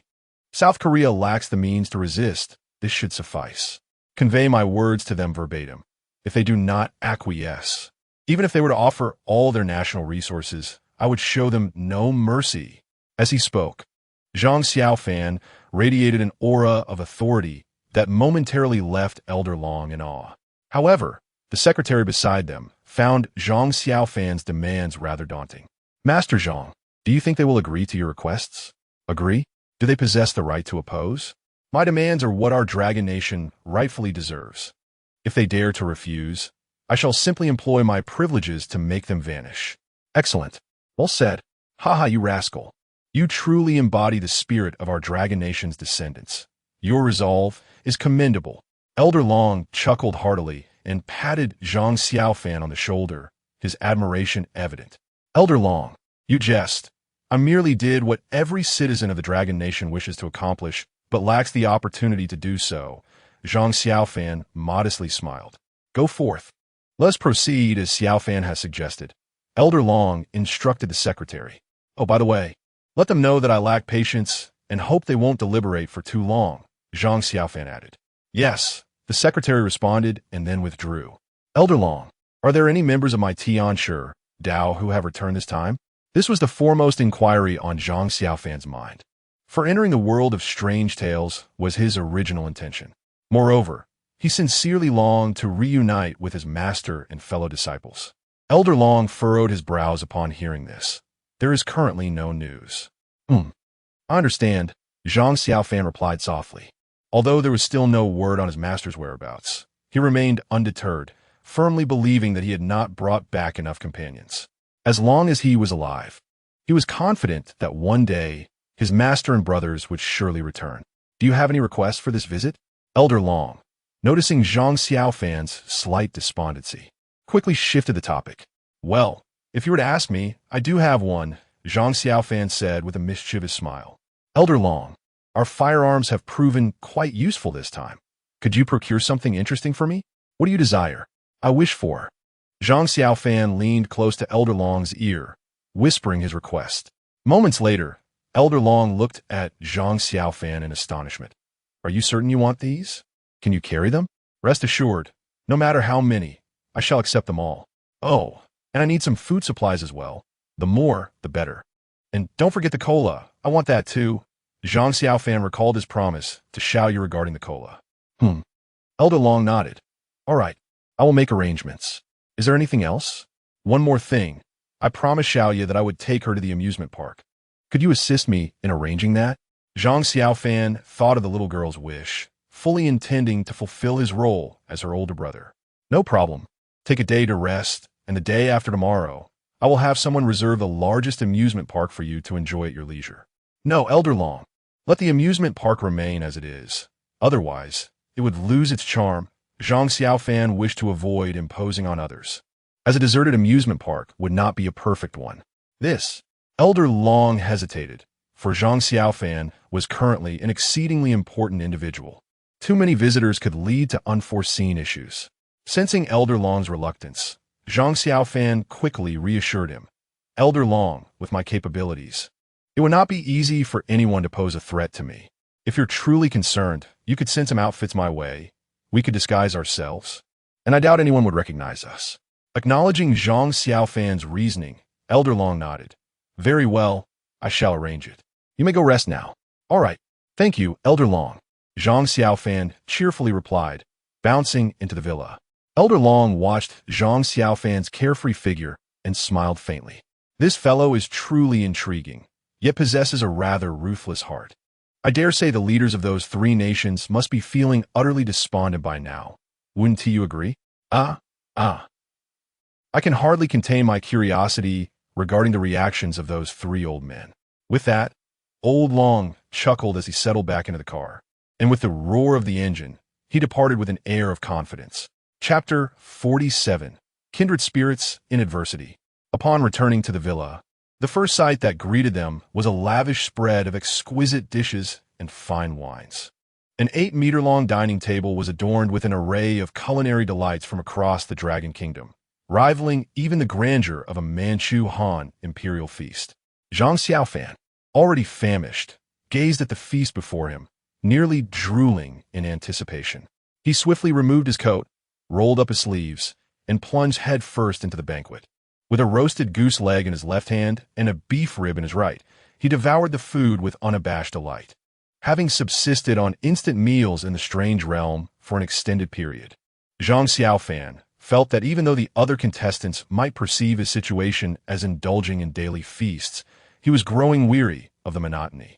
No matter how delectable instant food may be, it could never compare to the exquisite flavors of freshly prepared cuisine. Meanwhile, in the realm of consciousness, both Xiaoya and Lao Hong could no longer resist their appetites and eagerly joined him. Upon reaching the table, Lao Hong showcased his insatiable eating prowess, quickly stuffing his cheeks with delectable morsels. In contrast to Zhang Xiaofan and Lao Hong's unrefined dining, Xiaoya maintained a certain grace, though her pace was hardly any slower. Brother, the food in your world is simply divine. I truly believe that coming back with you was the best decision of my life. As long as it's delicious, let tonight be your welcome banquet. Come, let us toast. Zhang Xiaofan chuckled heartily, raising his glass and downing it in one go. Lao Hong, true to his character, did not shy away from the drink either, lifting his glass and gulping it down. After finishing their drinks, Lao Hong jestingly turned to Xiaoya, who had been quietly enjoying her meal. Sister Xiaoya, aren't you going to have a drink? I'm underage, she retorted without lifting her gaze. Her response left Lao Hong momentarily embarrassed, but he managed a strained smile as he replied, Sister Xiaoya, please don't take offense. I'm not particularly eloquent, but when I see you, it reminds me of my sister. If she were still alive, she wouldn't be much older than you with that. Lao Hong sighed and downed another glass, a solitary tear escaping the corner of his eye.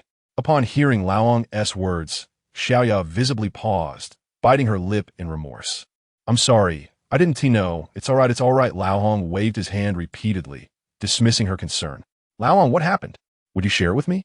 Zhang Xiaofan gently inquired, putting down his food. Though he recognized Lao Hong as a good person, he knew too little about his past. Tonight seemed like an opportune moment to delve into his story over food and drink. This is a long story. Lao Hong began to recount his past, with Zhang Xiaofan and Xiaoya listening intently. They were taken aback to discover that Lao Hong's life had been fraught with tragedy. When he was just a child, his father passed away in an accident, leaving his mother to raise him and his sister alone.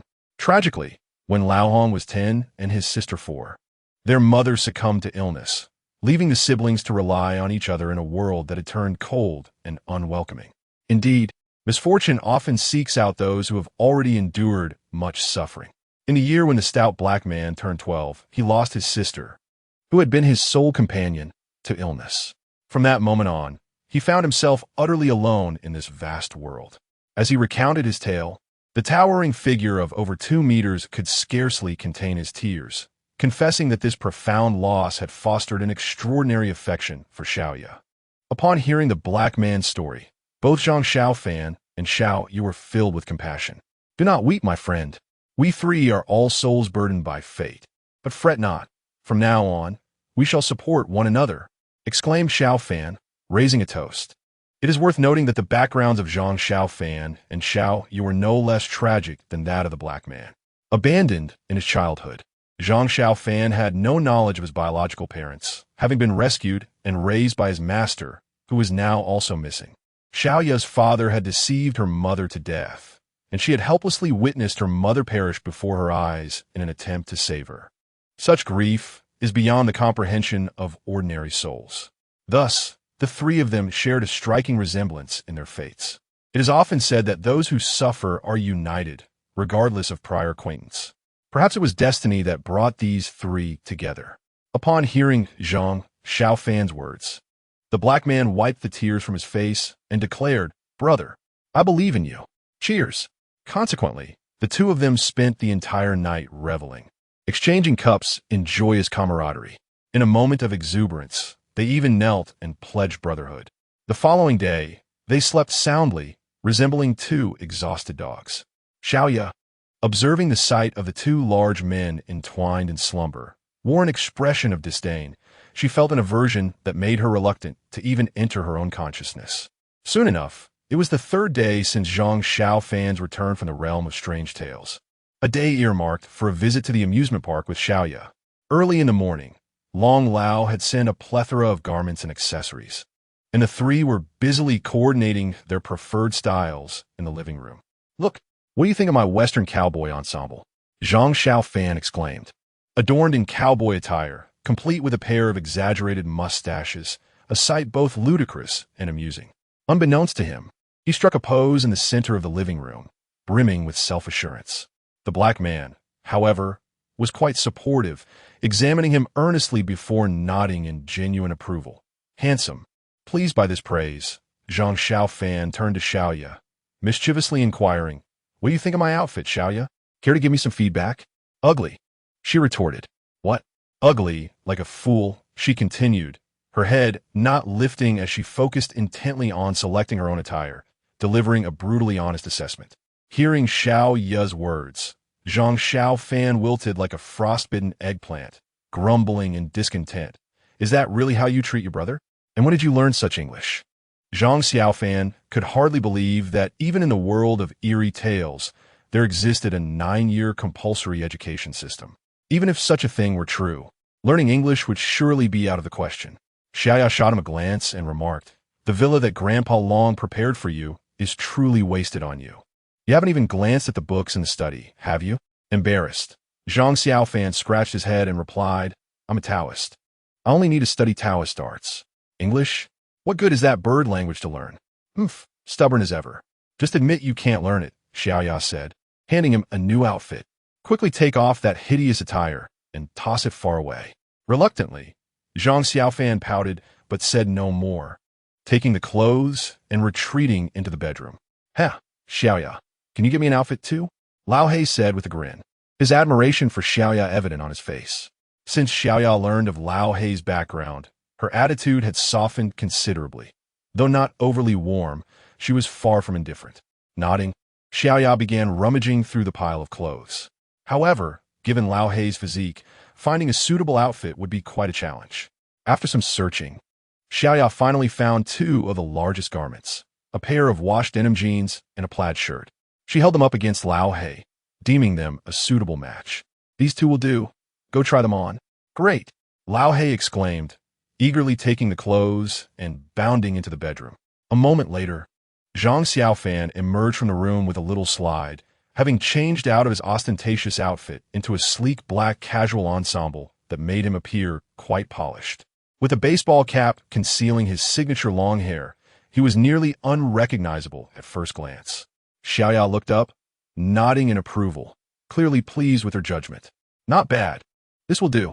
Seeing Xiaoya's nonchalant response, Zhang Xiaofan stretched his arms and legs, questioning softly, "Is it nice? I think I look better in my cowboy outfit." Xiaoya rolled her eyes dramatically before retreating into her own room with a pink dress in hand.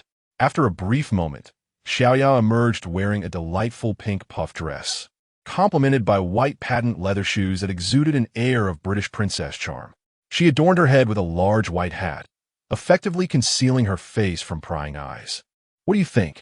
Xiaoya twirled joyfully in the air, eagerly seeking Zhang Xiaofan's opinion.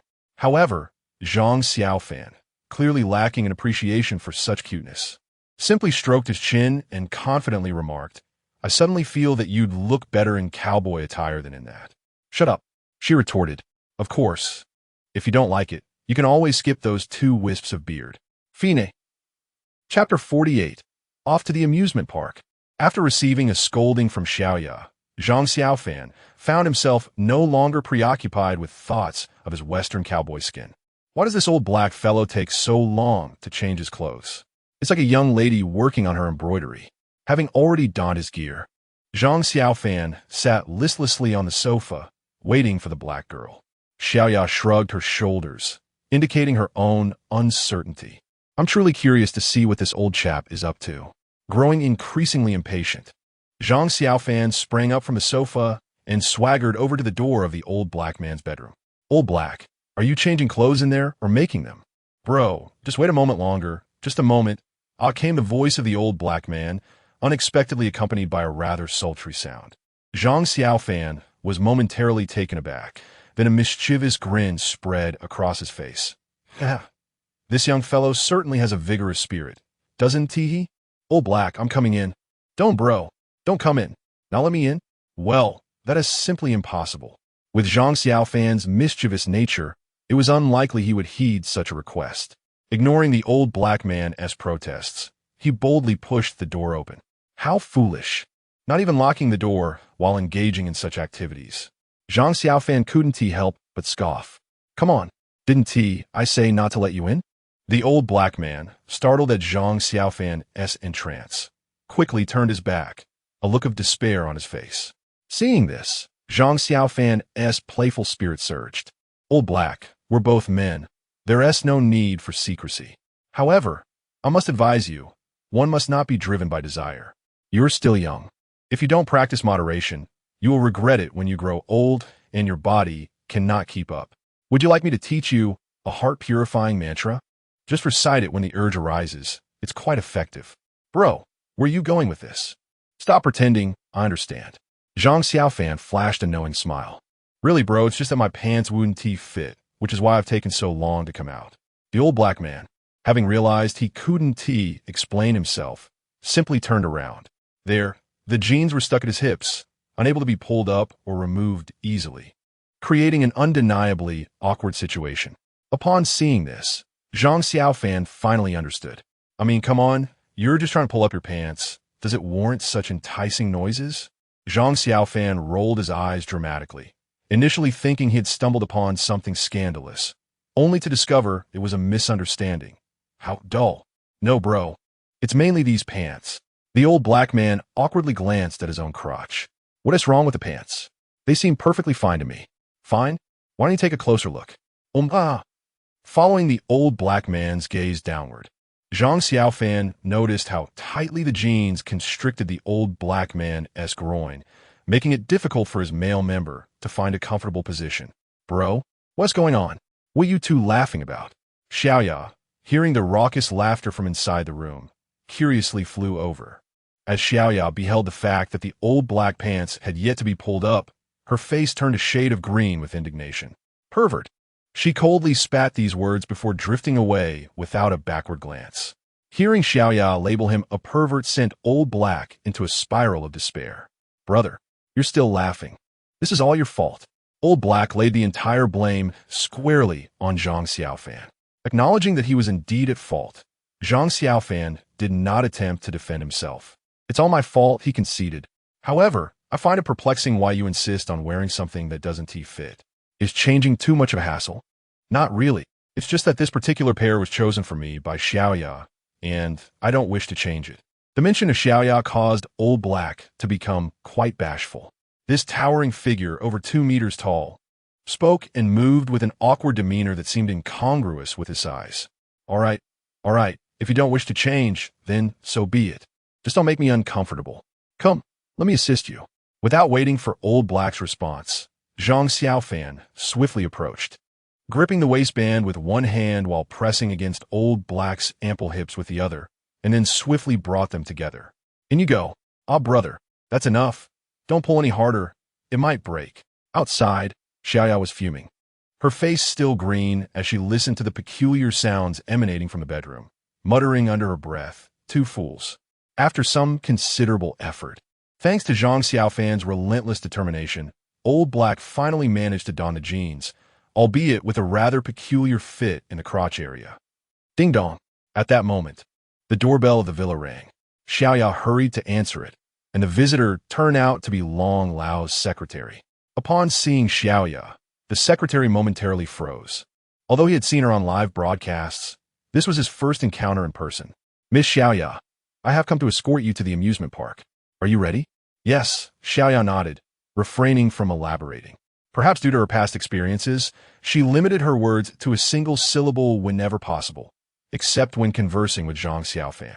Who is it, Xiaoya? Zhang Xiaofan emerged from the bedroom, tugging along the somewhat bashful old black. Master Zhang, I have been entrusted by Long Lao to escort you to the amusement park. Oh, Secretary Li, very well, let us go. Wait a moment, Master Zhang. What is it? The trio was halted by Secretary Li's outstretched hand, just as they prepared to leave. Master Zhang, are you going out like this? Secretary Li scrutinized the three of them, a look of embarrassment crossing his face. Yes, what is the issue? Master Zhang, you are far too recognizable in this attire. The amusement park will be crowded, and if you go out like this, I fear. He began to take out his phone, preparing to make a call. Hey, wait a moment. Zhang Xiaofan quickly raised his hand to stop him. Are you suggesting that we are easily recognizable? Indeed, at the very least, you should apply some makeup or cover yourselves more thoroughly. If something happens, I cannot bear that responsibility. All right, I understand. Just wait a moment. Zhang Xiaofan nodded, then retrieved 3 talisman papers along with ink and a brush from his consciousness space. With the brush in hand, he lightly dipped it into the thick ink and began to scribble chaotically on the talisman papers. After a few minutes, the 3 sheets were filled to the brim with incomprehensible symbols, appearing quite intricate. Zhang Xiaofan folded them neatly and distributed them to Xiaoya and Lao He. Strangely enough, upon receiving the talismans, both of their appearances underwent a dramatic transformation. Zhang Xiaofan himself was no exception. This astonishing act left Secretary Li, who stood before them, utterly astounded. The mere presence of a talisman could alter one's visage. Surely, this must qualify as a form of celestial magic. Master Zhang, what kind of sorcery is this? Secretary Li inquired anxiously. Oh, you mean this? It is hardly a sorcery. It is merely a standard illusionary talisman. Remarkable. Truly remarkable. Secretary Li was deeply impressed by Zhang Xiaofan's actions. What's so remarkable about it? In our Taoist practices, this is merely the most rudimentary form of misdirection. So, is everything fine now? Is there anything else? What else is there? Miss Xiaoya, could we perhaps descend to the ground first? Floating like this doesn't seem to align with scientific logic, does it? Upon hearing this, Xiaoya nodded as well and maneuvered her body down to the ground. All right, that resolves the issue. Good, then let us be off. The 4 of them exited the villa, boarded the vehicle, and set off towards the amusement park. Chapter 49, The Battle of Dignity. Due to the secluded nature of the accommodations arranged by Elder Long for Zhang Xiaofan, the location was somewhat distant from the city center. After driving for nearly an hour, they finally arrived at the largest and most renowned amusement park in the capital. As soon as the vehicle came to a halt, Xiaoya could no longer contain her excitement and dashed out of the car. Gazing upon the enchanting decor of the amusement park and the grand European-style castle, her cherubic face radiated joy and happiness. Brother, let us hurry, Xiaoya exclaimed, tugging at Zhang Xiaofan as she rushed toward the amusement park, with old He curiously trailing behind them. Master, we shall wait for you here. Please remember to regroup with us after your fun. Secretary Li called out helplessly to the trio, who were oblivious to his words as they bounded ahead. Observing the exuberant trio rushing towards the amusement park, Secretary Li felt a wave of emotion wash over him, reflecting on their youth. Upon contemplation, he realized that these 3 were still quite young, an age typically meant for relishing the beauty of youth. Yet, these children had risked their lives for the sake of their nation. Not only had they saved the Dragon Kingdom twice, but they had also elevated its status on the international stage. Who would have thought that such remarkable achievements could stem from 3 young individuals? Merely visiting an amusement park brought them such joy. One could only imagine the hardships they had endured during their childhood. Sighing softly, Secretary Li felt a pang of sympathy in his heart. Meanwhile, the trio had already entered the park and approached the ticket checkpoint. Please proceed to this side for ticket verification, the ticket attendant said gently. In unison, the 3 raised the small tags hanging from their necks, which served as their admission tickets, prepared by Secretary Li and distributed to them in the car. Ding! Ticket verification complete. We wish you a delightful time. As the checkpoint opened, their adventure in the amusement park commenced. Upon entering, the sights within the park were even more astonishing than those observed from outside. Countless castles towered, adorned with vibrant flora, trees, and miniature rivers. It was a veritable wonderland. However, the most captivating attractions were undoubtedly the thrilling rides. Zhang Xiaofan carefully surveyed his surroundings, marveling at every detail, as this was his first visit to such a place. Wow, brother, look at the carousel. Oh, and the drop tower. And over there, the Ferris wheel. I want to try them all, Xiaoya exclaimed, her head bobbing as she glanced around, tugging excitedly at Zhang Xiaofan's arm with each new discovery. Zhang Xiaofan looked at the little girl beside him with immense affection. Today, she embodied the spirit of a typical child. Usually, Xiaoya was so quiet and mature, even in his presence, which was far beyond what one would expect from a child her age. Seeing her return to a more carefree state filled Zhang Xiaofan with happiness. All right, I will accompany you on all the rides, he said, affectionately ruffling Xiaoya's hair. She responded, beaming with delight. Xiaoya raised her head and nodded vigorously at Zhang Xiaofan, her smile unwavering, until, wow, this is so beautiful.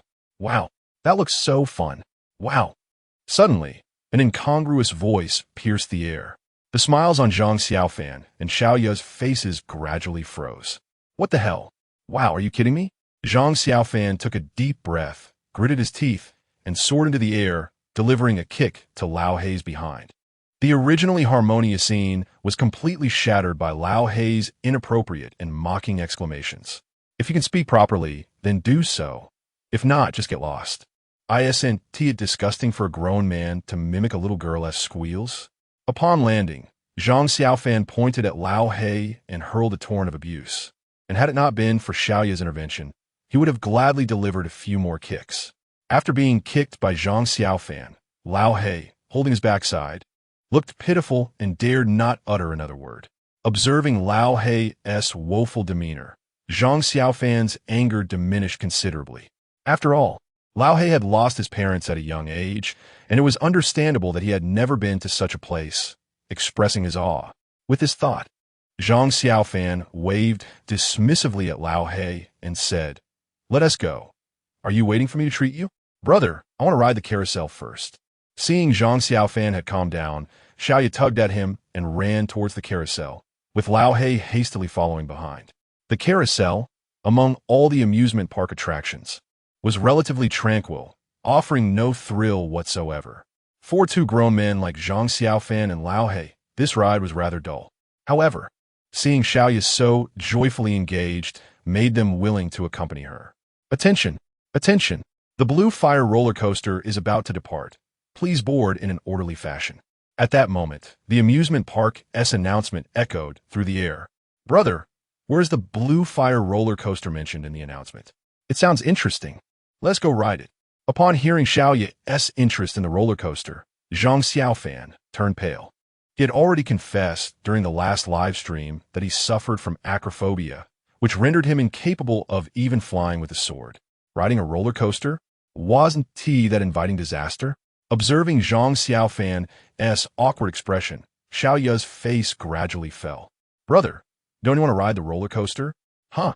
Xiaoya's words interrupted Zhang Xiaofan's thoughts, and seeing her mood decline, he gritted his teeth and replied, "Of course. Let us go right now." After all, visiting the amusement park was Xiaoya's wish, and despite his hesitation, Zhang Xiaofan didn't want to dampen her spirits. Fine, I'll just go for it. If it's my end, so be it. Great. Xiaoya nodded happily at Zhang Xiaofan's agreement.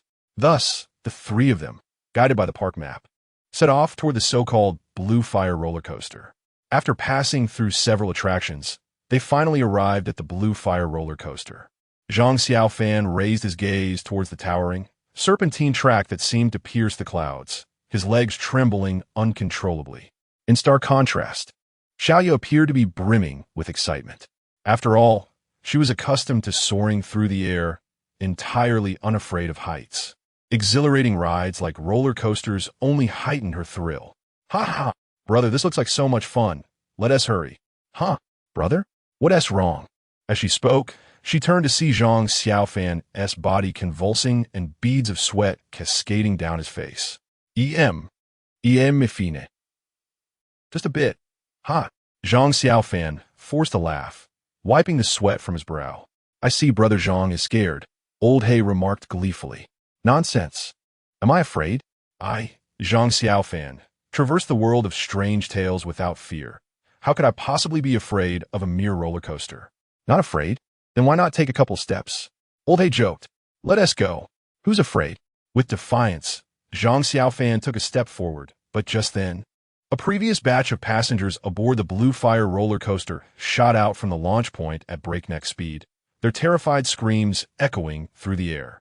Witnessing this spectacle, Zhang Xiaofan froze, his leg paralyzed mid-step. Ha ha, and you say you're not afraid. Old He laughed unabashedly at Zhang Xiaofan's expense.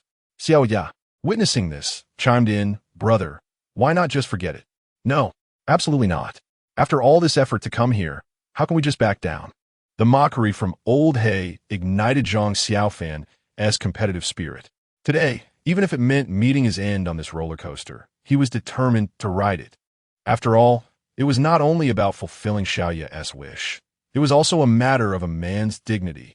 Seeing Zhang Xiaofan's resolute stance, Xiao Ya chose not to press further. Soon, the roller coaster returned, and it was the turn of the three of them. They approached the launch point, selecting a seat side by side. Brother, there's nothing to fear. You're in the middle with me and Xiao Ya to protect you. It's going to be fine, Old He reassured, patting Zhang Xiaofan's leg. At that moment, Zhang Xiaofan's palms were slick with sweat, leaving him no time to respond to Old He. The staff soon arrived to secure the safety belts and restraints for the three of them. An amusing incident occurred when, upon securing Zhang Xiaofan and Xiao Ya, the restraints clicked 3 times, indicating they were locked in place. However, when it came to Old He, due to his towering stature, the safety bar merely caught on his shoulders and wouldn't go down further. Noticing this, Old He's earlier nonchalance vanished, replaced by a look of concern as he addressed the staff. It just caught a bit? Is that safe? Can you push it down more? All right, sir. I'll give it another try, the staff replied. With that, they exerted additional force, but the bar still wouldn't budge. After several fruitless attempts, the staff chuckled and said, That's enough. We'll proceed like this. They then pulled out a walkie-talkie. Launch? Huh? Don't joke around. Brother, don't mess with me. What do you mean by like this? Isn't that a bit irresponsible? The roller coaster gradually commenced its ascent, and the man, filled with exhilaration, frequently turned to glance at the attendant. The attendant merely smiled and waved at him. Chapter 50. The Decisions of Nations. The Rise of the Dragon Kingdom. The roller coaster gradually departed from the launch point. Old Black, who believed he had lost all sense of security, was gripped by an overwhelming fear, tightly clutching the safety bar before him. Zhang Xiaofan, catching a glimpse of Old Black out of the corner of his eye, felt a surge of exhilaration. Ha ha, Old Black, where did your courage go? Why are you so timid now? Brother, don't mock me. You try fastening your safety buckle if it doesn't click. Old Black's voice quivered, revealing his immense fright. Serves you right. Who told you to grow up like this? Zhang Xiaofan seized the opportunity to retaliate with a grin, his teeth clenched in mock ferocity. Beside them, Xiao Ya shook her head in exasperation at the antics of the two clowns. Before long, the roller coaster launched from its starting point, and, as it approached the track, it suddenly accelerated. The abrupt surge caught both Zhang Xiaofan and Old Black off guard. In an instant, they felt themselves hurtling skyward. Ah! Zhang Xiaofan shut his eyes tightly, screaming at the top of his lungs. Ha ha ha ha! Xiao Ya raised her arms in joyous laughter. Old Black, why is he so quiet? Amidst his fear, Zhang Xiaofan grew curious as to why Old Black was not joining in the commotion. Battling against the wind, he cautiously opened one eye to peer beside him. Ah! Old Black, what's wrong, brother? What happened? Old Black, he has fainted at that moment. Old Black sat slumped in his seat, swaying with the wind. After a series of twists and turns, the roller coaster finally came to a halt. Zhang Xiaofan collapsed heavily into his seat, gasping for breath, feeling as though he had experienced death itself. Old Black remained unconscious beside him. After catching his breath for a moment, Zhang Xiaofan delivered a sharp slap to Old Black's forehead. Smack! Get up! Are you still addicted to sleep? What happened? Old Black jolted awake. Glancing around in confusion, relieved to find they had stopped, and he quickly checked himself, fearing he had lost any parts. "Get moving," Zhang Xiaofan urged, as the three disembarked. The moment Zhang Xiaofan and Old Black's feet touched the ground, they both embarrassingly collapsed to their knees. Xiaoya looked at the two men, kneeling with expressions of utter despair, her face filled with disdain. "Old Black, support me. My legs are weak, brother, so you just fainted the entire ride. How can your legs be weak now? I woke up twice only to faint again. I'm truly at a loss for you. You old fool. Let us help each other thus." The two grown men, their legs trembling, leaned on each other as they staggered out of the launch area. Later, at Xiaoya's insistence, they accompanied her to experience a series of thrilling rides, including the drop tower, log flume, and swinging pendulum. After an entire day of adventures, Xiaoya remained vibrant and full of life, while Zhang Xiaofan and Old He wore expressions of utter desolation. Throughout the day, Zhang Xiaofan felt as though he were traversing the gates of the underworld repeatedly. Had his fragile heart faltered, he would have bid farewell to this beautiful world. Time flew by swiftly, and soon darkness began to envelop the sky. "Brother, we have yet to ride the Ferris wheel. Are you still up for it?" Xiaoya inquired, gazing at the towering structure. "Of course. How could I not? A man must never admit defeat. Let us go." After an afternoon of training, Zhang Xiaofan had somewhat acclimated to heights. Compared to the exhilarating rides earlier, the Ferris wheel seemed relatively serene, and he believed he could endure it. Just one final step remained. He resolved to accompany her to the end, come what may. "Brother, I can't take it any more. Ugh." Old He sat on the ground, retching, his previously dark complexion now ashen. "If you can't, just stay here. I'll go with Xiaoya," Zhang Xiaofan said, and with that, he and Xiaoya embarked on their final attraction. As they ascended in their cabin, the Ferris wheel gradually lifted them higher. Though Zhang Xiaofan no longer reacted as intensely as before, fear still gripped him. He curled up in the corner, too terrified to glance out the window. He was relieved that his embarrassing state was hidden from the eyes of others. Otherwise, he would surely be the subject of ridicule. Who would have imagined that the formidable Master Zhang, who had vanquished countless supernatural foes, would be so acutely afraid of heights? Meanwhile, Xiaoya leaned against the window, gazing into the distance, enchanted by the myriad lights of the capital, a sweet smile gracing her lips. "Brother, today has been the happiest day of my life, and I shall forever cherish it," she said softly, reveling in the fleeting tranquility. "It's as long as you're happy," he replied. "Brother," Xiaoya called out gently before burying herself in Zhang Xiaofan's embrace. Suddenly, a jolt caused their cabin to sway, throwing their balance off, and Zhang Xiaofan was utterly terrified. "Thank you," Xiaoya said sweetly. No need to thank me, my little ancestor. Just don't move, and I'll be grateful to the heavens," he nearly cried. Xiaoya giggled at his response. "You coward." By the time the trio returned to the villa, night had fallen. Their amusement park adventure had concluded splendidly. However, 3 days had passed since Longhua issued its ultimatum to Meili Gua, Ribbon Gua, and Pao Kai Gua.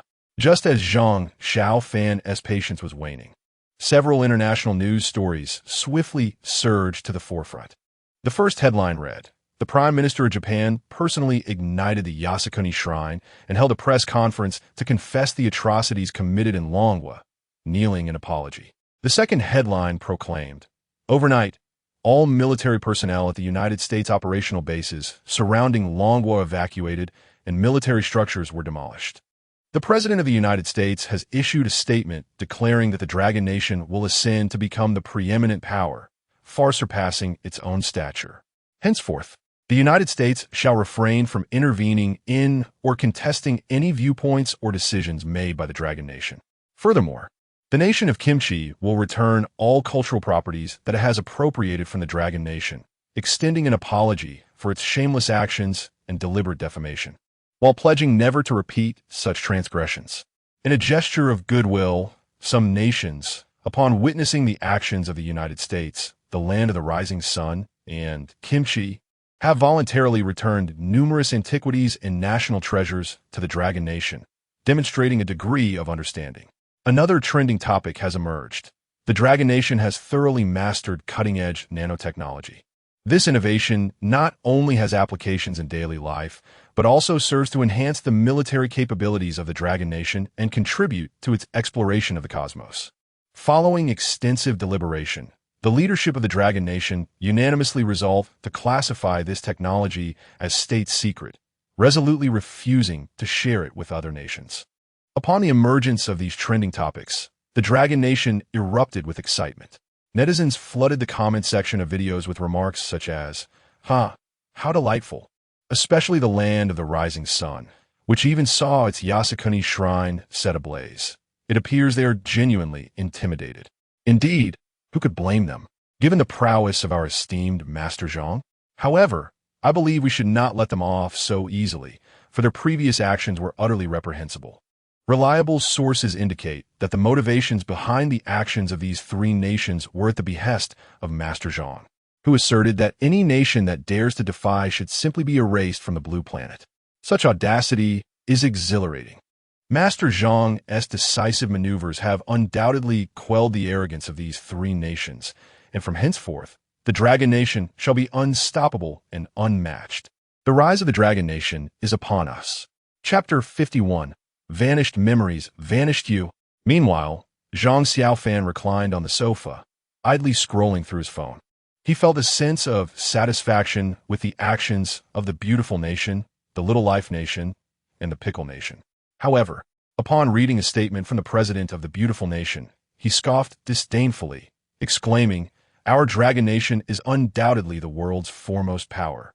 Who is this old fool to judge?" Beside him, Old Black timidly inquired, "Brother, I noticed you murmuring for quite a while this morning. I am curious, what exactly is it about the beautiful nation, the little life nation, and the pickle nation that irks you so?" One is a warmonger, another is a beast unworthy of mention, and the last is merely a troublemaker. With these three together, who wouldn't feel vexed? Zhang Xiaofan refrained from elaborating on the actions of these three nations, not wanting to relive the memories, and he doubted that Old Black, who had lived in a world of strange tales, could grasp the intricate relationships between nations in reality. "Oh, while I may not fully comprehend, your expression reveals that these three nations are indeed quite annoying." Old Black nodded, feigning understanding. "Then why not unleash the strange tales upon their nations directly? Wouldn't it be better to annihilate them than to negotiate?" At this, Zhang Xiaofan chuckled lightly, responding, "It's not that simple. Our Dragon Nation is no bandit state. Regardless of their past actions, they have not violated our sovereignty. If I were to eradicate them solely based on personal dislike, it would be an act of unjust warfare, unbecoming of a gentleman. Furthermore, such an action would tarnish our Dragon Nation's reputation on the international stage. We have never engaged in such reprehensible conduct throughout history. How could I, as a citizen of the Dragon Nation, bring shame upon my country?" Old Black furrowed his brow. "Brother, isn't it true that you can choose any nation for the strange tales? If you're concerned about the opinions of other nations, why not just destroy them all?" Zhang Xiaofan burst into laughter. "Fool, it's not that simple. The world does not revolve solely around the Dragon Nation. It requires the cooperation of all nations to thrive. Annihilating them would not be beneficial for the Dragon Nation. Do you understand what I mean?" Old Black shook his head. "Not really. You will understand in time. Now, I've rested enough over the past few days. I need to enter seclusion for a while. Do not disturb me." Zhang Xiaofan decided not to prolong the conversation with Old Black. He carelessly tossed his phone onto the sofa, stretched languidly, and made his way to his bedroom. Since acquiring the ancient texts on spells, he had yet to study them thoroughly. With over 20 days remaining until the next strange tales began, he resolved to take this time to delve into his research. After all, mastering more skills would significantly enhance his chances of survival in the world of strange tales. As Zhang Xiaofan approached the threshold of the bedroom, an idea seemed to strike him suddenly. He turned to the two individuals seated on the sofa and remarked, "You must not always indulge in leisure. Lao He, familiarize yourself with the usage of modern weaponry. Xiaoya, hone your fire control abilities. We are uncertain of what the next bizarre tale will present, and the unpredictability within the realm of these tales is vast. Only through continuous self-improvement can we hope for survival. Do you understand?" Upon hearing Zhang Xiaofan's earnest words, both Xiaoya and Lao He were momentarily taken aback. then nodded in unison, acknowledging his wisdom. Indeed, given the current circumstances, it was imperative to enhance their abilities to ensure the safety of themselves and their companions. With this realization, Xiaoya and Lao He rose to collaborate, each dedicating themselves to training their respective skills. Time swiftly passed, and before they knew it, the day of the next bizarre tale had arrived. During this interval, Zhang Xiaofan had meticulously studied the ancient tome of incantations from cover to cover. After more than 20 days of rigorous study, he had become quite familiar with its contents. Although he had gained considerable insights, the prospect of mastering world-altering spells remained elusive. It was not that the tome lacked powerful incantations, but rather that, at his current level as a 3-coin celestial master, he was unable to learn them. The spells he could currently acquire were merely the most rudimentary ancient incantations. However, even these basic spells surpassed those he had previously learned by a significant margin. Furthermore, the tome contained enhanced versions of the spells he already knew, which would greatly augment his strength. To Zhang Xiaofan's delight, the intermediate incantations documented in the tome could be learned with a mere 4-coin celestial master rank. While attaining such a rank under normal circumstances would be quite challenging, the existence of the bizarre tale realm provided an opportunity for advancement. As long as the anomalies were plentiful, reaching the 4-coin level would merely be a matter of time.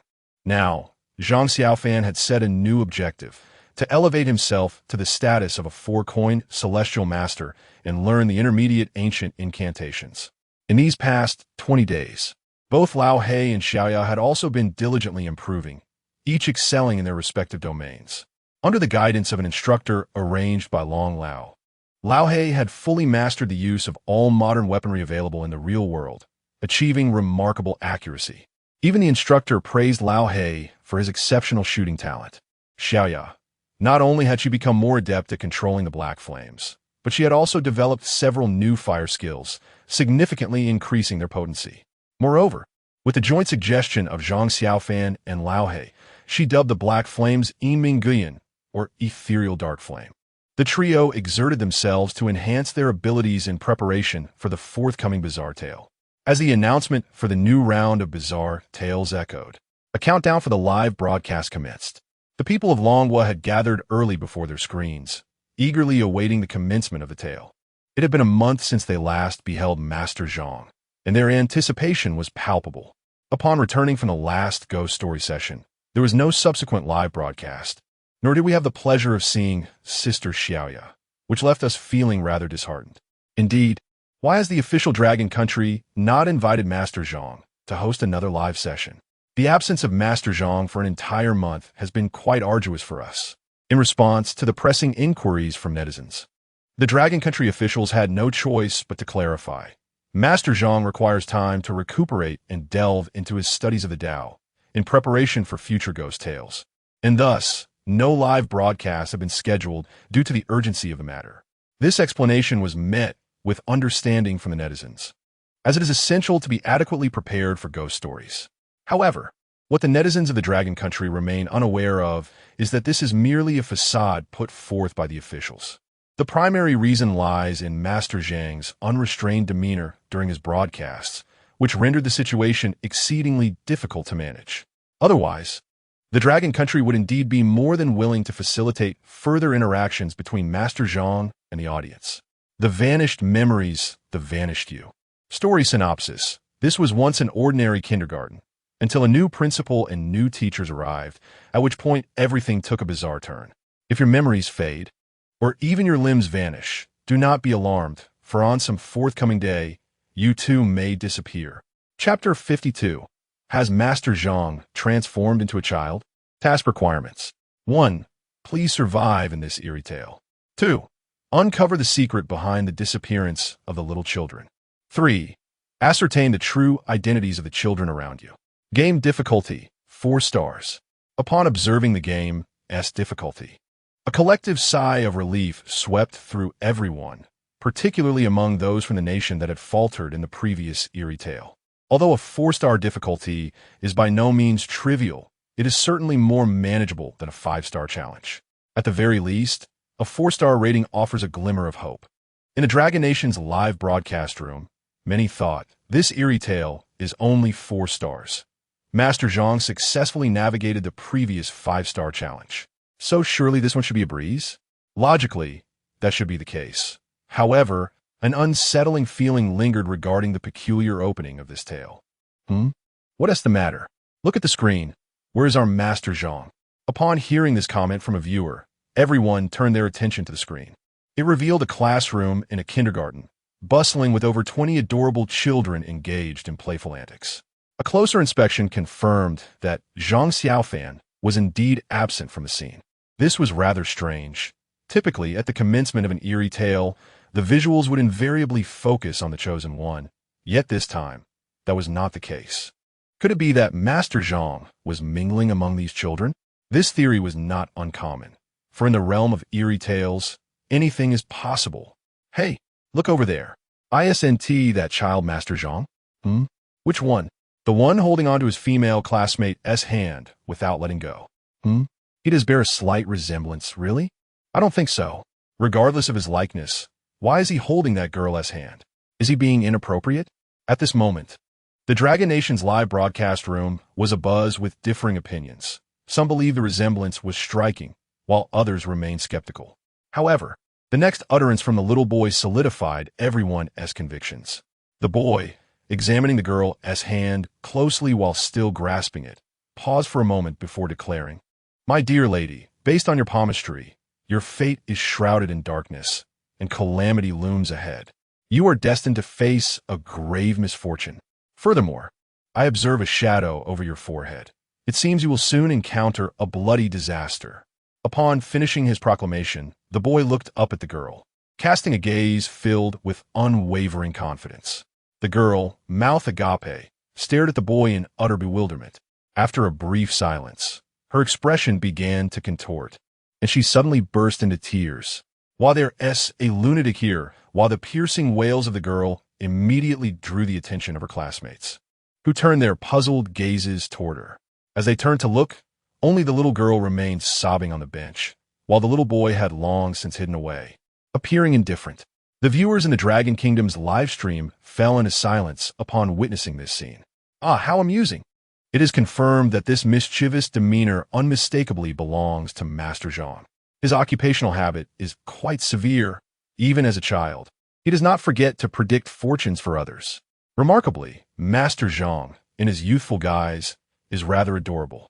Just look at his chubby little face, his rosy skin, and that cheeky expression. One could not help but wish to hold him close and playfully tease him. While the viewers in the Dragon Kingdom passionately debated, a system notification chimed. Ding! Due to your victory in the previous round, there will be no new talents drawn for this round. Hearing this announcement, Zhang Xiaofan looked up in confusion, his eyes filled with bewilderment.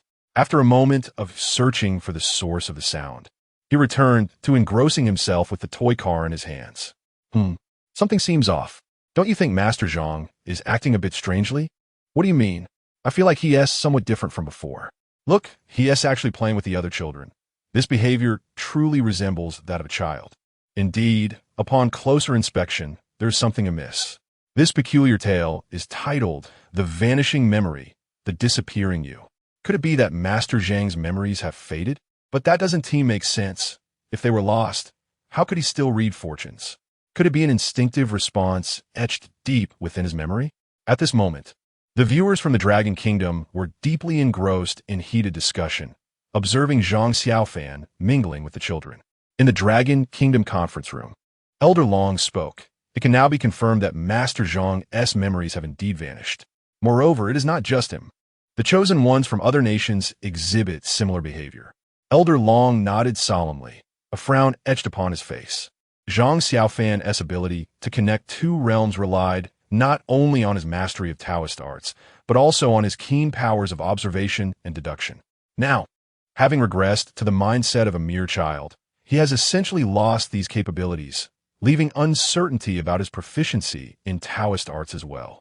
In such circumstances, facing the myriad unpredictable events in the world of bizarre tales is undeniably perilous. Elder Long, according to reliable sources, Jerry from the beautiful country and Haikawa from the land of Little Sun have both drawn SS-level talents. Park Jong-hyun from the Kimchi country and Kumar from the land of A3 have obtained S-level talents, while majority of other nations possess A-level talents, though details about these abilities remain unknown. Furthermore, it is said that Jerry from the beautiful country is a paladin, seemingly possessing methods to combat malevolent forces. Kumar from the land of A3 is a local Buddhist heir, likely possessing some skills as well. Secretary Lee disclosed all the information at hand in one breath before quietly retreating to the side. As Long Lao listened intently, he found himself immersed in deep contemplation. Given the current circumstances, it was evident that the forthcoming competition, whether involving the chosen ones or the bestowed talents, would undoubtedly be fierce. However, even if the information at hand proved accurate, it could not guarantee the final outcome. After all, everyone had been transformed into children, and the foremost priority was to regain their memories in order to harness their true potential. Everyone needed to focus diligently, ensuring that no detail of the bizarre tales was overlooked. At present, Zhang Xiaofan was unable to think independently, and it was imperative that they swiftly assist him in recovering his memories. Meanwhile, within the realm of the bizarre tales, a voice inquired, "What is your name? Where do you live? Shall I tell you your fortune? Hey, why are you ignoring me? TCH. Hey, chubby boy, what is your name? Let me predict your future. Do you think you'll ever find a wife? Looking at you, I doubt it." At that moment, Zhang Xiaofan was absent-mindedly fiddling with a toy, glancing around, and attempting to engage with those nearby. Even as a child, his loquacious nature remained unchanged, evidently a trait ingrained since infancy. Why is everyone so silent? Are you all mute? Feeling a tinge of frustration from the lack of response, Zhang Xiaofan pouted and shifted his gaze, ready to seek another conversation partner. Just then, the sound of a door creaking open interrupted the atmosphere. Creak! Upon hearing the door's movement, Zhang Xiaofan and the other children turned in unison. Under their watchful eyes, a graceful figure entered through the doorway, a beautiful woman clad in a black professional ensemble, her fitted skirt accentuating her exquisite silhouette, cradling 2 textbooks in her arms. She appeared to be the teacher of this establishment. With a serpentine grace, the female instructor ascended to the podium. With a few firm knocks on the lectern, she addressed the class with a serious demeanor. "Return to your seats immediately. I have important matters to discuss." Chapter 53. The Unrivaled Explosive Kick. Upon the appearance of the female teacher, the male viewers in the live stream instantly transformed into enthusiastic admirers. Wow, is this kindergarten teacher of such exceptional quality? Her figure, her professional attire, those black stockings and high heels, truly exquisite. How come I never had a teacher like this during my school days? This peculiar scenario is quite intriguing. After being inundated with terrifying tales, it is refreshing to receive such a delightful surprise. However, given her attire, can she truly be a kindergarten teacher? It seems rather implausible. You lot of lecherous old men. Master Zhang's memories have yet to return, and he is constantly in peril. Yet you still have the audacity to critique the teacher's appearance? How can you be so carefree? Indeed, not a single man is worth a dime. Oh, that is not something I appreciate hearing. Why are we not worth anything? Everyone has an appreciation for beauty. Besides, Master Zhang is a man too. Bah, were you even? How dare you compare yourself to Master Zhang? Exactly. Master Zhang is of pure mind and spirit, unlike your shallow selves. Yes, you're all correct. Nonetheless, we must still watch. It's none of your business. Haha, that's right. You aren't my wives. Shameless. Upon hearing the teacher's words, the children hurriedly returned to their seats. Even Zhang Xiaofan, who typically relished in defiance, complied. Observing Zhang Xiaofan's obedience, everyone found it perplexing. Could it be that upon becoming a child, his rebellious nature had vanished? Excellent.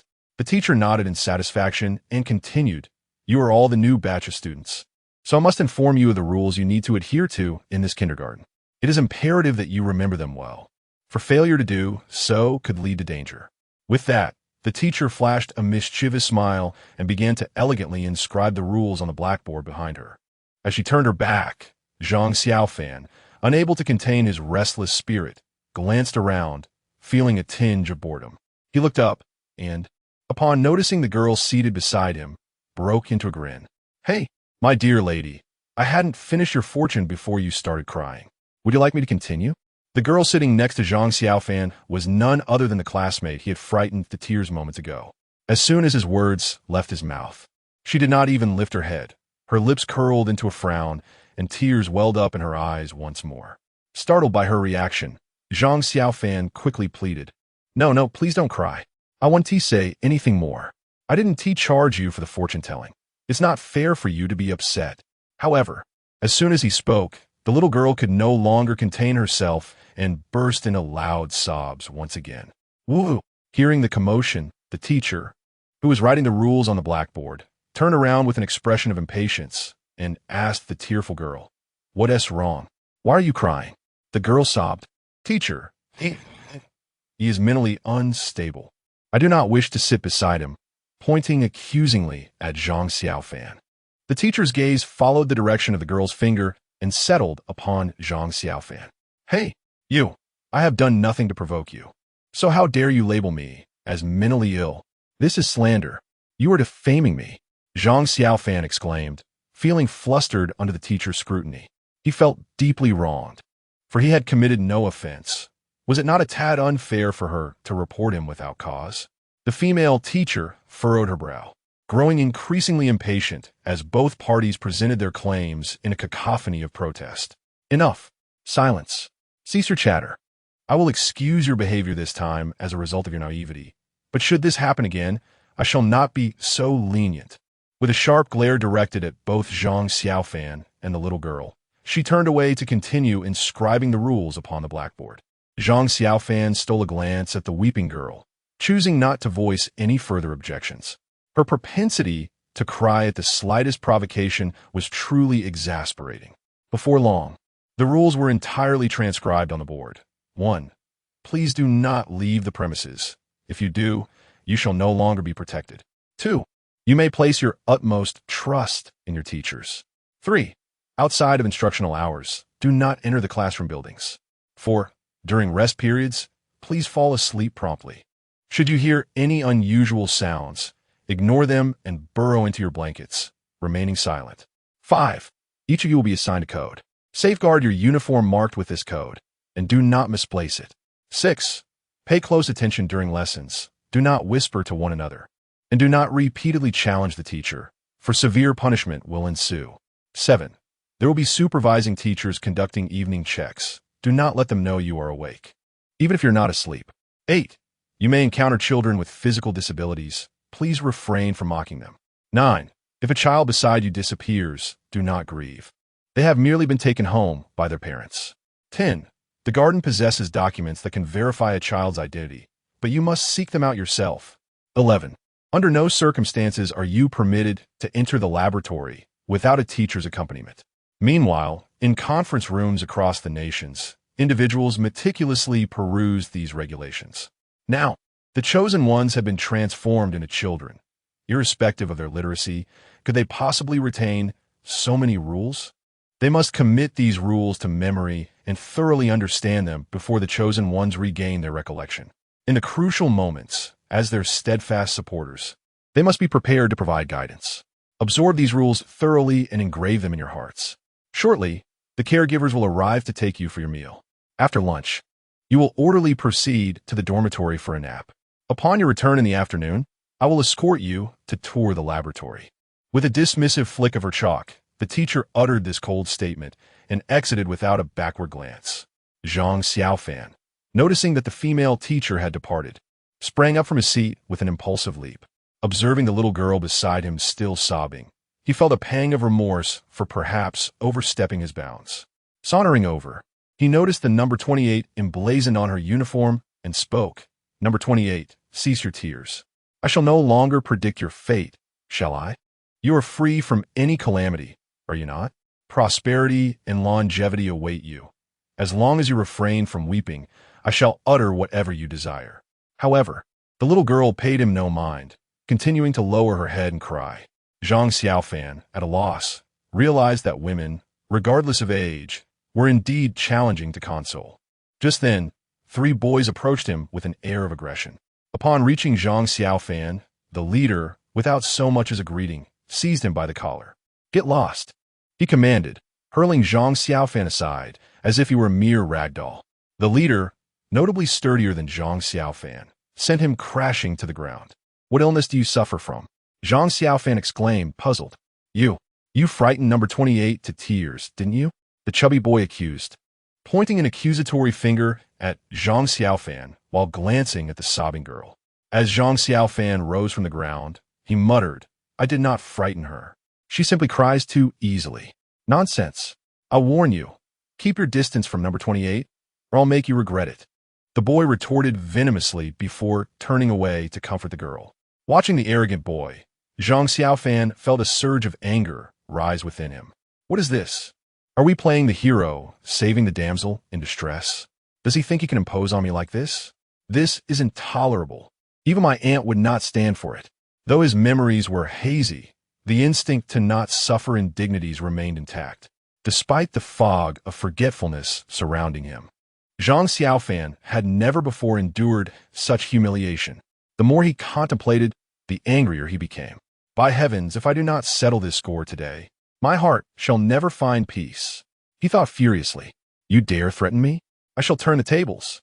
With a fierce shout, he charged forward, lifting his foot with all his might and aimed a powerful kick at the boy's backside. The impact echoed through the entire kindergarten, followed by the boy's piercing scream that reverberated throughout the premises. Chapter 54. Has Master Zhang been bullied? The young boy, having received a kick from Zhang Xiaofan, was bouncing up and down in discomfort, while his two companions hurried over to assist him. Big brother, are you all right? One of the lackeys expressed genuine concern, eager to inspect the boy's injuries. Observing this, Zhang Xiaofan muttered under his breath, it has barely been the start of school, and they are already forming cliques. How shameless. Don't move. The boy quickly halted his companion's actions, clutching his behind and wincing in pain. Don't move. It's torn. Upon hearing this, Zhang Xiaofan burst into laughter. Haha. So, how does it feel to experience the force of my explosive kick? How dare you hit me? Get him. Make him submit. The boy, realizing that not only had Zhang Xiaofan struck him, but was also mocking him, commanded his two followers. Obediently, the lackeys turned to Zhang Xiaofan with fierce expressions, advancing step by step. Hey, what do you think you're doing? Don't come any closer. I'm capable of delivering explosive kicks. Zhang Xiaofan protested, retreating while desperately trying to stall for time. Although he had incapacitated the boy with one kick, it was largely due to a sneak attack. Facing two opponents head-on would surely put him at a disadvantage. However, the two lackeys were undeterred by his bluster and leapt at him, launching a flurry of punches and kicks. The assault continued relentlessly for over 10 minutes until they finally exhausted themselves. As they withdrew, Zhang Xiaofan was revealed, his face marred with bruises and swelling. Despite being unable to retaliate, he maintained his composure and did not beg for mercy. The boy, noticing Zhang Xiaofan's battered visage, suppressed his pain and smirked triumphantly. Remember this. This is the consequence of provoking me. This isn't over. I'll make sure to teach you a lesson again after school. With that, the trio strode away, leaving Zhang Xiaofan sitting on the ground, gasping for breath, his eyes filled with fury as he watched them swagger off. So you wish to bully me, do you? I'll remember you all. Number 18, number 9, and number 89. Just wait. This isn't finished. Meanwhile, viewers in the Dragon Kingdom livestream were equally outraged. Damn, these little brats dare to lay hands on Master Zhang? If I could get my hands on them, I would certainly give them a taste of my wrath. It seemed evident that Master Zhang had indeed lost his memory. Otherwise, how could he be bested by these children? By the way, where is Sister Xiaoya? Why hasn't T-Shi come out? I don't know. Perhaps there is a reason she can't appear. Alas, what shall we do? When will Master Zhang regain his memory? At this rate, he might perish before the ghost story concludes. There is no help for it. After all, our Master Zhang has a penchant for courting trouble. Following a thorough beating, Zhang Xiaofan chose not to immediately seek retribution, but instead returned to his seat with solemnity. However, the brooding expression upon his face suggested that he was concocting some scheme. Time passed swiftly, and soon it was lunchtime. At that moment, a teacher clad in a nursery uniform entered, calling out to the children, "It is time for lunch. Please line up and follow me." Upon hearing this, All the little ones rose and formed a line to exit. Zhang Xiaofan, unusually quiet, fell to the back of the line without uttering a word. Observing this, the netizens of Longhua felt a tinge of concern. Could it be that their master Zhang had succumbed to silence after being beaten? Zhang Xiaofan ambled along with the line to the cafeteria, where a considerable number of children had already taken their seats, roughly over 100. His class was assigned to a corner by the nursery aide, and Zhang Xiaofan dutifully sat down in order. Not far away, the boy he had previously bested suddenly leapt up with a yelp, perhaps due to the injury sustained from Zhang Xiaofan's kick. Noticing this, Zhang Xiaofan inhaled deeply, pressing his lips together to suppress the involuntary smile that threatened to emerge. The boy shot Zhang Xiaofan a fierce glare and opened his mouth, clearly mouthing a threat to wait for him after school. Zhang Xiaofan paid him no mind and lowered his head. Soon, the meal was served, 3 dishes of soup, and a staple, quite a generous offering. Having been thoroughly beaten, Zhang Xiaofan was ravenous and finished his meal in no time, despite the injury at the corner of his mouth not hindering his voracious appetite. To an onlooker, it might have appeared as though he had entered a refugee camp. Thus, lunch passed in an unusually tranquil manner. Thus far, apart from Zhang Xiaofan's earlier altercation, the other chosen ones from various nations had encountered no perils. This led many to ponder, for the ghost story seemed remarkably serene, were it not for the knowledge that this was a realm of ghostly tales.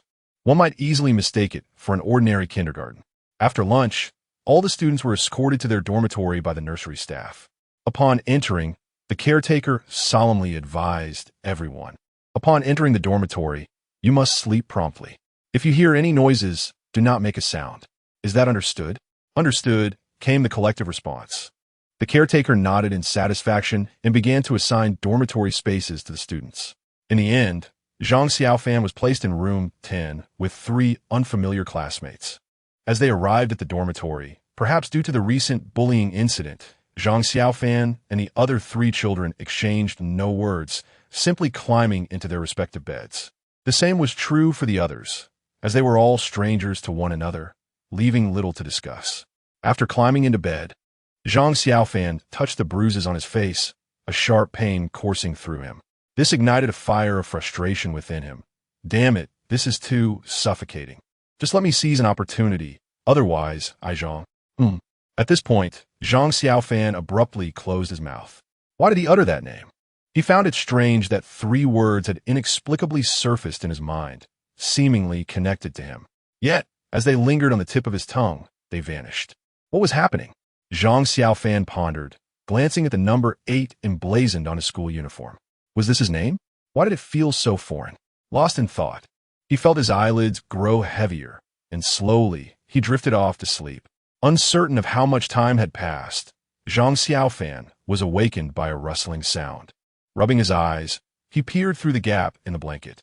To his astonishment, 2 burly men in black clothing had entered the dormitory.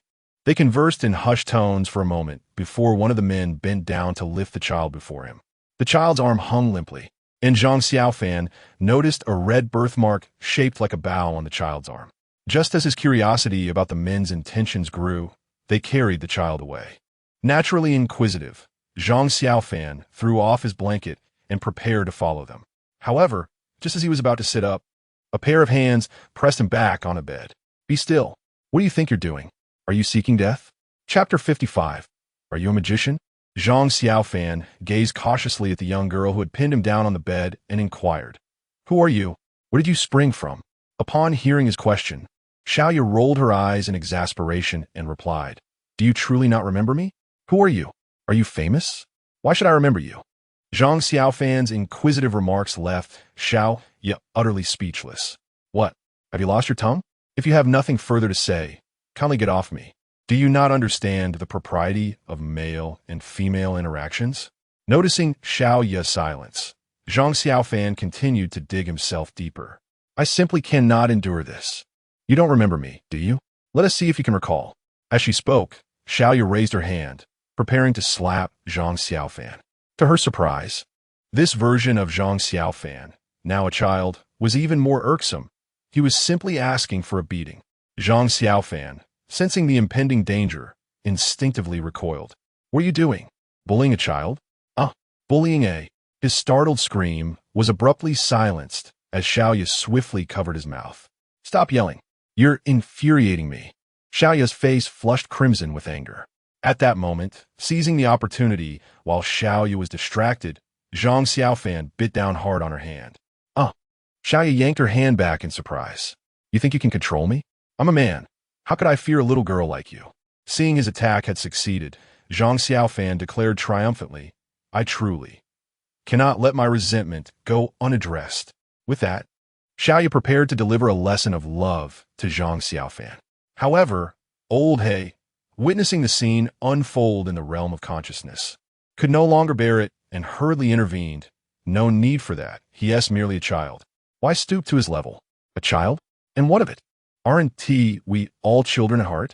Stay out of this. I must teach him a lesson today. Xiaoya was relentless, her anger evident. Old He quickly grasped her wrist, soothingly advising, wait, if you truly make him cry, that would be troublesome. Let me handle this. I shall speak with him.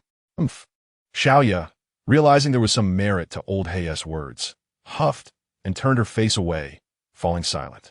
Old He, relieved, thought to himself, brother, you must thank me when you regain your memories. Were it not for me, you would be in quite the predicament today. Little friend. Old He forced a smile that was more painful than tears. Zhang Xiaofan, noticing his expression, paused in confusion before expressing his distaste. What's wrong? Big black bear? Big black bear? Is he referring to me?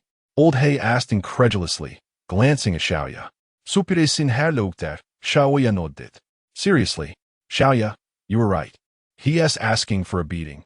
Let us teach him a lesson. Old He, incensed by Zhang Xiaofan's cheeky demeanor, felt his temper rise. Ha. Xiaoya could no longer contain her laughter. She waved her hand with a grin and said, You're killing me. Go ahead and hit me, big black bear. Lao Hei's expression darkened. He genuinely desired to give Zhang Xiaofan a beating, but recalling Zhang Xiaofan's formidable strength, he reconsidered. What if he regained his memories and retaliated? Enough of the nonsense. Let us discuss serious matters, Xiaoya urged, suppressing her amusement. What serious matters can we discuss? He remembers nothing. It would be futile to explain anything to him. Lao He remarked, glancing helplessly at Zhang Xiaofan on the bed, shrugging his shoulders. Alas, with his memory gone, it seems we're at a dead end. That cannot be. All strange tales must lead somewhere. There must be a way to restore his memory, though we have yet to discover it. Xiaoya furrowed her brow, pondering any special clues that might exist. After a moment of contemplation, Xiaoya spoke again. The female teacher mentioned she would be going to the laboratory this afternoon. I believe any information that an NPC voluntarily shares is of significance. The method to restore his memory might be in that laboratory. Indeed, you make a valid point. If that is the case, we shall wait until we arrive at the laboratory. Lao He nodded in agreement. That won't do, Xiaoya interjected firmly. We cannot place all our hopes solely on the laboratory. Here is the plan. You stay here and ensure he safely makes it to the laboratory, while I venture out to explore. There may be new discoveries awaiting. What? Xiaoya's decision startled Lao He. Sister Xiaoya, that is not an option. I must accompany you. Didn't you just say in the consciousness space that this place is rife with strange energies beyond just these students? Besides, these entities are likely much stronger than you. What if something happens to you? Earlier, when Zhang Xiaofan was being beaten, Lao He had wanted to intervene, but Xiaoya had stopped him. She sensed an overwhelming strangeness surrounding them, and their abrupt exit from the consciousness space could easily attract attention. Thus, they waited until Zhang Xiaofan returned to the dormitory and the strange energy dissipated before daring to emerge. Since arriving in this bizarre tale, Xiaoya had felt a sense of lurking danger. Though the surface appeared calm, any trivial matter could lead to failure. No, we must leave one person to protect him. After all, this reckless child holds the key to our success. Given his current state, I am genuinely concerned he might act unpredictably, so you must guard him. But there are no buts. This is how it must be. Rest assured, while I may not be able to defeat the strange entities, they cannot harm me. Xiaoya interrupted Lao He decisively, then transformed into a wisp of black mist and vanished through the wall. Watching Xiao depart, Lao He was filled with worry. Hey, Big Black Bear, can you let me out too? Upon hearing Zhang Xiaofan refer to him as Big Black Bear, Lao He inhaled deeply and retorted with irritation. No way. No way. Yet I have called you that. You mustn't call me that. How about I get you some candy? Candy? I might consider it. All right, just wait. With that, Lao He retreated into the realm of consciousness, only to emerge moments later. His sudden disappearance and reappearance left Zhang Xiaofan in a state of bewilderment. Can you perform magic? He inquired, staring at Lao He's innocent yet somewhat foolish large eyes. Filled with curiosity. Magic? Well, you could say that. As Lao He absent-mindedly pushed the candy in his hand towards Zhang Xiaofan's mouth, he kept glancing at the spot where Xiaoya had vanished. Teach me. I cannot impart that knowledge. Then I shall call you that. I truly will give you a beating. TCH, what is so impressive about magic? I can also predict the future. Would you like me to read your fortune? No need. Big Black Bear, I observe a dark omen upon your forehead. There may be calamity ahead. Is that a dark omen? My entire being is dark. Oh, my apologies. Is this candy you gave me? Why does it taste off? Why does it grow increasingly bitter? Upon hearing Zhang Xiaofan's words, Lao He hurriedly examined the candy wrapper in his hand. It read, Lactulose indicated for constipation, promotes bowel movements. Lao He was taken aback upon reading the effects printed on the wrapper, realizing that in his distraction, he had mistakenly presented a laxative as candy. Damn it, I grabbed the wrong one. Spit it out. I already swallowed it. It's over. Chapter 56, Zhang Xiaofan's Rapid Descent. Ding. The countries of Grey Bear, War Chariot, Oil. 18 competitors have failed to progress. The realm of bizarre tales shall descend in 10 minutes. Suddenly, an alert echoed through the live broadcast room, leaving everyone perplexed. What transpired? Countries have already encountered failure? How could it be so swift? What actions did they undertake? I'm not certain, but I just checked, and the citizens of those nations appear equally bewildered. Indeed, they're engaged in discussions, asserting that their chosen ones were whisked away by two burly figures clad in black, after which the screen went dark, followed promptly by the failure notification. So, does this imply they were abducted and subsequently eliminated? Is plausible. At that moment, within the conference room of Dragon Nation, all present beheld the notifications of failure from those nations. A spirited discussion ensued regarding the nature of the elimination mechanism. After all, these chosen ones merely succumbed to slumber without any egregious conduct, only to be cast out, which is indeed rather peculiar. Elder Long tapped the table rhythmically, pausing in contemplation before addressing Ouyang. Xiao, what are your thoughts? Ouyang, lost in thought, was startled as Elder Long called his name. Quickly rising to respond, Grandfather Long, I believe the elimination mechanism in this bizarre tale is random. Random? What do you mean? Someone inquired. Yes, from the current observations. The chosen ones from the eliminated countries have not breached any rules, nor exhibited any outrageous behavior. If we consider the disturbances caused by them in the realm of bizarre tales, they were far less significant than those of Brother Xiaofan, who remains unscathed while they face elimination. Thus, I suspect that this bizarre tale randomly eliminates contestants at certain intervals. Upon hearing this, everyone in attendance gasped in astonishment. If this were the case, it would be impossible to ascertain who would be the next to be eliminated. Even if one evaded the next round, the subsequent one could prove just as perilous. Although this bizarre tale has not set a time limit for progression, if it continues in this manner, it won't be long before their own chosen ones face elimination as well. Acknowledging Ouyang E.'s assessment, Elder Long nodded in satisfaction. What you have articulated aligns closely with my own thoughts. It appears this bizarre tale is not as benevolent as one might have imagined. Proceed to send the exact words of Xiao E along with the names of the failed nations. Elder Long, must we utilize a hint opportunity now? Zhang Xiaofan currently possesses no memory. Will he comprehend it if we send it? As soon as Elder Long's words fell, a voice of dissent arose. Unperturbed by the skepticism, Elder Long responded with a knowing smile. He may not comprehend it, yet others will meanwhile. In the realm of bizarre tales, the old black observed Zhang Xiaofan, who was incessantly shuttling between the bed and the restroom, his expression laden with regret. Apologies, I did not intend to. Silence, you great bear. Your actions are indeed intentional. Alas, it is happening again. Old Hay observed Zhang Xiaofan, who had turned back before even exiting the restroom, his face laden with concern. However, his worry was not for Zhang Xiaofan's health, but rather for his own survival once Zhang Xiaofan regained his memories. You great bear, you have doomed me. Oh, the pain. Curse be. Listening to the string of curses emanating from the restroom, Old Hay felt that once Zhang Xiaofan's memories returned, his own life would likely be forfeit. At that moment, Old Hay's gaze fell upon a note that had appeared on the pillow. Upon unfolding it, he began to read meticulously. This must be a hint from the country of Brother Zhang, right? So many competitors have already perished? No. I must prepare myself and wait for Sister Xiaoya to return so I can show her. With that, Old Hay tucked the note into his pocket, not intending to show it to Zhang Xiaofan. In his current state, it would be futile, for he would not comprehend it. Suddenly, a shrill ringing pierced the air. Following that, an announcement echoed. Class is in session. Please proceed to the classroom. The loud announcement roused the other 2 children in the dormitory. Observing this, Old Hay hastily rose and dove into the restroom. This action startled Zhang Xiaofan, who was in the midst of his distress.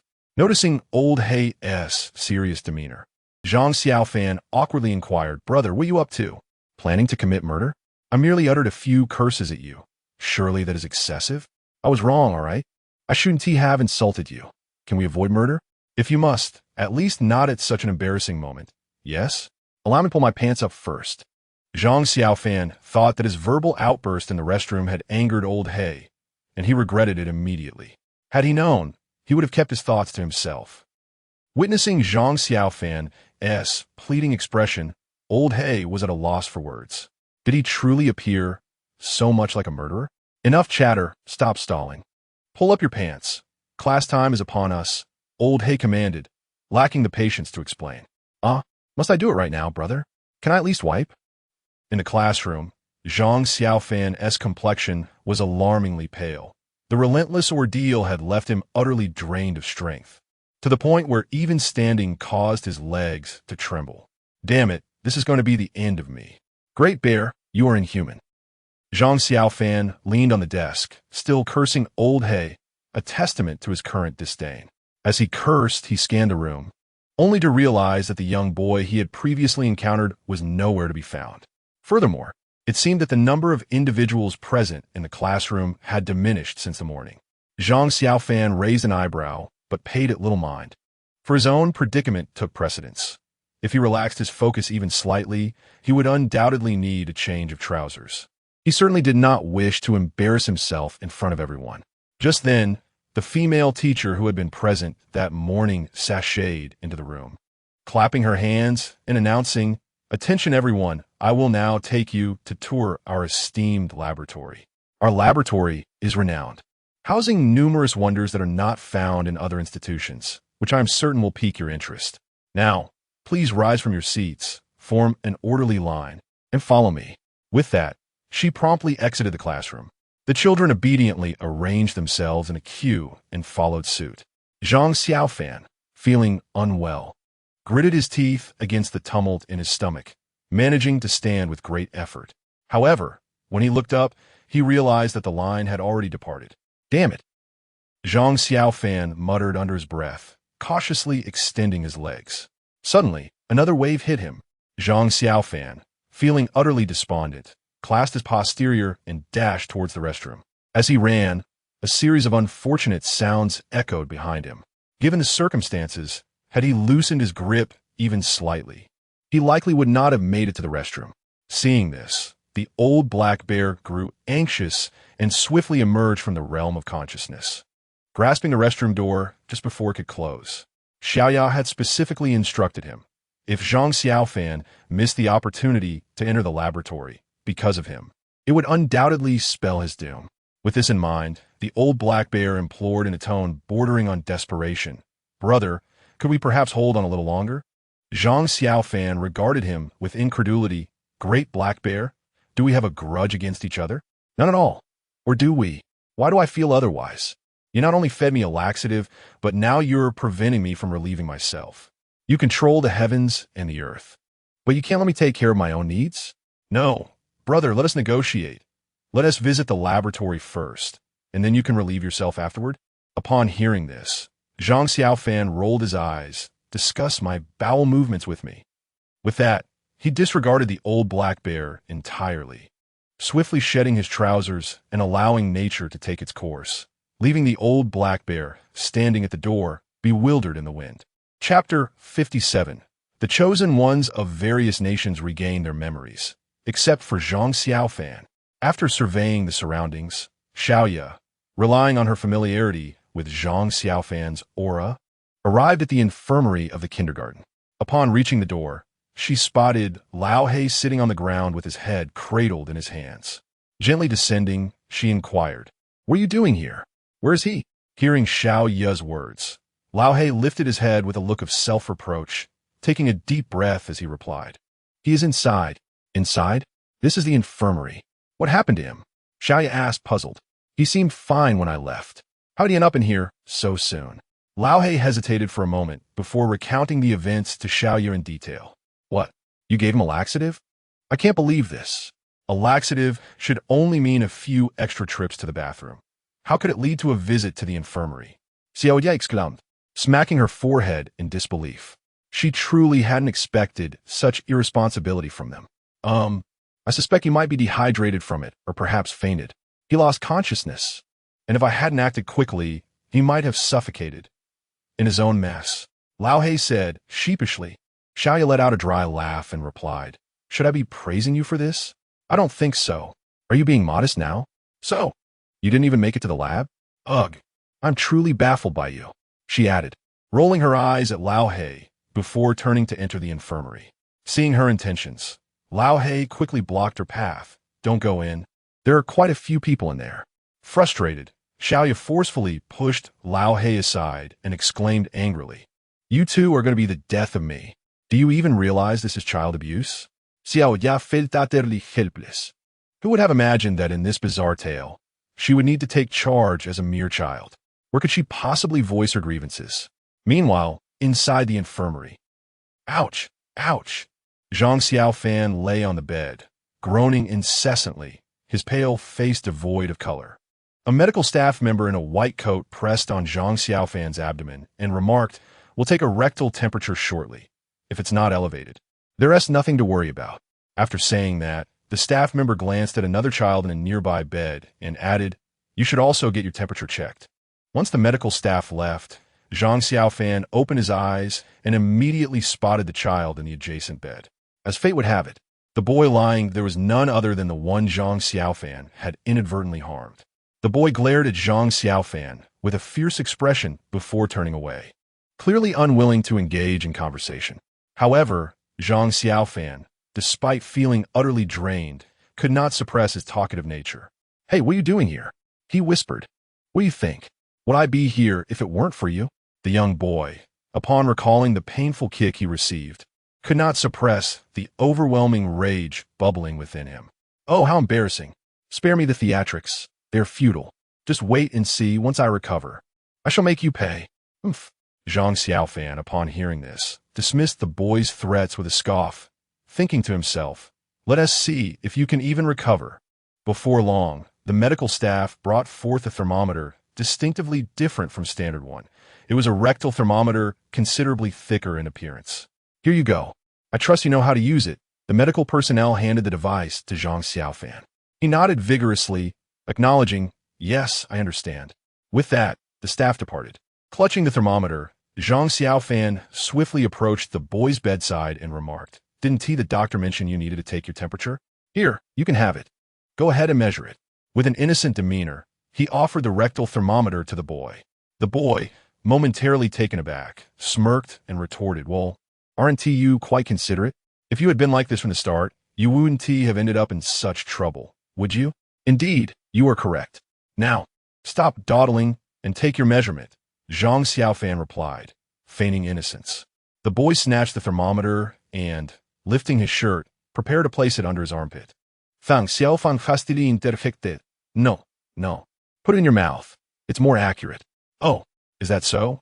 The boy inquired, skepticism evident in his voice. Absolutely. Trust me on this. The boy, seeing the sincerity in Zhang Xiaofan's expression, lowered his guard and opened his mouth, placing the thermometer inside. This. It tastes a bit off, he mumbled, confusion in his voice. Zhang Xiaofan, suppressing his laughter, reassured him. It's nothing. It's likely just because you've only just started. Just hold it a bit longer. Thank you. Just then, the medical staff returned, noticing that the boy had yet to take his rectal temperature. Why haven't you measured it yet? They asked, glancing inadvertently at the boy, who was still holding the thermometer in his mouth. The staff gasped, "Oh my goodness, why are you holding it in your mouth?" They swiftly removed it, leaving the boy bewildered. "What's wrong? I was just taking my temperature." "Taking your temperature? The thermometer is right here. What temperature are you measuring?" "Isn't this also a thermometer?" The boy weakly questioned. "Child, this is a rectal thermometer meant for measuring rectal temperature. How could you possibly put it in your mouth?" The boy, upon hearing this, was rendered speechless. He glanced at the smug expression on Zhang Xiaofan's face, but had no time to scold him. Instead, he was overwhelmed by the foul taste in his mouth. And soon his stomach churned uncontrollably. "Ugh, just wait for me," he exclaimed, retching in disgust. Zhang Xiaofan was not easily intimidated. He took the thermometer with a face full of disdain, delicately wiping the saliva off with a tissue under the bewildered gaze of the young boy. "What on earth? Are you still wiping? What? Is my mouth dirtier than yours?" At this scene, the boy, overwhelmed with anger, rolled his eyes and fainted. Meanwhile, the viewers in the Dragon Nation's live stream erupted with laughter. "Haha, my goodness, Master Zhang was quite the character in his childhood, wasn't he? A bit mischievous, but I find it delightful. One can only wonder about the psychological trauma inflicted upon that poor boy. Master Zhang, whether in his youth or as an adult, seems to possess a vengeful nature. However, the boy had it coming. After all, who told him to lay hands on our Master Zhang? Feeding him a rice delicacy hardly seems excessive. Indeed, the foolish folks of Dragon Nation, still laughing? Let me enlighten you. Our chosen one has regained his memories. Our chosen one, your Master Zhang, is still the same dim-witted child. This time your fate is sealed. Haha, a bunch of simpletons still reveling in mirth, while your Master Zhang has missed the opportunity to recover his memories. Prepare to remain eternally ensnared in this bizarre tale. At that moment, a surge of foreign viewers flooded into the Dragon Nation's live stream, not only mocking the local audience, but also delivering a shocking revelation. Now, aside for Zhang Xiaofan, all the other surviving chosen ones in this peculiar narrative have fully regained their memories. Chapter 58. The Night Raid on the Laboratory at this moment. In the conference room of the Dragon Nation, Elder Long received reliable intelligence indicating that the chosen ones from other nations had regained their memories. The secretary reported beside him. Elder Long replied solemnly. It appears that the method for restoring memories is indeed to enter the laboratory. Currently, the only distinction between Zhang Xiaofan and the chosen ones from other countries is that he has not yet entered the laboratory. It seems Xiaoya's speculation was not unfounded. We must utilize another hint. Inform them that entering the laboratory is imperative. After careful consideration, Elder Long resolved to use a hint once more. This was not the time to hesitate over such opportunities. Zhang Xiaofan had already fallen behind, and if he were to wait for the next chance to enter the laboratory, it would be uncertain when that would come. After all, every additional minute spent in the world of supernatural tales posed an increasing danger. And it was crucial for Zhang Xiaofan to swiftly reclaim his lost memories to ensure his survival in perilous situations. Upon hearing Elder Long's directive, everyone expressed no dissent. They understood the necessity of this course of action. Meanwhile, in the world of supernatural tales, having dealt with his enemies, Zhang Xiaofan emerged from the infirmary in high spirits, striding confidently as if indifferent to the world. Perhaps the effects of the medication had worn off, for the tumult in his stomach had subsided, and his spirits had considerably lifted. Awaiting him outside were Lao He and Xiaoya, who breathed a sigh of relief upon seeing Zhang Xiaofan. Yet, amidst their relief, Xiaoya was filled with pent-up frustration.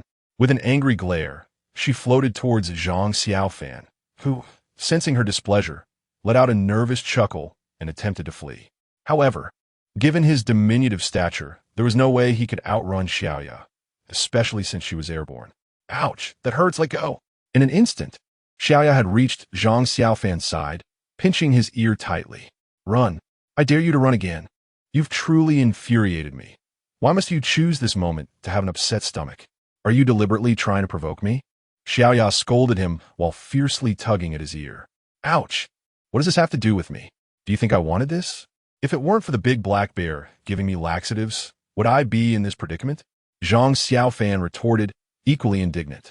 Enduring such prolonged discomfort was no small feat for him either. Upon hearing his mention of him, Lao He chuckled awkwardly. Well, you understand, right?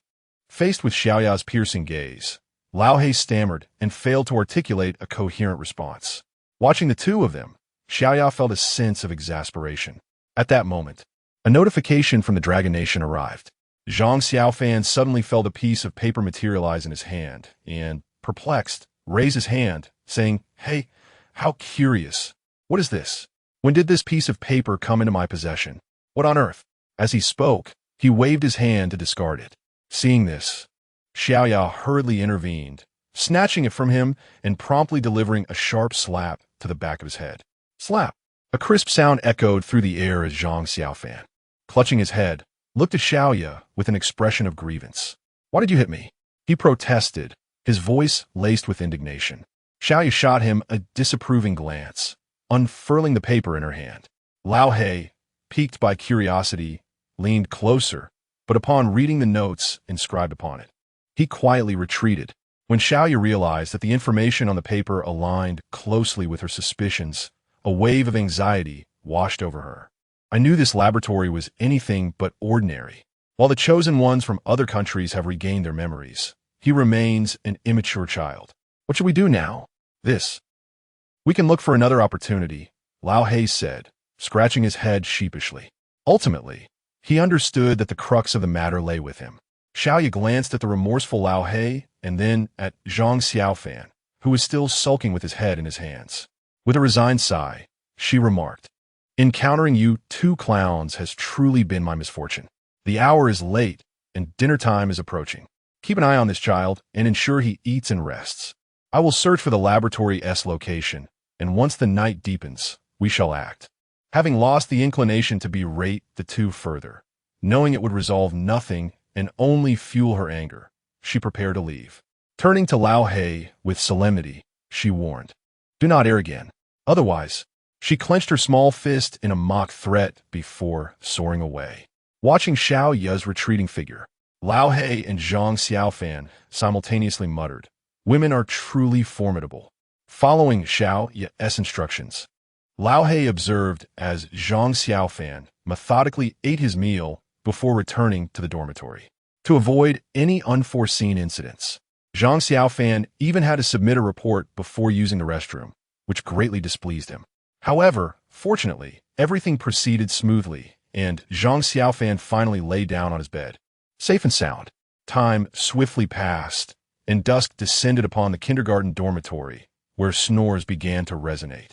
Meanwhile, the chosen ones from other nations, observing their slumbering companions, found themselves unable to sleep, burdened by the memories they had regained, which stripped away their previous carefree slumber.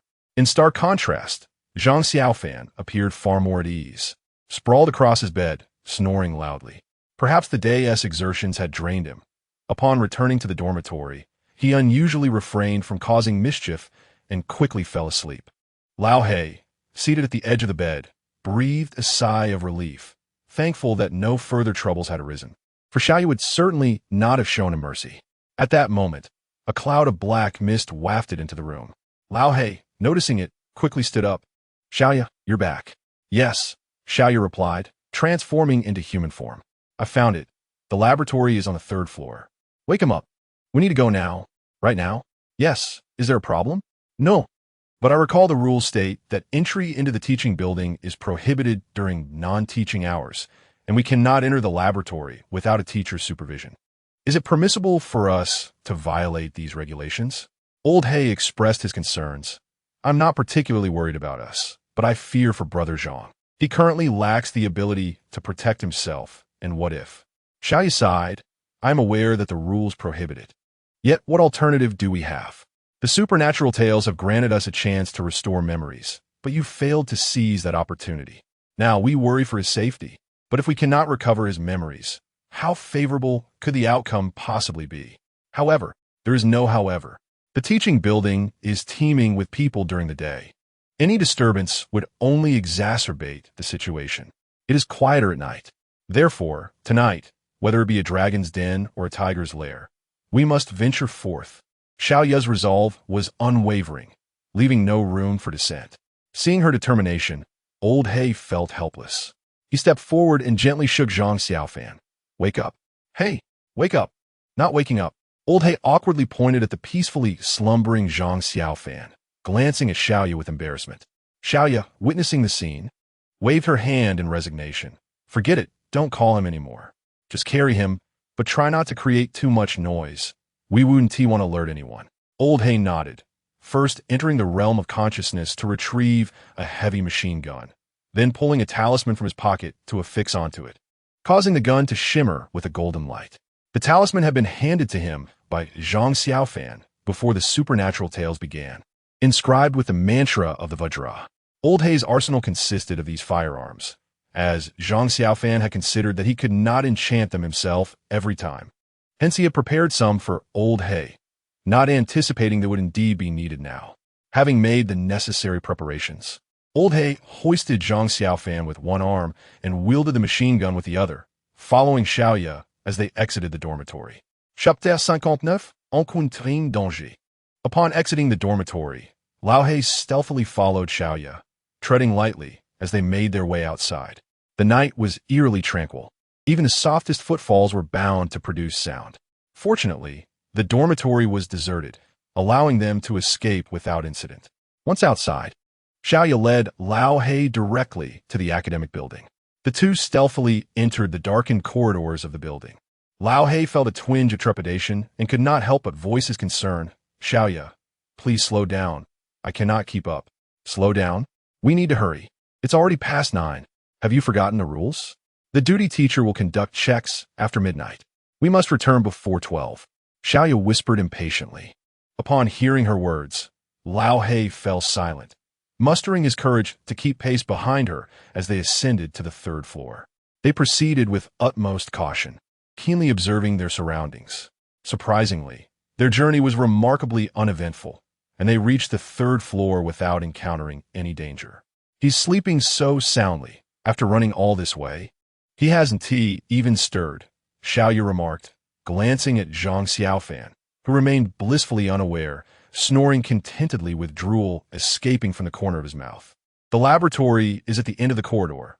Let us hurry, Xiaoya indicated towards the dimly lit end of the hallway. Lao He swallowed hard, glancing down the seemingly endless corridor, his clothes already drenched in sweat. However, having come this far, he felt compelled to complete their mission. As he steeled himself, he took the lead toward the laboratory. Xiaoya paused in surprise, but then smiled, choosing not to voice her thoughts. It was evident that Lao He was evolving. The 3rd floor corridor was shrouded in darkness as they cautiously advanced. Before long, they arrived at the end of the hallway. Upon seeing the large iron door marked with the word laboratory, they exchanged relieved smiles. Suddenly, a piercing scream echoed behind them. Who are you? And what are you doing here? The once serene atmosphere was shattered by the shrill cry, startling both Lao He and Xiaoya. They quickly turned to investigate, but the dim corridor revealed no figures. What should we do, Xiaoya? Lao He got pet, his breath quickening as he turned to her. The earlier scream had nearly frightened the soul out of him, and he found himself devoid of rational thought. It was already a monumental feat for him to suppress his fear and remain standing. Do not act rashly. The enemy is lurking in the shadows. We must proceed with caution, Xiaoya replied, biting her lip and feigning calmness. In truth, she was equally afraid. The prospect of an unknown adversary instilled a universal sense of dread. At that moment, they both recognized the significance of Zhang Xiaofan's presence. When Zhang Xiaofan was present, all matters were under his dominion. His decisions, seemingly straightforward, revealed their true complexity only when one found themselves in the same predicament. The ease with which he navigated the previous challenges was largely attributable to the silent burdens he bore. During non-instructional hours, trespassing into the teaching building, those who violate school regulations, death, death, death. The piercing screams echoed again, drawing ever closer. The admonition against breaking the rules, death, death, death. As the shrill cries resounded once more, the silhouettes of those producing the sounds gradually came into view. 1, 2, 3, 5, 10, 20. So many figures they were beyond counting. It became clear that the cacophony had not originated from a single source, but from dozens of individuals in unison, hence the sharpness of their cries. The scene before Lao He and Xiaoya rendered them momentarily speechless. In the corridor lay a multitude of women clad in professional attire, their legs adorned with black stockings, all glaring fiercely at Lao He and Xiaoya. They were numerous and all on all fours, some sprawled on the floor, others pressed against the walls, and yet more clinging to the ceiling. This dense assembly in the corridor resembled a horde of colossal spiders, delivering a profound sensory impact. Run! Break through! Xiaoya, having lost her earlier composure, shouted and charged towards a group of female teachers. Under her command, the black flames in her hands morphed into a multitude of fiery tornadoes, engulfing the entire corridor. I'm going all out, Lao He exclaimed, raising his machine gun and commencing a ruthless barrage. At that moment, the Dragon Country livestream screen transformed into static once again. Goodness! These female teachers are utterly terrifying, exclaimed one viewer. Oh dear, I doubt I will ever look at women in professional attire the same way again. Traumatized. These educators appeared formidable. With Master Zhang still lacking his memories, could Lao He and Xiaoya truly contend with him? This was uncertain. People of the Dragon Country, what is there to doubt? Just brace yourselves for a blackout. Your chosen one has yet to regain his memories, and you think he can escape their onslaught? Don't even entertain the notion. The Dragon Country is doomed. Your fate is sealed. It was truly pitiful. The Master Zhang you all lauded as invincible is destined to perish in confusion without even recovering his memories. How laughable. At that moment, the Dragon Country livestream was inundated with mockery. Those foreign viewers, who could not tolerate the success of others, seemed to release their pent-up grievances. Their words were harsh and acrimonious, as if they could only find satisfaction in the obliteration of the Dragon Country and the demise of Zhang Xiaofan. The viewers from the Dragon Country, already plagued by uncertainty, felt their anxiety magnified by these taunts. They had no desire to engage in verbal sparring. All they wished for was for Lao He and Xiaoya to lead Master Zhang to safety, irrespective of the game's outcome or the emergence of eerie tales. They simply could not bear to witness Zhang Xiaofan's death within this nightmarish realm. In the conference room of the Dragon Country, the question lingered, Elder Long. Will they succeed? Beside them, Secretary Li was drenched in sweat, hesitating for a moment before finally speaking up. Old Long's gaze was as piercing as a hawk's, fixed intently on the screen. He took several deep breaths and spoke in a grave tone. I have faith in them. At this moment, everyone in the Dragon Kingdom silently prayed, hoping for the safety of Zhang Xiaofan and his companions. If given the choice, they would even accept the failure of the Dragon Kingdom in this game, as long as it meant preserving their lives. However, it was evident that such an outcome was impossible. In the realm of strange tales, upon witnessing the two launch their attacks, the group of female teachers also engaged with all their might, charging towards them. As the confrontation unfolded, Xiaoya and Old He sensed impending doom. They realized that even after being engulfed by the black flames, the female teachers did not turn to ash, nor did they exhibit any signs of pain. Their movements were merely momentarily hindered. Furthermore, although the bullets imbued with golden light indeed pierced their bodies, they inflicted no tangible harm. Even when struck in the head, they merely shook it off and continued their assault. The formidable strength of these female teachers far surpassed the expectations of the two. Chapter 60. A Perilous Escape. Soon, the two were surrounded. Under relentless assault, their bodies bore numerous wounds in an instant. However, the female teachers appeared to refrain from delivering fatal blows. merely inflicting shallow cuts upon them. Observing the mocking and sinister smiles on the teachers' faces, Xiaoya and her companion realized that they were being treated as mere playthings, subjected to a slow torment leading to their demise. "What shall we do now, Xiaoya?" Old Black inquired, his gunfire unceasing. "What else can we do? We must fight our way out. We cannot perish here," Xiaoya exclaimed, unleashing her black flame tornado, which sent the female teachers flying in all directions. Despite their valiant resistance, they found themselves vastly outnumbered, unable to break through the encirclement. If this continued, exhaustion would inevitably claim them, leading only to death. With this thought, Old Black tossed Zhang Xiaofan onto Xiaoya.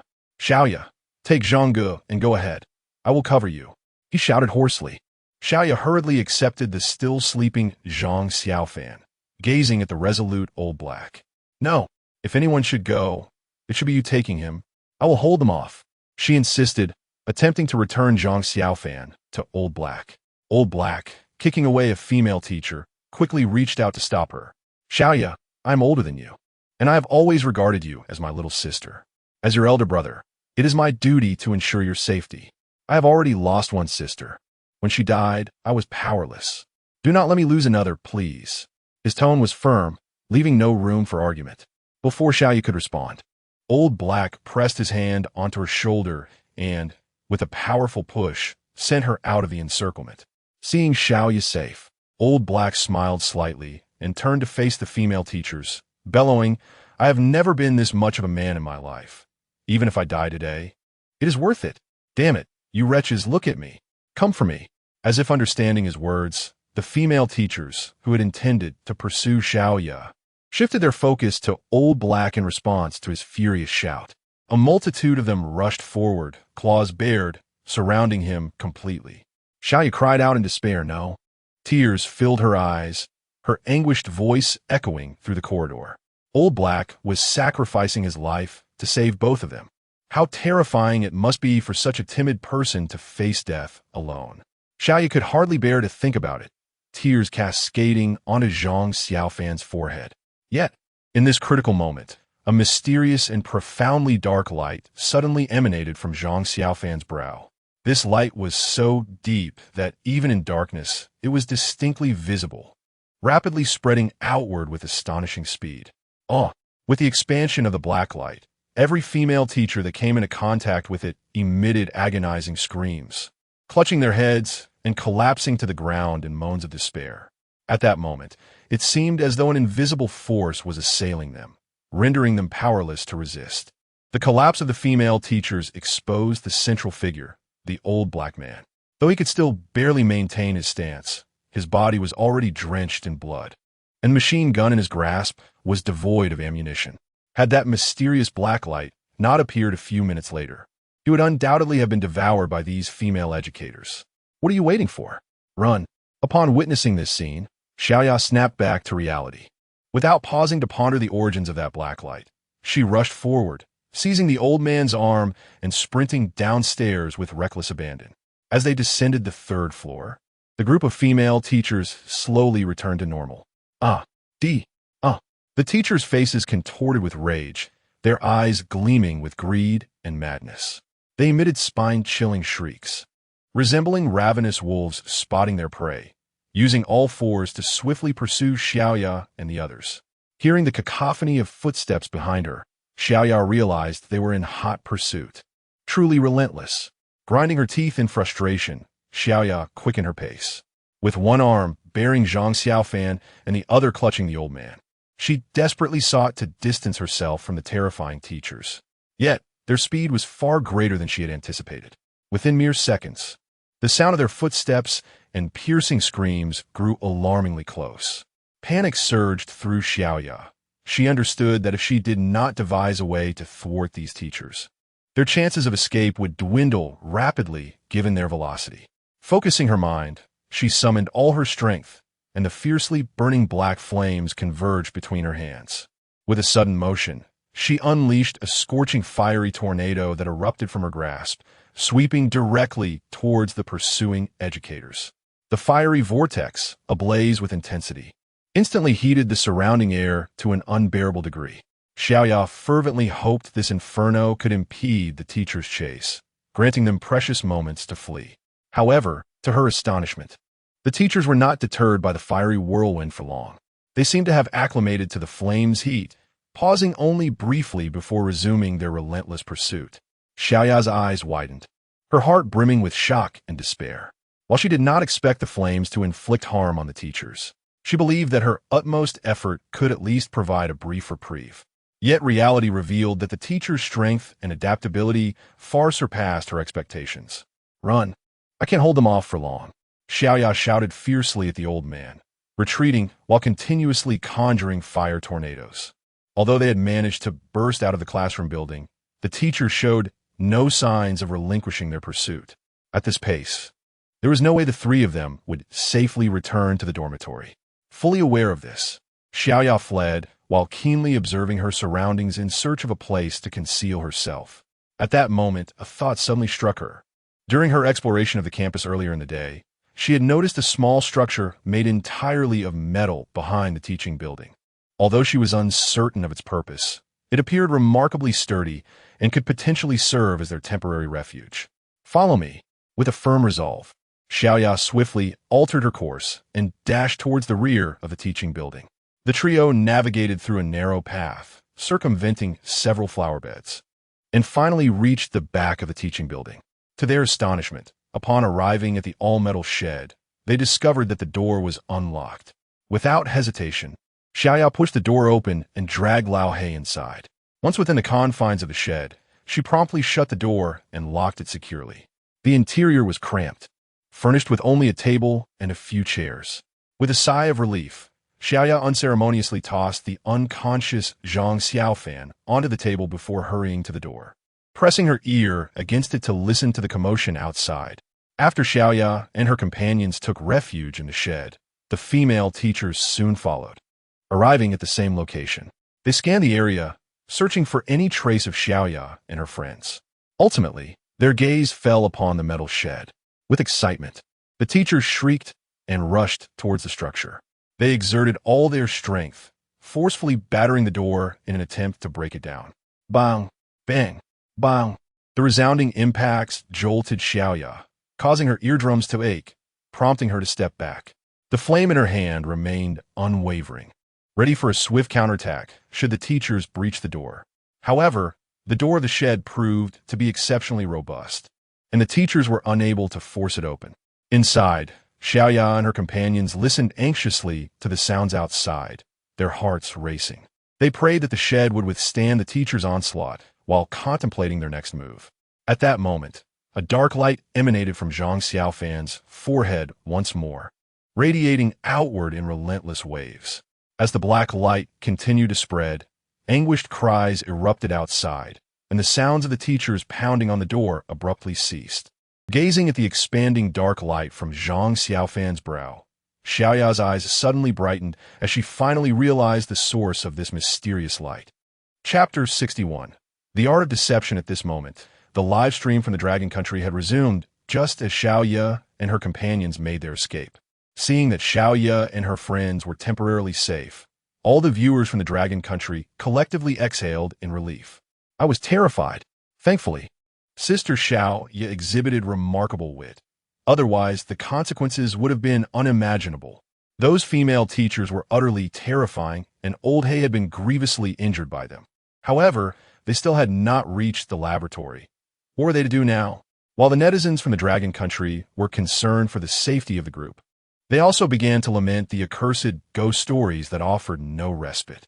Yet, the trials of Xiaoya and her friends brought a sense of satisfaction to foreign netizens, who seized the opportunity to mock the people of the Dragon Country. Ha ha, people of the Dragon Country, your doom is upon you. I must say, your master Zhang is quite fortunate to still be alive. However, without the return of his memories, death is merely a matter of time. Let us silently pray that Master Zhang can linger a little longer, granting you an extra day of life. The netizens from the Dragon Country, feeling a surge of pent-up frustration, were not inclined to remain silent in the face of foreign ridicule. Soon, a fierce verbal battle erupted once more in the live stream. In the realm of ghostly tales, Xiaoya waited in silence for a moment, then cautiously advanced to listen intently, noting the absence of any sound outside. Perhaps the female teachers had retreated, fearful of the ominous black light? Despite the stillness beyond the door, Xiaoya hesitated to open it. Better safe than sorry. With a sigh of relief, she turned to gaze at old He, who was covered in blood, her heart brimming with gratitude. She approached him cautiously, her eyes filled with concern and worry, softly inquiring, "How are you holding up?" In response to Xiaoya's genuine concern, old He, suppressing his pain, managed a faint smile, reassuring her, "Do not worry, I am fine. This minor injury is not enough to claim my life." Xiaoya bit her lip and lowered her gaze, softly murmuring, "Thank you." Although she had previously felt indifferent towards old He, in this moment, she could not deny that had he not risked his life to save her, she too would likely be gravely wounded. Upon hearing Xiaoya's words of gratitude, old He felt a bit bashful and scratched his head, a sincere smile spreading across his face. He replied with a chuckle, "There is no need to thank me. After all, you are my sister. It is my duty to protect you." However, at this point, old He's brow furrowed with concern as he continued, "This does present a dilemma. We have not succeeded in entering the laboratory, and he has not regained his memories. What shall we do next?" After speaking, he involuntarily cast a glance at the slumbering Zhang Xiaofan. Xiaoya pondered for a moment before shaking her head, stating, "Let us take it one step at a time. Those female entities are indeed far too powerful for us to confront with our current abilities." Having learned from their previous experience, Xiaoya was cautious and refrained from making any rash moves. "All right, I will tend to your wounds now. Please wait for me." As she spoke, Xiaoya swiftly plunged into the realm of consciousness. Moments later, she emerged, holding a medical kit. Upon seeing her, Lao He noticed that she also clutched a spirit control stone in her other hand, and he inquired, somewhat perplexed, "Xiaoya, why did you take out the spirit control stone?" Instead of responding immediately, Xiaoya placed the stone on a nearby table and began to tend to Lao He's wounds. "Did you see that dark beam of light earlier?" she asked while applying medicine. "Yes, I saw it. Do you know where it originated?" Xiaoya continued, "Are you implying?" Lao He's gaze shifted to the spirit control stone, his expression one of disbelief. Xiaoya nodded affirmatively. "Indeed, it is the spirit control stone. It appears to have a restraining effect on those female apparitions. With it, we might have a chance of escaping alive." As she spoke, Xiaoya finished bandaging Lao He's injuries. After applying the ointment, Lao He's complexion improved significantly, and his pain diminished considerably. Just then, a long yawn echoed through the room. Xiaoya and Lao He turned in unison to see Zhang Xiaofan sprawled on the table, stretching widely as he sat up. Witnessing this, Xiaoya rolled her eyes in exasperation.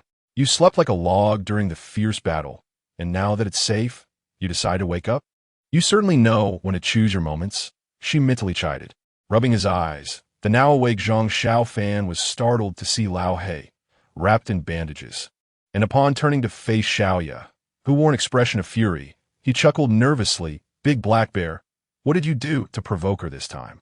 "Huh, I didn't do anything," Lao He replied, bewildered by Zhang Xiaofan's question, shaking his head in confusion. "Didn't he? If you hadn't provoked her, would you be in this state?"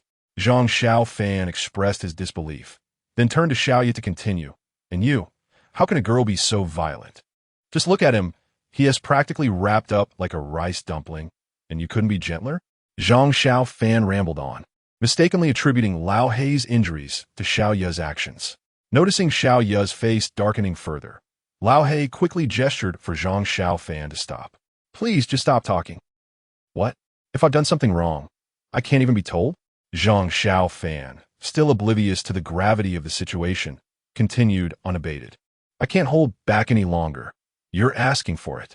Xiaoya could no longer contain her frustration and lunged forward, poised to deliver a sound thrashing to Zhang Xiaofan. "What are you doing? Don't come any closer." Xiaoya's sudden outburst startled Zhang Xiaofan, prompting him to instinctively retreat. In doing so, his hand accidentally grasped the spirit control stone on the table. At that moment, he paid little attention to what he held and clenched it tightly in front of him. "Don't come any closer. I'm not someone to be trifled with. I'm a man of stature and can't be intimidated by you." With the stone in hand, Zhang Xiaofan spoke with newfound confidence. At that moment, the spirit-controlling stone began to tremble, and a slender beam of black light, as fine as a hair, shot forth, piercing directly into Zhang Xiaofan's brow. As the black light entered, Zhang Xiaofan's gaze became vacant, and he sat motionless, utterly still. Observing this, old He quickly intervened, blocking Xiaoya's path. Wait, calm down. Look, you've frightened the child into a stupor. Xiaoya scoffed. What a farce he's putting on. It was evident that neither of them had noticed the black light nor recognized Zhang Xiaofan's peculiar state. Deciding not to waste further energy on anger, she declared, "Forget it. I'm going back to the dormitory." With a fierce flick of her hand, she turned to leave. Old He, relieved, approached Zhang Xiaofan and said, "All right, enough of the charade. Let's go." "Still pretending, are we?" Old He raised his voice as Zhang Xiaofan remained unresponsive. "Wait a moment, Xiaoya. It seems that Zhang Ge is not pretending. What has happened to him?" Noticing Zhang Xiaofan's dazed expression and emotionless gaze fixed ahead, Old He sensed something was amiss and called out urgently. Xiaoya furrowed her brow, stepping forward to wave her hand before Zhang Xiaofan's eyes, then checking his breath. After a moment of contemplation, she remarked, "His breathing is steady. What could be wrong? He is simply putting on an act, that little rascal. Ugh, he is driving me crazy. Old He, slap him for me. I want to see how long he can keep this up." That might not be a good idea." Old He's face reflected his hesitation. The thought of striking Zhang Xiaofan made him uneasy. Though he appeared as a child, he was still Zhang Xiaofan, was he not? What if he regained his memories and sought vengeance on him? Xiaoya, discerning Old He's concerns, reassured him, "He bullies you every day. Isn't this the perfect opportunity for revenge? Go ahead, strike him. I'll guarantee your safety." This made Old He fidget, rubbing his hands together. After a moment's hesitation, he nodded and approached Zhang Xiaofan. "Brother, don't hold it against me. A sister's life is hard to defy, and besides, I'm helping you. At least I can go easy on you." Chapter 62. Return to the laboratory. Old He raised his enormous hand, feeling a tumult of emotions within. After all, the individual before him was his superior, albeit currently suffering from amnesia. It was difficult to reconcile the act of striking his own boss, which caused a pang of hesitation in his heart. Yet, recalling the days when he had been bullied, he gritted his teeth resolutely. Fixing his gaze on Zhang Xiaofan's face, he muttered to himself, "Brother Zhang, please don't hold this against me. I'm left with no choice. Moreover, once you regain your memory, you may not even recall this. Yes, you probably remember."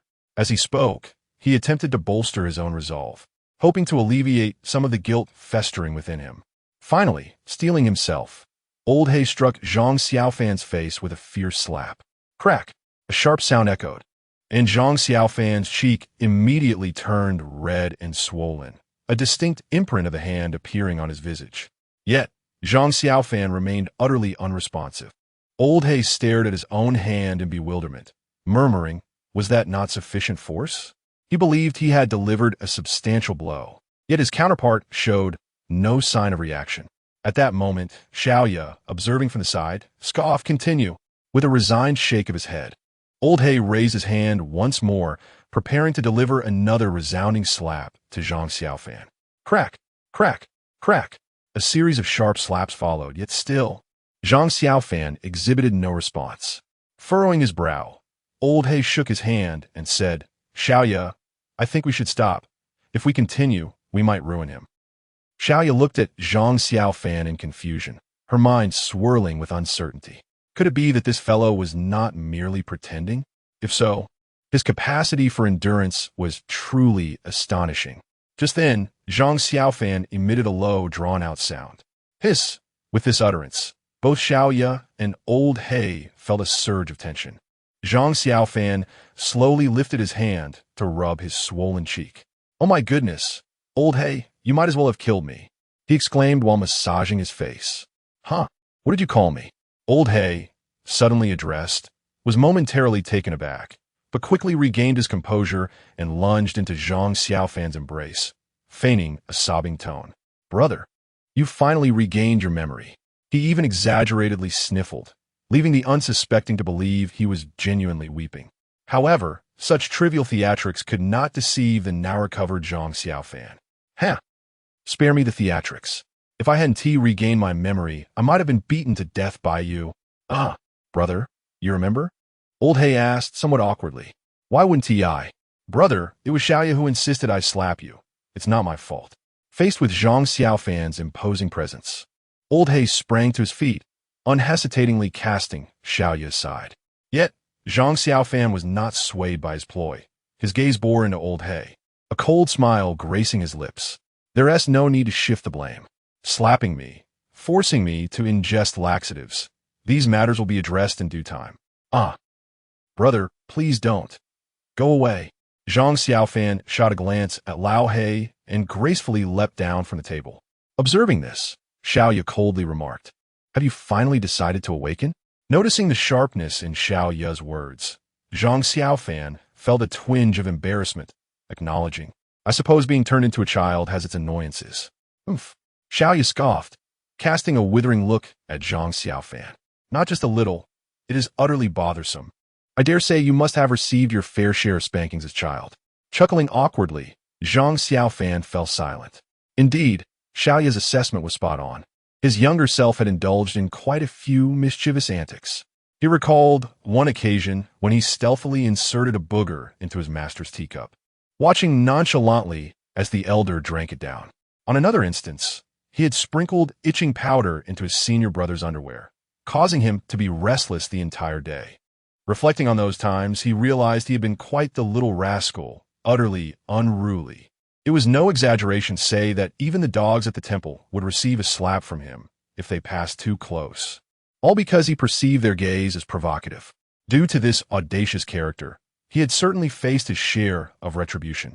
Yet, despite the consequences, Zhang Xiaofan remained undeterred, continuing his mischievous exploits. Looking back, those days were truly a blend of laughter and exasperation. By the way, how did you regain your memories? Xiaoya's sudden interjection broke Zhang Xiaofan's reverie, prompting Lao Lu to inquire further. Ah, Zhang Xiaofan recollected his thoughts, raising the spirit-controlling stone high. Thanks to this spirit-controlling stone. What? Xiaoya and Lao He exchanged astonished glances, never anticipating that the stone possessed such capabilities. Had they known earlier, they would not have risked venturing into the laboratory, avoiding such a disheveled predicament. Well, my consciousness had always remained, merely sealed by a mysterious and formidable force. It felt akin to an invisible shackle tightly binding my soul, rendering me immobile. Strangely, despite this, I could still perceive everything happening around me, Zhang Xiaofan explained with a grave expression. Xiaoya and Lao He exchanged thoughtful glances, nodding in understanding. So that is how it is. Perhaps it is the unique power of this spirit-controlling stone that has liberated you from that enigmatic force's confinement, they mused. Zhang Xiaofan stroked his chin, agreeing, indeed, it likely possesses a peculiar energy capable of breaking or countering that binding force. Without it, I fear I would have been lost this time. Nodding in unison, Xiaoya and Lao He silently expressed their gratitude for having decisively accepted the spirit-controlling stone. Otherwise, this strange dilemma could have escalated into something exceedingly troublesome. After all, if even the pivotal character Zhang Xiaofan cannot exert his influence, the entire team's combat effectiveness will be profoundly affected. Contemplating this, Xiaoya and Lao He couldn't help but feel deeply moved. From this incident, they understood that when confronted with various bizarre and unpredictable tales, every decision and every object could potentially become a crucial factor determining life and death. Fortunately, this time, Lady Luck was on their side, enabling them to successfully navigate the predicament. All right, your memory has returned. Let us return to the dormitory. Xiaoya waved her hand and said, Tonight has certainly been eventful. With that, Xiaoya and Lao He prepared to push the door open. Wait. At that moment, Zhang Xiaofan suddenly interjected, blocking their path. What is it? Since this laboratory can restore memories, do you think it might harbor some secrets? Perhaps it contains clues to navigate this current tale of the supernatural.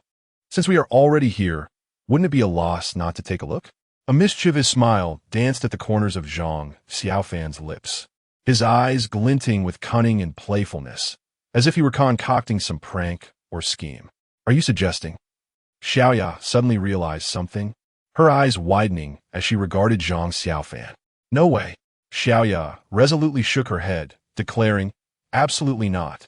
Those female apparitions are far too formidable. Last time, Lao He and I together couldn't even harm them in the slightest." Recalling the overwhelming power of those female apparitions filled Xiaoya with an undeniable sense of dread. She couldn't help but think, why is Zhang Xiaofan stirring up trouble the moment he returns? Lao He nodded in agreement. "Indeed, brother, they are too powerful. We're no match for them." Seeing their reactions, Zhang Xiaofan merely smiled faintly. "That was when I was absent. Now that I have returned, they will undoubtedly be no match for me." A confident smile graced Zhang Xiaofan's lips. With that, Zhang Xiaofan strode forward with determination, reaching the door first. He extended his right hand, firmly grasping the doorknob, and then pushed it open with force. In that instant, a tremendous aura erupted from him. "Follow me. You need not intervene. Witness how I will single-handedly vanquish them all." His voice resonated through the air, imbued with unparalleled authority. Chapter 63. The Inefficacy of the Taoist Arts? At this moment, the entire Dragon Kingdom rejoiced upon witnessing Zhang Xiaofan's restoration of memory. However, foreign netizens were incensed, their teeth gnashing in frustration, unable to comprehend why Zhang Xiaofan was so resilient in the face of adversity. In their own countries, chosen ones had no choice but to succumb to fate, while Zhang Xiaofan, on the brink of despair, consistently managed to revive himself against all odds. What could possibly explain this phenomenon? Ultimately, they concluded one thing. He was indeed a cheat.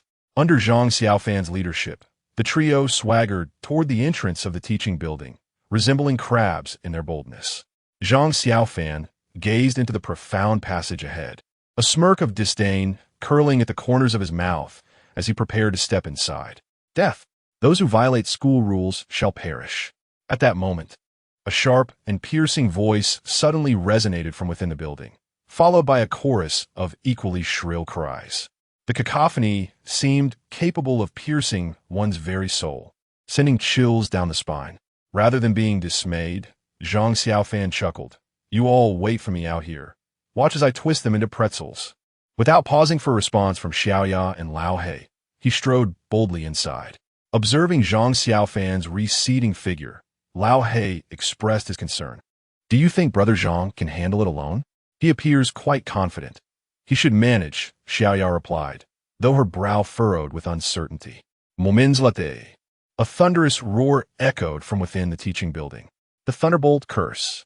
Lao He exclaimed with excitement. Why is it silent now?" Lao He soon realized that aside from Zhang Xiaofan's outcry, there was no sound of thunder or lightning, which struck him as decidedly odd. Could he have faltered? Xiaoya's expression darkened. "Surely not. Brother Zhang is formidable. He shouldn't fail." Just then, a wave of incredulous voices erupted from within the building. "What in the world is happening? Fire curse! Earthly chariot! Diamond curse! Damn it! Heaven above! Why must you torment me?" Zhang Xiaofan's furious roars resonated through the halls, startling both Xiaoya and Lao He outside the building. They exchanged glances, each reflecting shock and confusion. Had something truly gone awry? With a serious countenance, Xiaoya declared, "We must go in and investigate." She then darted toward the teaching building like a gust of wind. Lao He, not daring to lag behind, closely followed her lead. Their hearts were filled with concern, anxious to uncover what had transpired within. In the blink of an eye, they burst into the teaching building. As Xiaoya and Lao He entered, barely able to assess the situation, they were met head-on by a small potato-like figure. The little potato dashed past them with remarkable speed. "Shuting, why are you coming in? Run." Xiaoya focused her gaze and realized that this little potato was none other than Zhang Xiaofan. "Xiaoya, it seems to be Brother Zhang." Lao He tugged at Xiaoya's sleeve. "Run." Not only had Xiaoya identified the newcomer, but she also observed a large group of eerie girls swiftly pursuing Zhang Xiaofan. Upon hearing Xiaoya's words, Lao He wasted no time turning around. sprinting towards the school building's exit like an arrow released from a bow, his speed astonishing. Xiaoyao was equally resolute, quickly following behind him. Zhang Xiaofan, who was left behind, widened his eyes in shock and disbelief, shouting, "You two rascals! Don't leave me behind. My little legs can't keep up for long." At that moment, he was overwhelmed with despair and helplessness, feeling an unprecedented sense of shame. Not only was he unable to fend off his pursuers, but escaping in his child's body had become a Herculean task. As the female teacher, with a sinister smile, drew ever closer, Zhang Xiaofan's anxiety escalated. He could only lower his head, desperately flailing his arms as he ran with all his might. Yet, no matter how hard he tried, the teacher relentlessly chased him, the distance diminishing with every passing moment. At this critical juncture, two strong hands suddenly grasped Zhang Xiaofan's collar with the force of a deity descending from the heavens. In an instant, he felt an immense power lift him off the ground, as if he were soaring through the air. Stunned, he looked up to see who had saved him. When he recognized the person carrying him, tears nearly spilled from his eyes. "Lao Hei!" Zhang Xiaofan's voice trembled with excitement. "I knew you wouldn't abandon me." He bit his lip tightly, his eyes brimming with gratitude and joy. In that moment, he experienced an unparalleled warmth and sense of security. "Stop the chatter, brother. If it weren't for Xiaoya urging me to come back and save you, I absolutely would not have returned." Lao Hei rolled his eyes, his tone surprisingly icy. "You idiot!" Zhang Xiaofan quickly suppressed his emotional heart, gritting his teeth as he cursed. Lao Hei swiftly carried Zhang Xiaofan out of the school building, reuniting with Xiaoya outside. "Sis, I knew you wouldn't leave your brother behind." Zhang Xiaofan, held aloft by Lao Hei, exaggeratedly wiped away imaginary tears with his little hand, looking utterly ridiculous. "Oomph, I shouldn't have bothered. Aren't you full of confidence? Didn't you claim you could take on a whole group by yourself? What happened now?" Xiaoya shot Zhang Xiaofan a disdainful glance. "Hee. Let us talk about it later. We should head back to the dormitory first."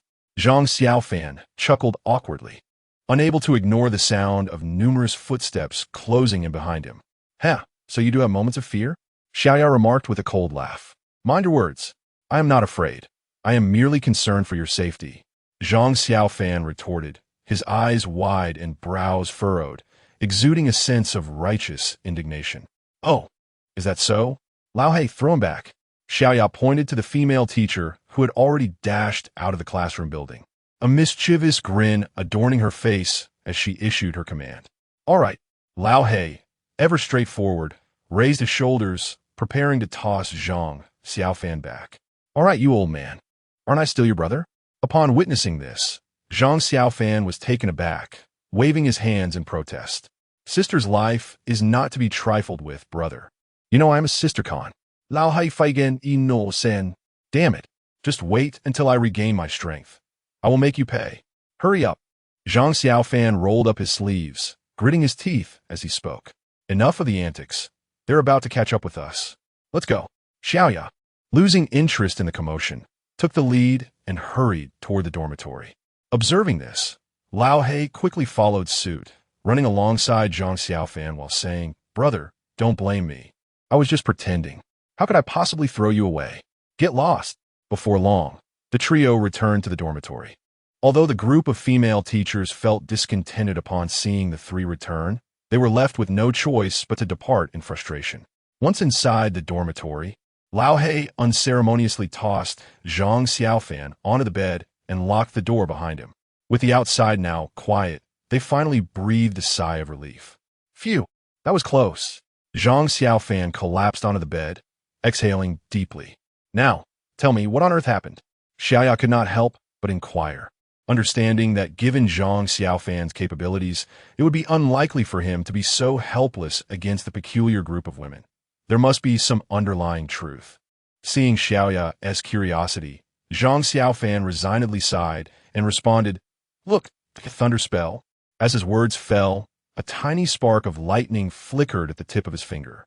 Noticing Xiaoya's confusion, he shook his hand in exasperation and quickly demonstrated the fire spell. Fire spell, much like the thunder spell. It only produced a small flame in the palm of Zhang Xiaofan's hand, which promptly extinguished, leaving behind a wisp of black smoke. It was no exaggeration to say that the power of these two spells was less than that of a mere fart. Brother, are you feeling weak? Lao He could not help but mock. Get lost. All right. Chapter 64. Turning the tables. Finding them. What is happening? Upon witnessing the scene, Xiaoya frowned slightly. Her light-heartedness dissipated, as Zhang Xiaofan's condition appeared rather grave. I'm not quite sure, but I suspect it may be related to my diminished stature, Zhang Xiaofan pondered. Shaking his head, he sensed that his internal Tao power remained intact. Yet when attempting to cast spells, he found himself unable to summon its full potential, as if a mysterious force constrained it to a fixed limit. In other words, while you still possess your original Tao power, you cannot fully manifest it? Xiaoya inquired thoughtfully. Yes, that is an apt interpretation. The sensation of being unable to harness one's strength is profoundly disconcerting. Zhang Xiaofan sighed in resignation. Xiaoya nodded in comprehension, speculating, could it be that there are restrictions imposed by the rules? Perhaps this peculiar phenomenon limits your abilities. That is a possibility as well. Alas, this complicates matters. With the current efficacy of my spells, it will be daunting to confront those formidable female instructors, let alone contend with ordinary anomalies, Zhang Xiaofan lamented, his expression heavy with concern. Xiaoya, witnessing his distress, gently shook her head, unsure how to console him. A silence fell between them, both burdened by worry. Suddenly, a series of footsteps echoed nearby. Who is it? Zhang Xiaofan's senses sharpened. Upon hearing the approaching footsteps, he steeled himself. Xiaoya glanced at the clock, noting it was precisely 12 o'clock. It must be time for the dormitory inspection. Inspection? Those two burly men from earlier? They hardly seemed trustworthy. Zhang Xiaofan raised an eyebrow. Indeed, the school conducts nightly inspections with assigned teachers. However, there is no need for concern. As long as we adhere to the rules, we should be fine. Xiaoya reassured him. I'm not worried about the consequences. In fact, I think their arrival is fortuitous. Let us bind them and ask a few questions. Zhang Xiaofan remarked, contemplating the dormitory door. Bind them? You cannot be serious, Xiaoya exclaimed, clearly taken aback by his audacity. After their earlier encounter, how could Zhang Xiaofan be so reckless? Am I jesting?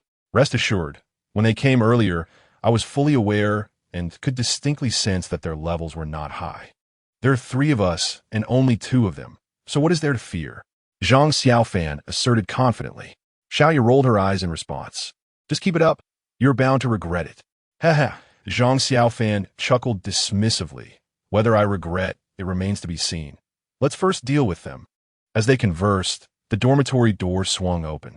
Zhang Xiaofan signaled to Xiaoya and Lao He, who understood immediately, taking cover at the door's edge before it was fully opened. Zhang Xiaofan, on the other hand, nonchalantly sat on his bed, exhibiting no signs of fear. The dormitory door creaked open, revealing 2 towering figures clad in black suits who stepped inside once more. Upon entering, they were met with the sight of Zhang Xiaofan, seated on the bed with a broad grin. The 2 men were momentarily taken aback, but quickly regained their composure, stating, "Not sleeping at night? This is a violation of school rules. Come with us." Without further ado, they advanced, reaching out towards Zhang Xiaofan. With a cold chuckle, Zhang Xiaofan retorted, "Take me away? Dream on. Not only will I not accompany you, but you too shall remain here tonight. Make your move." As soon as his words fell, the 2 men, following Zhang Xiaofan's gaze, turned sharply to find Lao He, eagerly cracking his knuckles, and Xiaoya, her hands aglow with black flames. Turning back to Zhang Xiaofan, they were taken aback to see him brandishing a long sword, his expression one of delight. This isn't right. What are they up to? Why are they looking at me like that? Such expressions are utterly inappropriate. Should they not be the ones fearing us? Why does it feel like the tables have turned? This is untenable. We must retreat. Sensing the shift in atmosphere, the 2 men hesitated, refraining from uttering another word as they attempted to leave, only to be blocked by Lao He and Xiaoya. Hee. Where do you think you're going? I'm a good person. Zhang Xiaofan raised the Heavenly Master's demon subduing sword, his laughter eerie. You're lying. What kind of good person makes such a racket? What kind of good person brandishes a long sword like that? Do you take us for fools? The two men silently berated. Nevertheless, despite their inner thoughts, they understood the necessity of complying. 2 minutes later, the two men found themselves tightly bound and unceremoniously tossed into the restroom. Zhang Xiaofan leisurely sat across from them, flanked by Lao He and Xiaoya, who stood on either side with mocking smiles, their gazes brazenly scrutinizing the captives. After a brief silence, Zhang Xiaofan cleared his throat and spoke first. Do not misunderstand. My binding you here is truly out of necessity. However, this does not impede my nature as a kind-hearted and benevolent individual. Today, I have brought you here to pose a few questions. If you answer truthfully, all will be well, and we shall all be content. But if you choose not to cooperate, I trust you understand the consequences. Despite the seemingly light-hearted tone of Zhang Xiaofan, the murderous intent in his eyes was unmistakable to the two men. Realizing their precarious position, they quickly nodded in agreement. Recognizing their disadvantage, given their mouths were effectively sealed, they could only express their willingness to cooperate through this gesture. Excellent. Those who recognize the times are indeed wise. It seems you two are quite perceptive. I will pose my questions. Nod for yes, and shake your heads for no. Understood?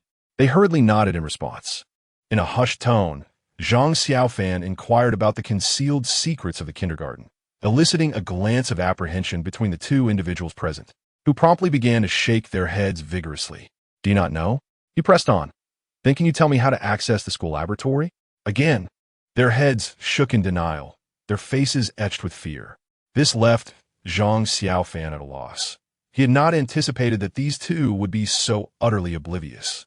Was all his effort in vain? No, he resolved not to surrender so easily and decided to adopt a different approach, probing them based on what they might know. I shall ask you once more, why did you come to the dormitory to apprehend someone, and who sent you? After a brief silence, they once again shook their heads fervently. Still no answer? Are you toying with me? Zhang Xiaofan's expression darkened as he glared intensely at the duo. Sensing the impending eruption of his wrath, the two were taken aback, hastily shaking their heads to assert their innocence. With a sigh of relief, Zhang Xiaofan suppressed his rising anger and continued, I shall pose one final question. Where did the individuals you captured go? Were they taken to the laboratory?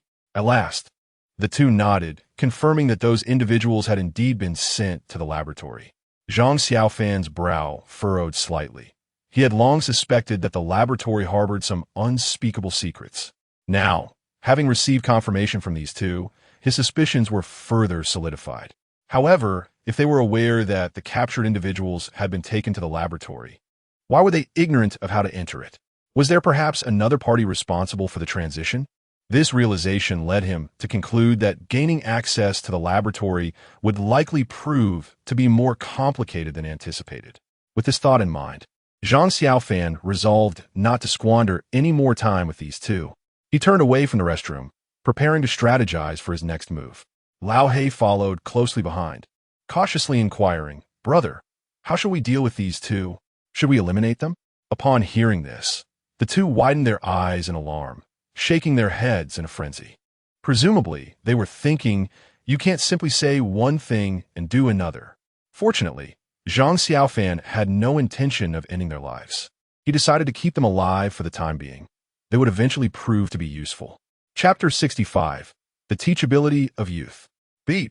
The participants from Haiyan Nation, Kangaroo Nation, Romantic Nation, and a total of 22 others have failed to pass the level. The world of eerie tales will descend in 10 minutes. The system's notification echoed, marking the failure of over 20 nations. The chosen ones from these countries had drawn talents that were not lacking in A or even S grades. Despite their impressive ranks, they lacked the grotesque skills akin to those exhibited during the drills or the abilities of the sacrificial puppets. Many possessed only enhancements in physical strength or observational skills. Yet these augmentations, when combined with their youthful physiques, rendered them nearly powerless. Confronting the two burly figures, they stood no chance of retaliation. Even the formidable Zhang Xiaofan, without the assistance of Xiaoya and Old He, would find himself at a loss. Though this iteration of the eerie tales was not as ferocious as the last, the randomness of the elimination process instilled a palpable sense of dread among all. As time wore on, the number of chosen ones from various nations dwindled, and the pressure to survive intensified. It became increasingly evident that enduring in this realm of eerie tales was no simple feat. Those lacking formidable talents were left to rely solely on their wits and courage in their quest for survival. However, faced with the unknown terrors and challenges, many of the chosen ones fell into despair. In this perilous world of eerie tales, each individual must endeavor to carve out their own path to survival. Yet, in contrast to the pervasive anxiety surrounding them, Zhang Xiaofan exhibited remarkable composure. Indeed, while the chosen ones from other nations cowered in corners, too fearful to sleep, Zhang Xiaofan had long succumbed to slumber. His state had become a familiar sight to all. After all, for this extraordinary individual, any display of prowess was deemed normal. A night passed without incident, and as dawn broke, Zhang Xiaofan rose early from his bed.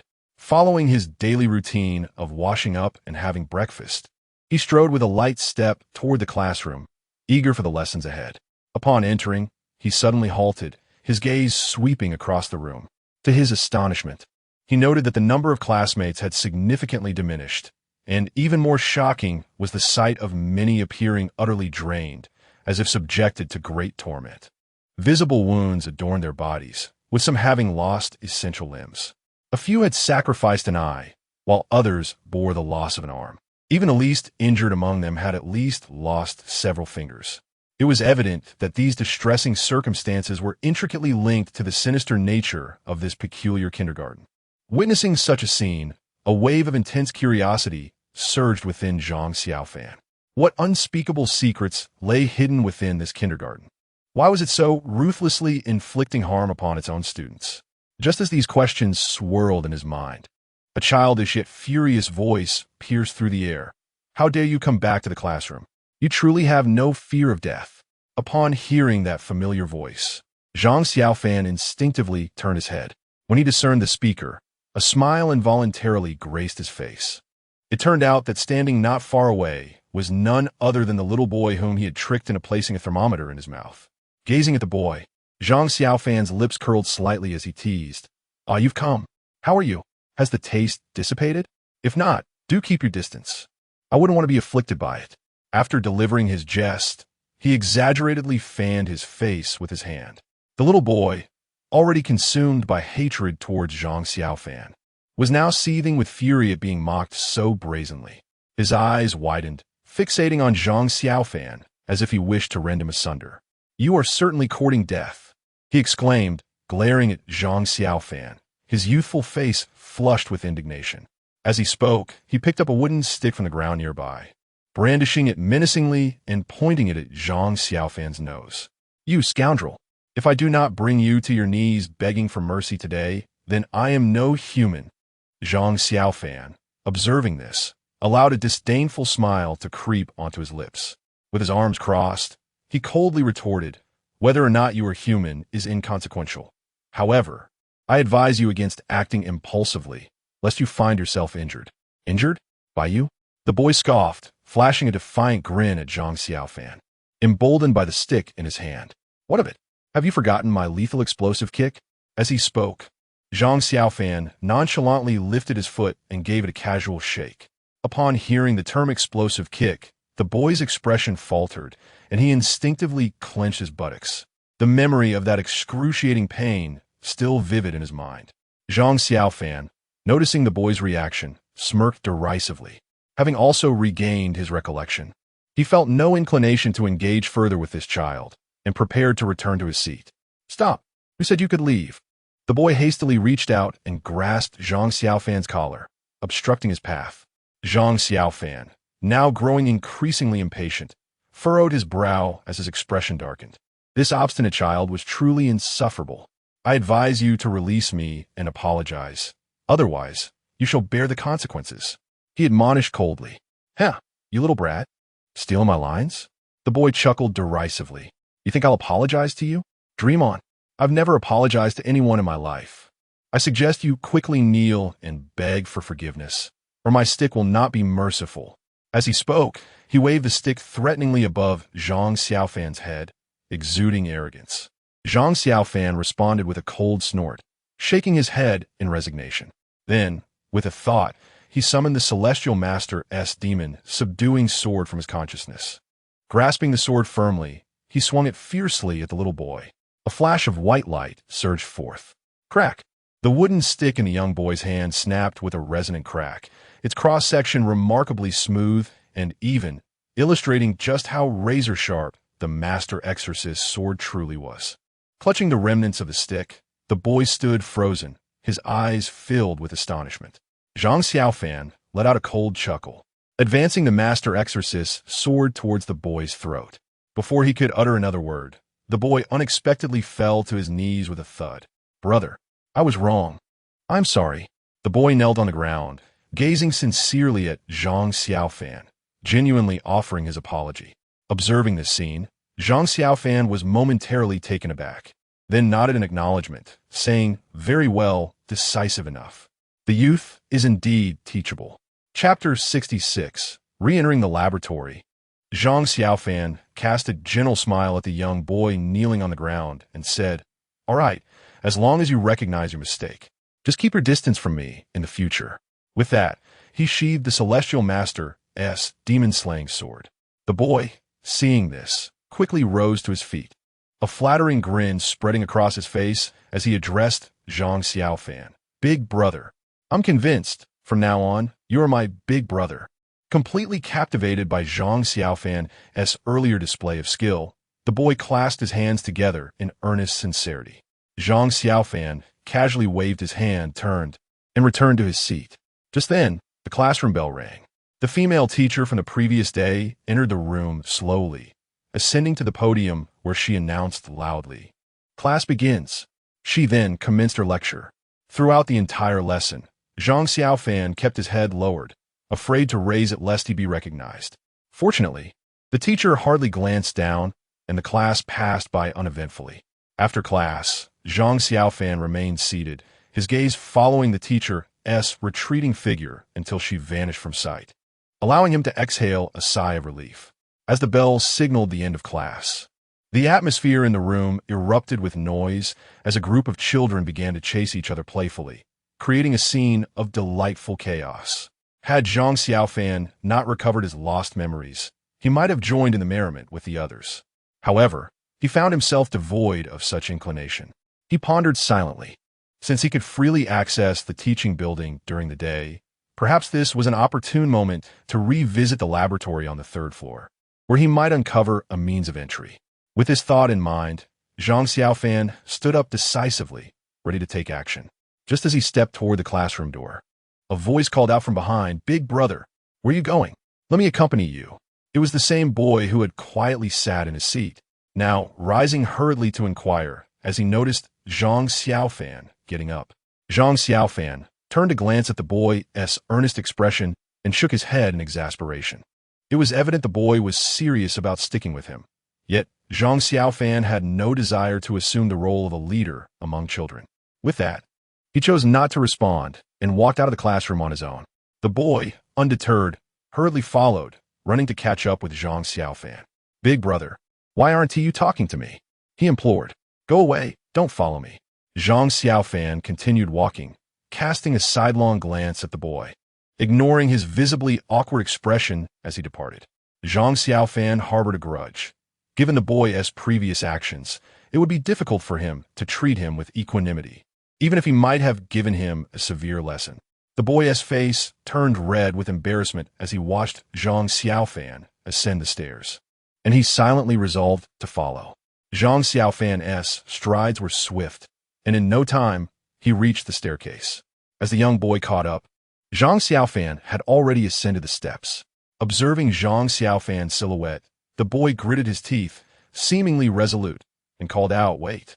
Upon hearing the voice, Zhang Xiaofan paused and turned back. There stood the boy, panting heavily, his gaze unwavering as he looked at him. Zhang Xiaofan furrowed his brow, perplexed by the boy's intentions. The boy took a deep breath and exclaimed, "Brother, are you headed to the laboratory? I wish to accompany you."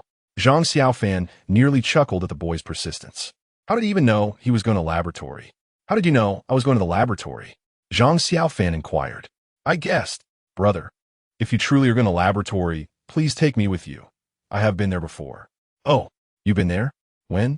Zhang Xiaofan recalled that on the day the teacher organized a visit to the laboratory, the boy had been with him in the infirmary. When could he have gone? The boy, unreserved, replied, "My little brother was taken away by 2 men in black yesterday at noon.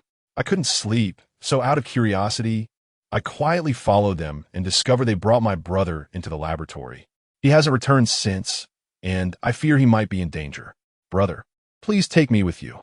I want to save my little brother." Listening to the boy's words and witnessing the sincerity in his eyes, Zhang Xiaofan raised an eyebrow. He hadn't anticipated the boy to exhibit such loyalty. After a moment of hesitation, he nodded and said, "Very well, but do not cause me any trouble. Otherwise, you know the consequences." Upon receiving Zhang Xiaofan's consent, the boy excitedly nodded in agreement. Zhang Xiaofan and the boy made their way to the 3rd floor, encountering no obstacles along the way, which suggested that he was indeed permitted to move about the teaching building during the day. Upon entering, Zhang Xiaofan inquired about the boy's name. It was evident that the boy appeared bewildered when he heard the question. He introduced himself simply as number 18, which he claimed was his name. Zhang Xiaofan did not press further, but it was clear that, like himself, all the children here had lost fragments of their memories. Upon reaching the 3rd floor, Zhang Xiaofan soon spotted the laboratory at the end of the corridor. Approaching the laboratory door, a large iron gate came into view. Zhang Xiaofan scrutinized it closely, noticing the absence of any keyholes or switches. Had it not been for the sign displaying the word laboratory, he might have mistaken it for a mere slab of metal propped up. He reached out to touch the cold iron door. A chilling sensation coursed through him. He knocked lightly, and a deep, resonant sound echoed back, indicating the door's substantial weight. Such a formidable barrier would be difficult to breach through mere physical force, especially with his powers currently sealed. "Brother, this door seems difficult to open. There isn't even a keyhole," the boy remarked. The young boy surveyed the surroundings and remarked, "It seems quite challenging to open with mere external force." Zhang Xiaofan, too, found himself in a quandary. This laboratory undoubtedly harbored secrets, and at present, it was the sole location that might conceal clues. To progress, he felt compelled to enter this laboratory by any means necessary. "Brother, do you wish to go inside?" The young boy suddenly inquired. "What? Do you have an idea?" "Well, brother, I believe that to gain entry, someone must escort you, much like my little brother did. However, I cannot ascertain whether there will be any danger once we are inside," the boy stated earnestly. Zhang Xiaofan nodded in agreement with this notion, having considered it himself.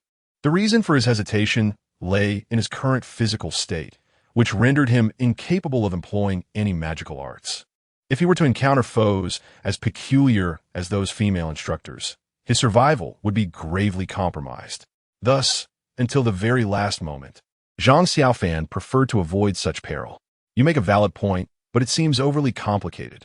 I refuse to believe this door is impenetrable," Zhang Xiaofan scoffed, retrieving a bomb from his consciousness space. "Step back and watch me blow it open." With that, he began to fiddle with the device, which he had procured from Elder Long after the conclusion of the last strange tale, rumored to possess considerable power. The young boy's expression stiffened upon seeing the bomb. "Brother, is that really necessary? Are you going to take such drastic measures? You might bring the whole building down. Rest assured, the worst that will happen is a mild tremor. It will likely only create a hole in the ground without collapsing the structure," Zhang Xiaofan assured confidently. He set a timer for 1 minute, ample time for both of them to escape. Just as he was about to place the bomb against the iron door, a sharp voice suddenly boomed behind them. "What are you doing? No entry without a teacher present. Are you not aware of the rules?" Chapter 67. A gift for you. Wishing you instant fame. Upon hearing a sudden voice from behind, Zhang Xiaofan and the young boy swiftly turned around, with Zhang Xiaofan in a moment of panic, concealing the bomb behind him. As they faced the source of the sound, they beheld a female teacher approaching them with a stern expression etched upon her face. Zhang Xiaofan swallowed hard, fully aware of the formidable nature of these female educators. "Who allowed you two to come here? Do you not understand that this place is off limits?" The teacher's icy tone rang out as she stood before them. The two boys dared not raise their heads, stubbornly shaking them in response, murmuring, "We didn't know." Didn't he know? The rules of the school are clearly stated, and I reiterated the importance of having a teacher present when I escorted you to the laboratory. Have your ears been stuffed with donkey hair? How could you not hear that? The teacher's gaze bore down on them, her eyes fierce and menacing. While their ears were certainly not obstructed, Zhang Xiaofan muttered under his breath, "Though our mouths are stuffed with thermometers." The young boy beside him looked on, wide-eyed with astonishment. "Enough. This is unacceptable." The teacher interjected, her eyebrows knitting together, her voice raised in inquiry. "Nothing, it's nothing." At this moment, Zhang Xiaofan's sense of humor evaporated, for he could hear the bomb's countdown commencing in his hand. Only 10 seconds remained before detonation. They needed to flee without delay. With urgency, he raised his head to interrupt the teacher. "Teacher, I was wrong. We will never return. We are sorry. May we leave now?" The teacher, taken aback by Zhang Xiaofan's earnest apology, found herself momentarily at a loss for words. Seeing that he had recognized his error, she hesitated, unsure of how to respond. Go. Just go." She finally managed, adjusting her glasses and gesturing for them to leave. "Thank you, teacher." Zhang Xiaofan replied graciously, seizing the young boy's hand as they dashed down the stairs. However, after just a few steps, he was jolted back to reality. Realizing he still held the bomb in his hand, under the teacher's puzzled gaze, he retreated, thrusting the bomb into her arms, and exclaimed, "Teacher, a gift for you. Wishing you instant fame. Goodbye." With that, he pulled the boy along and sprinted toward the staircase. The teacher, perplexed, watched as Zhang Xiaofan's hurried silhouette disappeared, then glanced down at the bomb she now held. "What is this?" Boom! A thunderous explosion erupted, shaking the entire building, dust swirling in the air, and shattering every window in the corridor. As calm returned, a curious head peeked around the staircase, drawn by the explosion. The female teacher now appeared, enveloped in smoke, her clothing torn and her body charred from the blast. Although she appeared quite disheveled, she had not sustained any substantial injuries. Not even a drop of blood was spilled. The fact that she emerged unscathed from an explosion speaks volumes about the formidable physical resilience of these female instructors. Incredible. Surviving such an ordeal is utterly astonishing. Zhang Xiaofan, observing the female teacher whose only loss was a bit of clothing due to the blast, couldn't help but express his astonishment. However, it seemed that forcibly opening the laboratory door with brute force would prove to be a challenging endeavor. Setting aside the question of whether it could be opened, the elusive female instructors posed a significant threat. "Let's head back," Zhang Xiaofan concluded, disinterested in the scene, and turned to descend the stairs with the young boy in tow. Meanwhile, in the Dragon Country live broadcast room, the viewers were reveling in the spectacle. "Ha! Master Zhang is quite mischievous, gifting bombs and wishing for instant fame. It's outrageous." One commenter chuckled. "It's hilarious." Even after regaining his memories, the childlike Master Zhang cannot shed his cheeky demeanor. But that female teacher is extraordinary. She survived a bomb blast. Are they invulnerable? Another chimed in. "It seems quite difficult to deal with them." Did Master Zhang uncover something in the laboratory? I'm not sure, but knowing his character, he would engage in futile efforts. Our Master Zhang may have regained his memories the latest, yet he is progressing the fastest. I just checked the chosen ones from other countries. They're still utterly lost. At this rate, Dragon Country is bound to take the lead once again. Naturally, look at them now. They're no longer posturing. They're likely waiting to copy Master Zhang's answers. When we were struggling, they mercilessly mocked us. Now, they hide away, waiting to cheat. What a bunch of curs. Another added, "Let them wait. Eventually, they will meet their demise." With 2 waves of eliminations each day, I'm eager to see how long they can endure. Upon returning to the classroom, Zhang Xiaofan took his seat while the young boy stood beside him, his face clouded with worry. "Brother, what shall we do now?" he inquired.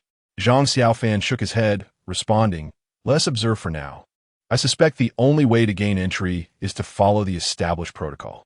The boy nodded in agreement, recognizing that this seemed to be the only viable option. The morning swiftly passed. After a simple lunch in the cafeteria, Zhang Xiaofan returned to the dormitory. Having indulged in a hearty meal, he took longer than expected, and by the time he returned, his two dorm mates were already asleep. Zhang Xiaofan, unfazed by the need for rest, rushed into the restroom to check on the two burly men. Their presence might facilitate his entry into the laboratory. Thankfully, he had refrained from eliminating them earlier, and it seemed that decision would prove advantageous. However, upon bursting into the restroom, he was astounded to find that the two men had vanished, leaving only the ropes that had bound them behind. What the heck? Where are they? Zhang Xiaofan exclaimed in frustration. At that moment, Xiaoya and Lao He emerged, having been cooped up all morning and clearly agitated.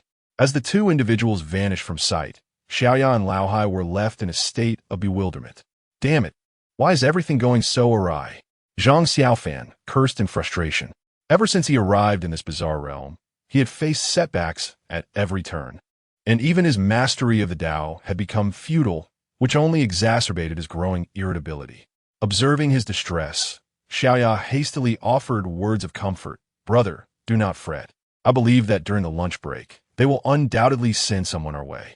At that time, we too shall have an opportunity to blend in. Indeed, brother. Do not let anger consume you. There will always be a solution, Lao Hai chimed in. Upon hearing their words, Zhang Xiaofan let out a deep sigh, alas. There is nothing more to be done. We can only wait. With that, he turned and exited the restroom, returning silently to his bed, lying down in silence. Having lost the initiative, all that remained was the virtue of patience. Xiaoya and Lao Hai exchanged glances, shaking their heads in understanding. They both recognized that it was not merely Zhang Xiaofan's irritability.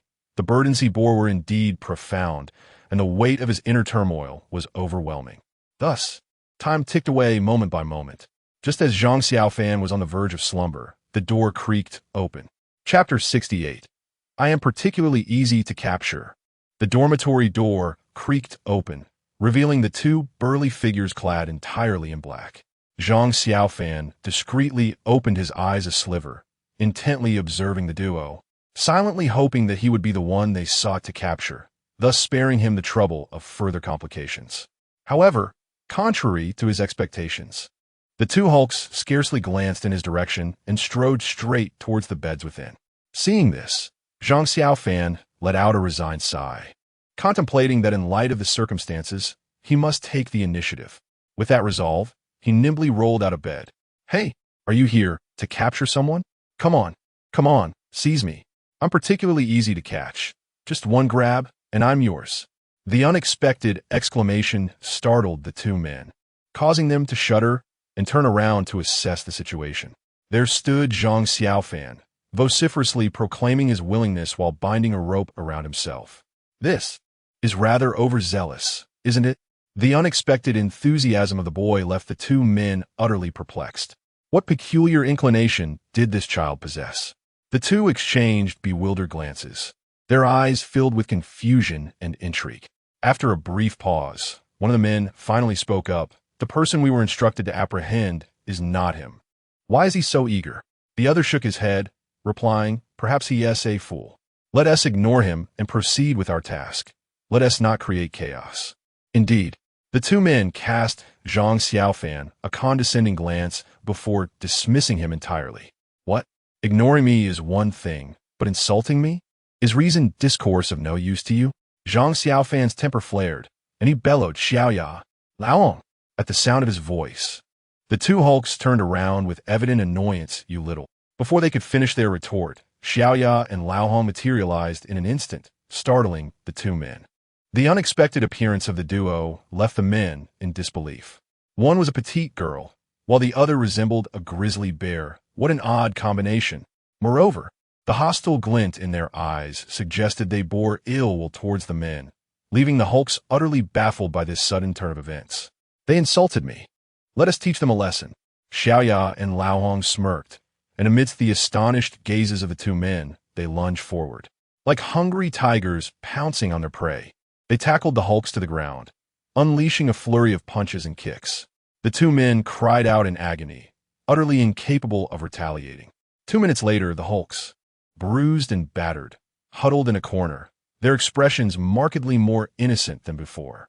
Clearly, They had been thoroughly intimidated by Xiaoya and Lao Hong and were now trembling in fear. How about it? Will you be taking me away this time? Zhang Xiaofan casually squatted before them, his demeanor unapologetically brazen. The two hulks looked up at Zhang Xiaofan and muttered, "We genuinely have regulations. Continue the beating. Stop. Please, no more." Two burly men watched as Xiaoya and Laohai eagerly rubbed their fists together, shaking their heads repeatedly. "Have you come to a conclusion? This is hardly a good thing. Why are you so eager to go?" The expressions on the two men's faces were as grim as if they had just tasted something repulsive. "Not a good thing? What do you know?" Zhang Xiaofan, intrigued, sensed that these two clearly had some knowledge. It was certain they would go to the laboratory, but gaining a bit more insight beforehand would provide an added layer of assurance. "We're not entirely sure, just that those taken rarely return alive, and even those who do are often left in a wretched state. And what? And we are frequently assigned to collect experimental waste, which includes severed limbs and bodies reduced to mere sticks." One of the burly men recounted in horror. "Reduced to sticks? That is utterly grotesque," Zhang Xiaofan exclaimed, his face a mask of disbelief. He could scarcely imagine such a scene and was shocked to learn of the laboratory's cruelty. "Exactly. So let us keep this professional. When your turn comes, we will certainly take you along, all right?" The other burly man said with a forced smile. The two men exchanged glances, then turned to Zhang Xiaofan. Their eyes filled with desperation and a silent plea. "Absolutely not. There is no room for negotiation. Either you take me there now, or you 1T leave today," Zhang Xiaofan declared, his tone resolute and unyielding. The two men exchanged hesitant looks, seemingly torn. "I have a short temper. I can't give you much time to deliberate. I'll count to 3. Zhang Xiaofan threatened. 1, 2, 3. "Attack them," Zhang Xiaofan commanded. "Wait, we will take you," the two burly men exclaimed, nearly in tears. At this moment, they must have been thinking that this person was quite mad, completely disregarding the usual protocols. "Had you done this sooner, we could have avoided this. Let us go," Zhang Xiaofan remarked with a smirk. These two were truly difficult, only willing to comply after a good beating. With that, Zhang Xiaofan stepped out of the dormitory, while Laohai and Xiaoya returned to the realm of consciousness. The two burly men cautiously followed behind Zhang Xiaofan, their demeanor as careful as could be. This hardly resembled a kidnapping. One might mistake it for a wealthy young master out for a stroll with his bodyguards. Realizing this felt inappropriate, Zhang Xiaofan gestured to one of the burly men, saying, "Come, carry me. Bring me the same way you brought others before." Upon hearing this, the burly man hesitated. He truly feared that one misstep would provoke this young fellow, resulting in a beating for himself, which would certainly be counterproductive. "No, you walk however you like. We'll just follow behind," the burly man insisted, waving his hands in refusal. Seeing this, Zhang Xiaofan's expression soured. "You will do as I say, understood?" Noticing Zhang Xiaofan's rising anger, the burly man quickly nodded, understood. Subsequently, the burly man hoisted Zhang Xiaofan onto his shoulder. "How's this angle? Is it uncomfortable? Should I add a cushion?" The man bombarded him with a flurry of anxious questions. "Enough chatter, just hurry," Zhang Xiaofan replied with a tone of exasperation. "All right." The man carried Zhang Xiaofan all the way to the 3rd floor of the teaching building. Upon reaching the staircase, Zhang Xiaofan was startled to discover a row of children sprawled across the corridor. These children lay in a line, extending all the way to the laboratory's entrance. "This is where we must leave you. Just lie down in order, and someone will come to take you inside." The burly man carefully placed Zhang Xiaofan on the ground and spoke softly. "That's enough. You may go now." Zhang Xiaofan's attention was solely on the group of children, dismissing the two men with a casual wave of his hand. With Zhang Xiaofan's signal, the two men dashed down the stairs, muttering, "Finally free. Let's go. Let's go. Go. We can't just go. We must run." Chapter 69. Chaos in the Laboratory. Zhang Xiaofan carefully scrutinized the children, and suddenly, his gaze settled upon a familiar face. It was number 18, the very boy who had affectionately called him Big Brother. To his surprise, he found him here as well. Zhang Xiaofan hurriedly approached, gently shaking the boy's shoulder in an attempt to rouse him. Big Brother, what happened? Where's this place?" The boy, upon being awakened by Zhang Xiaofan, sat up groggily, rubbing his eyes and looking around in confusion. "This is the entrance to the laboratory," Zhang Xiaofan explained. "What? The laboratory? Oh my goodness. I've been brought back here too?"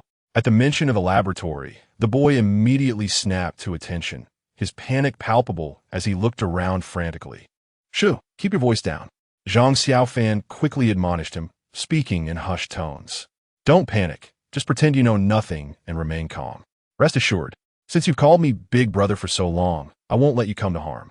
The boy took a deep breath, striving to quell his rising anxiety, and nodded obediently, signaling his understanding. At that moment, with a creaking sound, the laboratory door slowly swung open. Zhang Xiaofan swiftly pressed the boy down, whispering, "Quick, pretend to be asleep." The boy, being quick-witted, understood immediately and promptly closed his eyes, feigning slumber. Just then, several individuals clad in white lab coats and wearing masks emerged from the laboratory, moving with remarkable efficiency as they began to usher people inside in an orderly fashion. Within mere seconds, they had dragged everyone in the corridor into the laboratory, including Zhang Xiaofan and the boy. Upon entering the laboratory, Zhang Xiaofan was met with an overwhelming, acrid scent reminiscent of chemicals. He suppressed his discomfort and, taking advantage of the moment when no one was watching, cautiously opened one eye to survey his surroundings. The lighting in the laboratory was dim, and in the faint glow, he noticed a group of people had been carelessly tossed onto the floor. Beside him stood a massive table, and with a slight tilt of his head, he could see it adorned with an array of bottles and jars. These containers seemed to hold some sort of substance, but due to the angle, Zhang Xiaofan could not discern their contents.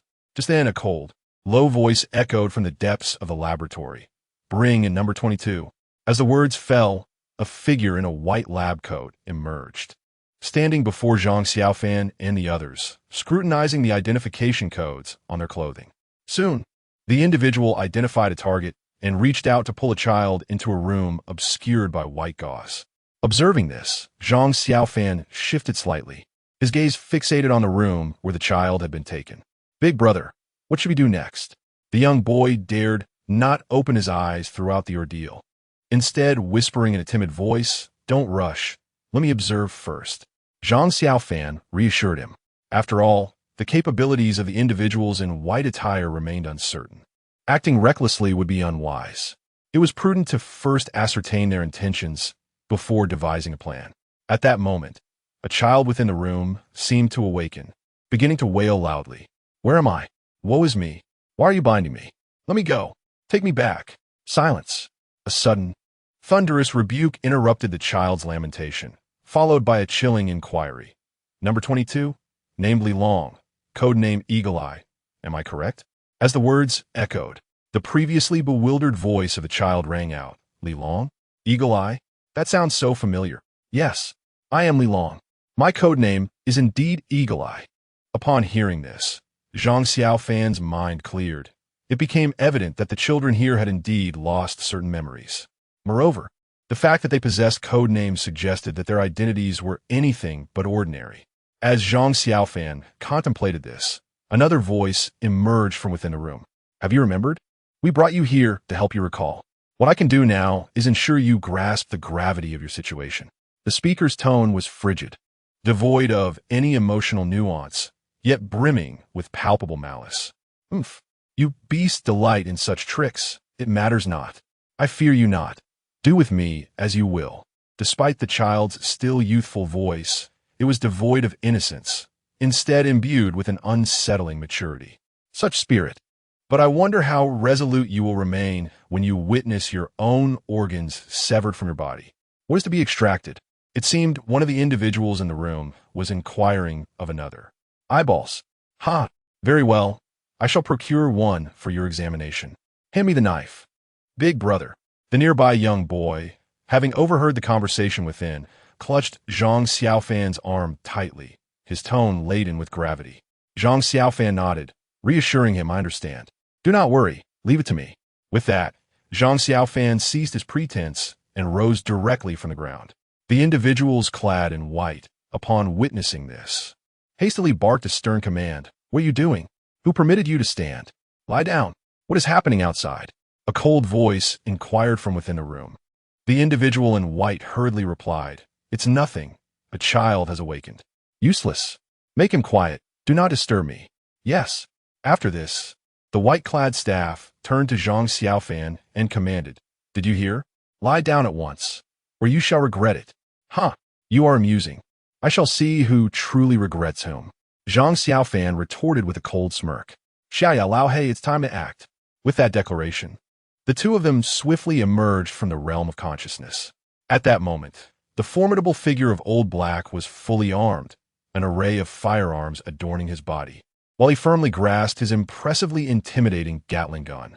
Xiaoya's eyes had transformed into a deep, ink-like black, as the eerie flames of the underworld surged continuously from her hands. Zhang Xiaofan unsheathed the Heavenly Master's demon-slaying sword. Although he could not employ his Taoist techniques, the swordplay remained at his disposal. "What is the situation?" The man in white regarded the sudden appearance of the two with a look of astonishment. "What is the matter? Are you bewildered?" Zhang Xiaofan's gaze turned icy as he looked at him. "Let's take him down." However, at that moment, Old Black was the first to strike, pulling the trigger as a multitude of bullets hurtled toward the man in white. The rapid gunfire echoed through the air, prompting the man in white to hastily evade. Seizing the opportunity, Xiaoya unleashed her attack, sending two flames of eerie fire soaring towards him. Zhang Xiaofan also wielded the Heavenly Master's demon-slaying sword, charging at the man in white. The scene descended into chaos, and the group clad in white work uniforms found themselves driven back by the relentless assault of the two. Observing this, a young boy quickly sprang to his feet, excitedly rushing to Zhang Xiaofan's side, and exclaimed, "Big brother, are they all your henchmen? So cool." "No, they're my friends." "Oh, big brother, could you give me a weapon too, so I can join you in taking them down?" The boy's eyes sparkled with anticipation. Hearing this, Zhang Xiaofan simply smiled lightly, retrieving a small handgun from his consciousness space and tossing it to the boy. The boy, however, appeared somewhat dissatisfied. "Big brother, can't you give me a bigger one? This little one isn't thrilling enough. Already wanted to fly before learning to walk. Use this properly first." Zhang Xiaofan shot the boy a glance of mild annoyance before ignoring him and leaping toward the man in white. The boy pouted in response, muttering under his breath, "How hard can it be? Watch me hit every shot." With that, he raised the handgun and fired several rounds. The bullets flew forth, all striking their mark with precision. Zhang Xiaofan turned back, disbelief etched on his face, astonished by the boy's unexpected prowess. The boy, noticing the reaction, chuckled and said, "Keep it low-key. Basic skills are essential." Chapter 70. The first to clear the level? After a prolonged and fierce battle lasting several minutes, Zhang Xiaofan and his companions managed to subdue all the individuals clad in white lab coats within the room. Sighing in relief at the sight of the sprawled figures on the floor, Zhang Xiaofan felt fortunate that the occupants of this laboratory were not as formidable as the group of female teachers. Otherwise, today's endeavors would have taken a dire turn. "Brother, all has been resolved. What shall we do next?" Lao Hei inquired, carrying a Gatling gun as he approached. "Resolved? Are there not more inside? Bring out everyone remaining." Zhang Xiaofan commanded, prompting Lao Hei and the others to nod and rush inside. Seizing the moment, Zhang Xiaofan scrutinized the bottles and jars on the table, discovering that they contained human organs preserved in formaldehyde. Hearts, kidneys, livers, brains, thighs, and arms were all present. A wave of horror washed over him as he beheld this grotesque sight. His heart raced when he noticed an arm within one of the jars, adorned with a red birthmark in the shape of a bow. In an instant, his mind became foggy. That birthmark, it belonged to the arm of the little boy from his dormitory. He had witnessed the boy being carried away that day, unaware of the sinister implications. Only now did the truth dawn upon him, but it was too late. Zhang Xiaofan's brow furrowed as he stared at the pale, preserved arm. Although he had no direct connection to the boy, the sight stirred an inexplicable sense of anguish within him. Drawing a deep breath, he was filled with confusion and fury, resolute to uncover the truth behind the events that had transpired here. At that moment, Lao Hei and the others emerged from within. "Brother, there is no one left inside. They must have escaped through some hidden passage," Lao Hei stated bluntly. "However, I found this." As he spoke, Lao He handed Zhang Xiaofan a notebook. Upon receiving it, Zhang Xiaofan discovered it to be a dossier containing the true identities of the students at this school. As he meticulously perused the entries, his astonishment deepened with each line. After a prolonged silence, he inhaled deeply, slowly closing the file, raising his gaze with reddened eyes, and speaking in a somber tone. Awaken all these children. Noticing the shift in Zhang Xiaofan's demeanor, Xiaoya hurriedly approached and inquired, "Brother, what is the matter?" Zhang Xiaofan forced a faint smile and replied, "I am fine, merely feeling a bit unwell. Please, awaken these children first. Soon you will comprehend what has transpired." Due to the earlier commotion, some children had already stirred from their slumber, yet a few remained deeply asleep. Xiaoya, Lao He, and several others swiftly took action to rouse the remaining children. Upon awakening, the children appeared bewildered, glancing around in confusion, clearly curious about their unfamiliar surroundings. When all the children had finally awakened, Zhang Xiaofan reopened the dossier. "Next, I shall call out names. Those whose names I announce step forward." Number 44. Zhang Xiaofan inhaled deeply and proclaimed loudly, "Number 44."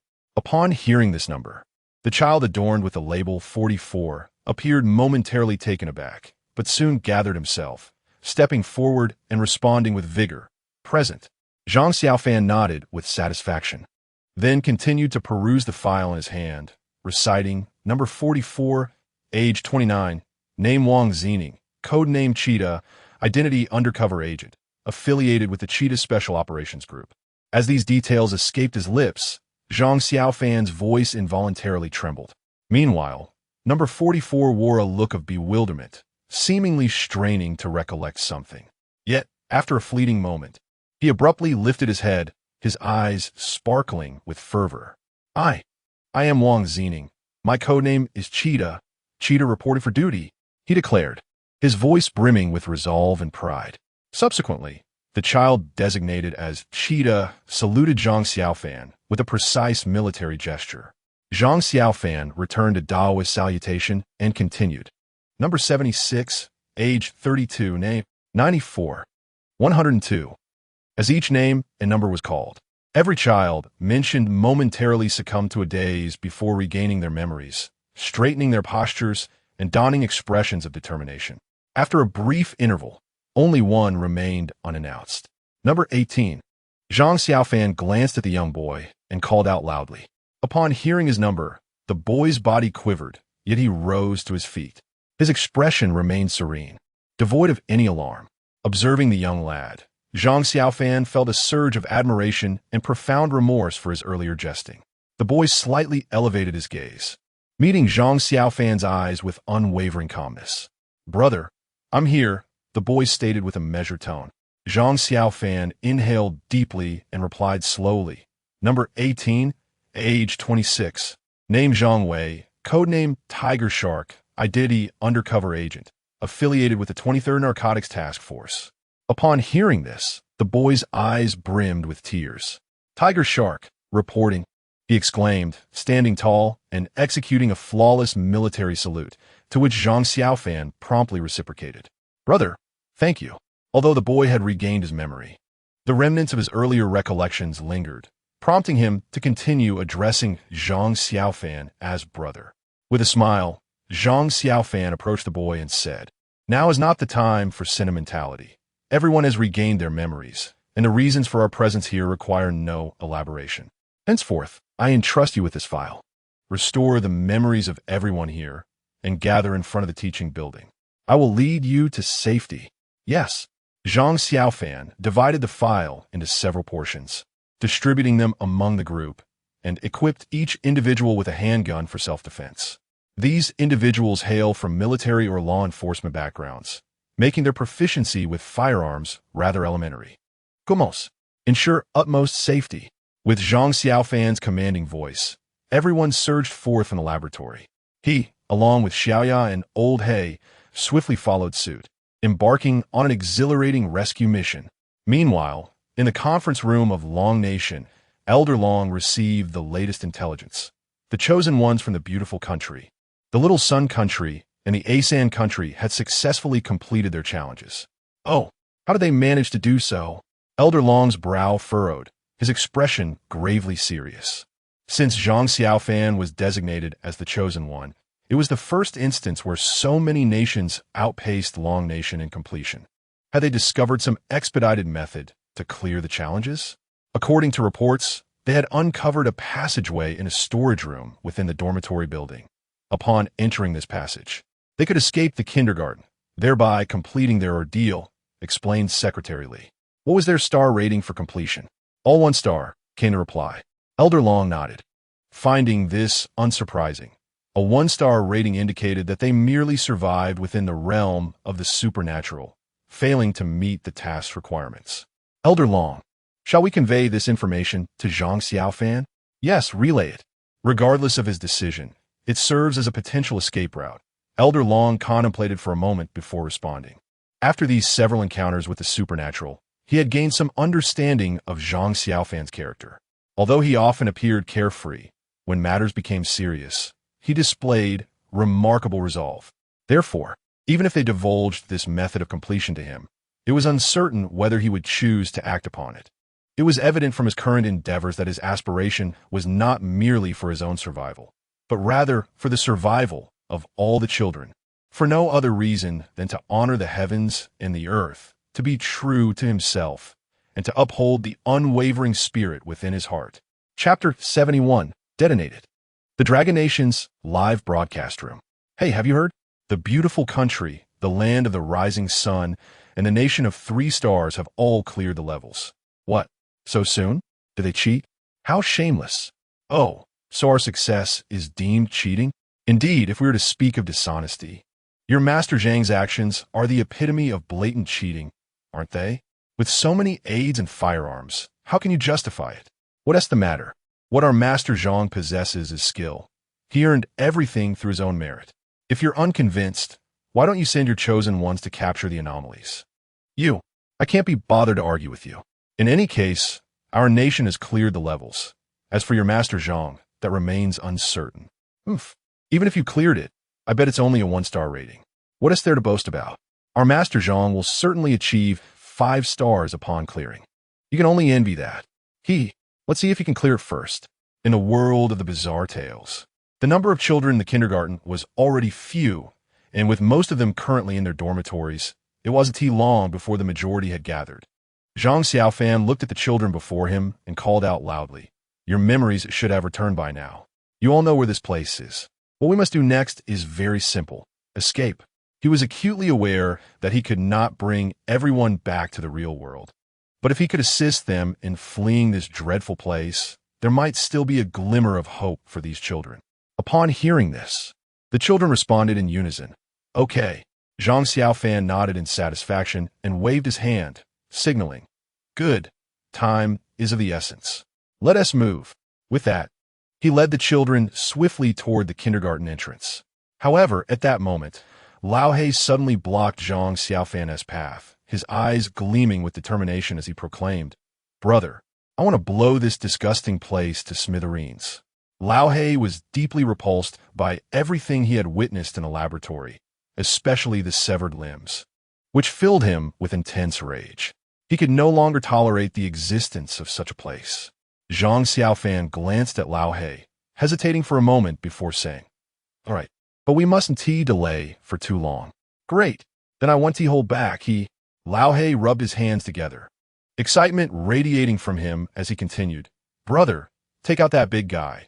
It won't take long." "Wait, are you saying you can handle it? Didn't your instructor say you weren't capable yet?"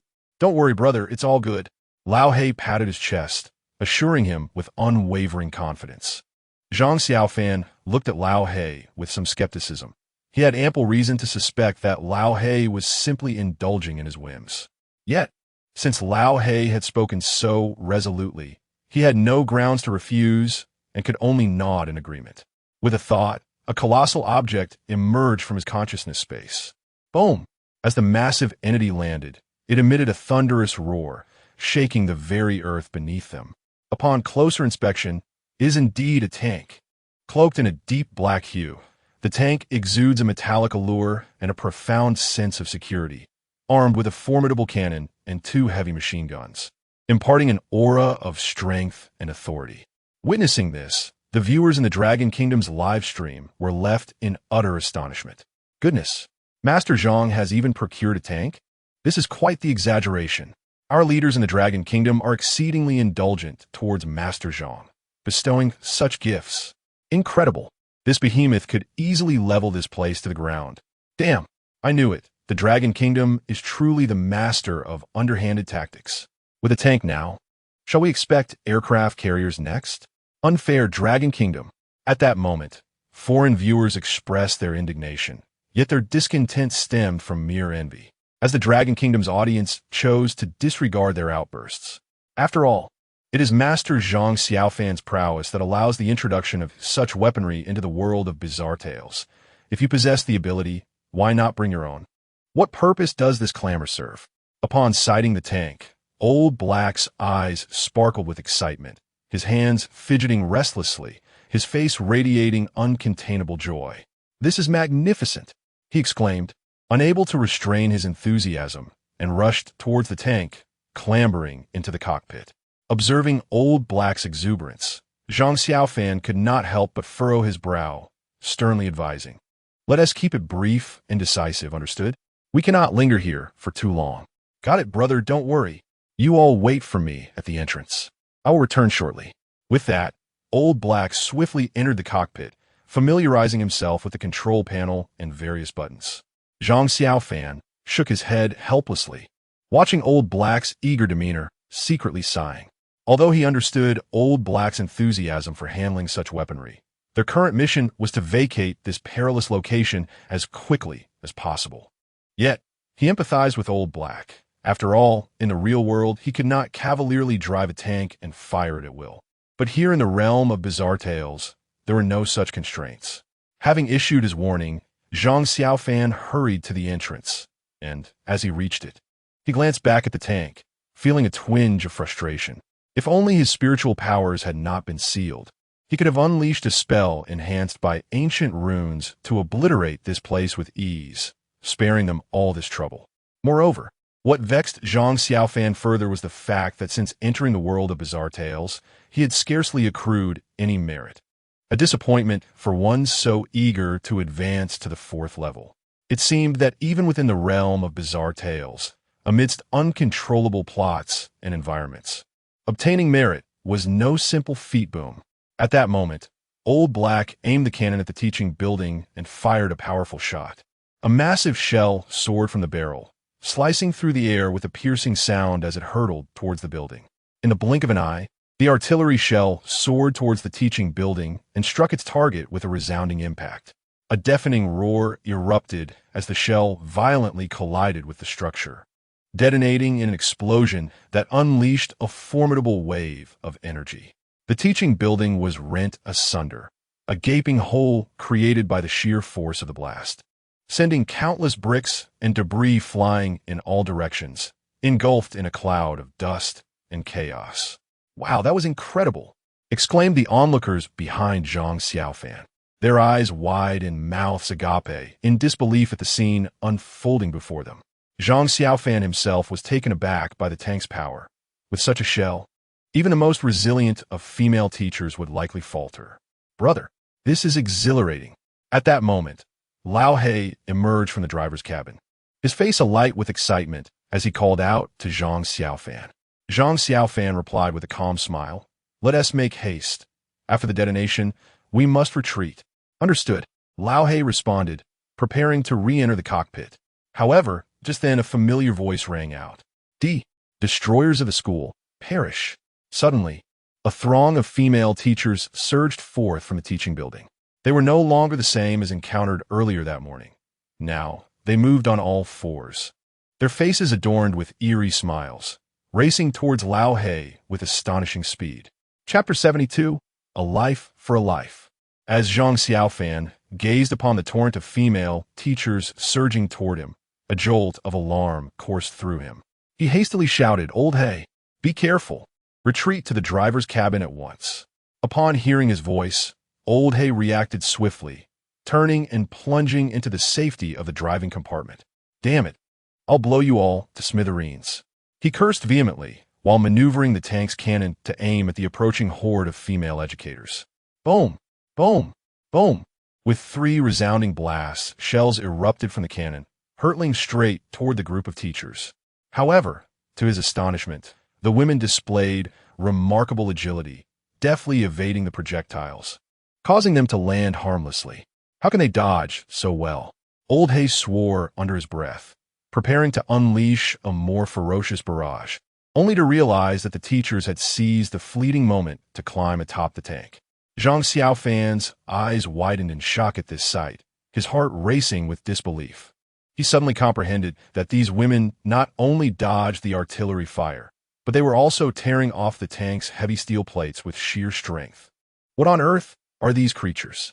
He murmured, a wave of concern washing over him for Old Hay's safety. Brother, if this continues, Old Hay won't last much longer. Xiaoyu exclaimed, her voice tinged with alarm as she witnessed the ongoing destruction of the tank. I know. Here is the plan. You lead them to safety while I go to rescue Old Hay. Zhang Xiaofan declared with a grave expression, swiftly summoning the Celestial Master's demon-slaying sword, gripping it tightly in his hand. At that moment, he regretted allowing Old Hay to act recklessly earlier. Had he not acquiesced to Old Hay's whims, they might have already escaped this perilous situation. Now, with the sudden upheaval, he bore the weight of full responsibility. Upon hearing his words, Xiaoyu immediately shook her head in opposition. No, your powers are sealed. You won't be of much help. You must take them away. I'll go. Without hesitation, she turned and soared toward Old Hay's location. However, just then, a firm hand grasped her arm tightly. Zhang Xiaofan, his expression serious and eyes resolute, looked deeply into Xiaoyu's eyes and insisted, if you truly regard me as your brother, then heed my words. Xiaoyu, captivated by the determination in his gaze, felt a stir in her heart. Yet, she could not suppress her concern. But Zhang Xiaofan offered a faint smile, a glimmer of confidence sparkling in his eyes. There is no but about it. Trust me, I have my ways. You must prioritize the safety of yourself and everyone else. That is of utmost importance.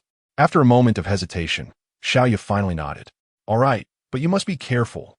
Rest assured, Zhang Xiaofan replied with a reassuring smile, before turning and dashing toward Old Hay. Deep down, he was acutely aware that his earlier reassurances were mere fabrications to ease Xiaoyu's worries. With his powers sealed and trapped in the frail form of a child, what could he possibly do? His only reliance lay in the swordsmanship he had learned since childhood. Nevertheless, despite this, Zhang Xiaofan remained resolute. For within the tank were his brothers. At that moment, he was suddenly engulfed by the fervent cries of numerous children. Without pausing, Zhang Xiaofan turned to glance back. He beheld that the group of children had not retreated. Instead, they brandished their toy guns and followed closely behind. At this juncture, Xiaoyu caught up with Zhang Xiaofan and said, It's not my fault. They claimed it was you who helped them rediscover themselves. If you don't leave, they refuse to depart as well. Especially that one named Zhang Wei, who insists you are his elder brother. If you charge, he will too. Hearing this, Zhang Xiaofan felt a warmth spread through his heart, and he sniffled slightly. All right, then let us fight alongside them. Adjusting his emotions, he proclaimed with fervor, Let us do this. With the children joining their ranks, the scene transformed into something quite peculiar. A group of small children, armed with toy guns, charged recklessly toward the eerie female figures, resembling mere playful antics among children. Yet, unbeknownst to many, this was a perilous battle for their lives. Bang, bang, bang. Accompanied by the cacophony of gunfire, the counterattack officially commenced. Zhang Xiaofan and Xiaoyu skillfully maneuvered through the crowd, their Tian Shi Fu Mo sword dancing in a flurry, while ethereal flames spread in all directions. Though they could not vanquish the group of female teachers, they could at least hinder their movements. Observing the unfolding chaos from the driver's seat, Lao He seized the opportune moment to emerge from the cockpit. Lao He, retreat! Zhang Xiaofan shouted, managing the onslaught of female teachers while issuing the warning. Lao He quickly descended from the tank and hastened to Zhang Xiaofan's side. Brother, I'm sorry. Spare me the pleasantries. Save your apologies for when we return. We have no time for such nonsense. Here, take this and fight your way out. Zhang Xiaofan interrupted, seamlessly retrieving a machine gun from his consciousness space and tossing it to Lao He. Without a word, Lao He accepted the weapon and unleashed a barrage of fire upon the female teachers. Retreat, Zhang Xiaofan bellowed. He understood that lingering in battle was unwise. Their current strength could not secure them any advantage, and they needed to escape swiftly. Upon hearing Zhang Xiaofan's command, everyone immediately turned and sprinted in the opposite direction. They had to flee quickly, yet the female teachers relentlessly pursued them. As time passed, they drew nearer to the exit, while the teachers grew increasingly frenzied. Come back! Come back! You must die! You shall all perish! The teachers emitted piercing, shrill cries, as if intent on tearing the fleeing individuals to shreds. Wait, brother! The spirit control stone. The spirit control stone will work against them. At that moment, Xiaoya seemed to recall something and shouted suddenly. Zhang Xiaofan, realizing the significance, hastily produced the spirit control stone. Grasping it firmly in his hand, he raised it high. Silence. This time, the spirit control stone remained eerily still. Damn it! Are you toying with me? Zhang Xiaofan exclaimed in frustration. As the crowd approached the grand entrance, a sense of urgency, or perhaps the sight of the spirit stone, compelled the female instructors to huddle together unexpectedly, under the watchful eyes of the onlookers. Their forms began to contort, melding together like pliable clay, ultimately coalescing into a colossal entity. Gradually, this immense figure transformed, culminating in the astonishing emergence of a giant towering over 10 meters high, evoking sheer disbelief. The giant then opened its cavernous maw, revealing a fearsome array of fangs, while sharp claws sprouted from its hands, each movement slicing through the air with a chilling whoosh. What in the world is this creature? Old Black gasped, unable to contain his astonishment at such an uncanny spectacle, his heart racing with fear and shock. At that moment, the giant swung its arm with ferocious might, its claws slicing through the air like lightning. Two slower children, unable to evade in time, were abruptly severed in half, blood splattering everywhere. Their anguished cries echoed hauntingly, sending shivers down the spine. How could this happen? Zhang Xiaofan's face flushed crimson, veins bulging, his eyes reddened with fury. In that instant, he was truly enraged. Gripping the celestial master